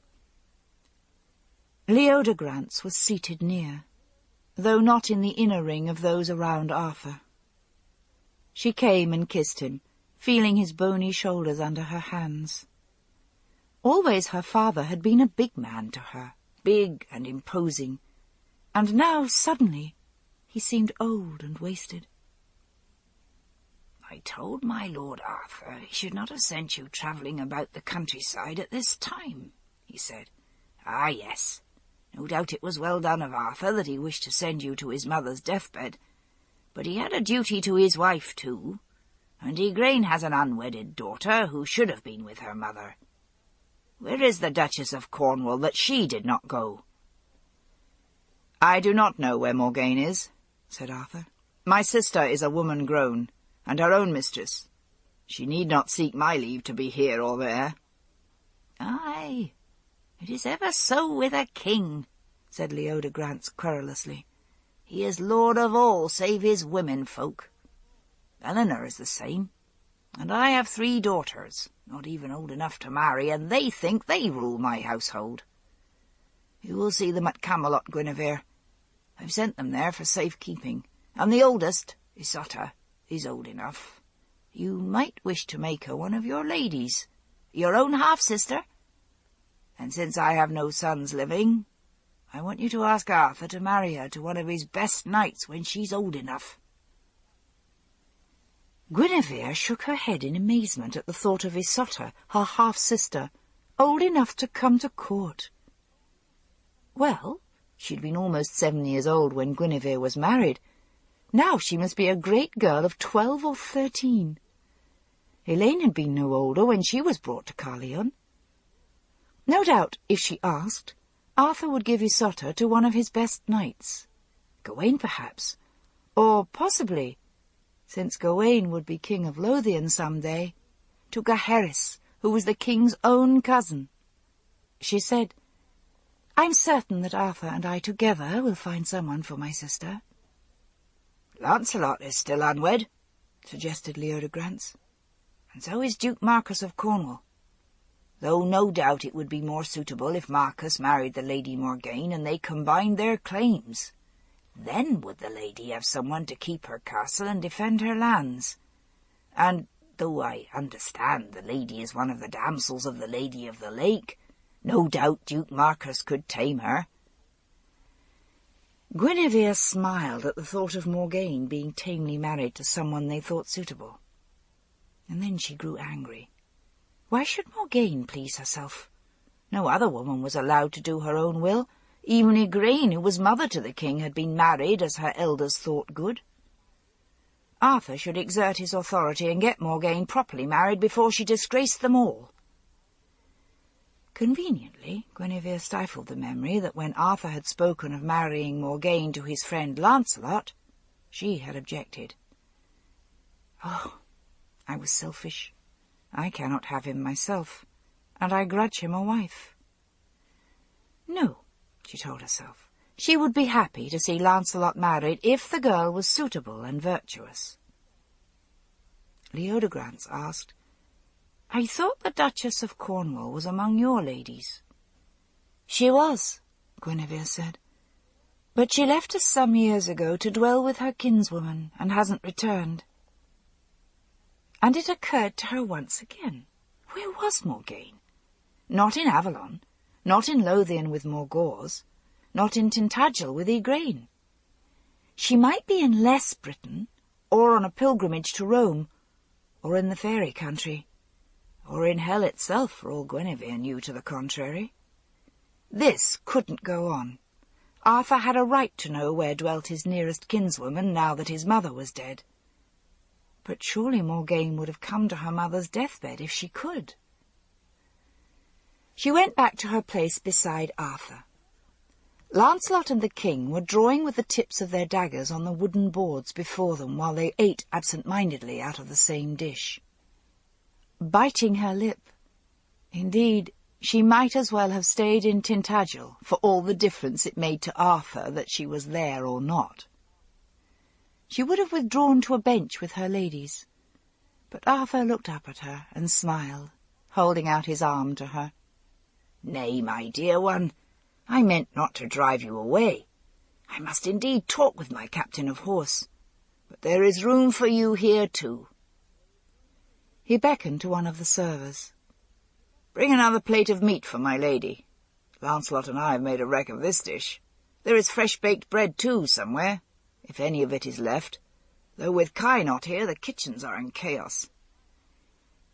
"I think I have eaten enough," Guinevere said, leaning a little against his shoulder, and he patted her absently.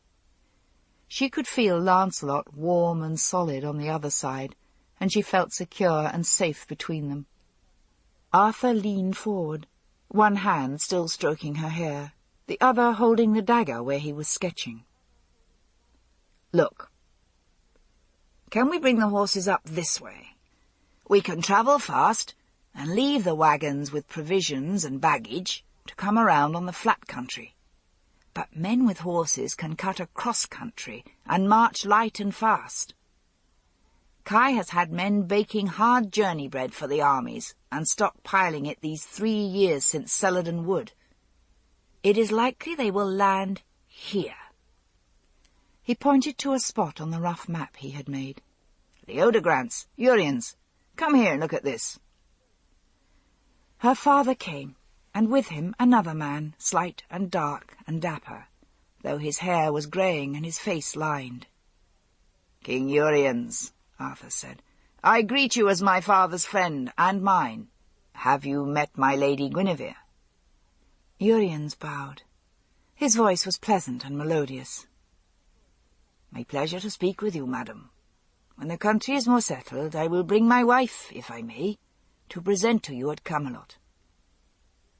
"I shall be pleased," Guinevere said, feeling that her voice was insincere. Never had she learned how to speak these polite platitudes so that they carried any conviction. "It will not be this summer.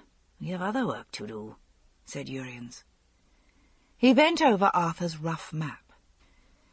"In Ambrosius's time, we led an army up country this way. We had not so many horses, save with the baggage wagons, but one could bring them up and cut across ground here. You must keep out of swamps as you go to the south of the summer country." "I had hoped not to climb the fells," said Lancelot. Uriens shook his head. "With that great body of horse, it is better." "On those hills horses slip on stone and break their legs," Lancelot argued. "Better even that, Sir Lancelot, than have men and horses and wagons all be mired. Better fells than swamps," said Uriens. "Look, here lies the old Roman wall." "I cannot see where so many have scribbled," said Lancelot impatiently. He went to the fireplace and plucked out a long stick, shook out the fire on the end, and began drawing on the floor with the charcoal stick. "Look, here lies the summer country, and here the lakes and the Roman wall. We have, say, 300 horse, and here 200... "So many indeed?" Uriens demanded incredulously. "The legions of Caesar had no more." 7 years we've been training them, and training mounted soldiers in their use," said Lancelot. "Thanks to you, dear cousin," Arthur said. Lancelot turned and smiled. "Thanks to you, my king, who had vision to see what we could do with them." "Some soldiers still know not how to fight on horseback," said Uriens. "As for me, I fought well enough leading men on foot." "And that is as well," said Arthur good-naturedly. "For we have not horses for every man who wishes to fight mounted, nor saddles and stirrups and harness for all, though I have had every harness-maker in my kingdom working as fast as he might, and hard enough work I've had to levy enough money to pay for all this, and men thinking me a greedy tyrant." He chuckled, patting Guinevere on the back and saying, All this time I've had hardly enough gold of my own to buy my queen silks for her embroidery. It has all gone to horseflesh and smiths and saddlers." Suddenly the gaiety was gone, and he was serious, almost frowning. "And now is the great test of all that we have done, and all that we can do. The Saxons this time are a flood, my friends. If we cannot stop them with less than half their numbers, there will be none fed in this country but ravens and wolves."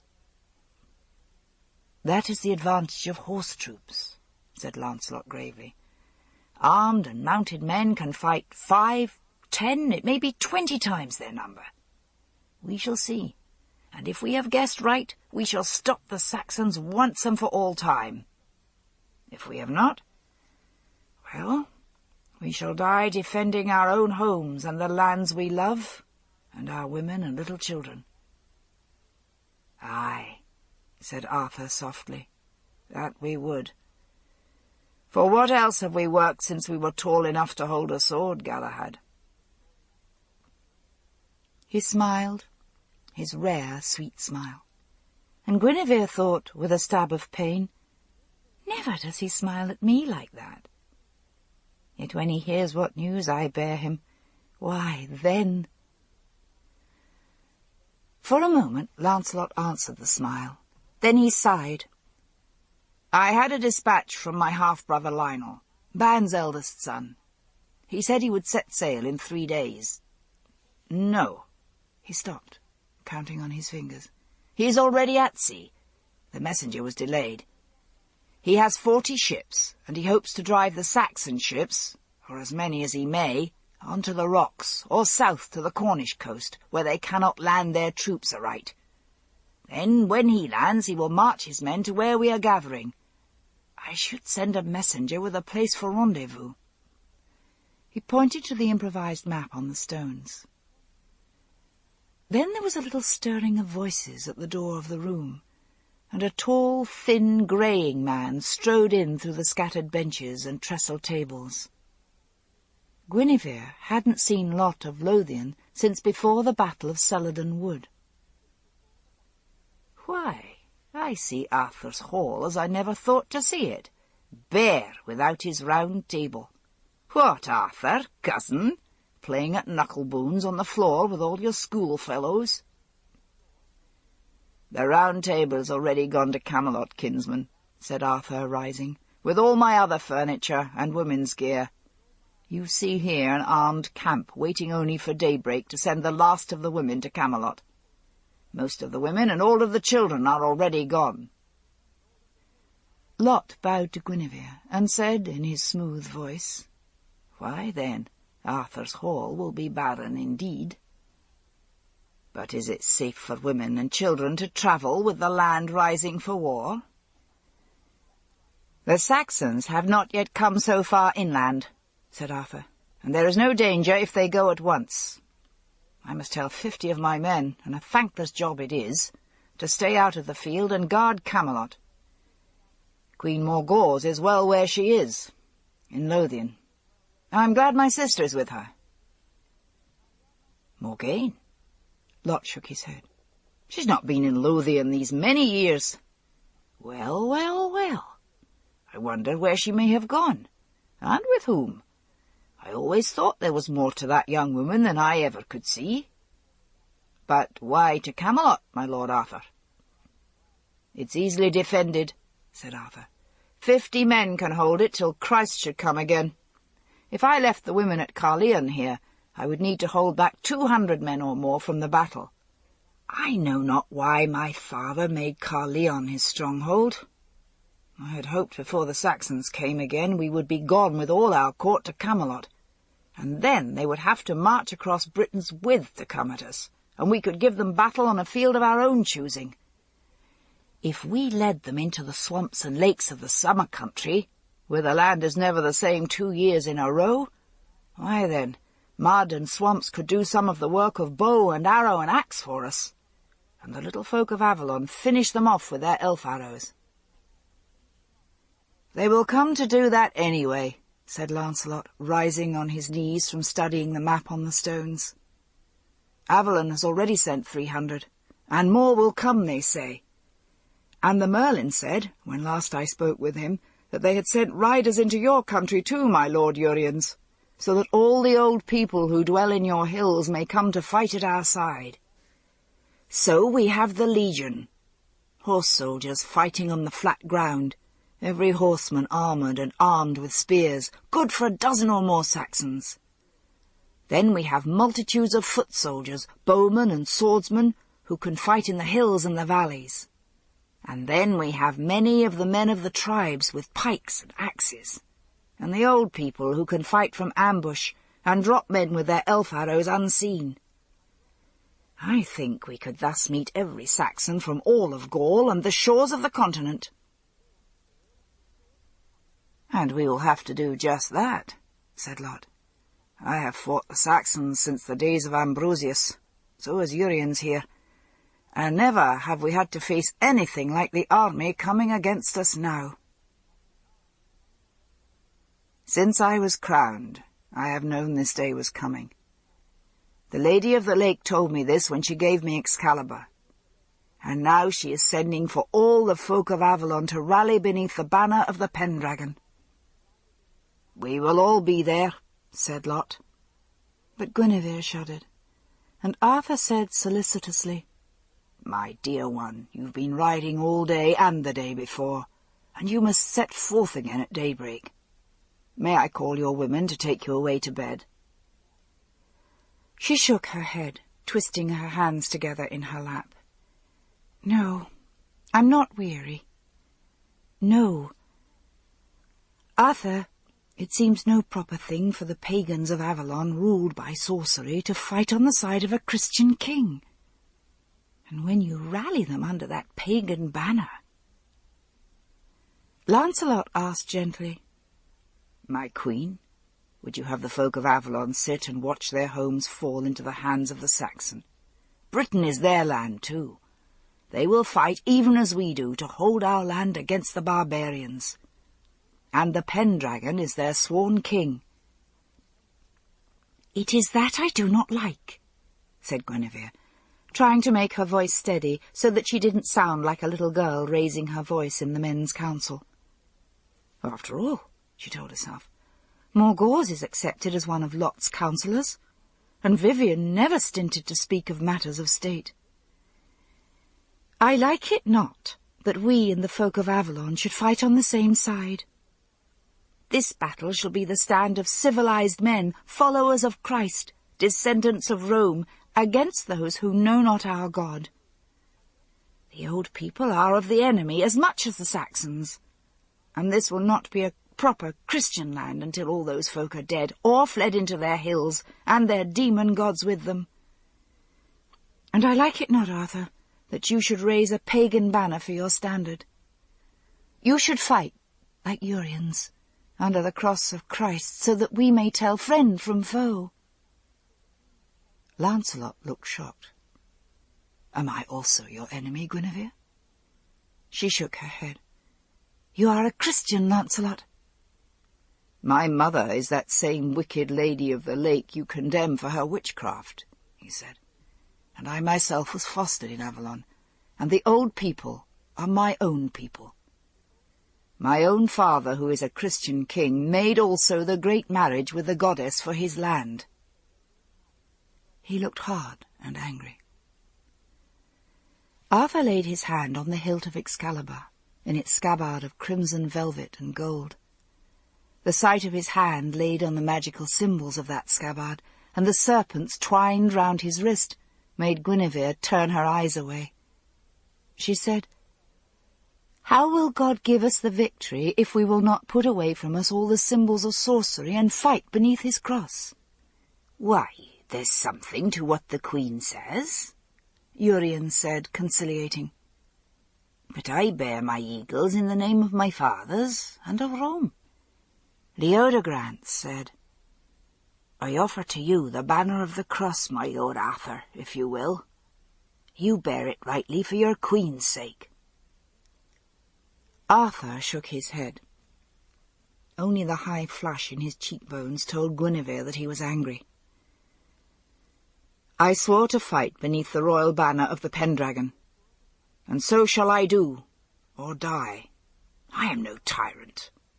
Whoever wishes to do so may bear the cross of Christ on his shield, but the Pendragon banner stands in token that all the folk of Britain, Christian, Druid, old people too, shall fight together. Even as the dragon is over all the beasts, so the Pendragon is over all the people. All, I say." "And the eagles of Uriens and the great raven of Lothian shall fight beside the dragon," said Lot, rising. "Is Gawain not here, Arthur? I would have a word with my son, and I thought he was ever at your side."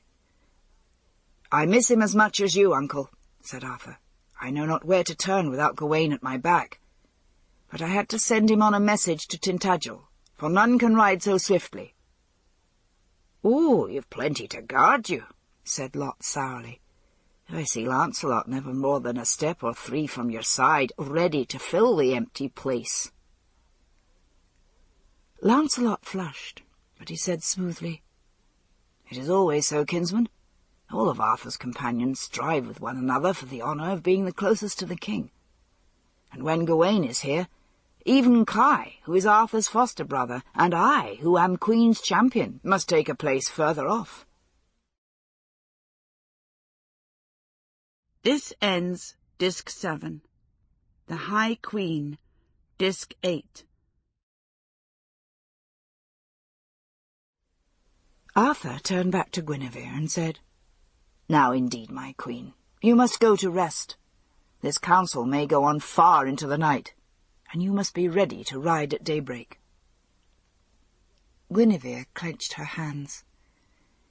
This one time, let me have the courage to speak." She said clearly, "No, my lord. I do not ride at daybreak, not to Camelot, or to anywhere else on the face of this earth." Arthur's cheeks flushed again with that high colour which told her he was angry. "Why, how's this, madam? You cannot delay when there is war in the land. I would willingly give you a day or 2 of rest before you ride, but we must make haste to get you all to safety before the Saxons come. I tell you, Guinevere, when the morning comes your horse and gear will be ready. If you cannot ride, you may travel in a litter or be carried in a chair, but ride you shall." "I shall not," she said fiercely, "and you cannot force me, not unless you set me on my horse and tie me there." "God forbid I should have to do so," Arthur said. "But what is this lady?" He was troubled, yet trying to keep his voice light and humorous. "Why, all those legions of men out there obey my word. Am I to have mutiny at my own hearth-fire, and from my own wife?" "Your men may all obey your word," she said desperately. "They have not my reason for staying here. I will stay with no more than 1 waiting woman and a midwife, my lord. But I will ride nowhere, not so far as to the banks of the river, before our son is born. There, I have said it. Here, before all these men."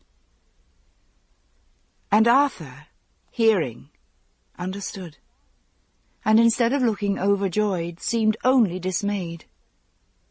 He shook his head and then said, "Guinevere," and stopped. Lot chuckled and said, "Are you breeding, madam? Why, congratulations, but that need not stop you from travelling. Morgause was every day in the saddle, till she was too big for her horse to carry her, while no one would know as yet that you were with child. Our midwives say that fresh air and exercise are healthy for a breeding woman, and when my own favourite mare is in foal, I ride her till 6 weeks before she drops the foal." "I'm not a mare," said Guinevere coldly, "and twice I have miscarried.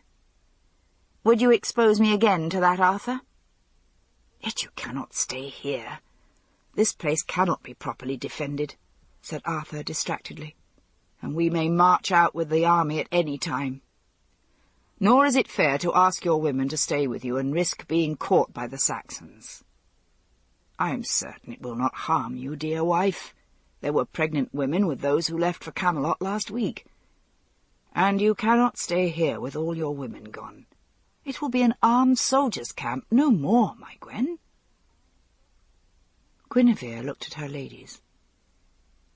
"Will not one of you stay with her queen?"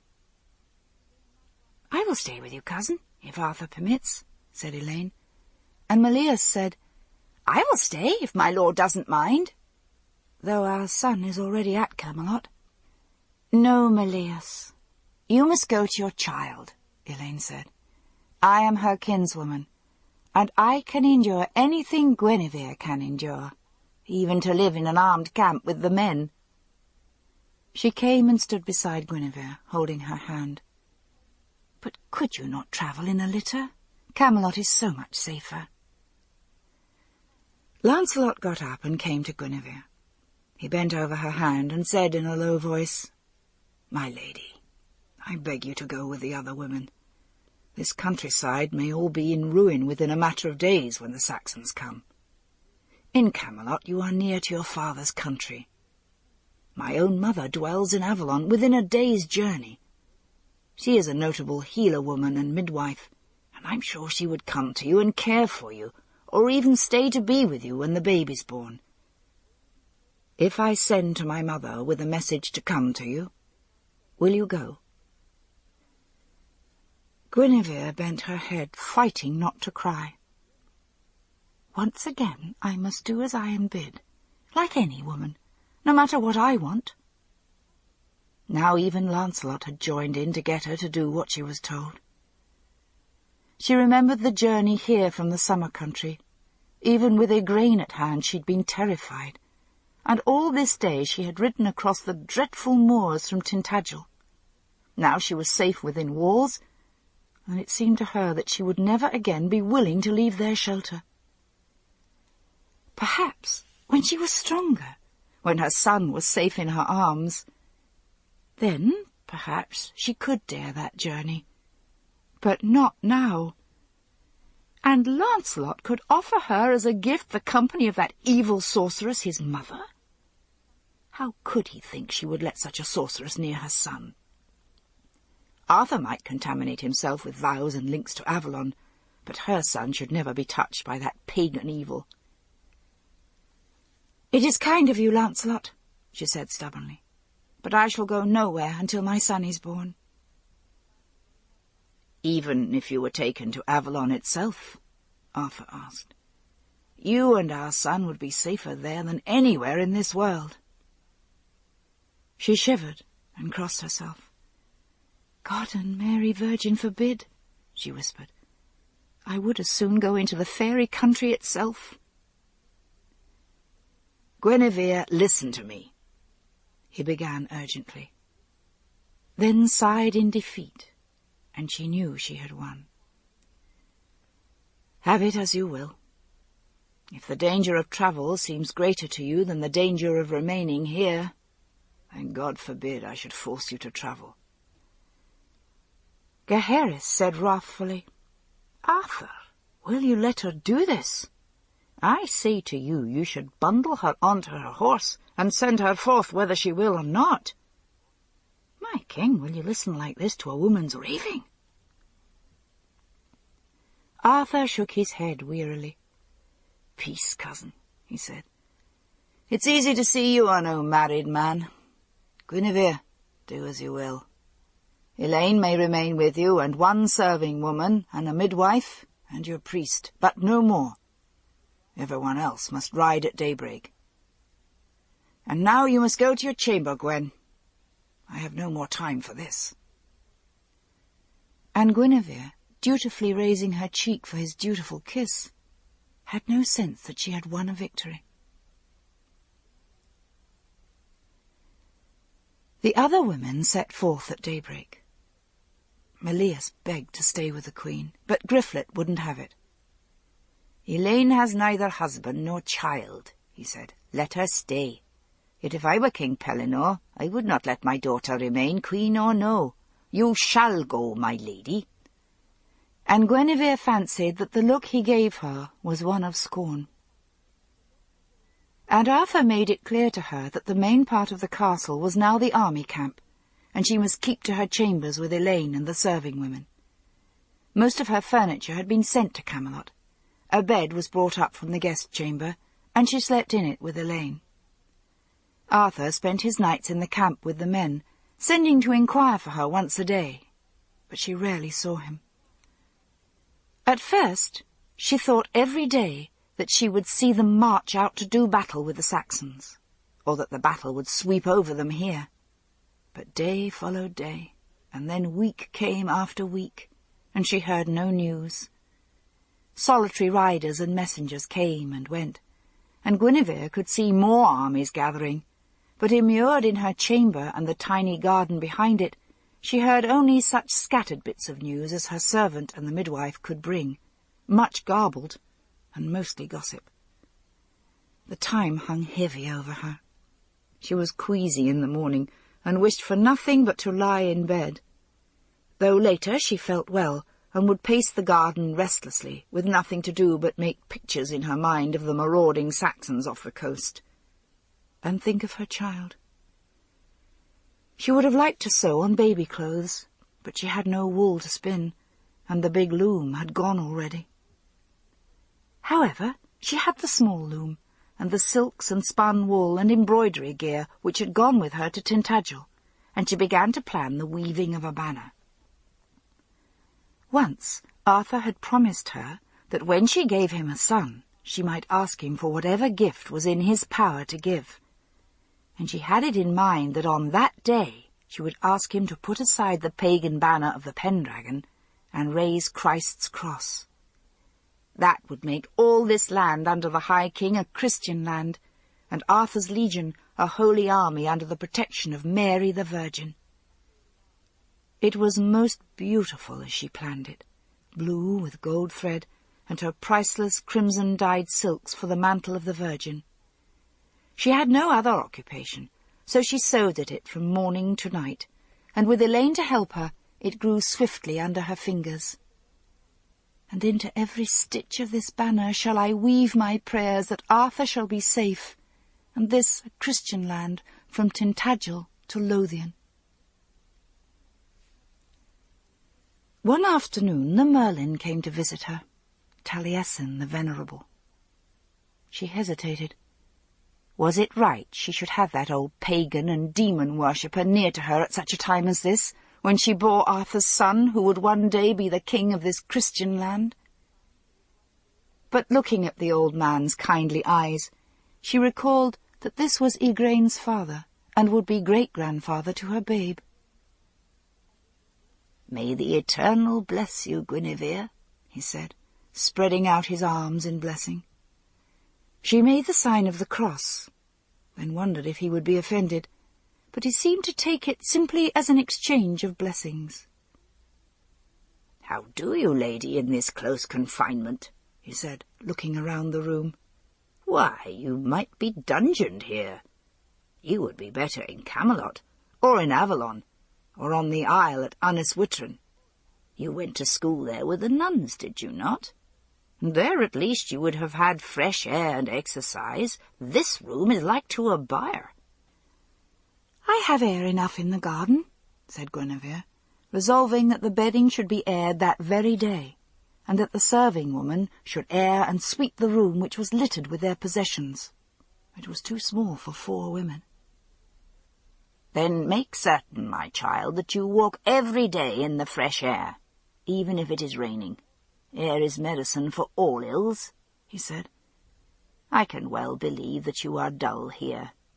No, child, I didn't come to reproach you," he added gently. "Arthur told me your happy news, and I rejoice for you, as do we all. And I especially. Not many men live so long as to look on the face of their great-grandchildren." His creased old face seemed to glow with benevolence. "If there is anything I can do for you, you must command me, lady. Are they sending you suitable fresh food? or only soldiers' rations?" Guinevere assured him that she had everything she could wish for. Every day a basket of the finest provisions to be had reached her, though she didn't tell him she had little wish for food. She told him of Igraine's death, and that she lay buried in Tintagel, and that Igraine's last act had been to tell her of her child.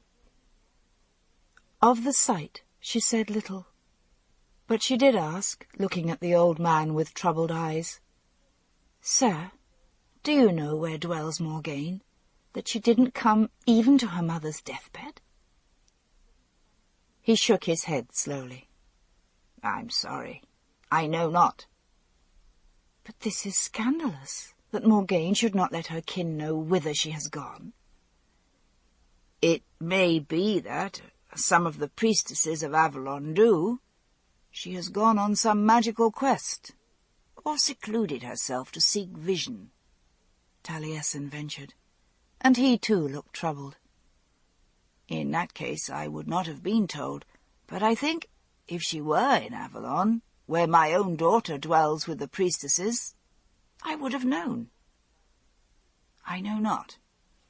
He sighed. "Morgane is a woman grown, and she need not seek leave of any man to come and go." It would serve Morgane right, thought Guinevere, if she came to grief for her own stubbornness and the godless way in which she did her own will. She clenched her fists and didn't answer the Druid, looking down so that he wouldn't see her anger. He thought well of her. She would not have him think otherwise of her. Nor did he notice, for Elaine was showing him the banner. "See, this is how we spend our prison days, good father." "It grows swiftly," said the Merlin, smiling. "I see well that there is no time. What is it your priests say? The devil finds work for the idle. You have left no place for the devil to do his work here. You are as busy as a hive of bees, you two. Already I can see the beautiful design." "And as I wove it, I prayed," said Guinevere defiantly. "With every stitch I wove a prayer that Arthur and the cross of Christ may triumph over the Saxons and their pagan gods." "Will you not rebuke me then, Lord Merlin, that I do this when you bid Arthur fight under their pagan banner?" The Merlin said mildly, "Prayer is never wasted, Guinevere. Do you think we know nothing of prayer? When Arthur was given his great sword Excalibur, it was sheathed in a scabbard into which a priestess worked prayers and spells for safety and protection, and she fasted and prayed for 5 days all the time she worked upon it. And no doubt you have taken note that even though he is wounded, he sheds but little blood." "I would have him protected with Christ, not sorcery," said Guinevere hotly, and the old man smiled and said, "God is one, and there is but one God. All else is but the way the ignorant seek to put gods into a form they can understand, like the image of your Virgin there, lady. Nothing befalls on this world without the blessing of the One who will give us victory or defeat as God shall ordain. Dragon and Virgin alike are the signs of man's appeal to what is higher than we." "But would you not be angry if the Pendragon banner was torn down and the standard of the Virgin raised over our legion?" asked Guinevere scornfully. He stood close to her, reaching out a wrinkled hand to caress the brilliant silks. "Such a thing of beauty as this is," he said gently, "and made with such love. How could I possibly condemn it? But there are those who love their Pendragon standard as you love the cross of Christ. Would you deny them their holy things, madam? Those of Avalon, druid, priest, and priestess, would know that the banner is but a symbol, and the symbol is nothing, while the reality is all. But the little folk, no, they would not understand, and they must have their dragon as a symbol of the king's protection." Guinevere thought of the little people of Avalon and the far hills of Wales, who had come bearing bronze axes and even little arrows of flint, their bodies smeared crudely with paint. She shuddered in horror that a folk so wild and savage should fight at the side of a Christian king. The Merlin saw her shivering and mistook its cause. "It is dank and chill here," he said. "You must go out more into the sunlight." But then understanding touched him, and he put his arm around the woman at his side and said gently, "Dear child, you must remember this country is for all men, whatever their gods, and we fight against the Saxons not because they will not worship our gods, but because they wish to burn and ravage our lands and take all that we have for themselves. We fight to defend the peace of these lands, lady, Christian and pagan alike, and that is why so many have flocked to Arthur's side. Would you have him a tyrant who put the souls of men in slavery to his own god, as not even the Caesars dared to do?" But she only shivered, and Taliesin said he must go, but that she should send him word if she had need of anything. Elaine asked, "Is Kevin the bard in the castle, Lord Merlin?" "Yes, I think so. I should have thought of that. I shall send him to come and play his harp for you ladies while you are cloistered here." "We would willingly have him," said Elaine. "But what I was asking is, might we borrow his harp? Or yours, Lord Druid?" He hesitated and said, "Kevin would not lend his harp. My lady is a jealous mistress." He smiled. "And as for mine, it is consecrated to the gods, and I may let no other touch it. But the Lady Morgaine didn't take her harp with her when she went away. It is in her rooms. Shall I have it sent here, Lady Elaine? Can you play it?" "Not well," said Elaine, "but I know enough of harp music to do it no harm, and it would give our hands something to do when we are weary of stitching." "Yours," said Guinevere. "I have always thought it unseemly for a woman to play on the harp." "So be it unseemly, then," said Elaine. "But I think I shall go mad shut away here if I have nothing to do. And there is none to see me, even if I dance naked like Salome before Herod." Guinevere giggled, then looked scandalized. What would the Merlin think? But the old man laughed heartily. "I will send you Morgaine's harp, lady, and you may indulge in your unseemly pastime. Though, indeed, I see nothing unseemly in the making of music." That night Guinevere dreamed that Arthur stood beside her, but that the serpents on his wrists came alive and crawled to her banner, leaving it all cold with their slime and fouled. She woke gasping and retching, and that day she had no strength to leave her bed. Arthur came that afternoon to see her, and stood distraught beside her. "I cannot see that this confinement does you any good, lady," he said. "I wish you were safe in Camelot. I have had word from the kings of Les Britain. They have driven 30 Saxon ships onto the rocks, and we will be marching out in 10 days more." He bit his lip. "I would this were over, and we were all safe at Camelot. Pray to God, Gwen, that we come safe there." He sat on the bed beside her, and she took his hand, but one of her fingers touched the serpents on his wrist, and she drew it back with a gasp of dismay. "What is it, Gwen?" he whispered, drawing her into his arms. "My poor girl, being shut up here has made you ill. I was afraid of this." She fought to control her tears. I dreamed. Oh, Arthur," she begged, sitting bolt upright in bed and throwing back the covers. "I cannot bear to think of it, that you would let that foul dragon cover all, as it was in my dream. Look what I've made for you." Barefoot she drew him with both hands to the loom.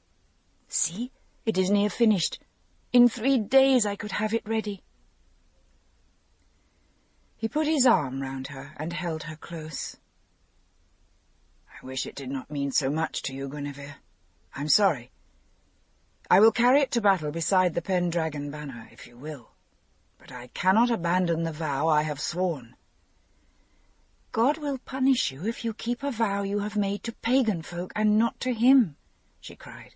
He will punish us both. He put away her clinging hands. My poor girl, you are sick and wretched, and no wonder in this place. And now, alas, it is too late to send you away, even if you would go.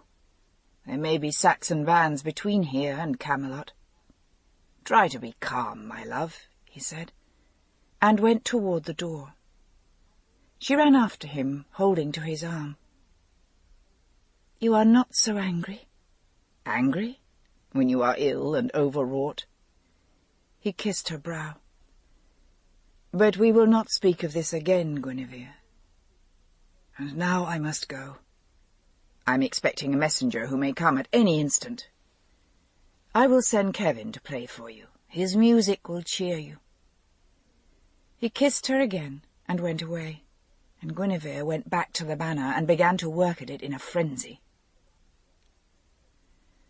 Kevin came late the next day, dragging his misshapen body on a stick. His harp was hitched over one shoulder, giving him more than ever the look of some monstrous hunchback in silhouette against the door. It seemed to Guinevere that his nose wrinkled in distaste, and suddenly she could see the room through his eyes, cluttered with the daily things of 4 women, the air not over-fresh. He raised his hand in the Druid blessing, and Guinevere flinched.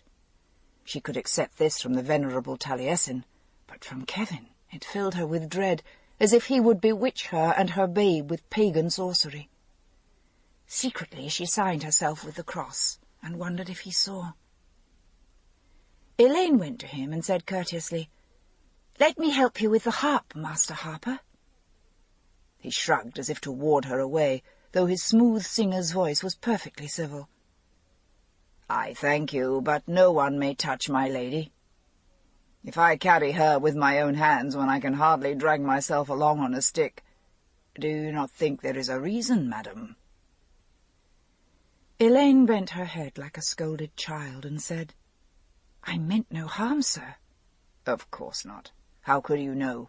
he said, and twisted painfully, or so it seemed to Guinevere, to unsling his harp and set it on the floor. "Are you comfortable, Master Harper? Will you have a cup of wine to soothe your throat before you sing?" Guinevere asked, and he accepted politely enough. Then, noting the banner of the cross on the loom, he said to Elaine, "You are King Pelenor's daughter, are you not, madam?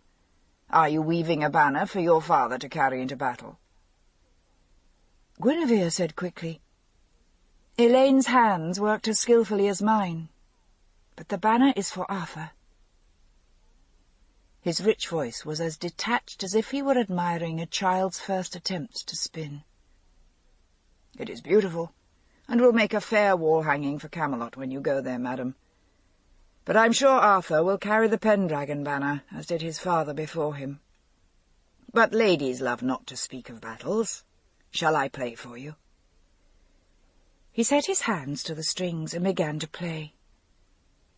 Guinevere listened, spellbound, and her serving-woman crept to the door to listen too, aware of sharing a royal gift.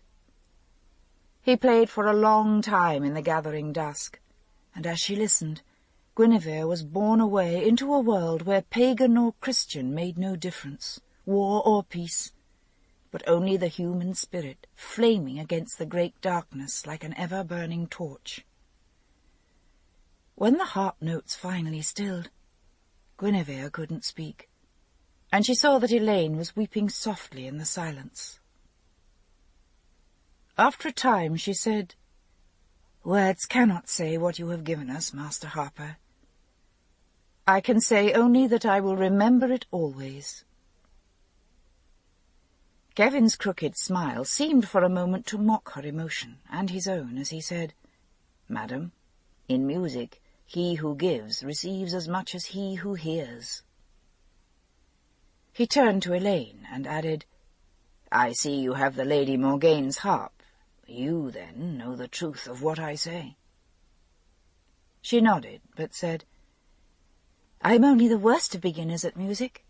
I love to play, but no one could find pleasure in hearing me.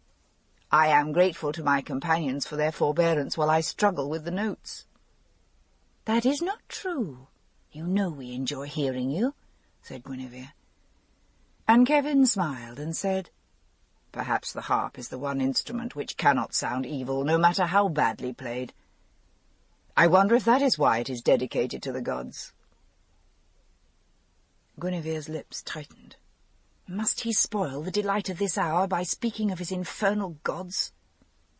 The man was, after all, a misshapen toad. Without his music, he would never be allowed to sit at any respectable board. Somewhere she had heard that he was no more than a peasant's foundling brat. She wouldn't offend him when he had come to give them pleasure, but she looked away. Let Elaine chatter with him if she would. She stood up and went to the door. "It is as hot in here as the breath of hell," she said irritably, and flung it open. Across the sky, darkening now, flamed spears of light darting out of the north. Her cry brought Elaine and the serving-woman, and even Kevin, folding his harp tenderly into its covering, dragged himself heavily to the door. "Oh, what is it? What does it portend?" she cried. Kevin said quietly, "The Northmen say it is the flashing of spears in the country of the giants. When it is seen on earth, it portends a great battle. And sure enough, that is what we face now. A battle where Arthur's legion, madam, may determine, with the help of all the gods, whether we live as civilized men or go into the darkness forever. You should have gone to Camelot, Lady Guinevere. It is not right that the High King should be concerned now with women and babes." She turned on him and flared. "What would you know of women or babes, or of battles, Druid?" "Why, this would not be my first battle, my queen," he said equably. "My lady was from a king who gifted me for playing his war harps to his victory. Would you think I should have gone to safety with the maidens and the skirted eunuchs of the Christian priests? Not I, madam. Not even Taliesin, old as he is, will run from battle." Silence, and above them the northern lights flamed and flared. "By your leave, my queen, I must go to my Lord Arthur, and speak with him and the Lord Merlin of what these lights portend for the battle which comes upon us." Guinevere felt it like a sharp knife run through her belly. Even this malformed heathen might be with Arthur now, yet she, his wife, must lurk here out of sight, although she bore the hope of his kingdom. She had thought, if ever she bore Arthur's son, then he must give her place, and show her great respect, not treat her still as that useless woman he had been forced to take as part of a dowry of horses. Yet here she was, packed off into a corner again, because he could not be rid of her, and even her gallant banner thrust back at her unwanted. Kevin said with swift concern, "Are you ill, my queen? Lady Elaine, assist her." He held out a hand to Guinevere, but it was misshapen, a twisted wrist, and she saw the serpent coiling around it, tattooed there in blue, and she recoiled sharply and struck out at him, hardly knowing what she did, so that Kevin, who was none too steady on his feet, lost his balance and fell heavily to the stone floor. "Keep away from me," she cried out, gasping. "Don't touch me with your evil serpents. Pagan, hell-bound, lay not your foul serpents on my babe." "Guinevere!" Elaine hurried to her, but instead of supporting Guinevere, she bent solicitously over Kevin and gave him her hand to rise. "Lord Druid, do not curse her. She is ill, and she does not know what she does." "Oh, do I not?" Guinevere shrieked. "Do you think I do not know how you all look at me, like a fool, as if I were deaf and dumb and blind? And you would calm me with kind words while you go behind the back of the priests to claim Arthur for pagan wickedness and heathendom. You who would give us over to the hands of the evil sorcerers. Go from here, lest my babe be deformed because I've looked on your vile face." Kevin shut his eyes, and the twisted hands clamped. But he turned quietly away and began laboriously hoisting his harp over his shoulder. He fumbled for his stick. Elaine handed it to him, and Guinevere heard her whisper, "Forgive her, Lord Druid. She is ill, and knows not." Kevin's musical voice was harsh. "I know that well, lady. Think you I have never heard such sweet words from women before this?" "I am sorry. I wished only to give you pleasure," he said. And Guinevere, her head hidden in her hands, heard the dragging hitch of his stick and his stumbling feet as he hauled himself painfully from the room. But even when he had gone, she went on huddling with her arms over her head. Ah, he had cursed her with those vile serpents. She could feel them stabbing and biting into her body. The spears of the flaring lights overhead were impaling her, the lights flaring in her brain. She screamed and hid her face with her hands and fell, writhing, as the spears went through her. She came to herself a little as she heard Elaine cry out, "Guinevere, cousin, look at me, speak to me. Oh, may the Holy Virgin help us. Send for the midwife. Look, the blood." "Kevin," Guinevere screamed. "Kevin has cursed my child." And she drew herself up frantically, pain lashing through her, beating with her fists against the stone wall. "Oh, God, help me! Send for the priest. The priest! Perhaps he can take away this curse." And ignoring the gushing of water and blood that now she could feel drenching her thighs, she dragged herself to the banner she had woven, signing herself with the cross again and again in a frenzy, before it all vanished in darkness and nightmare.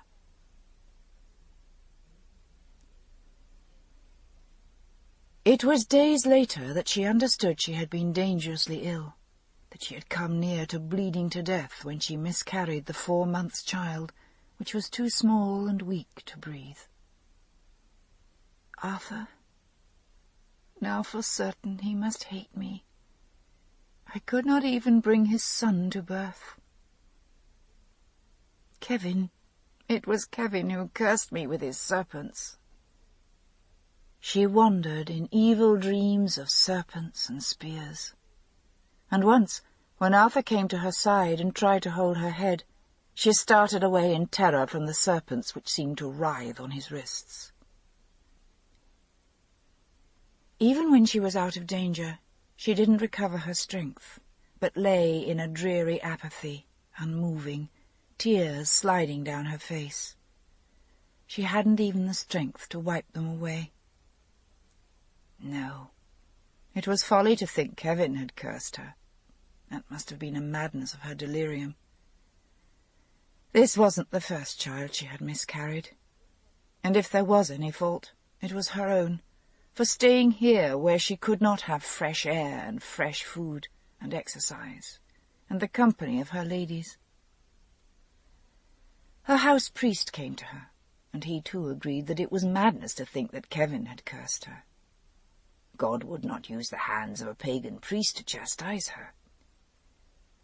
"You must not be so quick to assign blame to others," he said severely. "If there is fault, it must be your own. Is there any unconfessed sin on your conscience, Lady Guinevere?" Unconfessed? No. For long ago she had confessed her love for Lancelot and had been absolved, and she had tried to keep her thoughts only on her lawful lord. No, it couldn't be that. And yet she had failed. I could not persuade. I was not strong enough to persuade Arthur to lay aside his pagan serpents and the Pendragon banner, she said weakly. Would God punish my child for that? Only you know what lies on your conscience, lady, and speak not of punishment for the child. He is in the bosom of Christ. But it is you and Arthur being punished, if there is punishment, which, he added primly, I must not presume to say. What can I do to atone? What can I do that God may send Arthur a son for Britain? Have you truly done all you may to assure that Britain shall have a Christian king? Or do you hold back the words you know you must speak, because you wish to please your husband? The priest asked austerely. And when he had gone away, she lay looking at the banner. Every night now, she knew, the northern lights burned in the sky, in portent of the great battle that was to come. Yet once a Roman emperor had seen the sign of the cross in the sky, and the fate of all Britain had been changed. Could she but bring such a sign to Arthur? "Come, help me get up," she said to her woman. "I must finish the banner for Arthur to carry into battle." Arthur came that night to her chambers, just as she set the last stitches to it, and the women were lighting the lamps. "How is it with you now, my dear one? I'm glad to see you up again and well enough to work," he said, and kissed her. "Dearest, you must not grieve so. No woman could bring a healthy child to birth under this strain, with the battle impending at any moment. I should have sent you to Camelot, indeed. We are young still, my Guinevere. God may yet send us many children." But she saw the vulnerable look on his face, and knew he shared her sorrow.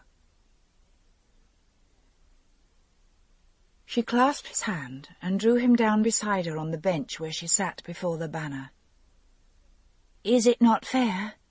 she said, and thought she sounded like a child begging for praise.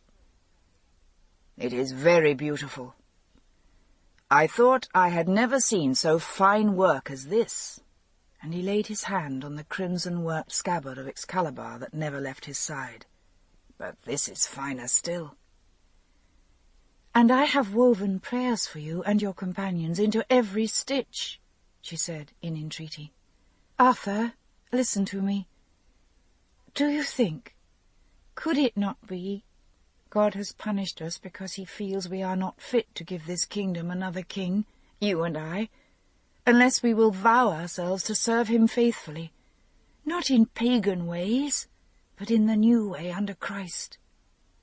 All the forces of pagan evil are allied against us, and we must fight it with the cross." He laid his hand over hers and said, "Come, dear love, this is folly. You know I serve God as best I may." "But you still raise that pagan banner of serpents over your men," she cried. And he shook his head in distress.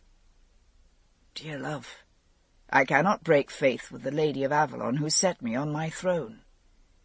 "It was God and no other who set you on your throne," she said earnestly.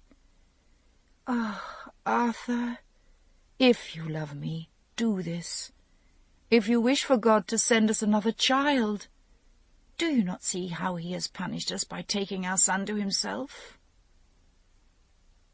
"You must not speak so," he said firmly. "To think God would do so is superstitious folly. I came to tell you, at last the Saxons are massing, and we shall move to give them battle at Mount Badon. I would now that you were well enough to ride to Camelot, but it cannot be, not yet." "Oh, I know it well. I am only an encumbrance to you," she cried out bitterly.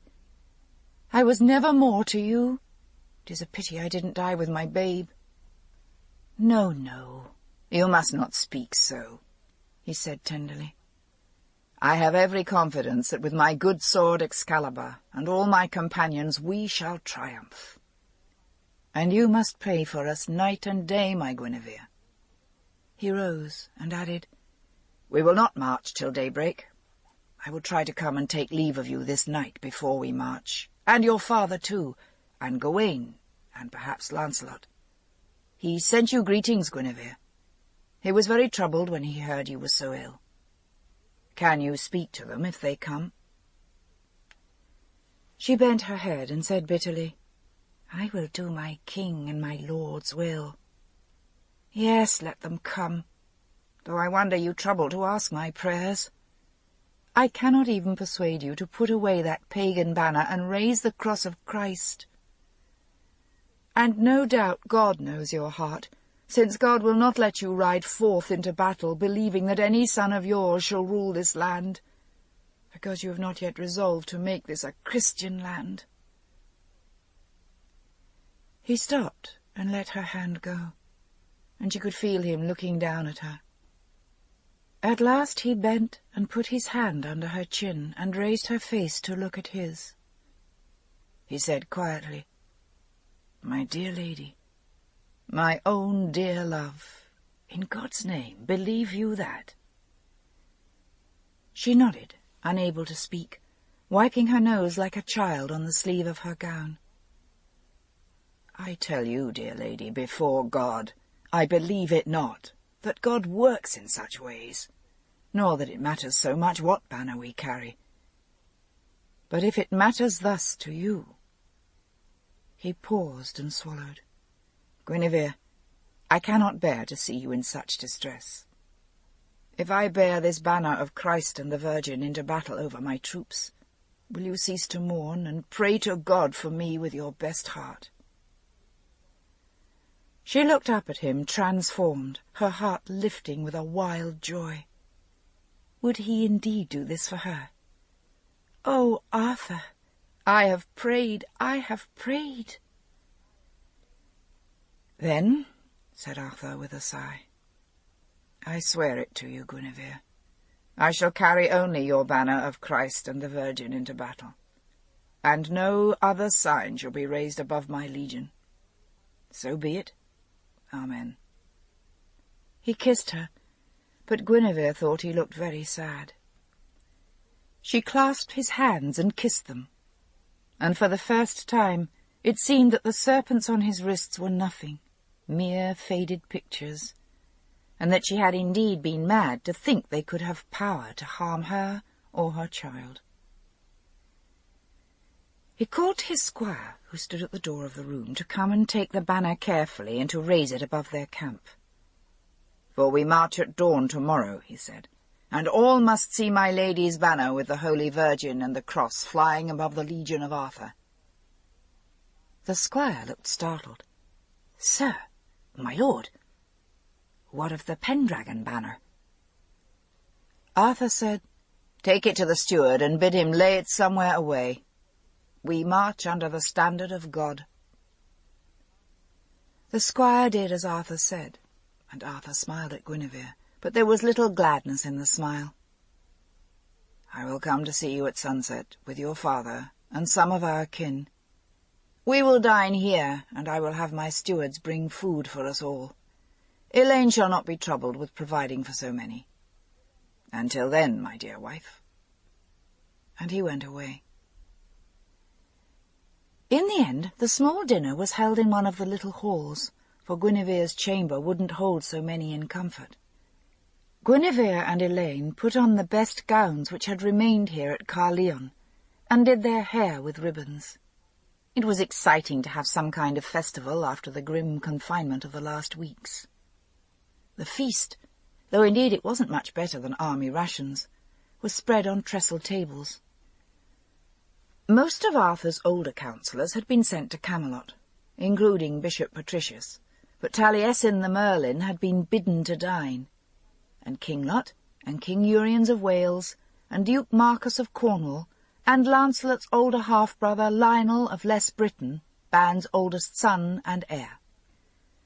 Lancelot was there too, and he found a moment to come to Guinevere's side and kiss her hand, looking into her eyes with hopeless tenderness. "Are you recovered, my lady? I was troubled for you." Under cover of the shadows he kissed her, only a feather brushing of soft lips against her temple. King Leodegrance came too, scowling and fussing, to kiss her brow. "I'm sorry for your illness, my dear, and sorry you lost your child. But Arthur should have bundled you off to Camelot in a litter. That is how I would have handled Eleanor if she had gainsaid me," he scolded. And now, see, you have gained nothing by staying." "You must not rebuke her," said Taliesin gently. "She has suffered enough, my lord. If Arthur does not reproach her, it is not for her father to do so." Elaine tactfully changed the subject. "Who is yonder Duke Marcus?" "He is a cousin of Gaulois of Cornwall, who died before Uther took the throne," said Lancelot.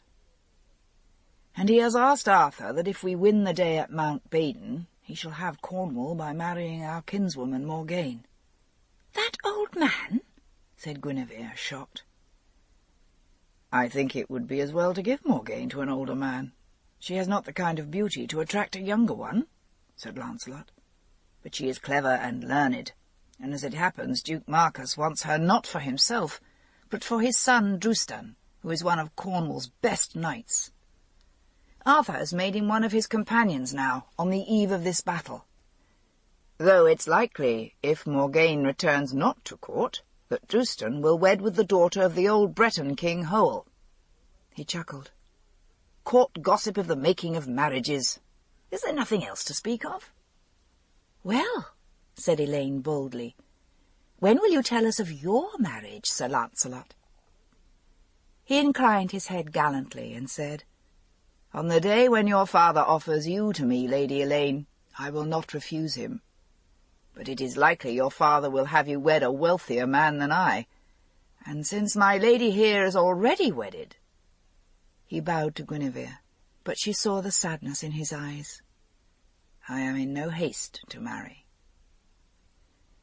Elaine coloured and cast down her eyes. Arthur said, "I bade Pellinor to join us, but he would stay in the field with his men, seeing to the order of march. Some of the wagons are moving out already.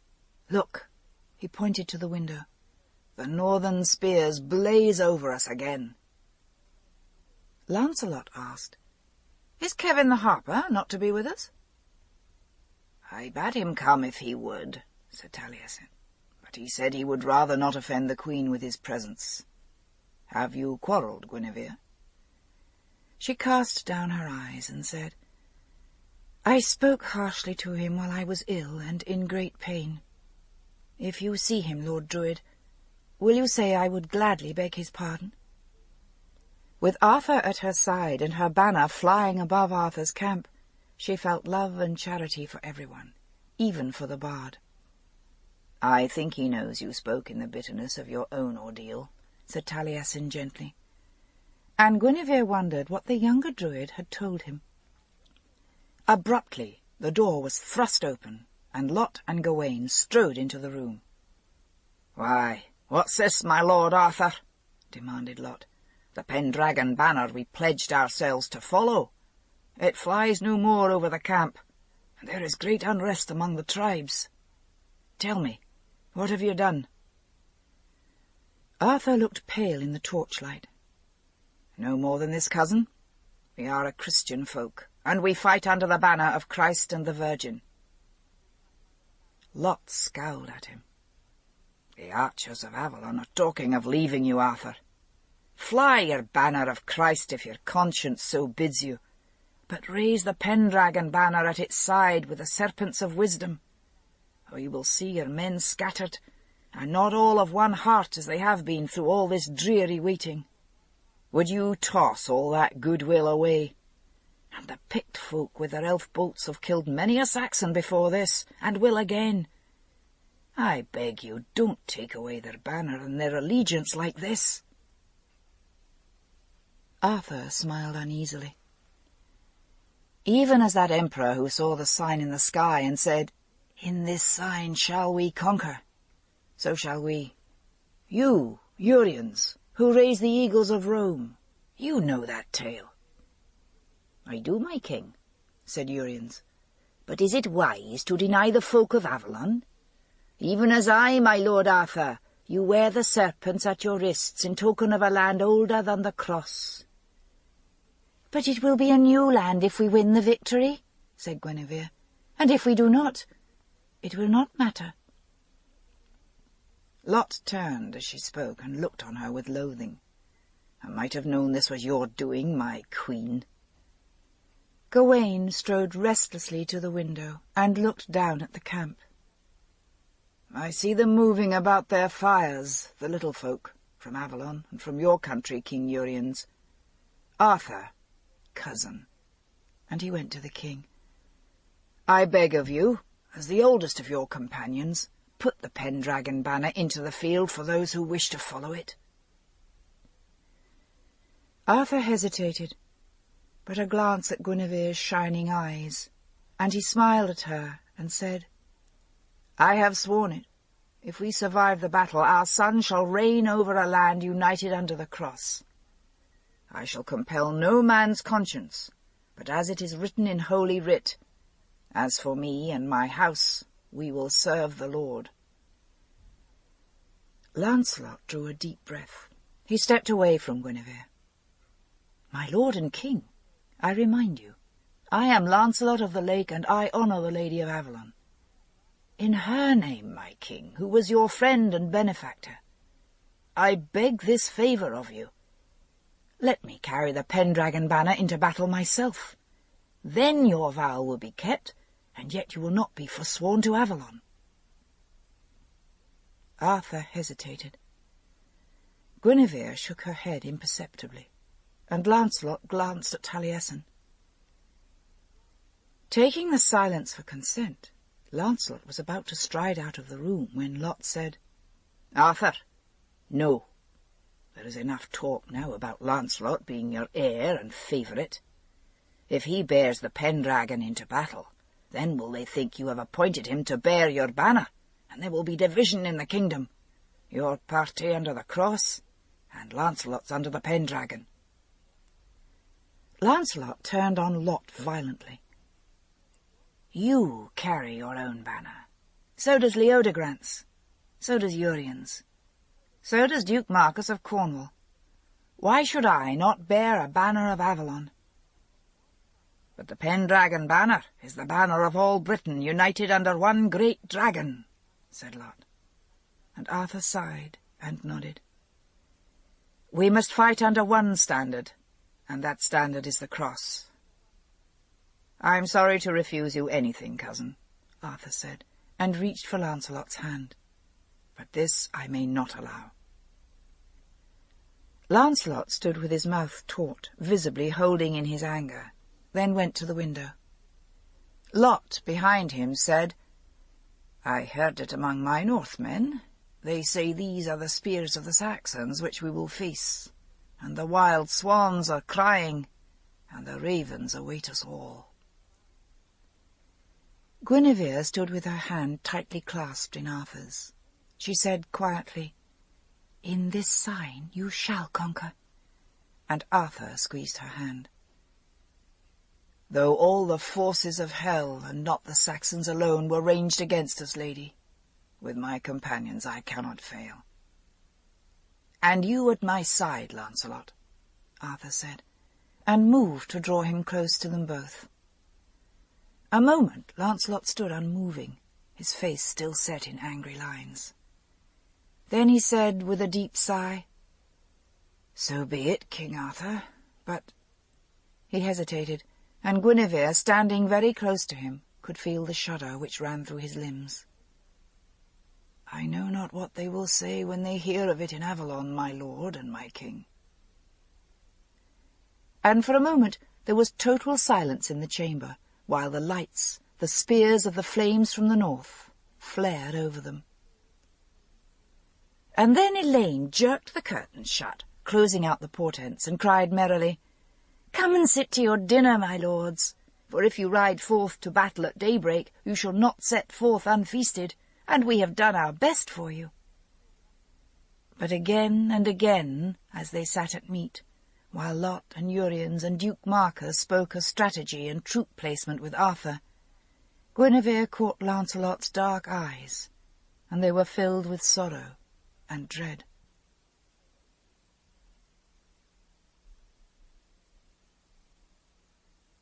Chapter 13. When Morgane left Arthur's court at Caerleon, asking leave only to pay a visit to Avalon and her foster-mother, She kept her thoughts on Vivian. That way she needn't think of what had befallen her and Lancelot. Whenever she let her mind wander to it, it was like being burnt with a hot iron of shame.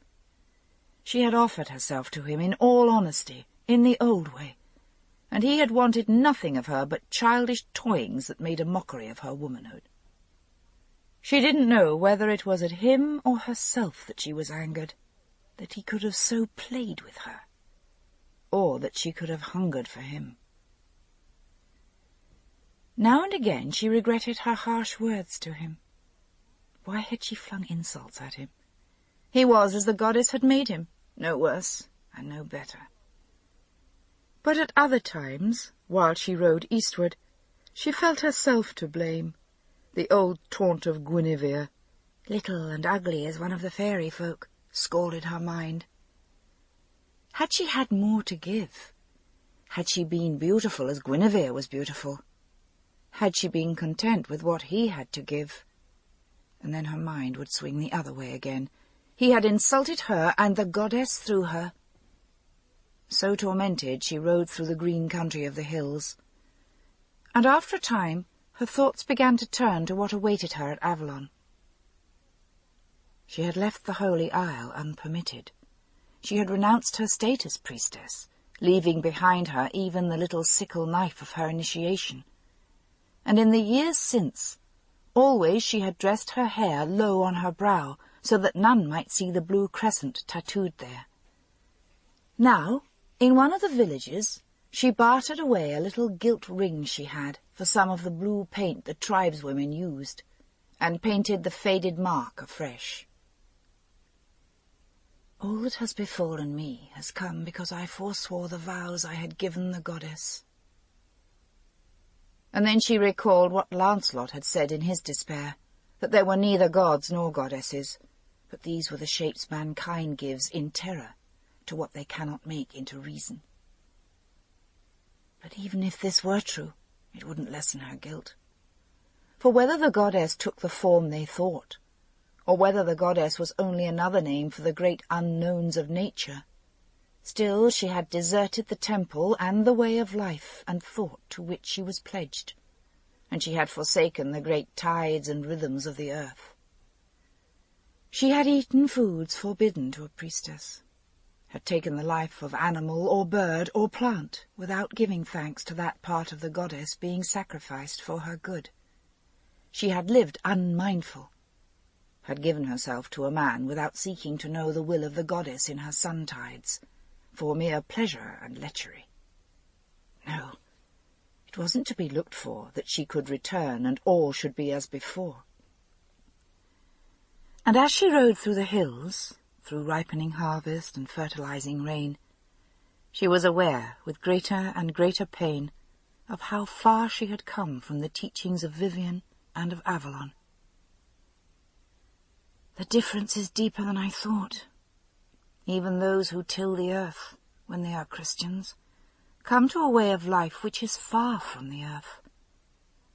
They say that their God has given them dominion over all growing things and every beast of the field, whereas we dwellers in hillside and swamp, forest and far field, we know that it is not we who have the dominion over nature, but she who has dominion over us, from the moment lust stirs in the loins of our fathers and desire in the womb of our mothers to bring us forth under her dominion, to when we quicken in the womb and are brought forth in her time, to the lives of plant and animal which must be sacrificed to feed and swaddle and clothe us and give us strength to live.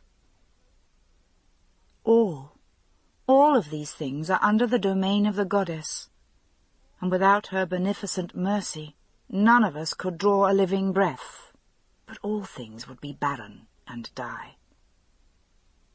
And even when the time comes for barrenness and death, so that others may come to take our place on this earth, that is her doing too.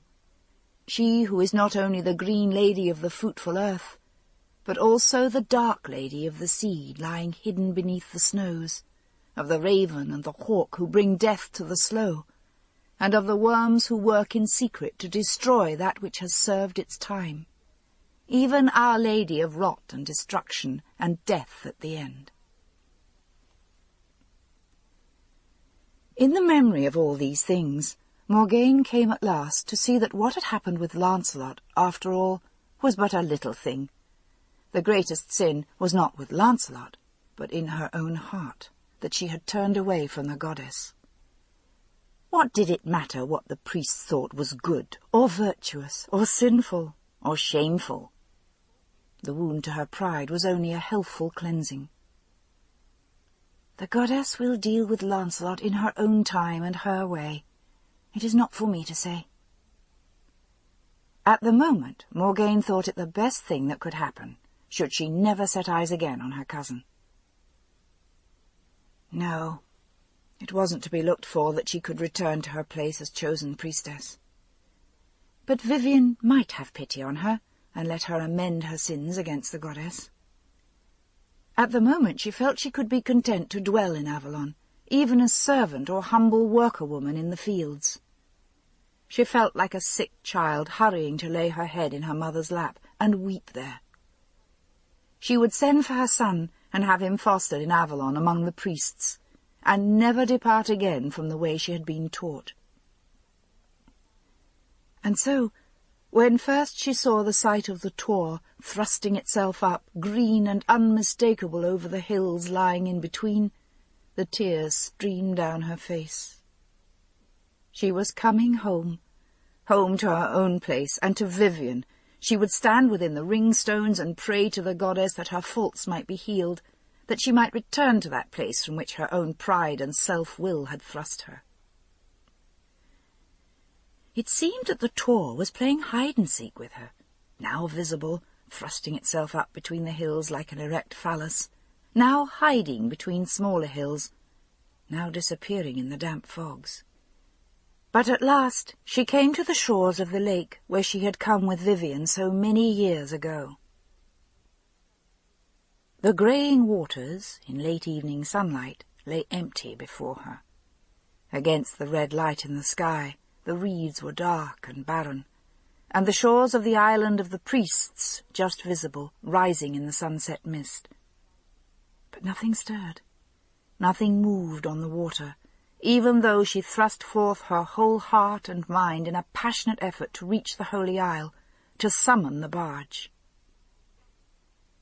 An hour she stood there unmoving, and then the darkness closed down, and she knew she had failed.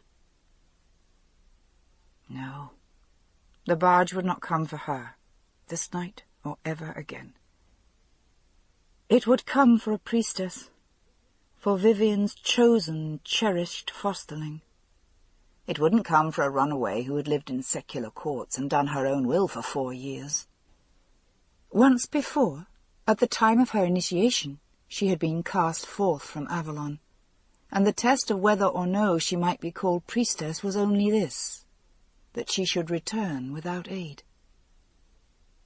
She couldn't call the barge. She feared within her very soul to cry aloud the word of power that would summon it through the mists. She could not command it, who had forfeited the right to be called a child of Avalon. As the colour left the water and the last remnants of the sunlight faded into twilight mist, Morgane looked mournfully toward the distant shore. No, she dared not call the boat, but there was another way into Avalon, around at the other side of the lake where she could cross by the hidden path through the swamp, and there find her way into the hidden world. Aching with loneliness, she began to skirt the shore, leading her horse. The looming presence of the big animal in the dusk, his snorting breaths behind her, were a vague comfort. If all failed, she could spend the night on the shores of the lake.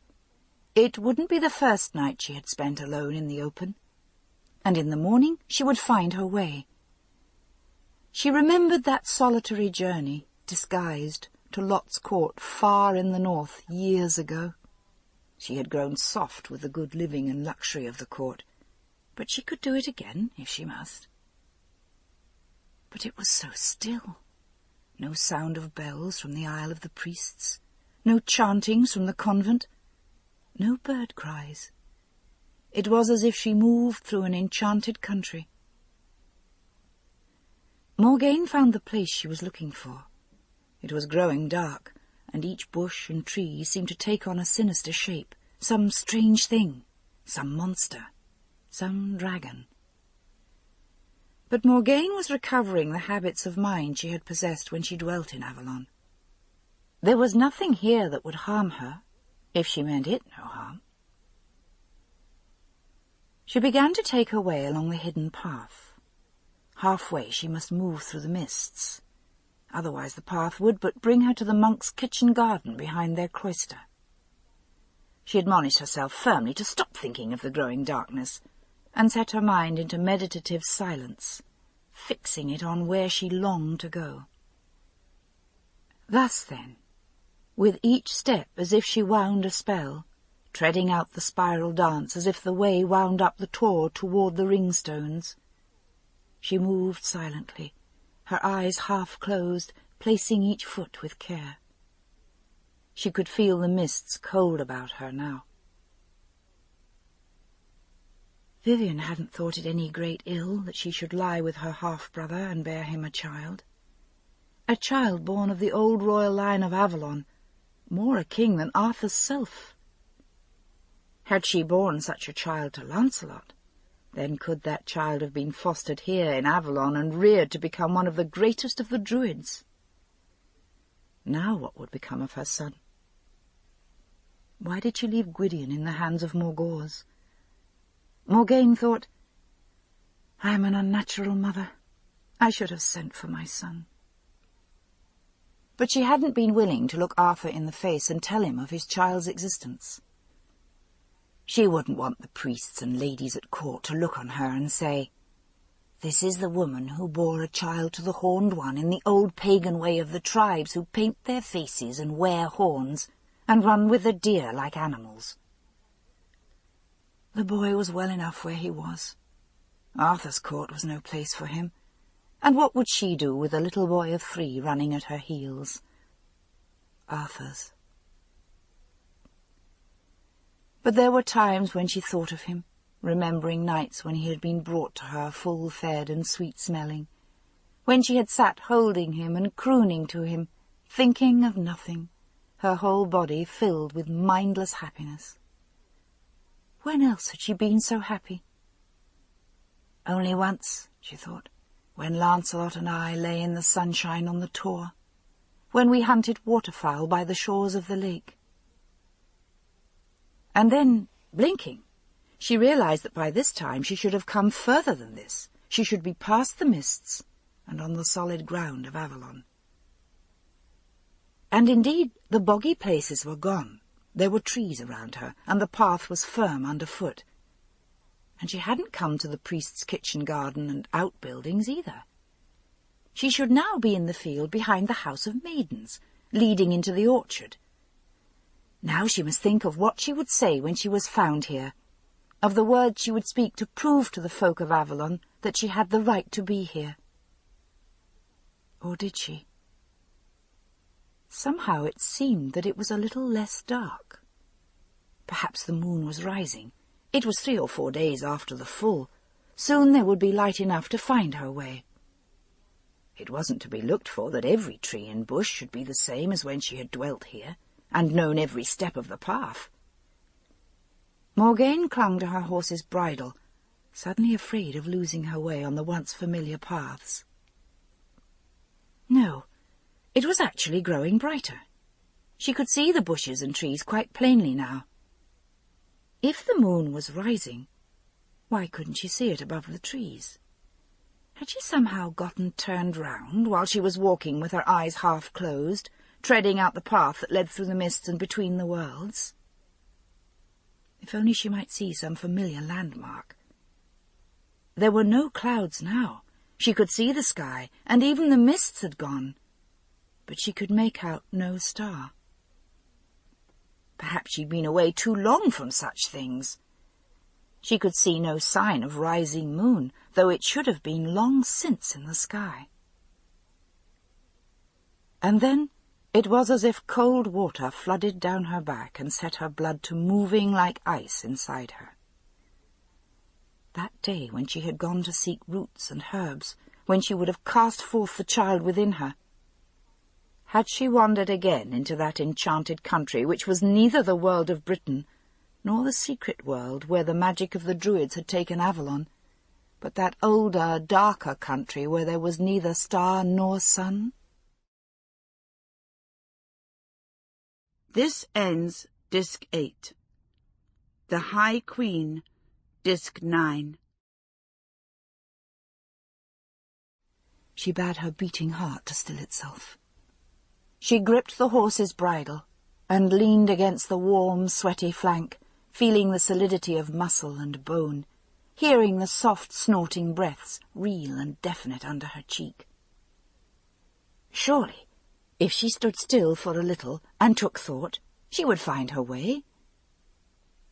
But fear was rising in her. I cannot go back. I cannot go back to Avalon. I am not worthy.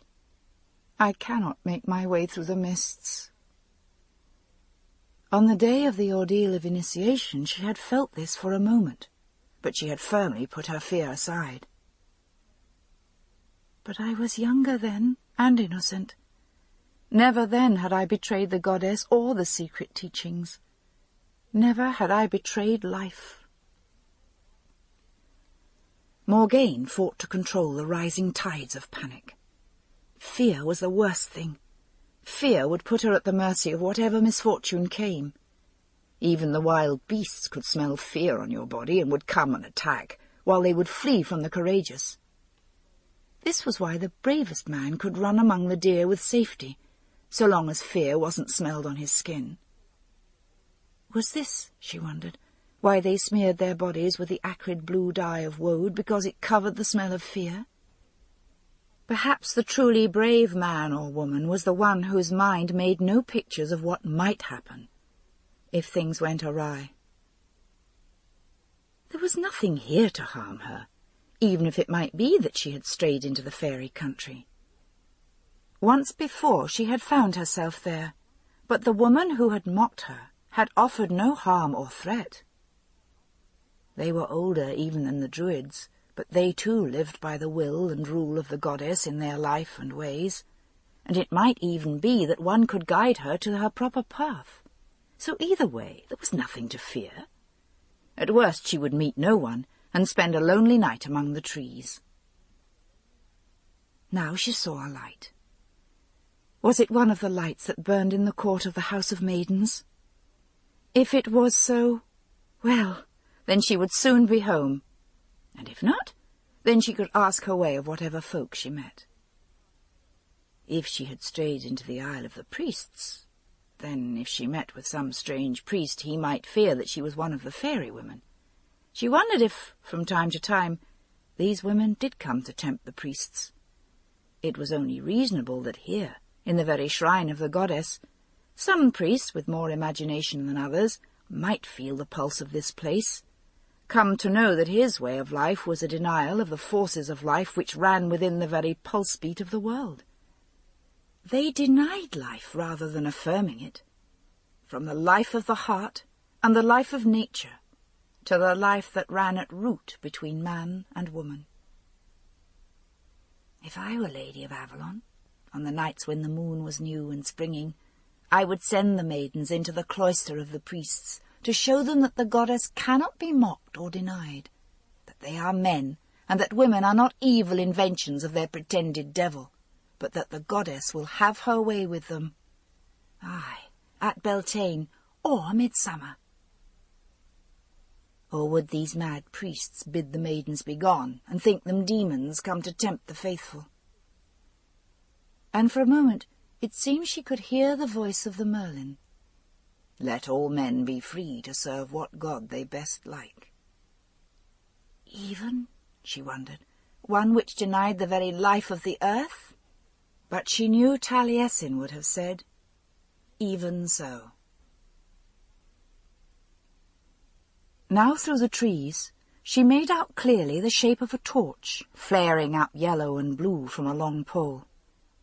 The glare of it blinded her eyes for a moment, and then she saw the man who held the torch.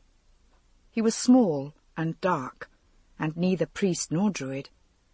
He wore a loincloth of spotted deerskin, and some sort of dark cloak over his bare shoulders. He was like to one of the little tribesmen, only taller. His hair was dark and long, and he wore a garland of coloured leaves in it, autumn leaves, though the leaves hadn't yet turned, and somehow that frightened Morgane. But his voice was mellow and soft as he spoke in an ancient dialect. "Welcome, sister. Are you benighted? Come this way. Let me lead your horse. I know the paths." It was for all the world, she thought, as if she were expected. As if she had fallen into a dream, Morgane followed. The path grew harder underfoot and easier to follow, and the light of the torch blurred away the misty dimness. He led the horse, but now and then he turned toward her and smiled. Then he reached out and took her by the hand as if he were leading a young child. His teeth were very white, and his eyes, dark in the torch glow, were merry. There were more lights now. At some point, she didn't know when, he had given over her horse to another, and led her within a ring of lights. She didn't remember coming within walls, but she was in a great hall where there were men and women feasting with garlands on their heads. Some bore garlands of the autumn leaves, but at the same time there were women who bore garlands of early spring flowers, the little pale arbutus that hides under the leaves even before the snow is gone.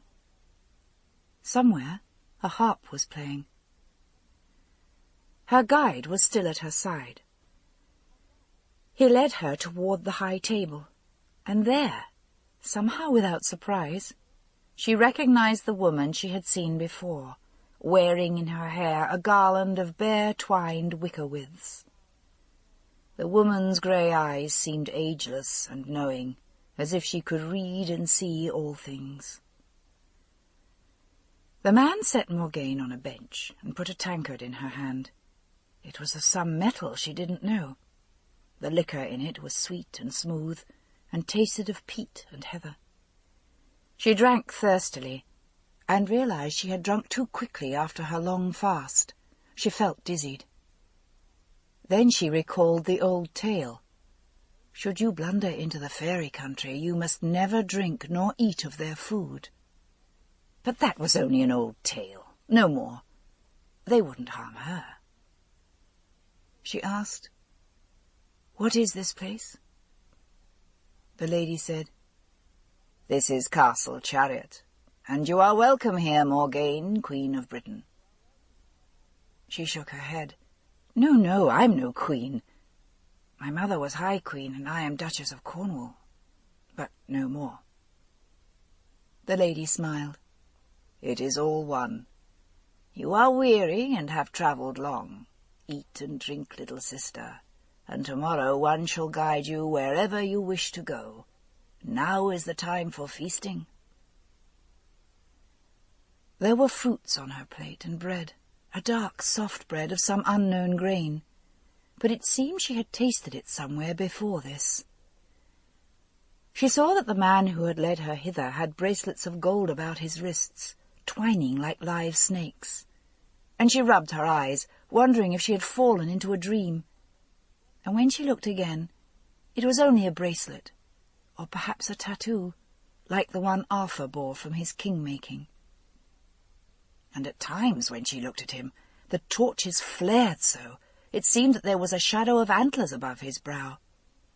And the lady was crowned and hung about with gold, but now and again it seemed it was only a crown of wicker, and she had a necklace of shells about her throat, the little shells which were halved like a woman's private parts and sacred to the goddess. She sat between them, and somewhere a harp was playing, a sweeter music than even the harps of Avalon. She was no longer wearied. The sweet-tasting drink had cleared her mind of fatigue and sorrow. Later, someone put a harp in her hand, and she too played and sang. Never had her voice sounded so soft and clear and sweet. She fell into a dream as she played, where it seemed all the faces around her wore the semblance of someone she had known elsewhere. It seemed she walked on the shores of a sunny island and played a curious bowed harp.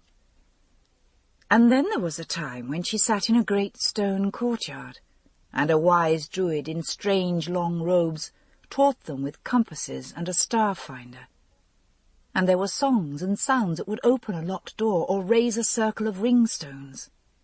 And she learned them all, and was crowned with a golden serpent over her brow. The lady said it was time to go to rest.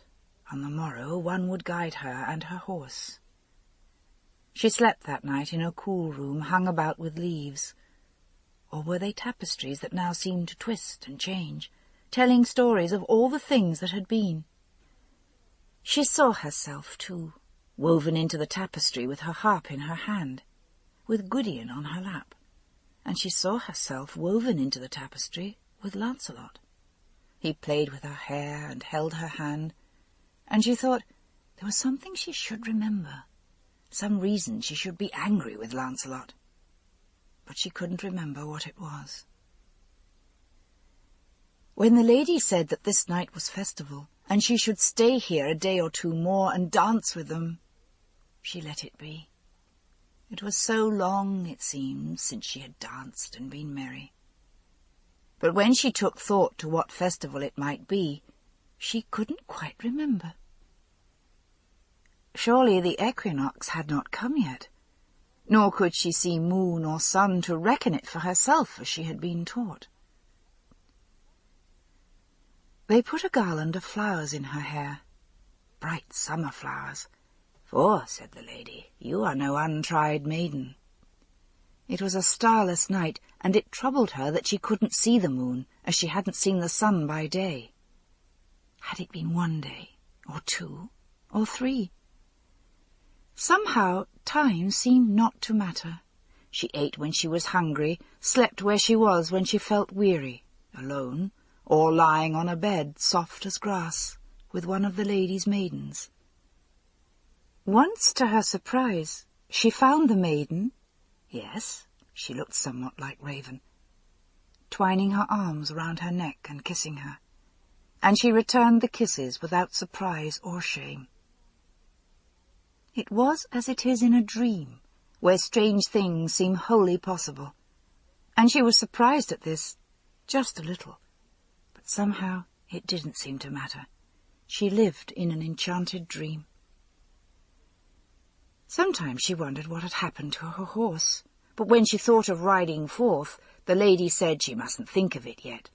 They willed that she should stay with them.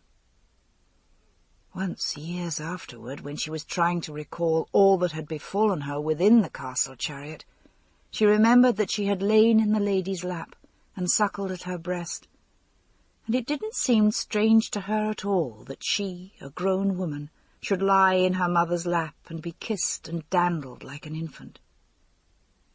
But surely that had been no more than a dream, when she was dizzied with the sweet-tasting strong wine.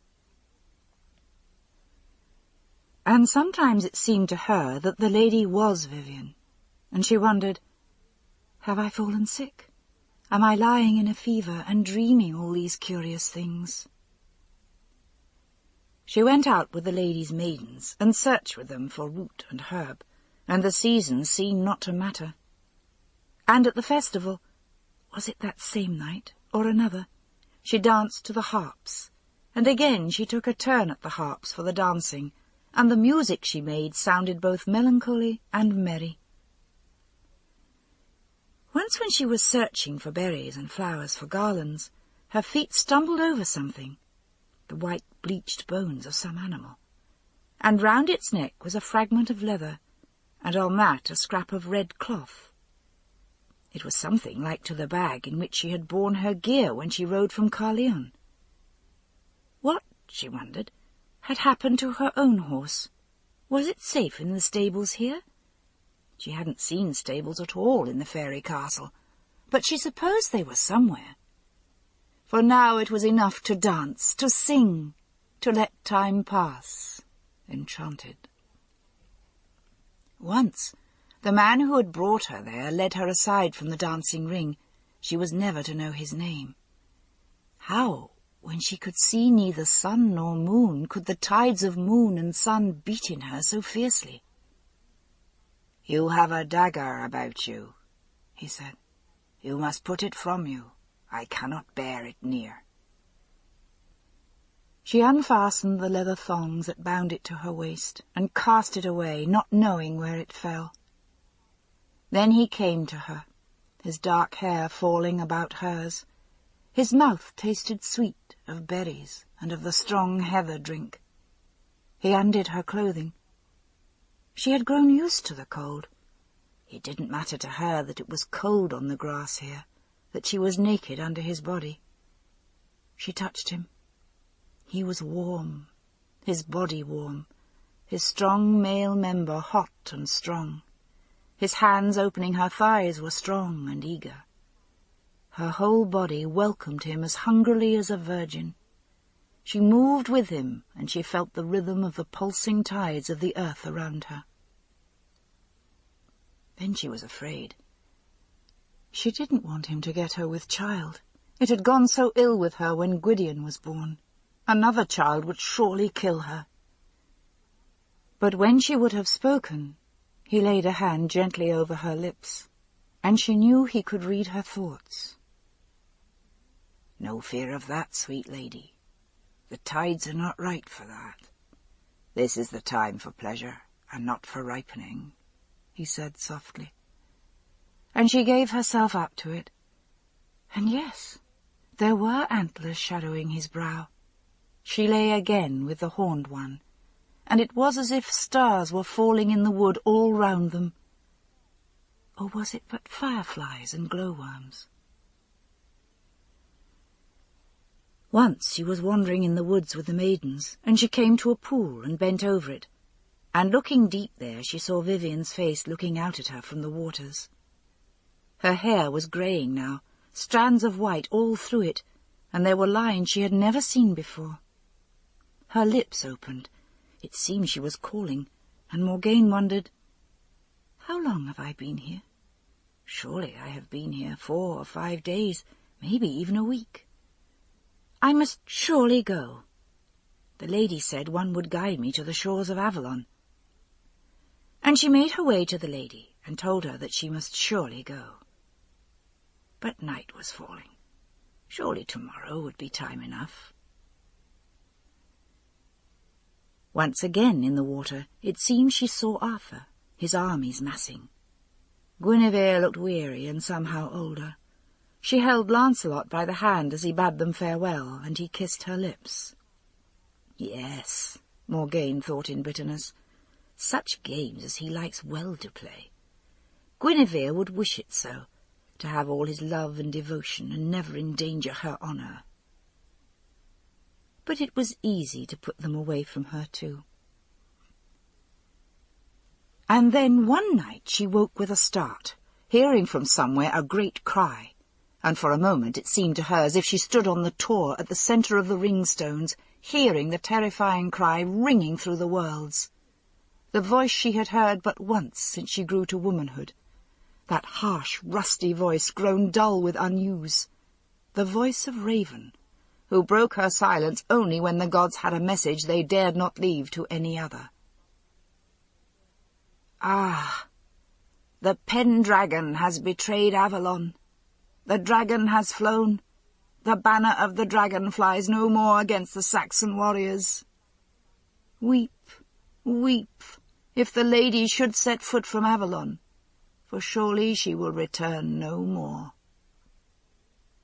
And a sound of weeping, of sobbing in the sudden darkness. And silence. Morgane sat upright in the greyish light, her mind suddenly clear for the first time since she had come into this country. "I have been here all too long," she thought. "Winter has come. Now I must depart, now, before this day is over. No, I cannot even say so. The sun does not rise or set here. I must go now, at once." She knew she should call for her horse, and then remembering, she knew, Her horse was long since dead in these woods. In a sudden fright she thought, "How long have I been here?" She searched for her dagger, and remembered that she had cast it away. She bound her dress about her. It seemed faded. She couldn't remember washing it, nor her underlinen, yet they seemed not dirtied much. She wondered suddenly if she were mad. "If I speak to the lady, she will beseech me again not to go." Morgane tied her hair up in plaits. Why had she let it hang free, she, a grown woman? And she set off down the path which she knew would bring her to Avalon. Morgane speaks. "To this very day I have never known how many nights and days I spent in the fairy country. Even now my mind blurs when I try to reckon it up. Try as I may, I can make it no fewer than 5, and no more than 13. Nor am I certain how much time passed in the world outside, nor in Avalon while I was there. But because mankind keeps better records of time than the fairy folk, I know that some 5 years passed. Perhaps, and I think this more as I grow older, what we speak of as time passing happens only because we have made it a habit, in our very blood and bones, to count things. The fingers of a newborn child, the rising and returning of the sun.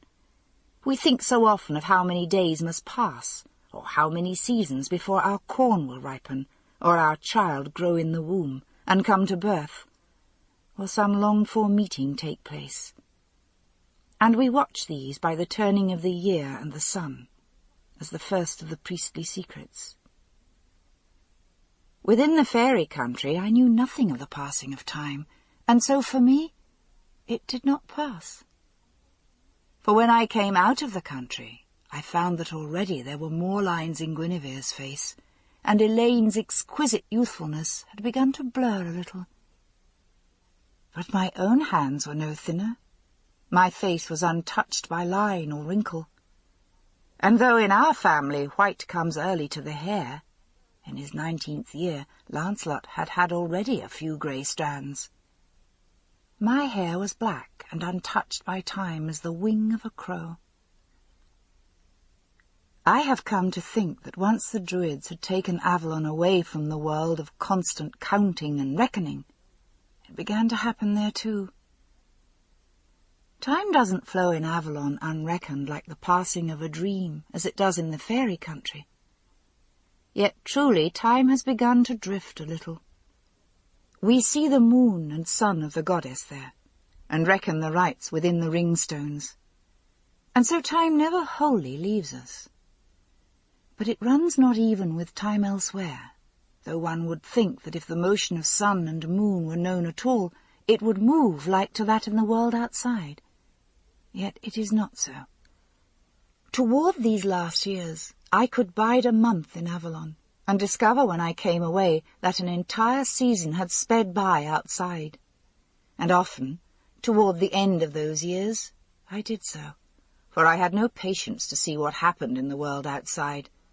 And when folk marked that I stayed ever young, then more than ever did they call me fairy or witch.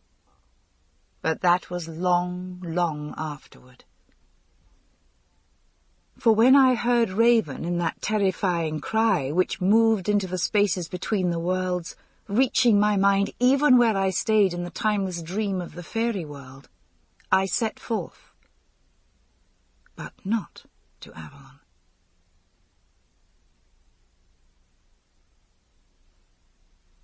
Chapter 14. In the world outside, the light of the sun shone bright through fickle cloud shadows over the lake, and far away the sound of church bells rang through the air. Against that sound, Morgane dared not raise her voice to cry the word of power which would summon the barge, nor take upon her the form of the goddess. She looked at herself in the mirrored surface of the lake. How long, she wondered, had she tarried in the fairy country? With her mind free of enchantments, she knew, even though she could reckon only 2 or 3 days, that she had dwelt there long enough for her fine dark gown to wear away, ragged where it dragged on the ground. Somewhere she had lost her dagger, or cast it away. She wasn't sure which. Now she remembered some of the things which had befallen her there as dreams or madness, and her face was stung with shame.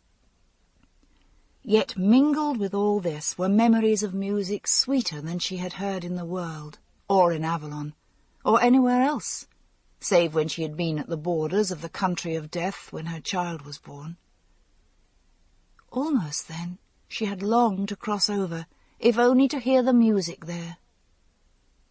She remembered the sound of her own voice singing with the fairy harp. Never had she sung or played so sweetly. I would like to go back there and stay there forever. And she almost turned about to return, but the memory of Raven's fearful cry troubled her. Arthur betraying Avalon, and the oath by which he had received the sword and been taken into the holiest place of the Druids. And danger to Vivian should she set forth from Avalon. Slowly, trying to put things together in her mind, Morgane remembered. She had set forth from Caerleon, it seemed, only a few days ago, in the late summer. She had never come to Avalon, and now it looked as if she never would come there. She looked sadly at the church atop the tor. If she could steal into Avalon behind the island, but the paths had carried her only into the fairy country. Somewhere, then, she had lost both dagger and horse, and now she remembered seeing bleached bone and shuddered. And now she came to take note, the church on the tor seemed different. The priests must have been building on it, and surely they couldn't have built it so big in a month or even 2. Somehow, she thought, gripping her hands together in sudden fright, I must find out how many moons have sped by while I wandered with the maidens of the lady, or took my pleasure with the ferryman who led me there. But no, it couldn't have been more than 2 or at most 3 nights, she thought wildly, not knowing it was the beginning of a confusion which would grow endlessly and never be wholly settled in her mind. And now, when she thought of those nights, she was frightened and ashamed, trembling with the memory of a pleasure she had never known, lying in the arms of the ferryman. And yet, now she was away from the enchantment, it seemed like something shameful, done in a dream. And the caresses she had given and received from the fairy maidens, something she could never have dreamed without such an enchantment. There had befallen something, too, with the lady. And now she thought of it, the lady was much like Vivian, and Morgane was shamed, too. In the fairy country it had been as if she had hungered all her life for such things, and yet in the outside world she would never have dared it, or even dreamed of it. Despite the warm sun, she had begun to shiver. She didn't know what time of year it might be, but there were patches of unmelted snow on the edge of the lake, hiding in the reeds. In the name of the goddess, can the winter have passed and spring be at hand again? And if enough time had gone by in the outside world so that Arthur could have planned betrayal of Avalon, then it must have been longer than she dared to think. She had lost horse and dagger and everything else she had had with her. Her shoes, too, were worn. She had no food with her, and she was alone on the shores of unfriendly country, far from any place where she was known as the king's sister. Well, she had gone hungry before this. A flicker of a smile passed over her face. There were great houses and nunneries where she would perhaps be given bread as a beggar. She would make her way to the court of Arthur. Perhaps somewhere she would come on a village where someone would need the services of a midwife, so that she could barter her skill for bread. She gave one last longing look at the shores across the lake. Dared she make a final attempt to speak the word of power which would bring her into Avalon? If she could speak with Raven, perhaps she could know precisely what danger threatened. She opened her mouth to cry out the word, and drew back. She couldn't face Raven either. Raven, who had kept the laws of Avalon so meticulously, who had done nothing to shame her priestess garb. How could she face Raven's clear eyes with the memories of what she had done in the outside world, and in the fairy country? Raven would have them from her mind in a moment. At last, the shores of the lake and the spire of the church blurring through tears, she turned her back on Avalon to find the Roman road that led away south, past the mines, and at last to Caerleon.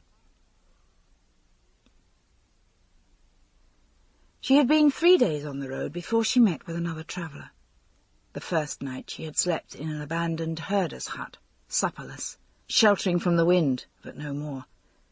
On the second day she had come to a farmstead where the folk were all from home, except for a half-witted goose-boy.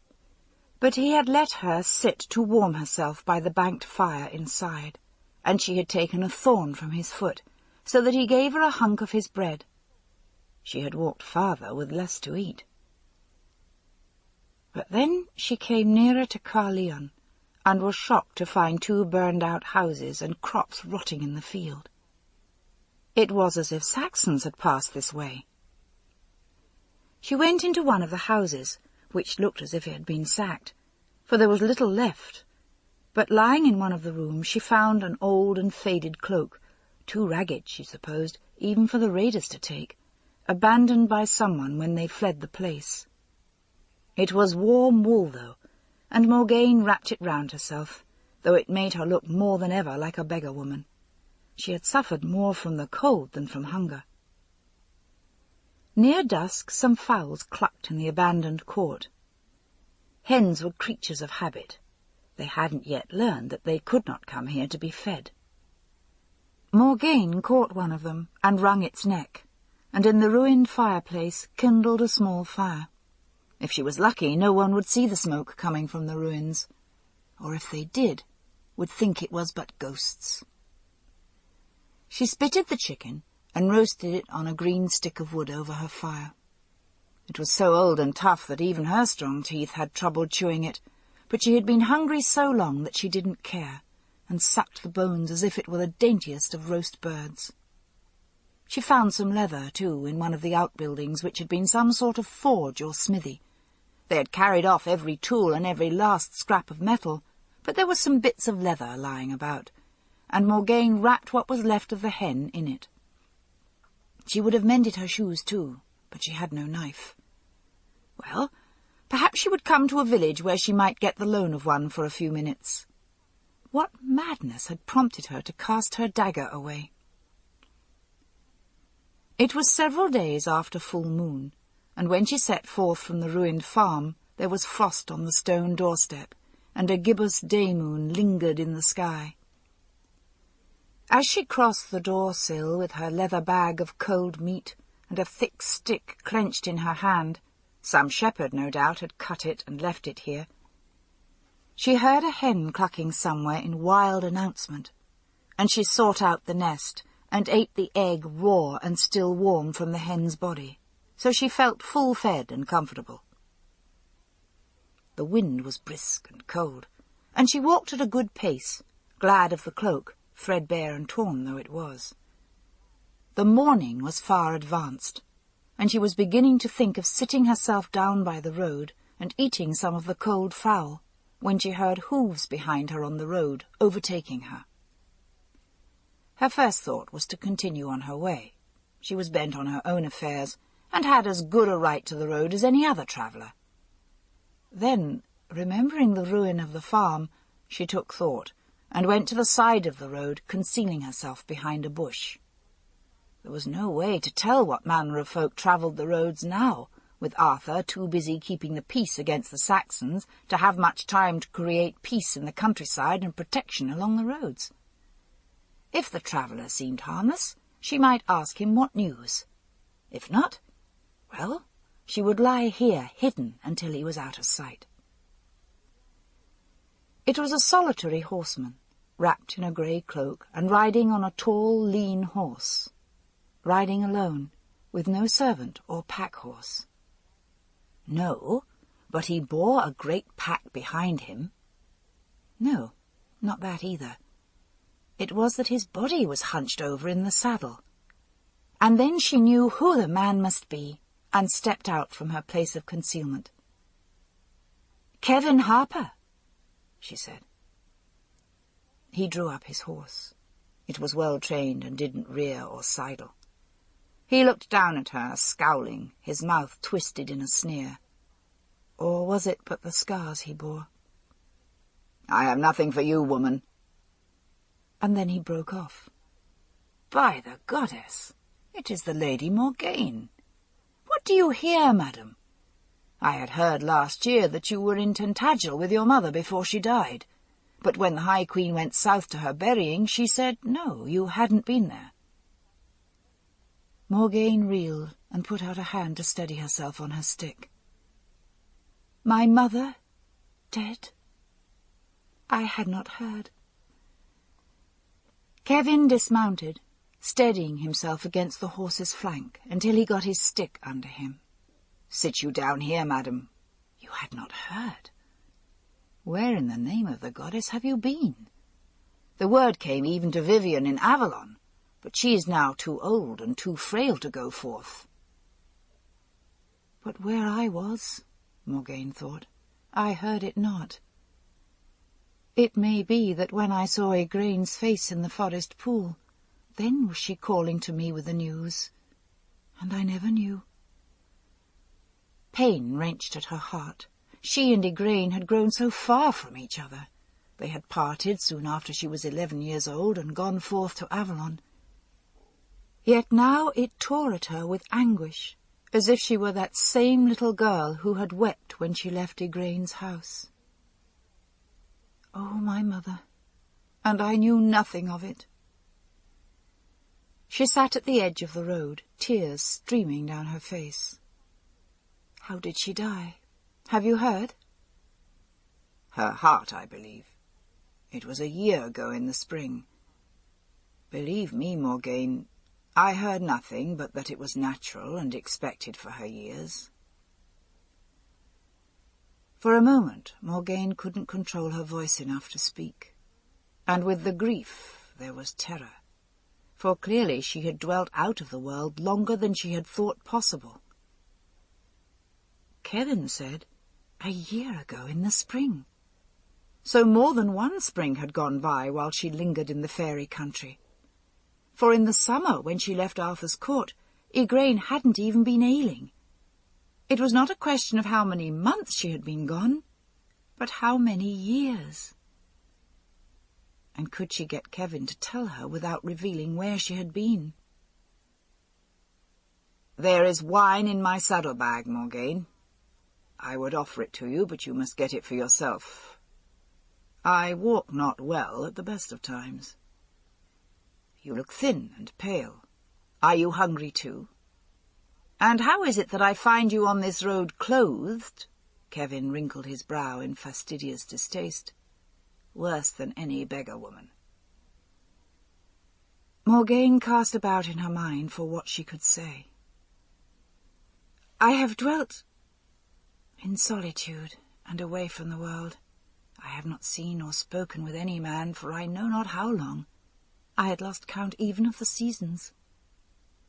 And this much was true, for whatever the folk of the fairy country might be, they were not mankind. "I can well believe it," said Kevin. "I could believe even that you had not heard of the great battle." "I see that this country has been all burned over." "Oh, that was 3 years ago," said Kevin, and Morgaine started back.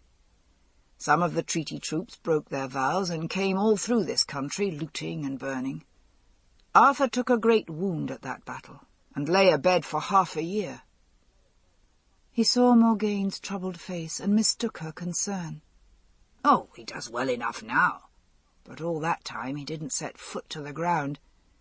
I imagine he felt the want of your healing skills, Morgaine. Then Gawain led down all of Lot's men from the north, and we had peace for 3 years. And then this summer past, there was the great battle at Mount Baden. Lot died in that battle. Aye, there was a victory, such as bards will sing for 100 years, Kevin said. I do not think there is a Saxon chief left unkilled in all this land from Cornwall to Lothian, save those who call Arthur their king. There has been nothing like it since the days of the Caesars, and now all this land lies under the peace of Arthur. Morgaine had risen and gone to the saddlebags. She found the flask of wine, and Kevin said, "Bring the bread and cheese too. It is near noon, and I will eat here with you." When she had served him and opened her roll of leather with the remains of the chicken, offering it, he shook his head. "Thank you, but I eat no flesh food now. I am under vows. I marvel to see you eat meat, Morgaine, a priestess of your rank." "That or go fasting," said Morgaine, and told him how the chicken had come to her. "But I have not observed that prohibition since I left Avalon. I eat such things as are set before me." "For myself, I think it makes little matter, flesh or fish or grain," Kevin said, "though the Christians make much of their fasting. At least this Patricius, who is Arthur's bishop now. Before that, the brethren who dwelt with us upon Avalon used to repeat a saying of their Christ, that it was not what went into a man's mouth that defiled him, but what came out of it, and therefore man should eat humbly of all the gifts of God. And so I have heard Taliesin say. But for myself, no doubt you know that at a certain level of the mysteries, what is eaten has so much effect on the mind. I dare not eat meat now. It makes me drunker than too much wine." Morgaine nodded. She had had that experience too. When she had been drinking the sacred herbs, she could eat nothing but a little bread and fruit. Even cheese or boiled lentils were too rich and made her ill. "But where do you go now, Morgaine?" And when she told him, he stared as if she were mad. "To Caerleon? Why? There's nothing there. Or perhaps you didn't know, though I find that hard to believe. Arthur gave it to one of his knights who served him well at that battle. But on the day of Pentecost he moved his whole court to Camelot. It will be a year this summer that he has dwelt there. Taliesin liked that not, that he opened his court upon the Christian holy day, but he did it to please his queen. He listens to her in all things." Morgaine surprised a faint grimace on his face. "But then, if you had not heard of the battle, it is likely you had not heard how Arthur betrayed the folk of Avalon and the tribes." Morgaine stopped the cup halfway to her lips. She said, "It is for that I came, Kevin. I heard that Raven had broken her silence and prophesied some such thing as that." "It was more than prophecy," said the bard. He stretched his leg uneasily, as if sitting for long in one position on the ground hurt him. "Arthur betrayed—" "What did he do?" Morgaine's breath caught. "He did not give them into the hands of the Saxons." "You have not heard, then? The tribes were sworn to follow the banner of the Pendragon, as they swore at his king-making, and Uther's before him. And the little folk of the days before the tribes, they came too, with their bronze axes and flint hatchets and elf arrows. No more than the fairy folk can they bear cold iron. All sworn to follow the great dragon. And Arthur betrayed them. He put away the dragon standard, even though we begged him that he should let Gawain or Lancelot bear it into the field. But he swore that he would raise only his banner of the cross and the Holy Virgin into the field at Mount Baden. And so he did." Morgaine stared in horror, remembering Arthur's king-making. Even Uther had not so pledged himself to the folk of Avalon, and he had betrayed that pledge? She whispered, "And the tribes didn't desert him?" Kevin said in great anger, "Some of them came near to it. Some of the old people from the Welsh hills did indeed go home when the cross was raised. King Uriens couldn't stop them. As for the rest, well, we knew that day that the Saxons had us between the hammer and the anvil. We might follow Arthur and his knights into battle, or live thereafter under Saxon rule, for this was the great battle that had been prophesied. And he bore the sacred sword Excalibur from the holy regalia. Like enough, the goddess herself knew that she would be the worse if the land was ruled by the Saxons. So he fought, and the goddess gave him victory." Kevin offered the wine flask to Morgaine, and when she shook her head, he drained it.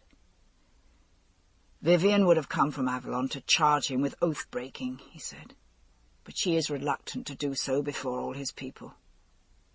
And so I am for Camelot, to remind him of his vow. And if he heeds not that, then Vivian has sworn she will come to Camelot herself on the day when all people present their petitions, and Arthur has sworn he himself will hear and judge them at Pentecost. And then, she said, she would stand before him as a common petitioner and claim his oath, and remind him of what must befall him who forswears his word." Morgaine said, "The goddess grant that the Lady of the Lake need never humble herself so far." "I too would speak to him with wrath, not soft words, but it is not mine to choose," said Kevin. He held out his hand. "Will you help me to rise? I think my horse will bear too, and if not, when we come to a town we must get you a horse. I should be gallant, even as the great Lancelot, and let you ride mine, but—" He pointed to his crippled body. Morgaine pulled him to his feet. "I'm strong. I can walk. If we must barter anything in the town, we should find shoes for me and a knife. I have not a single coin with me, but I will repay you when I can." Kevin shrugged. "You are my vowed sister in Avalon. What I have is yours. So runs the law. There is no talk of payment between us." Morgaine felt herself colouring in shame that Kevin should so remind her of what she had sworn. "I have been out of the world in truth. Let me help you to mount your horse. Will she stand so?" He smiled. "If she would not, she would be little use to me in travelling such roads as I go alone. Let us go. I would like to reach Camelot tomorrow." In a town nestled in the hills, they found a cobbler to mend Morgaine's broken shoes, and an old bronze dagger. The man who had these things for sale said there was no dearth of them in this country since the great battle. Kevin bought her a decent cloak, too, saying the ragged one she had found in the farmhouse would scarce make a saddle blanket. But the stop had delayed them, and once on the road again, it began to snow heavily, and the dark closed in early. "We should have stayed in that town," said Kevin. "I could have bartered harp music for supper and a bed for us both. Alone I could sleep under a hedge or in the shelter of a wall wrapped in my cloak, but not a lady of Avalon." "What makes you think I have never slept so?" Morgaine asked. He laughed. "You look to me, Morgaine, as if you had slept so all too often of late. But no matter how swiftly we press the horse, we cannot come to Camelot this night. We must look somewhere for shelter." After a time, through the fast-falling snow, they could make out the dark shape of an abandoned building. Not even Morgaine could enter it walking upright. Likely it had been a cattle byre, but the beasts had been gone so long that there wasn't even a smell, and the thatch and daub roof was mostly in place. They tethered the horse and crawled in, Kevin directing her with a gesture to lay the old ragged cloak on the filthy floor, and they each wrapped themselves in their cloaks and lay down side by side. But it was so cold that at last, hearing Morgaine's teeth chattering, Kevin said they must spread the 2 cloaks over them both and lie close together for warmth. "If it will not sicken you to be so close to this misshapen body of mine," he said, and she could hear the pain and anger in his voice. "Of what is misshapen about you, Kevin Harper? I know only that with your broken hands you make more music than I, or even Taliesin, with hands that are whole," Morgaine said, and moved gratefully into his warmth. And at last she felt she could sleep, her head resting in the curve of his shoulder. She had been walking all day and was weary. She slept heavily, but wakened when the light began to steal through the cracks in the broken wall. She felt cramped from the hard floor, and as she looked round the mud-daubed wall she felt a surge of horror. She, Morgaine, priestess of Avalon, Duchess of Cornwall, lying here in a beast shelter, cast out from Avalon. Would she ever return? And she had come from worse places, from the castle chariot in the fairy country, out of all knowledge of Christendom and heathendom alike, out of the very doors of this world. She, who had been so delicately reared by Igraine, she who was sister to the High King, schooled by the Lady of the Lake, accepted by the goddess. Now had she cast it all away. But no, she had not cast it away. It had been taken from her when Vivian sent her to the king-making, and she had come away with child by her own brother. "Igraine is dead. My mother is dead. And I cannot come again to Avalon, never in this world." And then Morgaine was weeping hopelessly, muffling her sobs in the coarse stuff of the cloak. Kevin's voice was soft and husky in the half-light. "Do you weep for your mother, Morgaine?" "For my mother, and for Vivian, and perhaps most of all for myself." Morgaine was never certain whether she had spoken the words aloud. Kevin's arms circled her, and she let her head fall against his chest, and wept until she could weep no more.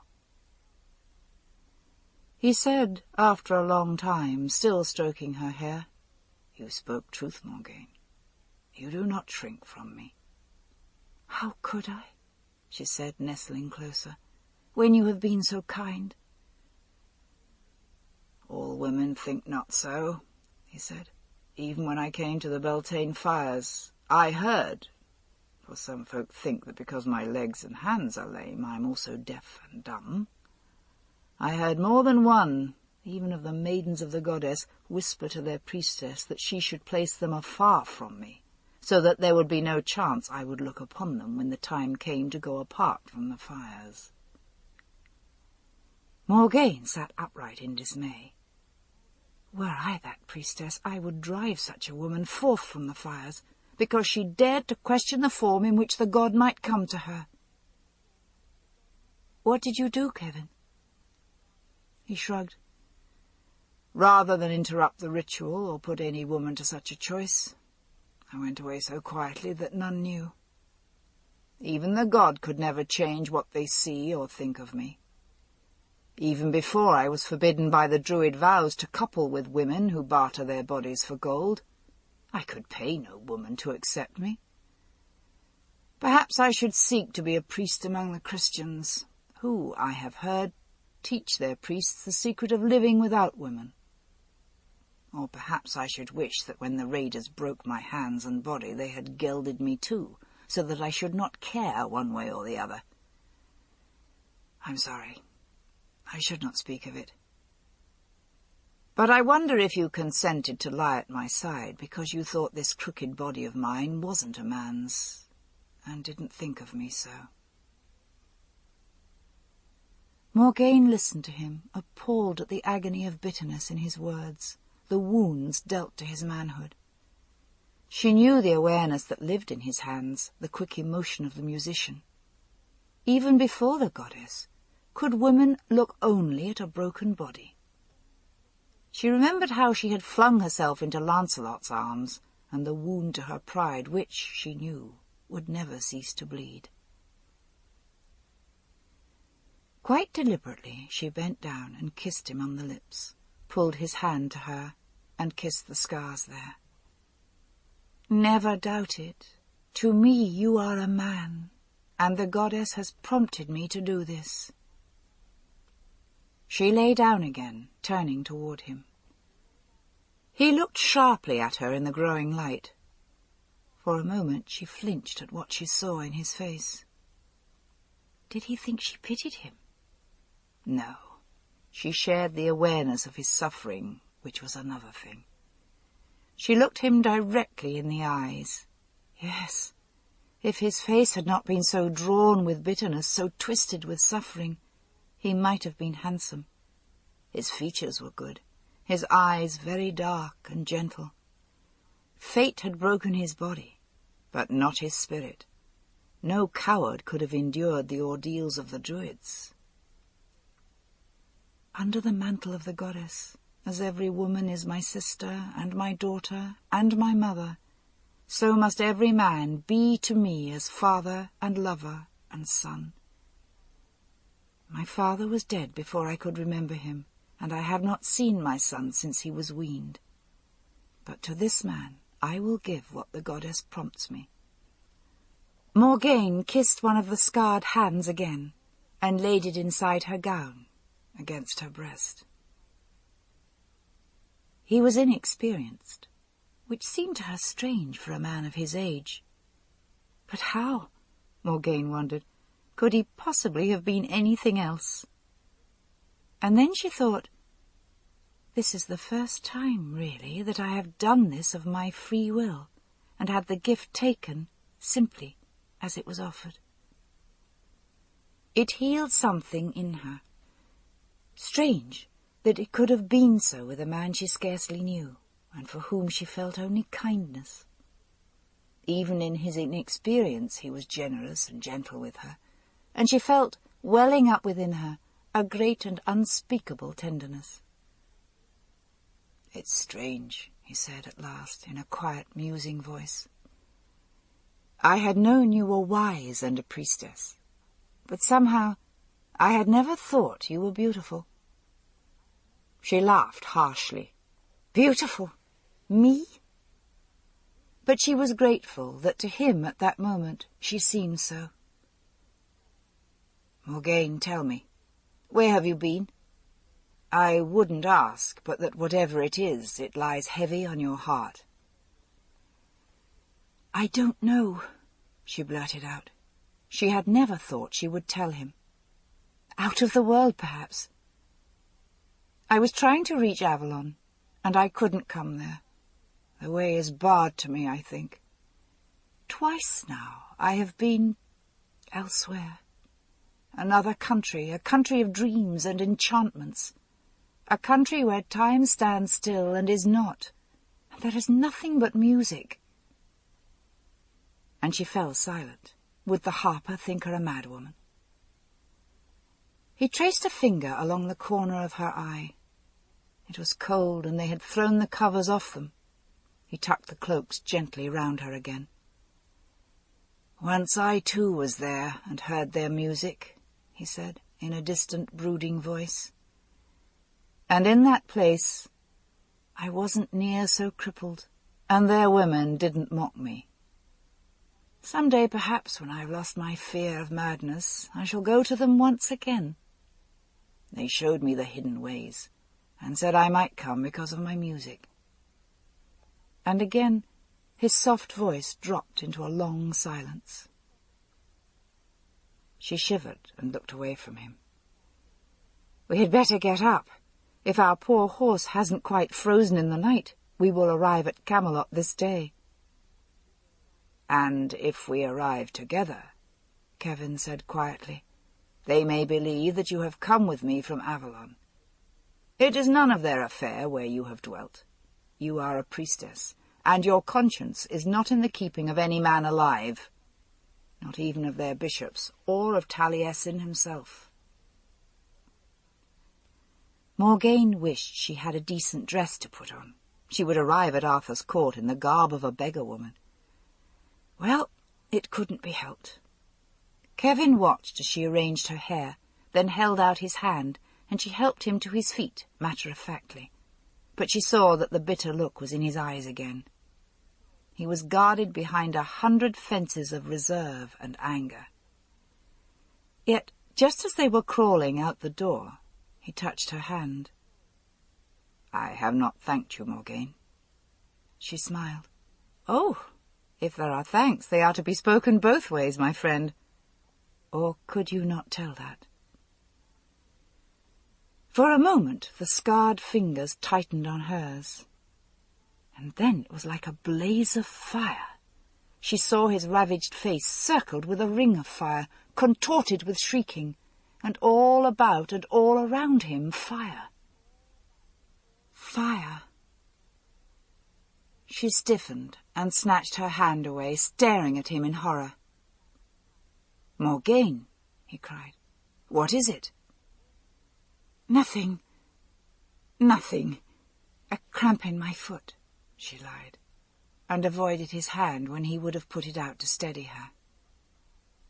Death. Death by burning. What did it mean? Not even the worst of traitors died that death. Or had she seen only what had befallen him when he was lamed as a boy? Brief as the moment of sight had been, it left her shaken, as if she herself had spoken the word that would deliver him to his death. "Come," she said, almost brusquely. "Let us ride." Chapter 15. Guinevere had never wished to meddle with the sight. Did it not say in Holy Writ that no man knew what a day might bring forth? Yet she had hardly thought of Morgane in the last year, not since they had moved the court to Camelot.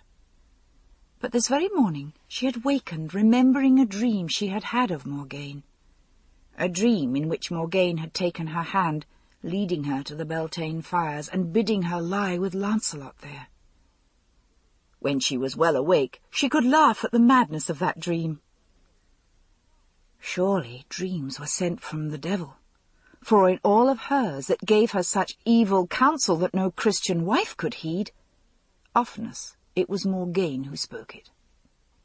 Well, she is gone from this court. I need never think of her again. No, I do not wish her ill. I wish she might repent of her sins and find peace in a nunnery, but one very far from here. Now that Arthur had given over his pagan ways, Guinevere felt that she would be happy if it were not for those dreams in which Morgane led her into shameful things. And now the dream haunted her while she sat working at the altar-cloth she was making for the church, haunted her so deeply that it seemed wicked to sit working across in gold thread while she thought of Lancelot. She put down her thread and whispered a prayer, but her thoughts went on, relentless. Arthur, when she begged him at Christmas, had promised her that he would put down the Beltane fires in the countryside. She thought he would have done it before this, except that the Merlin had forbidden him. It would be hard for any, Guinevere thought, not to love the old man. He was so gentle and good. If only he were Christian, he would be better than any priest. But Taliesin had said it wasn't fair to the country folk, either, to take from them a simple awareness of a goddess who cared for their fields and their crops, and the fertility of their beasts and their own wombs. Surely there was little that such folk could do in the way of sin? They had all they could do to toil in the fields and till their crops for enough bread to keep them out of death's reach. It wasn't to be looked for that the devil should trouble himself with such people, if there was a devil at all. But Guinevere said, "I suppose you think they do know sin when they go to the Beltane fires, and there do lewd and heathen rites and lie with other than their husbands." God knows they have little enough joy in their lives, Taliesin responded tranquilly. I cannot think it very wrong that 4 times in a whole year, when the seasons turn, they should make merry and do what pleasures them. I could not find much reason to love a god who took thought about such things and would call them wicked. Do you call them wicked, my queen? And she did. Any Christian woman must think so, to go into the fields and dance naked and lie there with the first man sent to her. Immodest and shameful and wicked. Taliesin shook his head, sighing. Still, my queen, none can be the master of another's conscience. Even if you think it wicked and shameful, would you pretend to know what is right for another? Even the wise cannot know everything, and perhaps the gods have more purposes than we, in our little knowledge, can see. If I knew right from wrong, as I do, and as the priests have taught us, and as God has taught us in Holy Writ, then should I fear God's punishment if I did not make such laws as would keep my people from sin? Guinevere demanded. God would require it at my hands, I think, if I allowed evil to take place in my realm, and if I were king, I should already have put it down. Then, lady, I can say only that it is the good fortune of this land that you are not king. A king must protect his people from outsiders, from invaders, and lead his people to defend themselves. A king must be the first to thrust himself between the land and all danger, just as a farmer stands to defend his fields from any robber. But it is not his duty to dictate to them what their innermost hearts may do. But she had debated with him hotly. A king is the protector of his people, and what good is it to protect their bodies if he lets their souls fall into evil ways? Look you, Lord Merlin, I am a queen, and mothers in this land send their daughters to wait upon me and be schooled in courtly ways, understand you? Well, what manner of queen should I be if I let another woman's daughter behave immodestly and get herself with child, or, as did Queen Morgause, I have heard, let her maidens go to the king's bed if he wished to have his way with them? Mothers entrust me with their daughters because they know I will protect them. It is different that you should be entrusted with maidens too young to know their own will, and be even as a mother to bring them up rightly, Taliesin said. But a king rules over grown men. God has not said there is one law for the court and one other for the country folk. He wishes all men to keep his commandments. And suppose the laws were not here? What do you think would happen to this land if I and my ladies went out into the fields and behaved so immodestly? How can such things be allowed to go on within the very sound of the church bells? Taliesin smiled. He said, I do not think, even if there was no law against it, that you would be very likely to go into the fields at Beltane, my lady. I have marked it, that you like not to go out of doors much at all. I have had the good of Christian teaching and priestly counsel, and I choose not to go, she said sharply. But Guinevere, he said very gently, his faded blue eyes looking at her out of the network of lines and patches on his face. Think of this. Suppose a law was made against it, and your conscience told you that it was the right thing to do, to give yourself to the goddess in acknowledgement that she is over us all, body and soul. If your goddess wished for you to do so, then, dear lady, would you let the passing of a law forbidding the Beltane fires stop you from it? Think, dear lady, not more than 200 years ago, has Bishop Patricius not told you of this? It was strictly against the laws here in the summer country that any should worship the Christ, for so they should defraud the gods of Rome of their just and righteous due. And there were Christians who died rather than do such a little thing, cast a pinch of incense before one of their idols. Aye, I see you have heard the story. Would you have your God be as great a tyrant as any Roman emperor? But God is real, and they are but idols fashioned by men, Guinevere said. Not so. No more than the picture of Mary Virgin which Arthur bore into battle, said Taliesin. A picture to give comfort to the minds of the faithful. It is strictly forbidden to me, a Druid, that I may have any representation of any god, for I have been so taught in many lives that I need none. I can think upon my God, and he is with me. But the once-born cannot do that, and so they need their goddess in round stones and pools, as your simple people need the picture of Mary Virgin and the cross which some of your knights bear on their shields, so that men may know they are Christian knights. Guinevere knew there was a flaw in this argument, but she couldn't debate with the Merlin, and in any case, he was only an old man and a heathen. "When I have borne Arthur a son, once he said to me that then I might ask of him anything he could give, and at that time I will ask him to forbid the Beltane fires and the harvest fires." Guinevere remembered this conversation months after, on the morning of her dream. No doubt Morgane would have counselled her so, that she should go with Lancelot to the fires.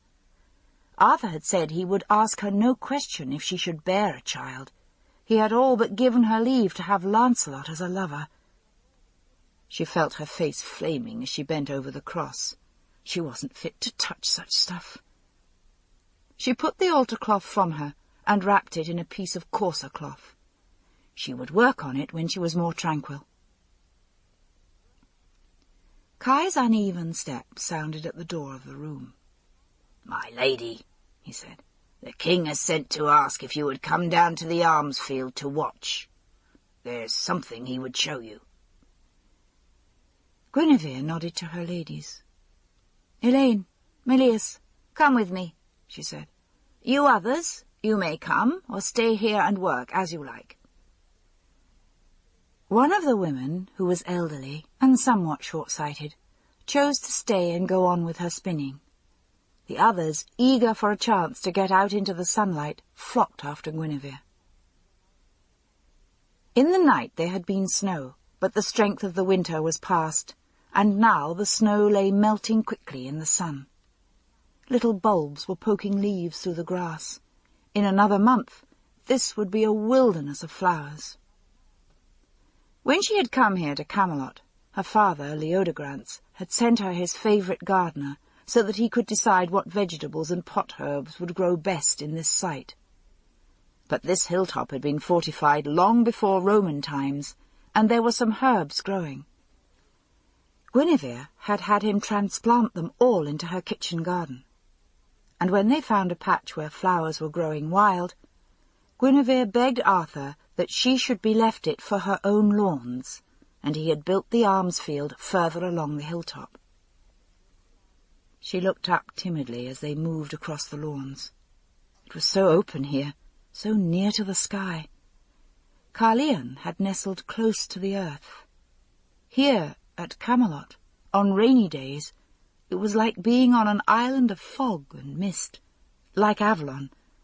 But on clear days of sunlight, such as this one, it lay high and exposed, so that it could command all the country round, and standing at the edge of the hilltop, she could see miles and miles of hill and forest. It was like being too near to heaven. Surely it wasn't right that human beings, mere mortals, should see so far. But Arthur said, even though there was peace in the land, the king's castle should be difficult to come at. This ends Disc 9. The High Queen, Disc 10. It wasn't Arthur who came to meet her, but Lancelot. He had grown even handsomer, she thought.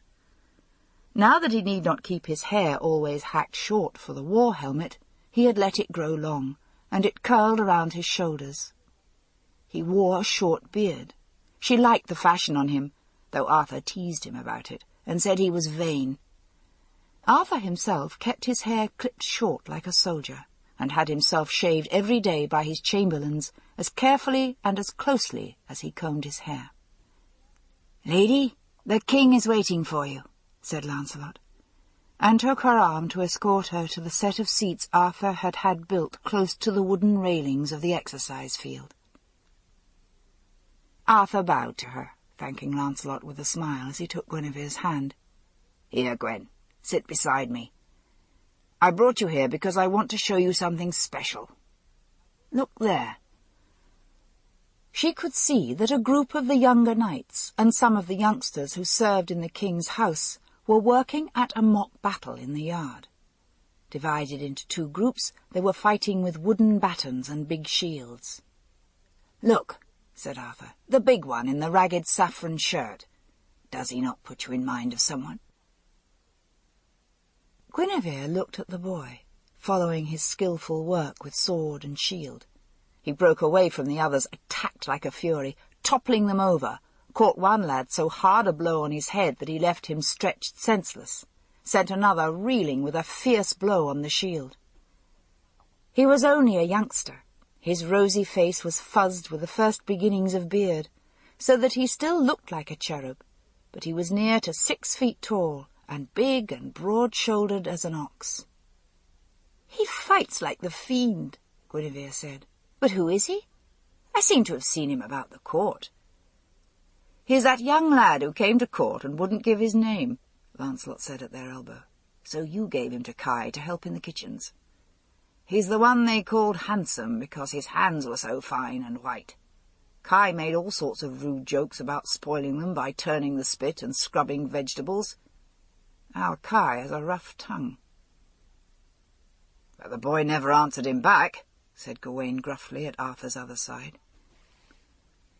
"He could break Kai with his 2 hands, but when the other lads urged him on to strike Kai— once Kai made some kind of wicked joke about his parentage, saying he must be base-born and the son of scullions, since he came so naturally to such things— Handsome only looked right over the top of his head and said it wouldn't be well done to strike a man who had lamed himself in the service of his king." Lancelot said wryly, "That would be worse to Kai than being beaten senseless, I think. Kai feels he's fit for nothing but to turn the spit and serve the plates. One day, Arthur, you must find a quest for Kai, even if it is no more than to go and find traces of old Pelinor's dragon." Elaine and Melias giggled behind their hands. Arthur said, "Well, well, I will. Kai is too good and loyal to be soured this way. You know I would have given him Carleon, but he wouldn't take it. He said his father had bidden him to serve me with his own hands so long as he lived, and he would come here to Camelot to keep my house. But this boy, Handsome, you called him, Lance. Does he not put you in mind of someone, my lady?" She studied the boy, charging now against the last of the opposing group, his long fair hair flying in the wind. He had a high, broad forehead and a big nose, and his hands, gripped on the weapon, were smooth and white. Then she looked past Arthur at just another such nose and blue eyes, though these were hidden in a shock of red hair, and said, "Why, he is like Gawain," as if it were something shocking. "God help us, why, so he is," said Lancelot, laughing. "And I never saw it, and I've seen much of him. I gave him that saffron shirt. He hadn't a whole shirt to his name." "And other things, too," Gawain said. "When I asked him if he had all that was fitting to his station, he told me of your gifts. It was nobly done of you to help the boy, Lance."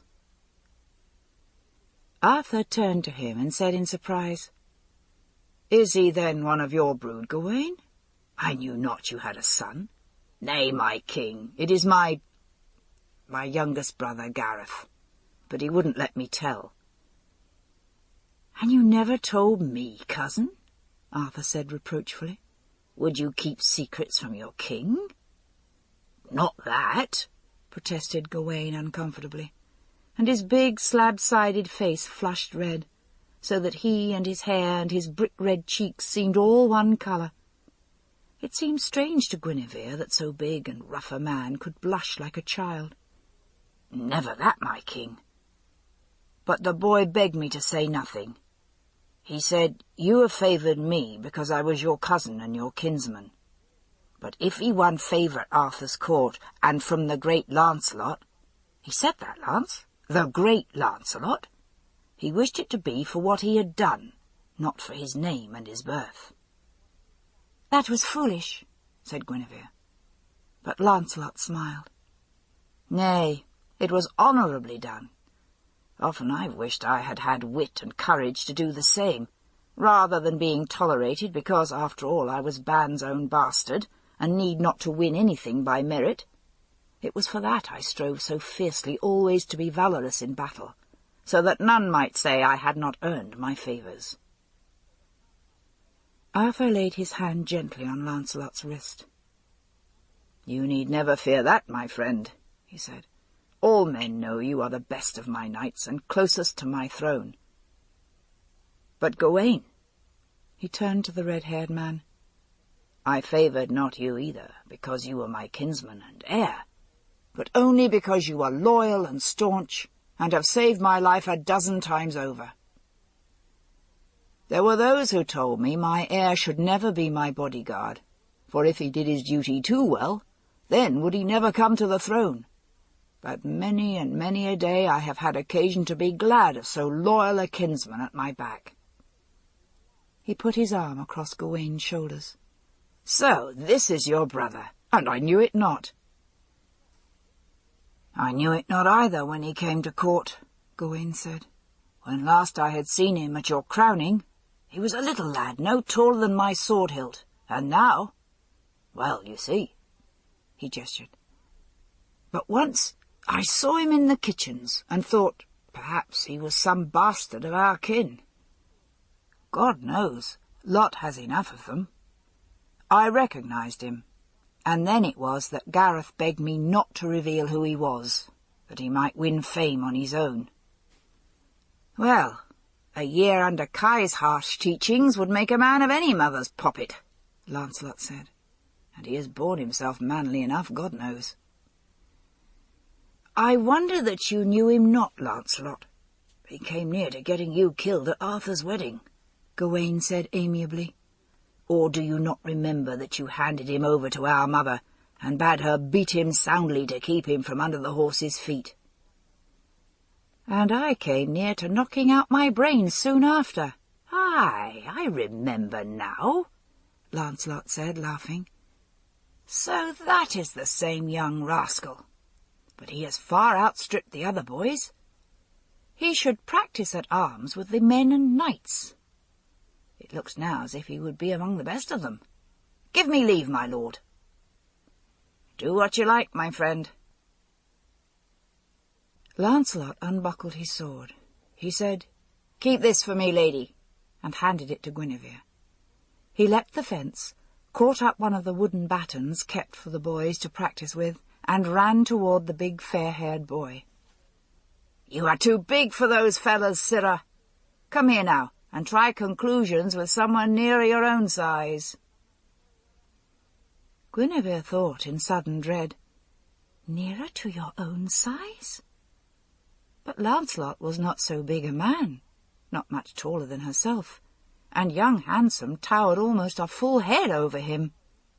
For a moment, facing the king's captain of horse, the boy hesitated, but Arthur gestured encouragement, and the boy's face lit up with a fierce joy. He charged at Lancelot, raising his mock weapon for a blow, and was startled when the blow descended, and Lancelot wasn't under it. Lancelot had evaded him, spun round, and caught him a blow on the shoulder. He had pulled back on the weapon as it came down, so that it only touched the boy, but it tore his shirt.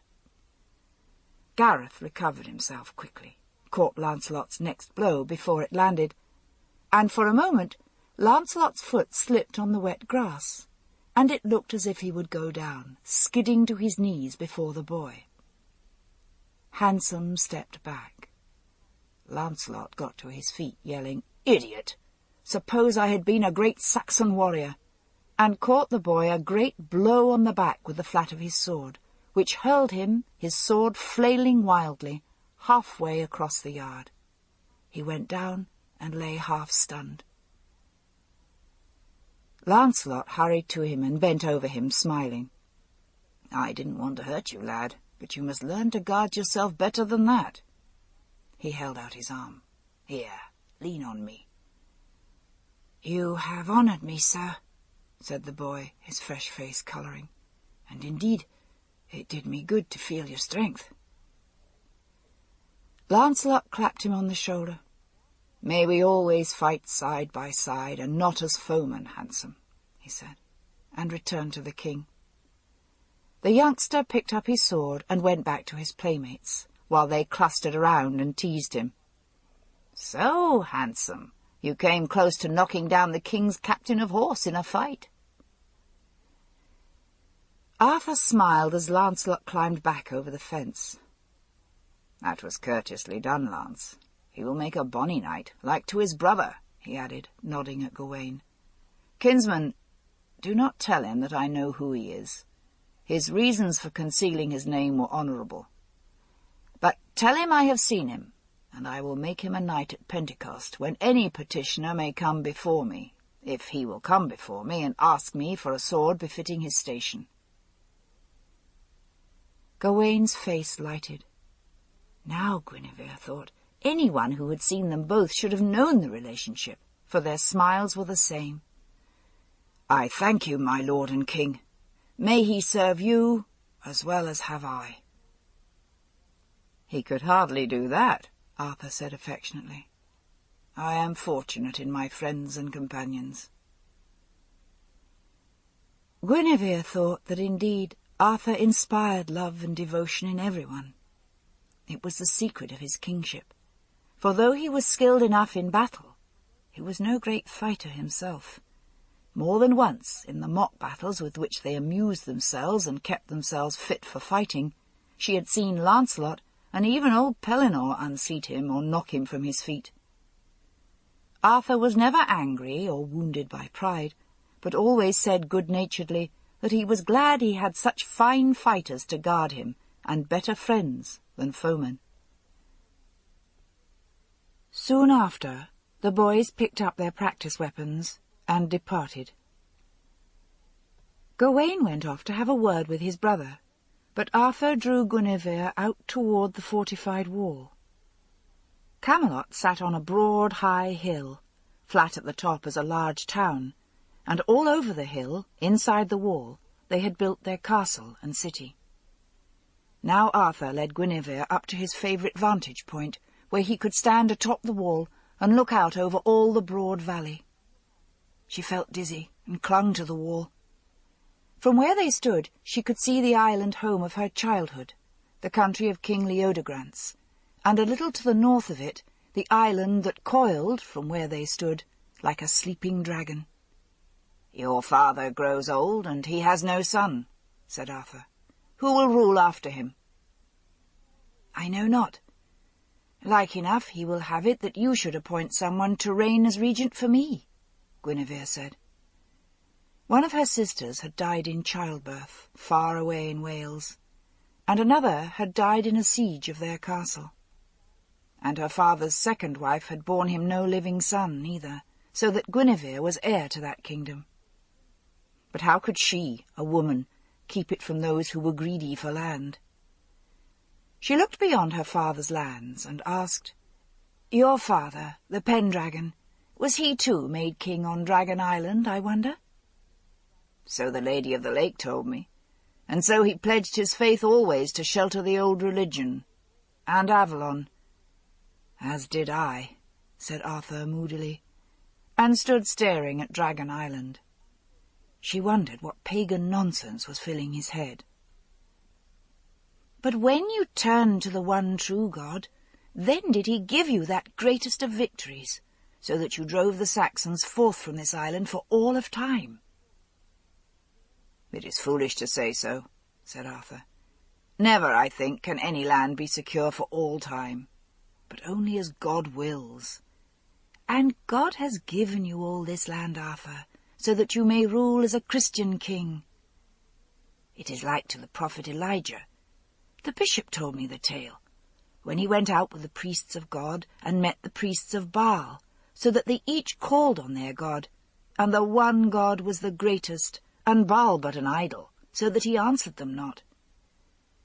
If there was anything of power in the ways of Avalon, would God and the Virgin have given you such a victory? My armies drove off the Saxons, but I may be punished hereafter for oath-breaking, Arthur said.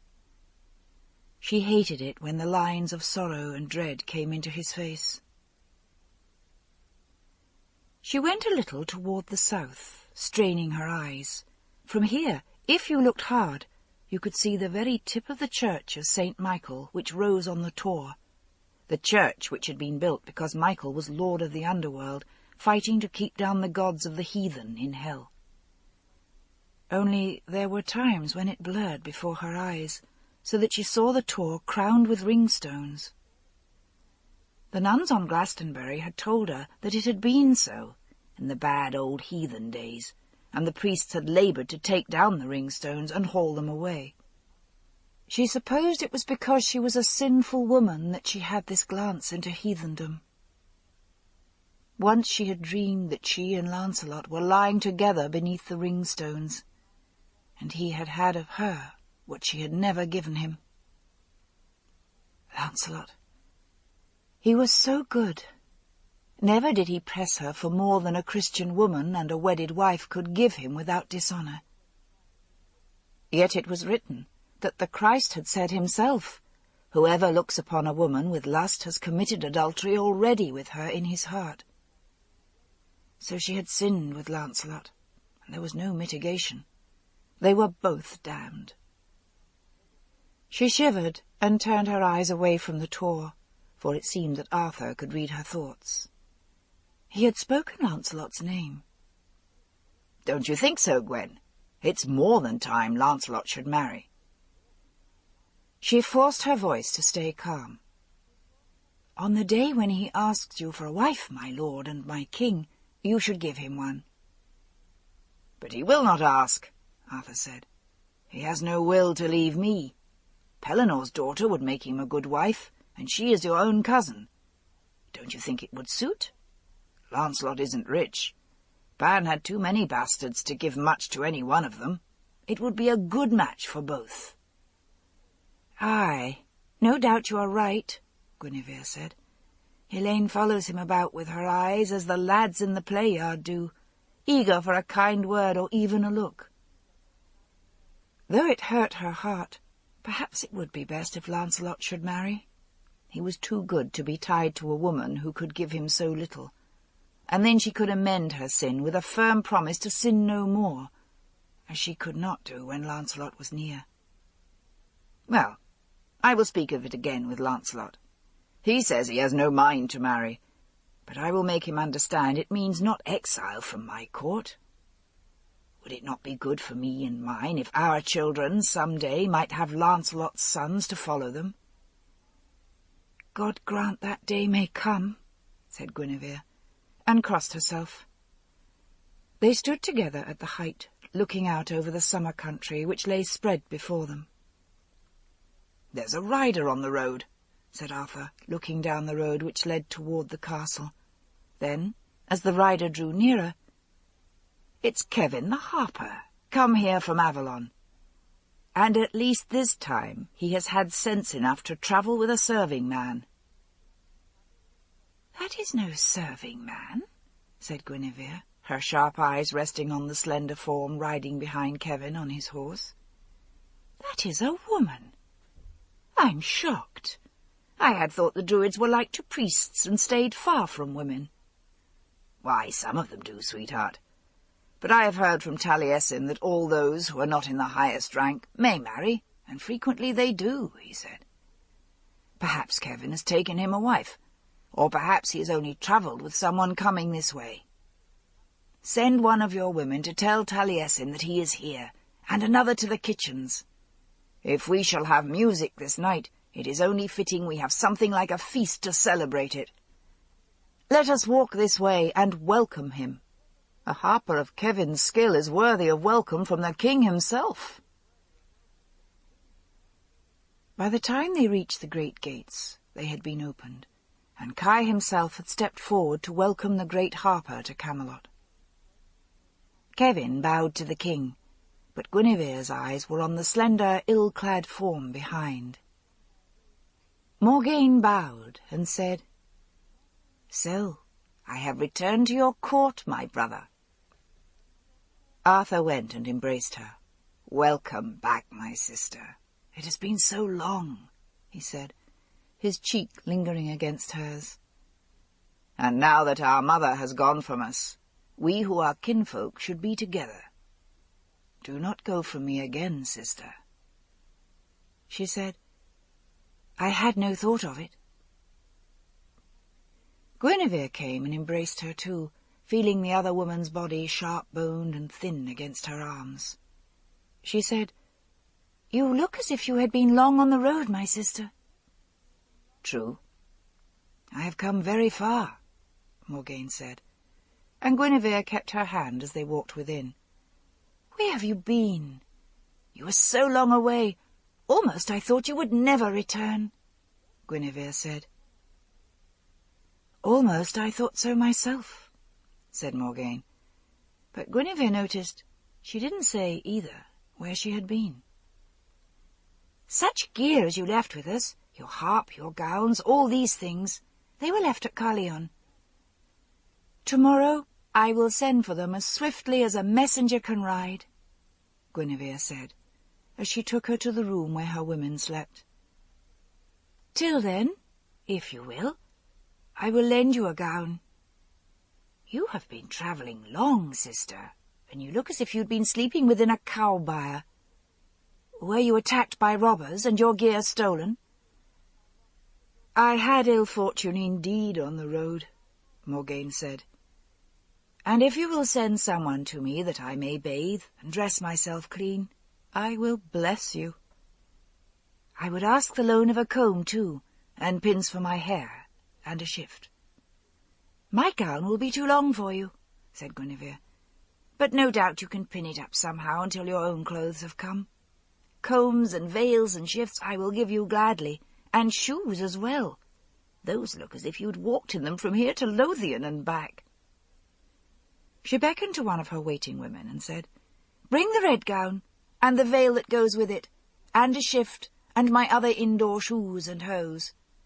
Choose everything so that my lord's sister is dressed as is fitting to her station. And send for a bath, and a bath-woman too."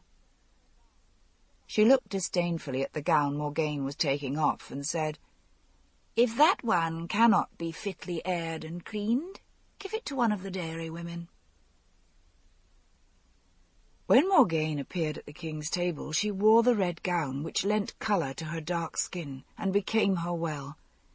They besought her to sing, but she would not, saying that as Kevin was at hand, no one would listen to a robin's chirping when a nightingale was near. The next day Kevin sought private audience with Arthur, and he and the king and Taliesin too were closeted for many hours, and even had supper brought to them there. But Guinevere never knew what they spoke of. Arthur told her little of affairs of state. No doubt they were angered with him that he had chosen to renounce his vows to Avalon, but soon or late they must accept it, that he was a Christian king. As for Guinevere, she had other things to think of. That spring there was fever at the court, and some of her women fell sick of it, so that until Easter was past she had no leisure to think of anything else. She had never thought she would be glad of Morgane's presence, but Morgane knew much of herb lore and of healing, and she thought it was due to Morgane's wisdom that there were no deaths in the court. In the country round, she heard, many died, though mostly little children and old folk.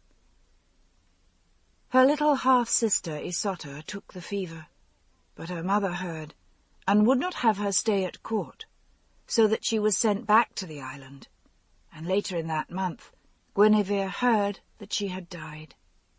She mourned for the girl. She had come to be fond of her, and had hoped to marry her to one of Arthur's companions when she was older. Lancelot fell sick of the fever too, and Arthur gave orders that he should be quartered in the castle and nursed by her own women. While there was still danger that she might take the fever, she didn't go near him. She had hoped herself pregnant again, but it turned out not to be so, only her own hopes and illusions. When he began to recover, she went often and sat by his side. Morgane came too, to play the harp while he was unable to leave his bed. One day, watching them when they spoke of Avalon, Guinevere caught the look in Morgane's eyes and thought, "Why, she still loves him." She knew Arthur still hoped for this, a match between Morgane and Lancelot, and she watched, sick with jealousy, as Lancelot listened to Morgane's harp. "Her voice is so sweet. She isn't beautiful, but she is so wise and learned. Beautiful women are so many. Elaine is beautiful, and Melius, and the daughters of King Roynes, and even Morgause is beautiful. But why should Lancelot care for that?" And she marked the gentleness of Morgane's hands as she lifted him and gave him her herb medicines and cooling drinks. She, Guinevere, wasn't good at all with the sick. She had no skills. She sat dumb while Morgane talked and laughed and amused him. It was growing dark, and at last Morgane said, "I can no longer see the harp strings, and I am hoarse as a crow. I can sing no more. You must drink your medicine, Lancelot, and then I will send your man to you to get you settled for the night." With a wry smile, Lancelot took the cup she put in his hand. "Your drinks are cooling, kinswoman, but oh, the taste of them!" "Drink it," Morgane said, laughing. "Arthur has put you under my command when you are sick." "Aye, I do not doubt if I refused, you should beat me and put me supperless to bed. Well, if I drink my medicine like a good lad, I shall have a kiss and a honey cake," Lancelot said. Morgane chuckled. "You cannot have a honey cake yet. You can have your nice gruel. But if you drink up your potion, you shall have a good night kiss, and I will bake you a honey cake when you are well enough to eat it." "Yes, mother," Lancelot said, wrinkling up his nose. Guinevere could see that Morgane didn't like the jest, but when he had emptied the cup, she bent over him and kissed him lightly on the brow, and drew up the covers under his chin as a mother smooths a child's cradle.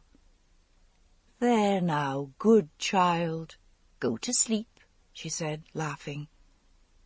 But the laughter sounded bitter to Guinevere, and Morgane went away. Guinevere stood by Lancelot's bed and said, "She is right, my dear. You should sleep." "I am weary of Morgane being always right," said Lancelot. "Sit you here by me for a little, dear love." It was seldom he dared speak so to her, but she sat herself on his bed and let him hold her hand.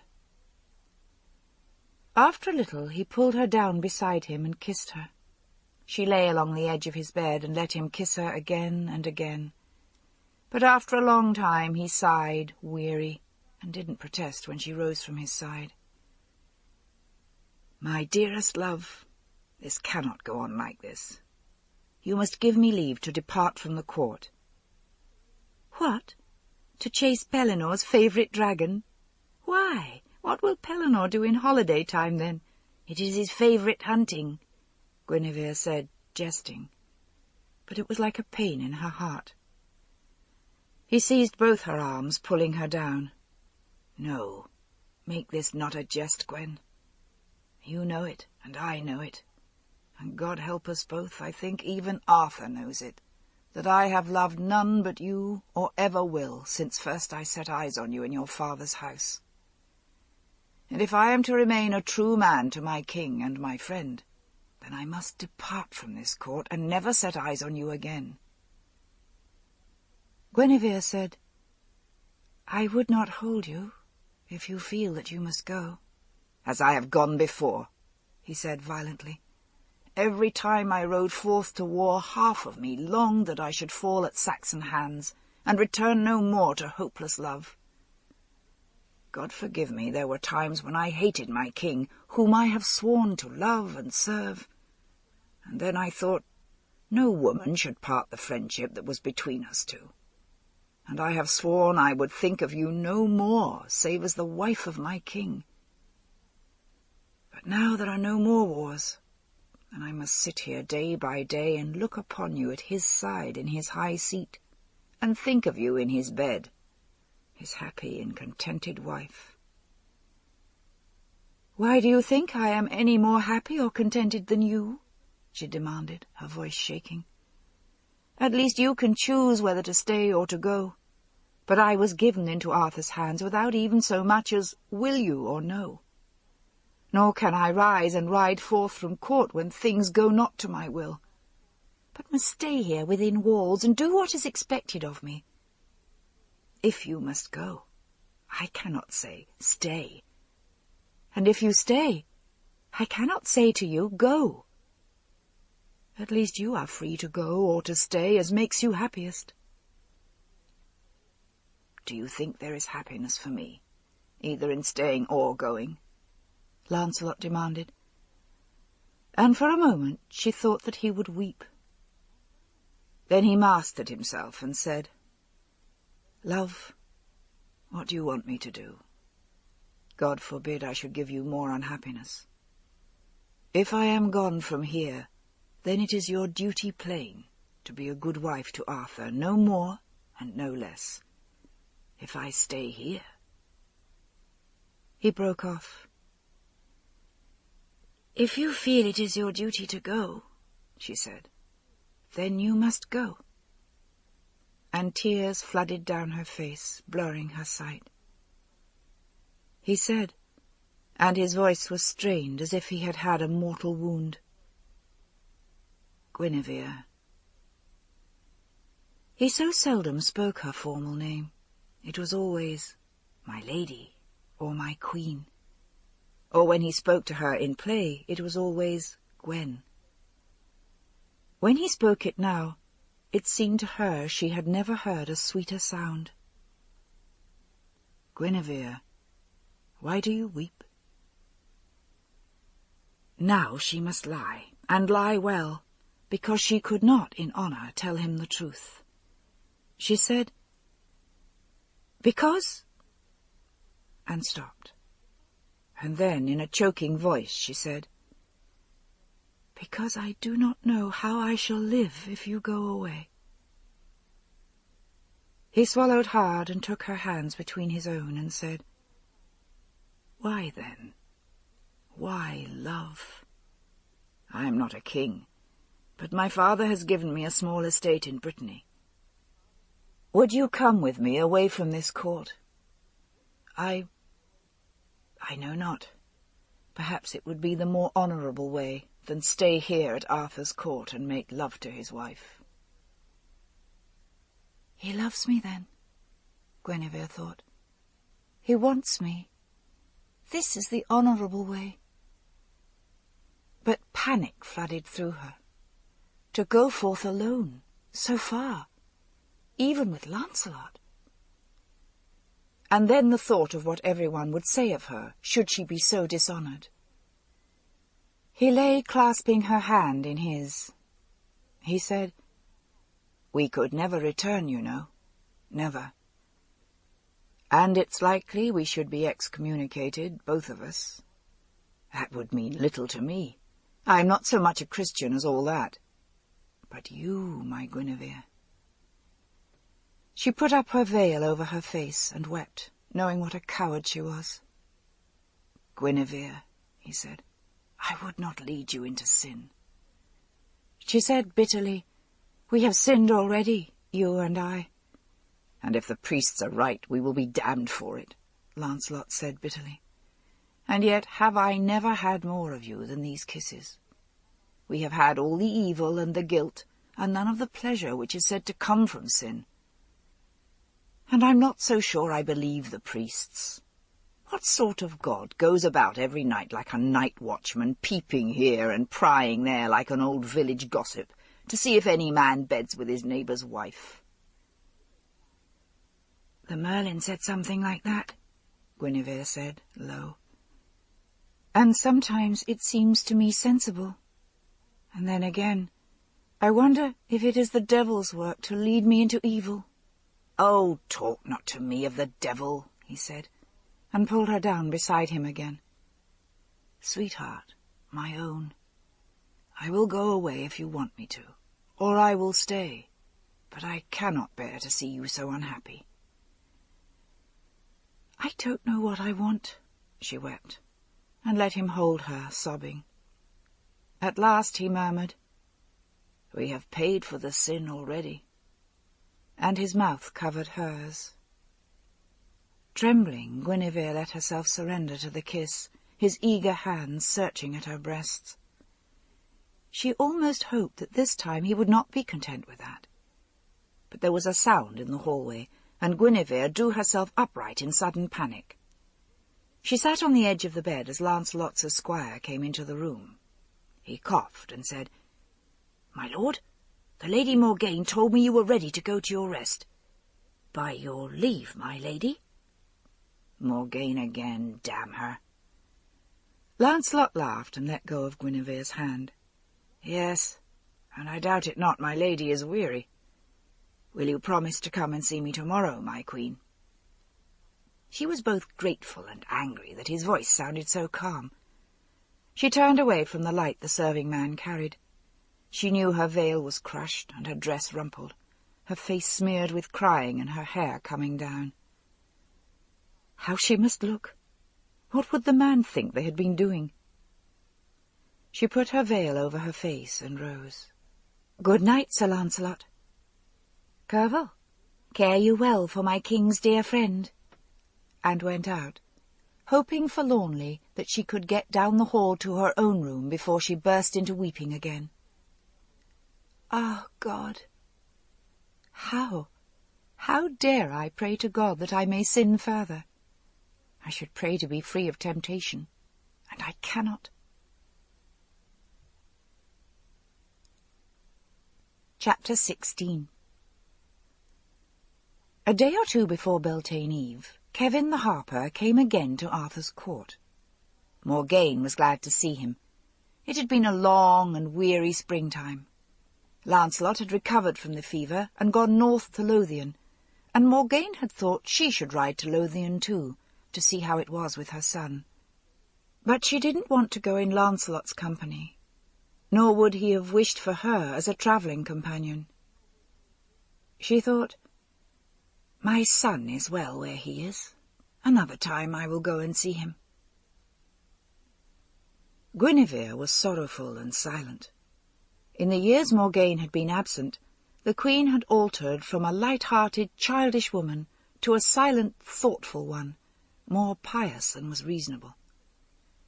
Morgane suspected that she pined after Lancelot, and knowing Lancelot, Morgane thought with a touch of contempt that he would neither leave the woman in peace nor lead her wholeheartedly into sin. And Guinevere was a good match for him. She would neither give in to him nor give him up. She wondered what Arthur thought, but it would have taken a braver woman than she to ask him. Morgane welcomed Kevin to court, and to herself she thought it not unlikely that they would keep Beltane together. The sun-tides ran hot in her blood, and if she couldn't have the man she wanted, and she knew it was still Lancelot to whom she was drawn, it might be as well to take a lover who found delight in her. It was good to be cherished and sought after. And, as neither Arthur nor Lancelot would do, Kevin spoke with her freely of affairs of state. She thought, with a moment of bitter regret, had she stayed in Avalon by now she would be consulted in all the great affairs of her time. Well, it was too late for that.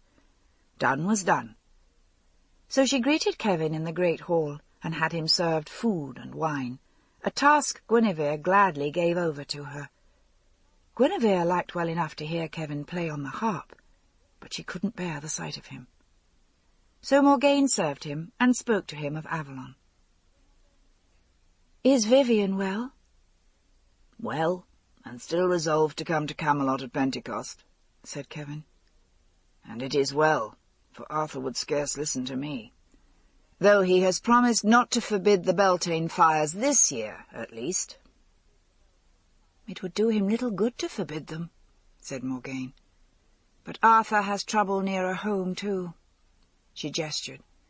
"Beyond that window, almost within sight from the heights of the castle, lies the island kingdom of Leodegrance. Had you heard?" "A chance-come traveller told me he was dead," Kevin said, "and he left no son. His lady Eleanor died with her last child a few days after his death. The fever was cruel in that country." "Guinevere wouldn't travel thither for the burying," Morgaine said. "She had little to weep for. Hers was not a loving father. Arthur will have consulted her about setting a regent there. He says that now the kingdom is hers, and if they should have a second son, that son shall have it. But it seems not likely now that Guinevere will have even one." Kevin nodded slowly. "Aye. She miscarried of a child before Mount Baden, and was very ill. Since then I haven't heard even a rumour that she was pregnant," said Kevin. "How old is the High Queen?" "I think she is at least 25 now," said Morgaine. But she wasn't certain. She had dwelt so long in the fairy country. "That is old for a first child," said Kevin. "Though I doubt not, like all barren women, she prays for a miracle. What ails the Queen that she doesn't conceive?"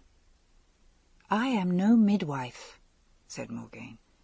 "She seems healthy enough, but she has worn out her knees in prayer, and there is no sign." "Well, the gods will have it as they will," Kevin said. "But we will need their mercy on this land if the High King dies with no son. And now there are no threats from the Saxons outside to keep the rival kings of Britain from falling one upon the other and tearing this land to shreds. I never trusted Lot, but he is dead, and Gawain is Arthur's staunchest man, so there is little to fear from Lothian, unless Morgause finds herself a lover with ambition to be High King on his own." "Lancelot has gone there, but he should return quickly," said Morgaine. And Kevin added, "Vivian, too, would ride to Lothian for some reason, though we thought, all of us, that she was too old for such a journey."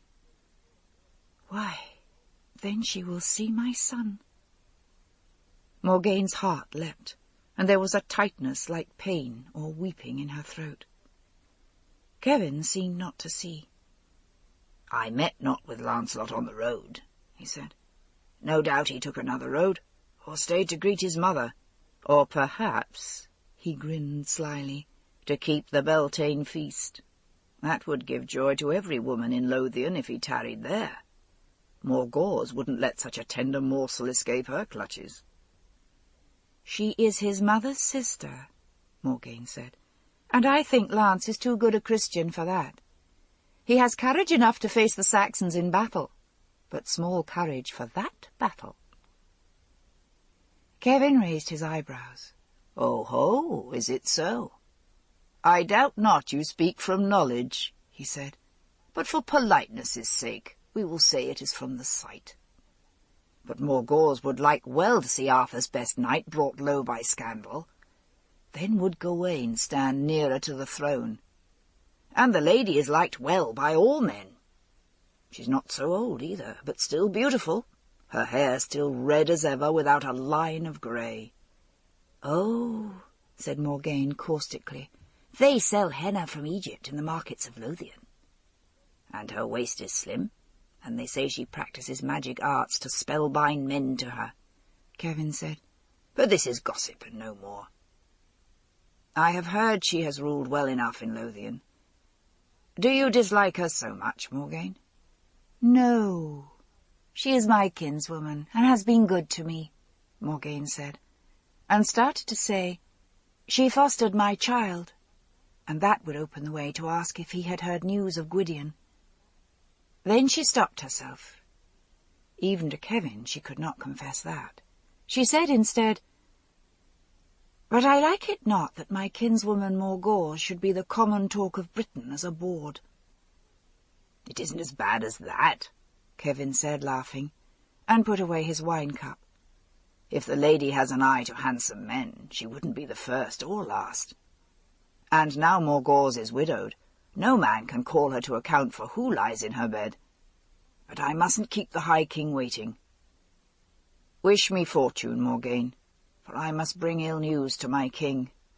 And you know the doom meted of old to him who brought the king news he had no mind to hear." "Arthur is not that sort," said Morgaine. "But if it is not a secret, what ill news do you bring?" "Not news at all," said Kevin. "For it has been said more than once that Avalon will not have it that he rule as a Christian king, whatever his private faith may be. He shall not allow the priests to put down the worship of the goddess, nor touch the oak groves. And if he does so, then am I to say to him from the lady, the hand which gave him the sacred sword of the Druids can turn it in his hand to smite him." "That will not be pleasant hearing," said Morgaine, "but perhaps it will call his oath to mind." "Aye, and Vivian has still one other weapon she can use," said Kevin. But when Morgaine asked what, he would tell her no more. When he had gone from her, Morgaine sat thinking of the night to come. There would be music at dinner, and later... Well, Kevin was a pleasant lover, gentle and eager to please her, and she was wearied of sleeping alone. She was still sitting in the hall when Kai came to announce that another rider had come.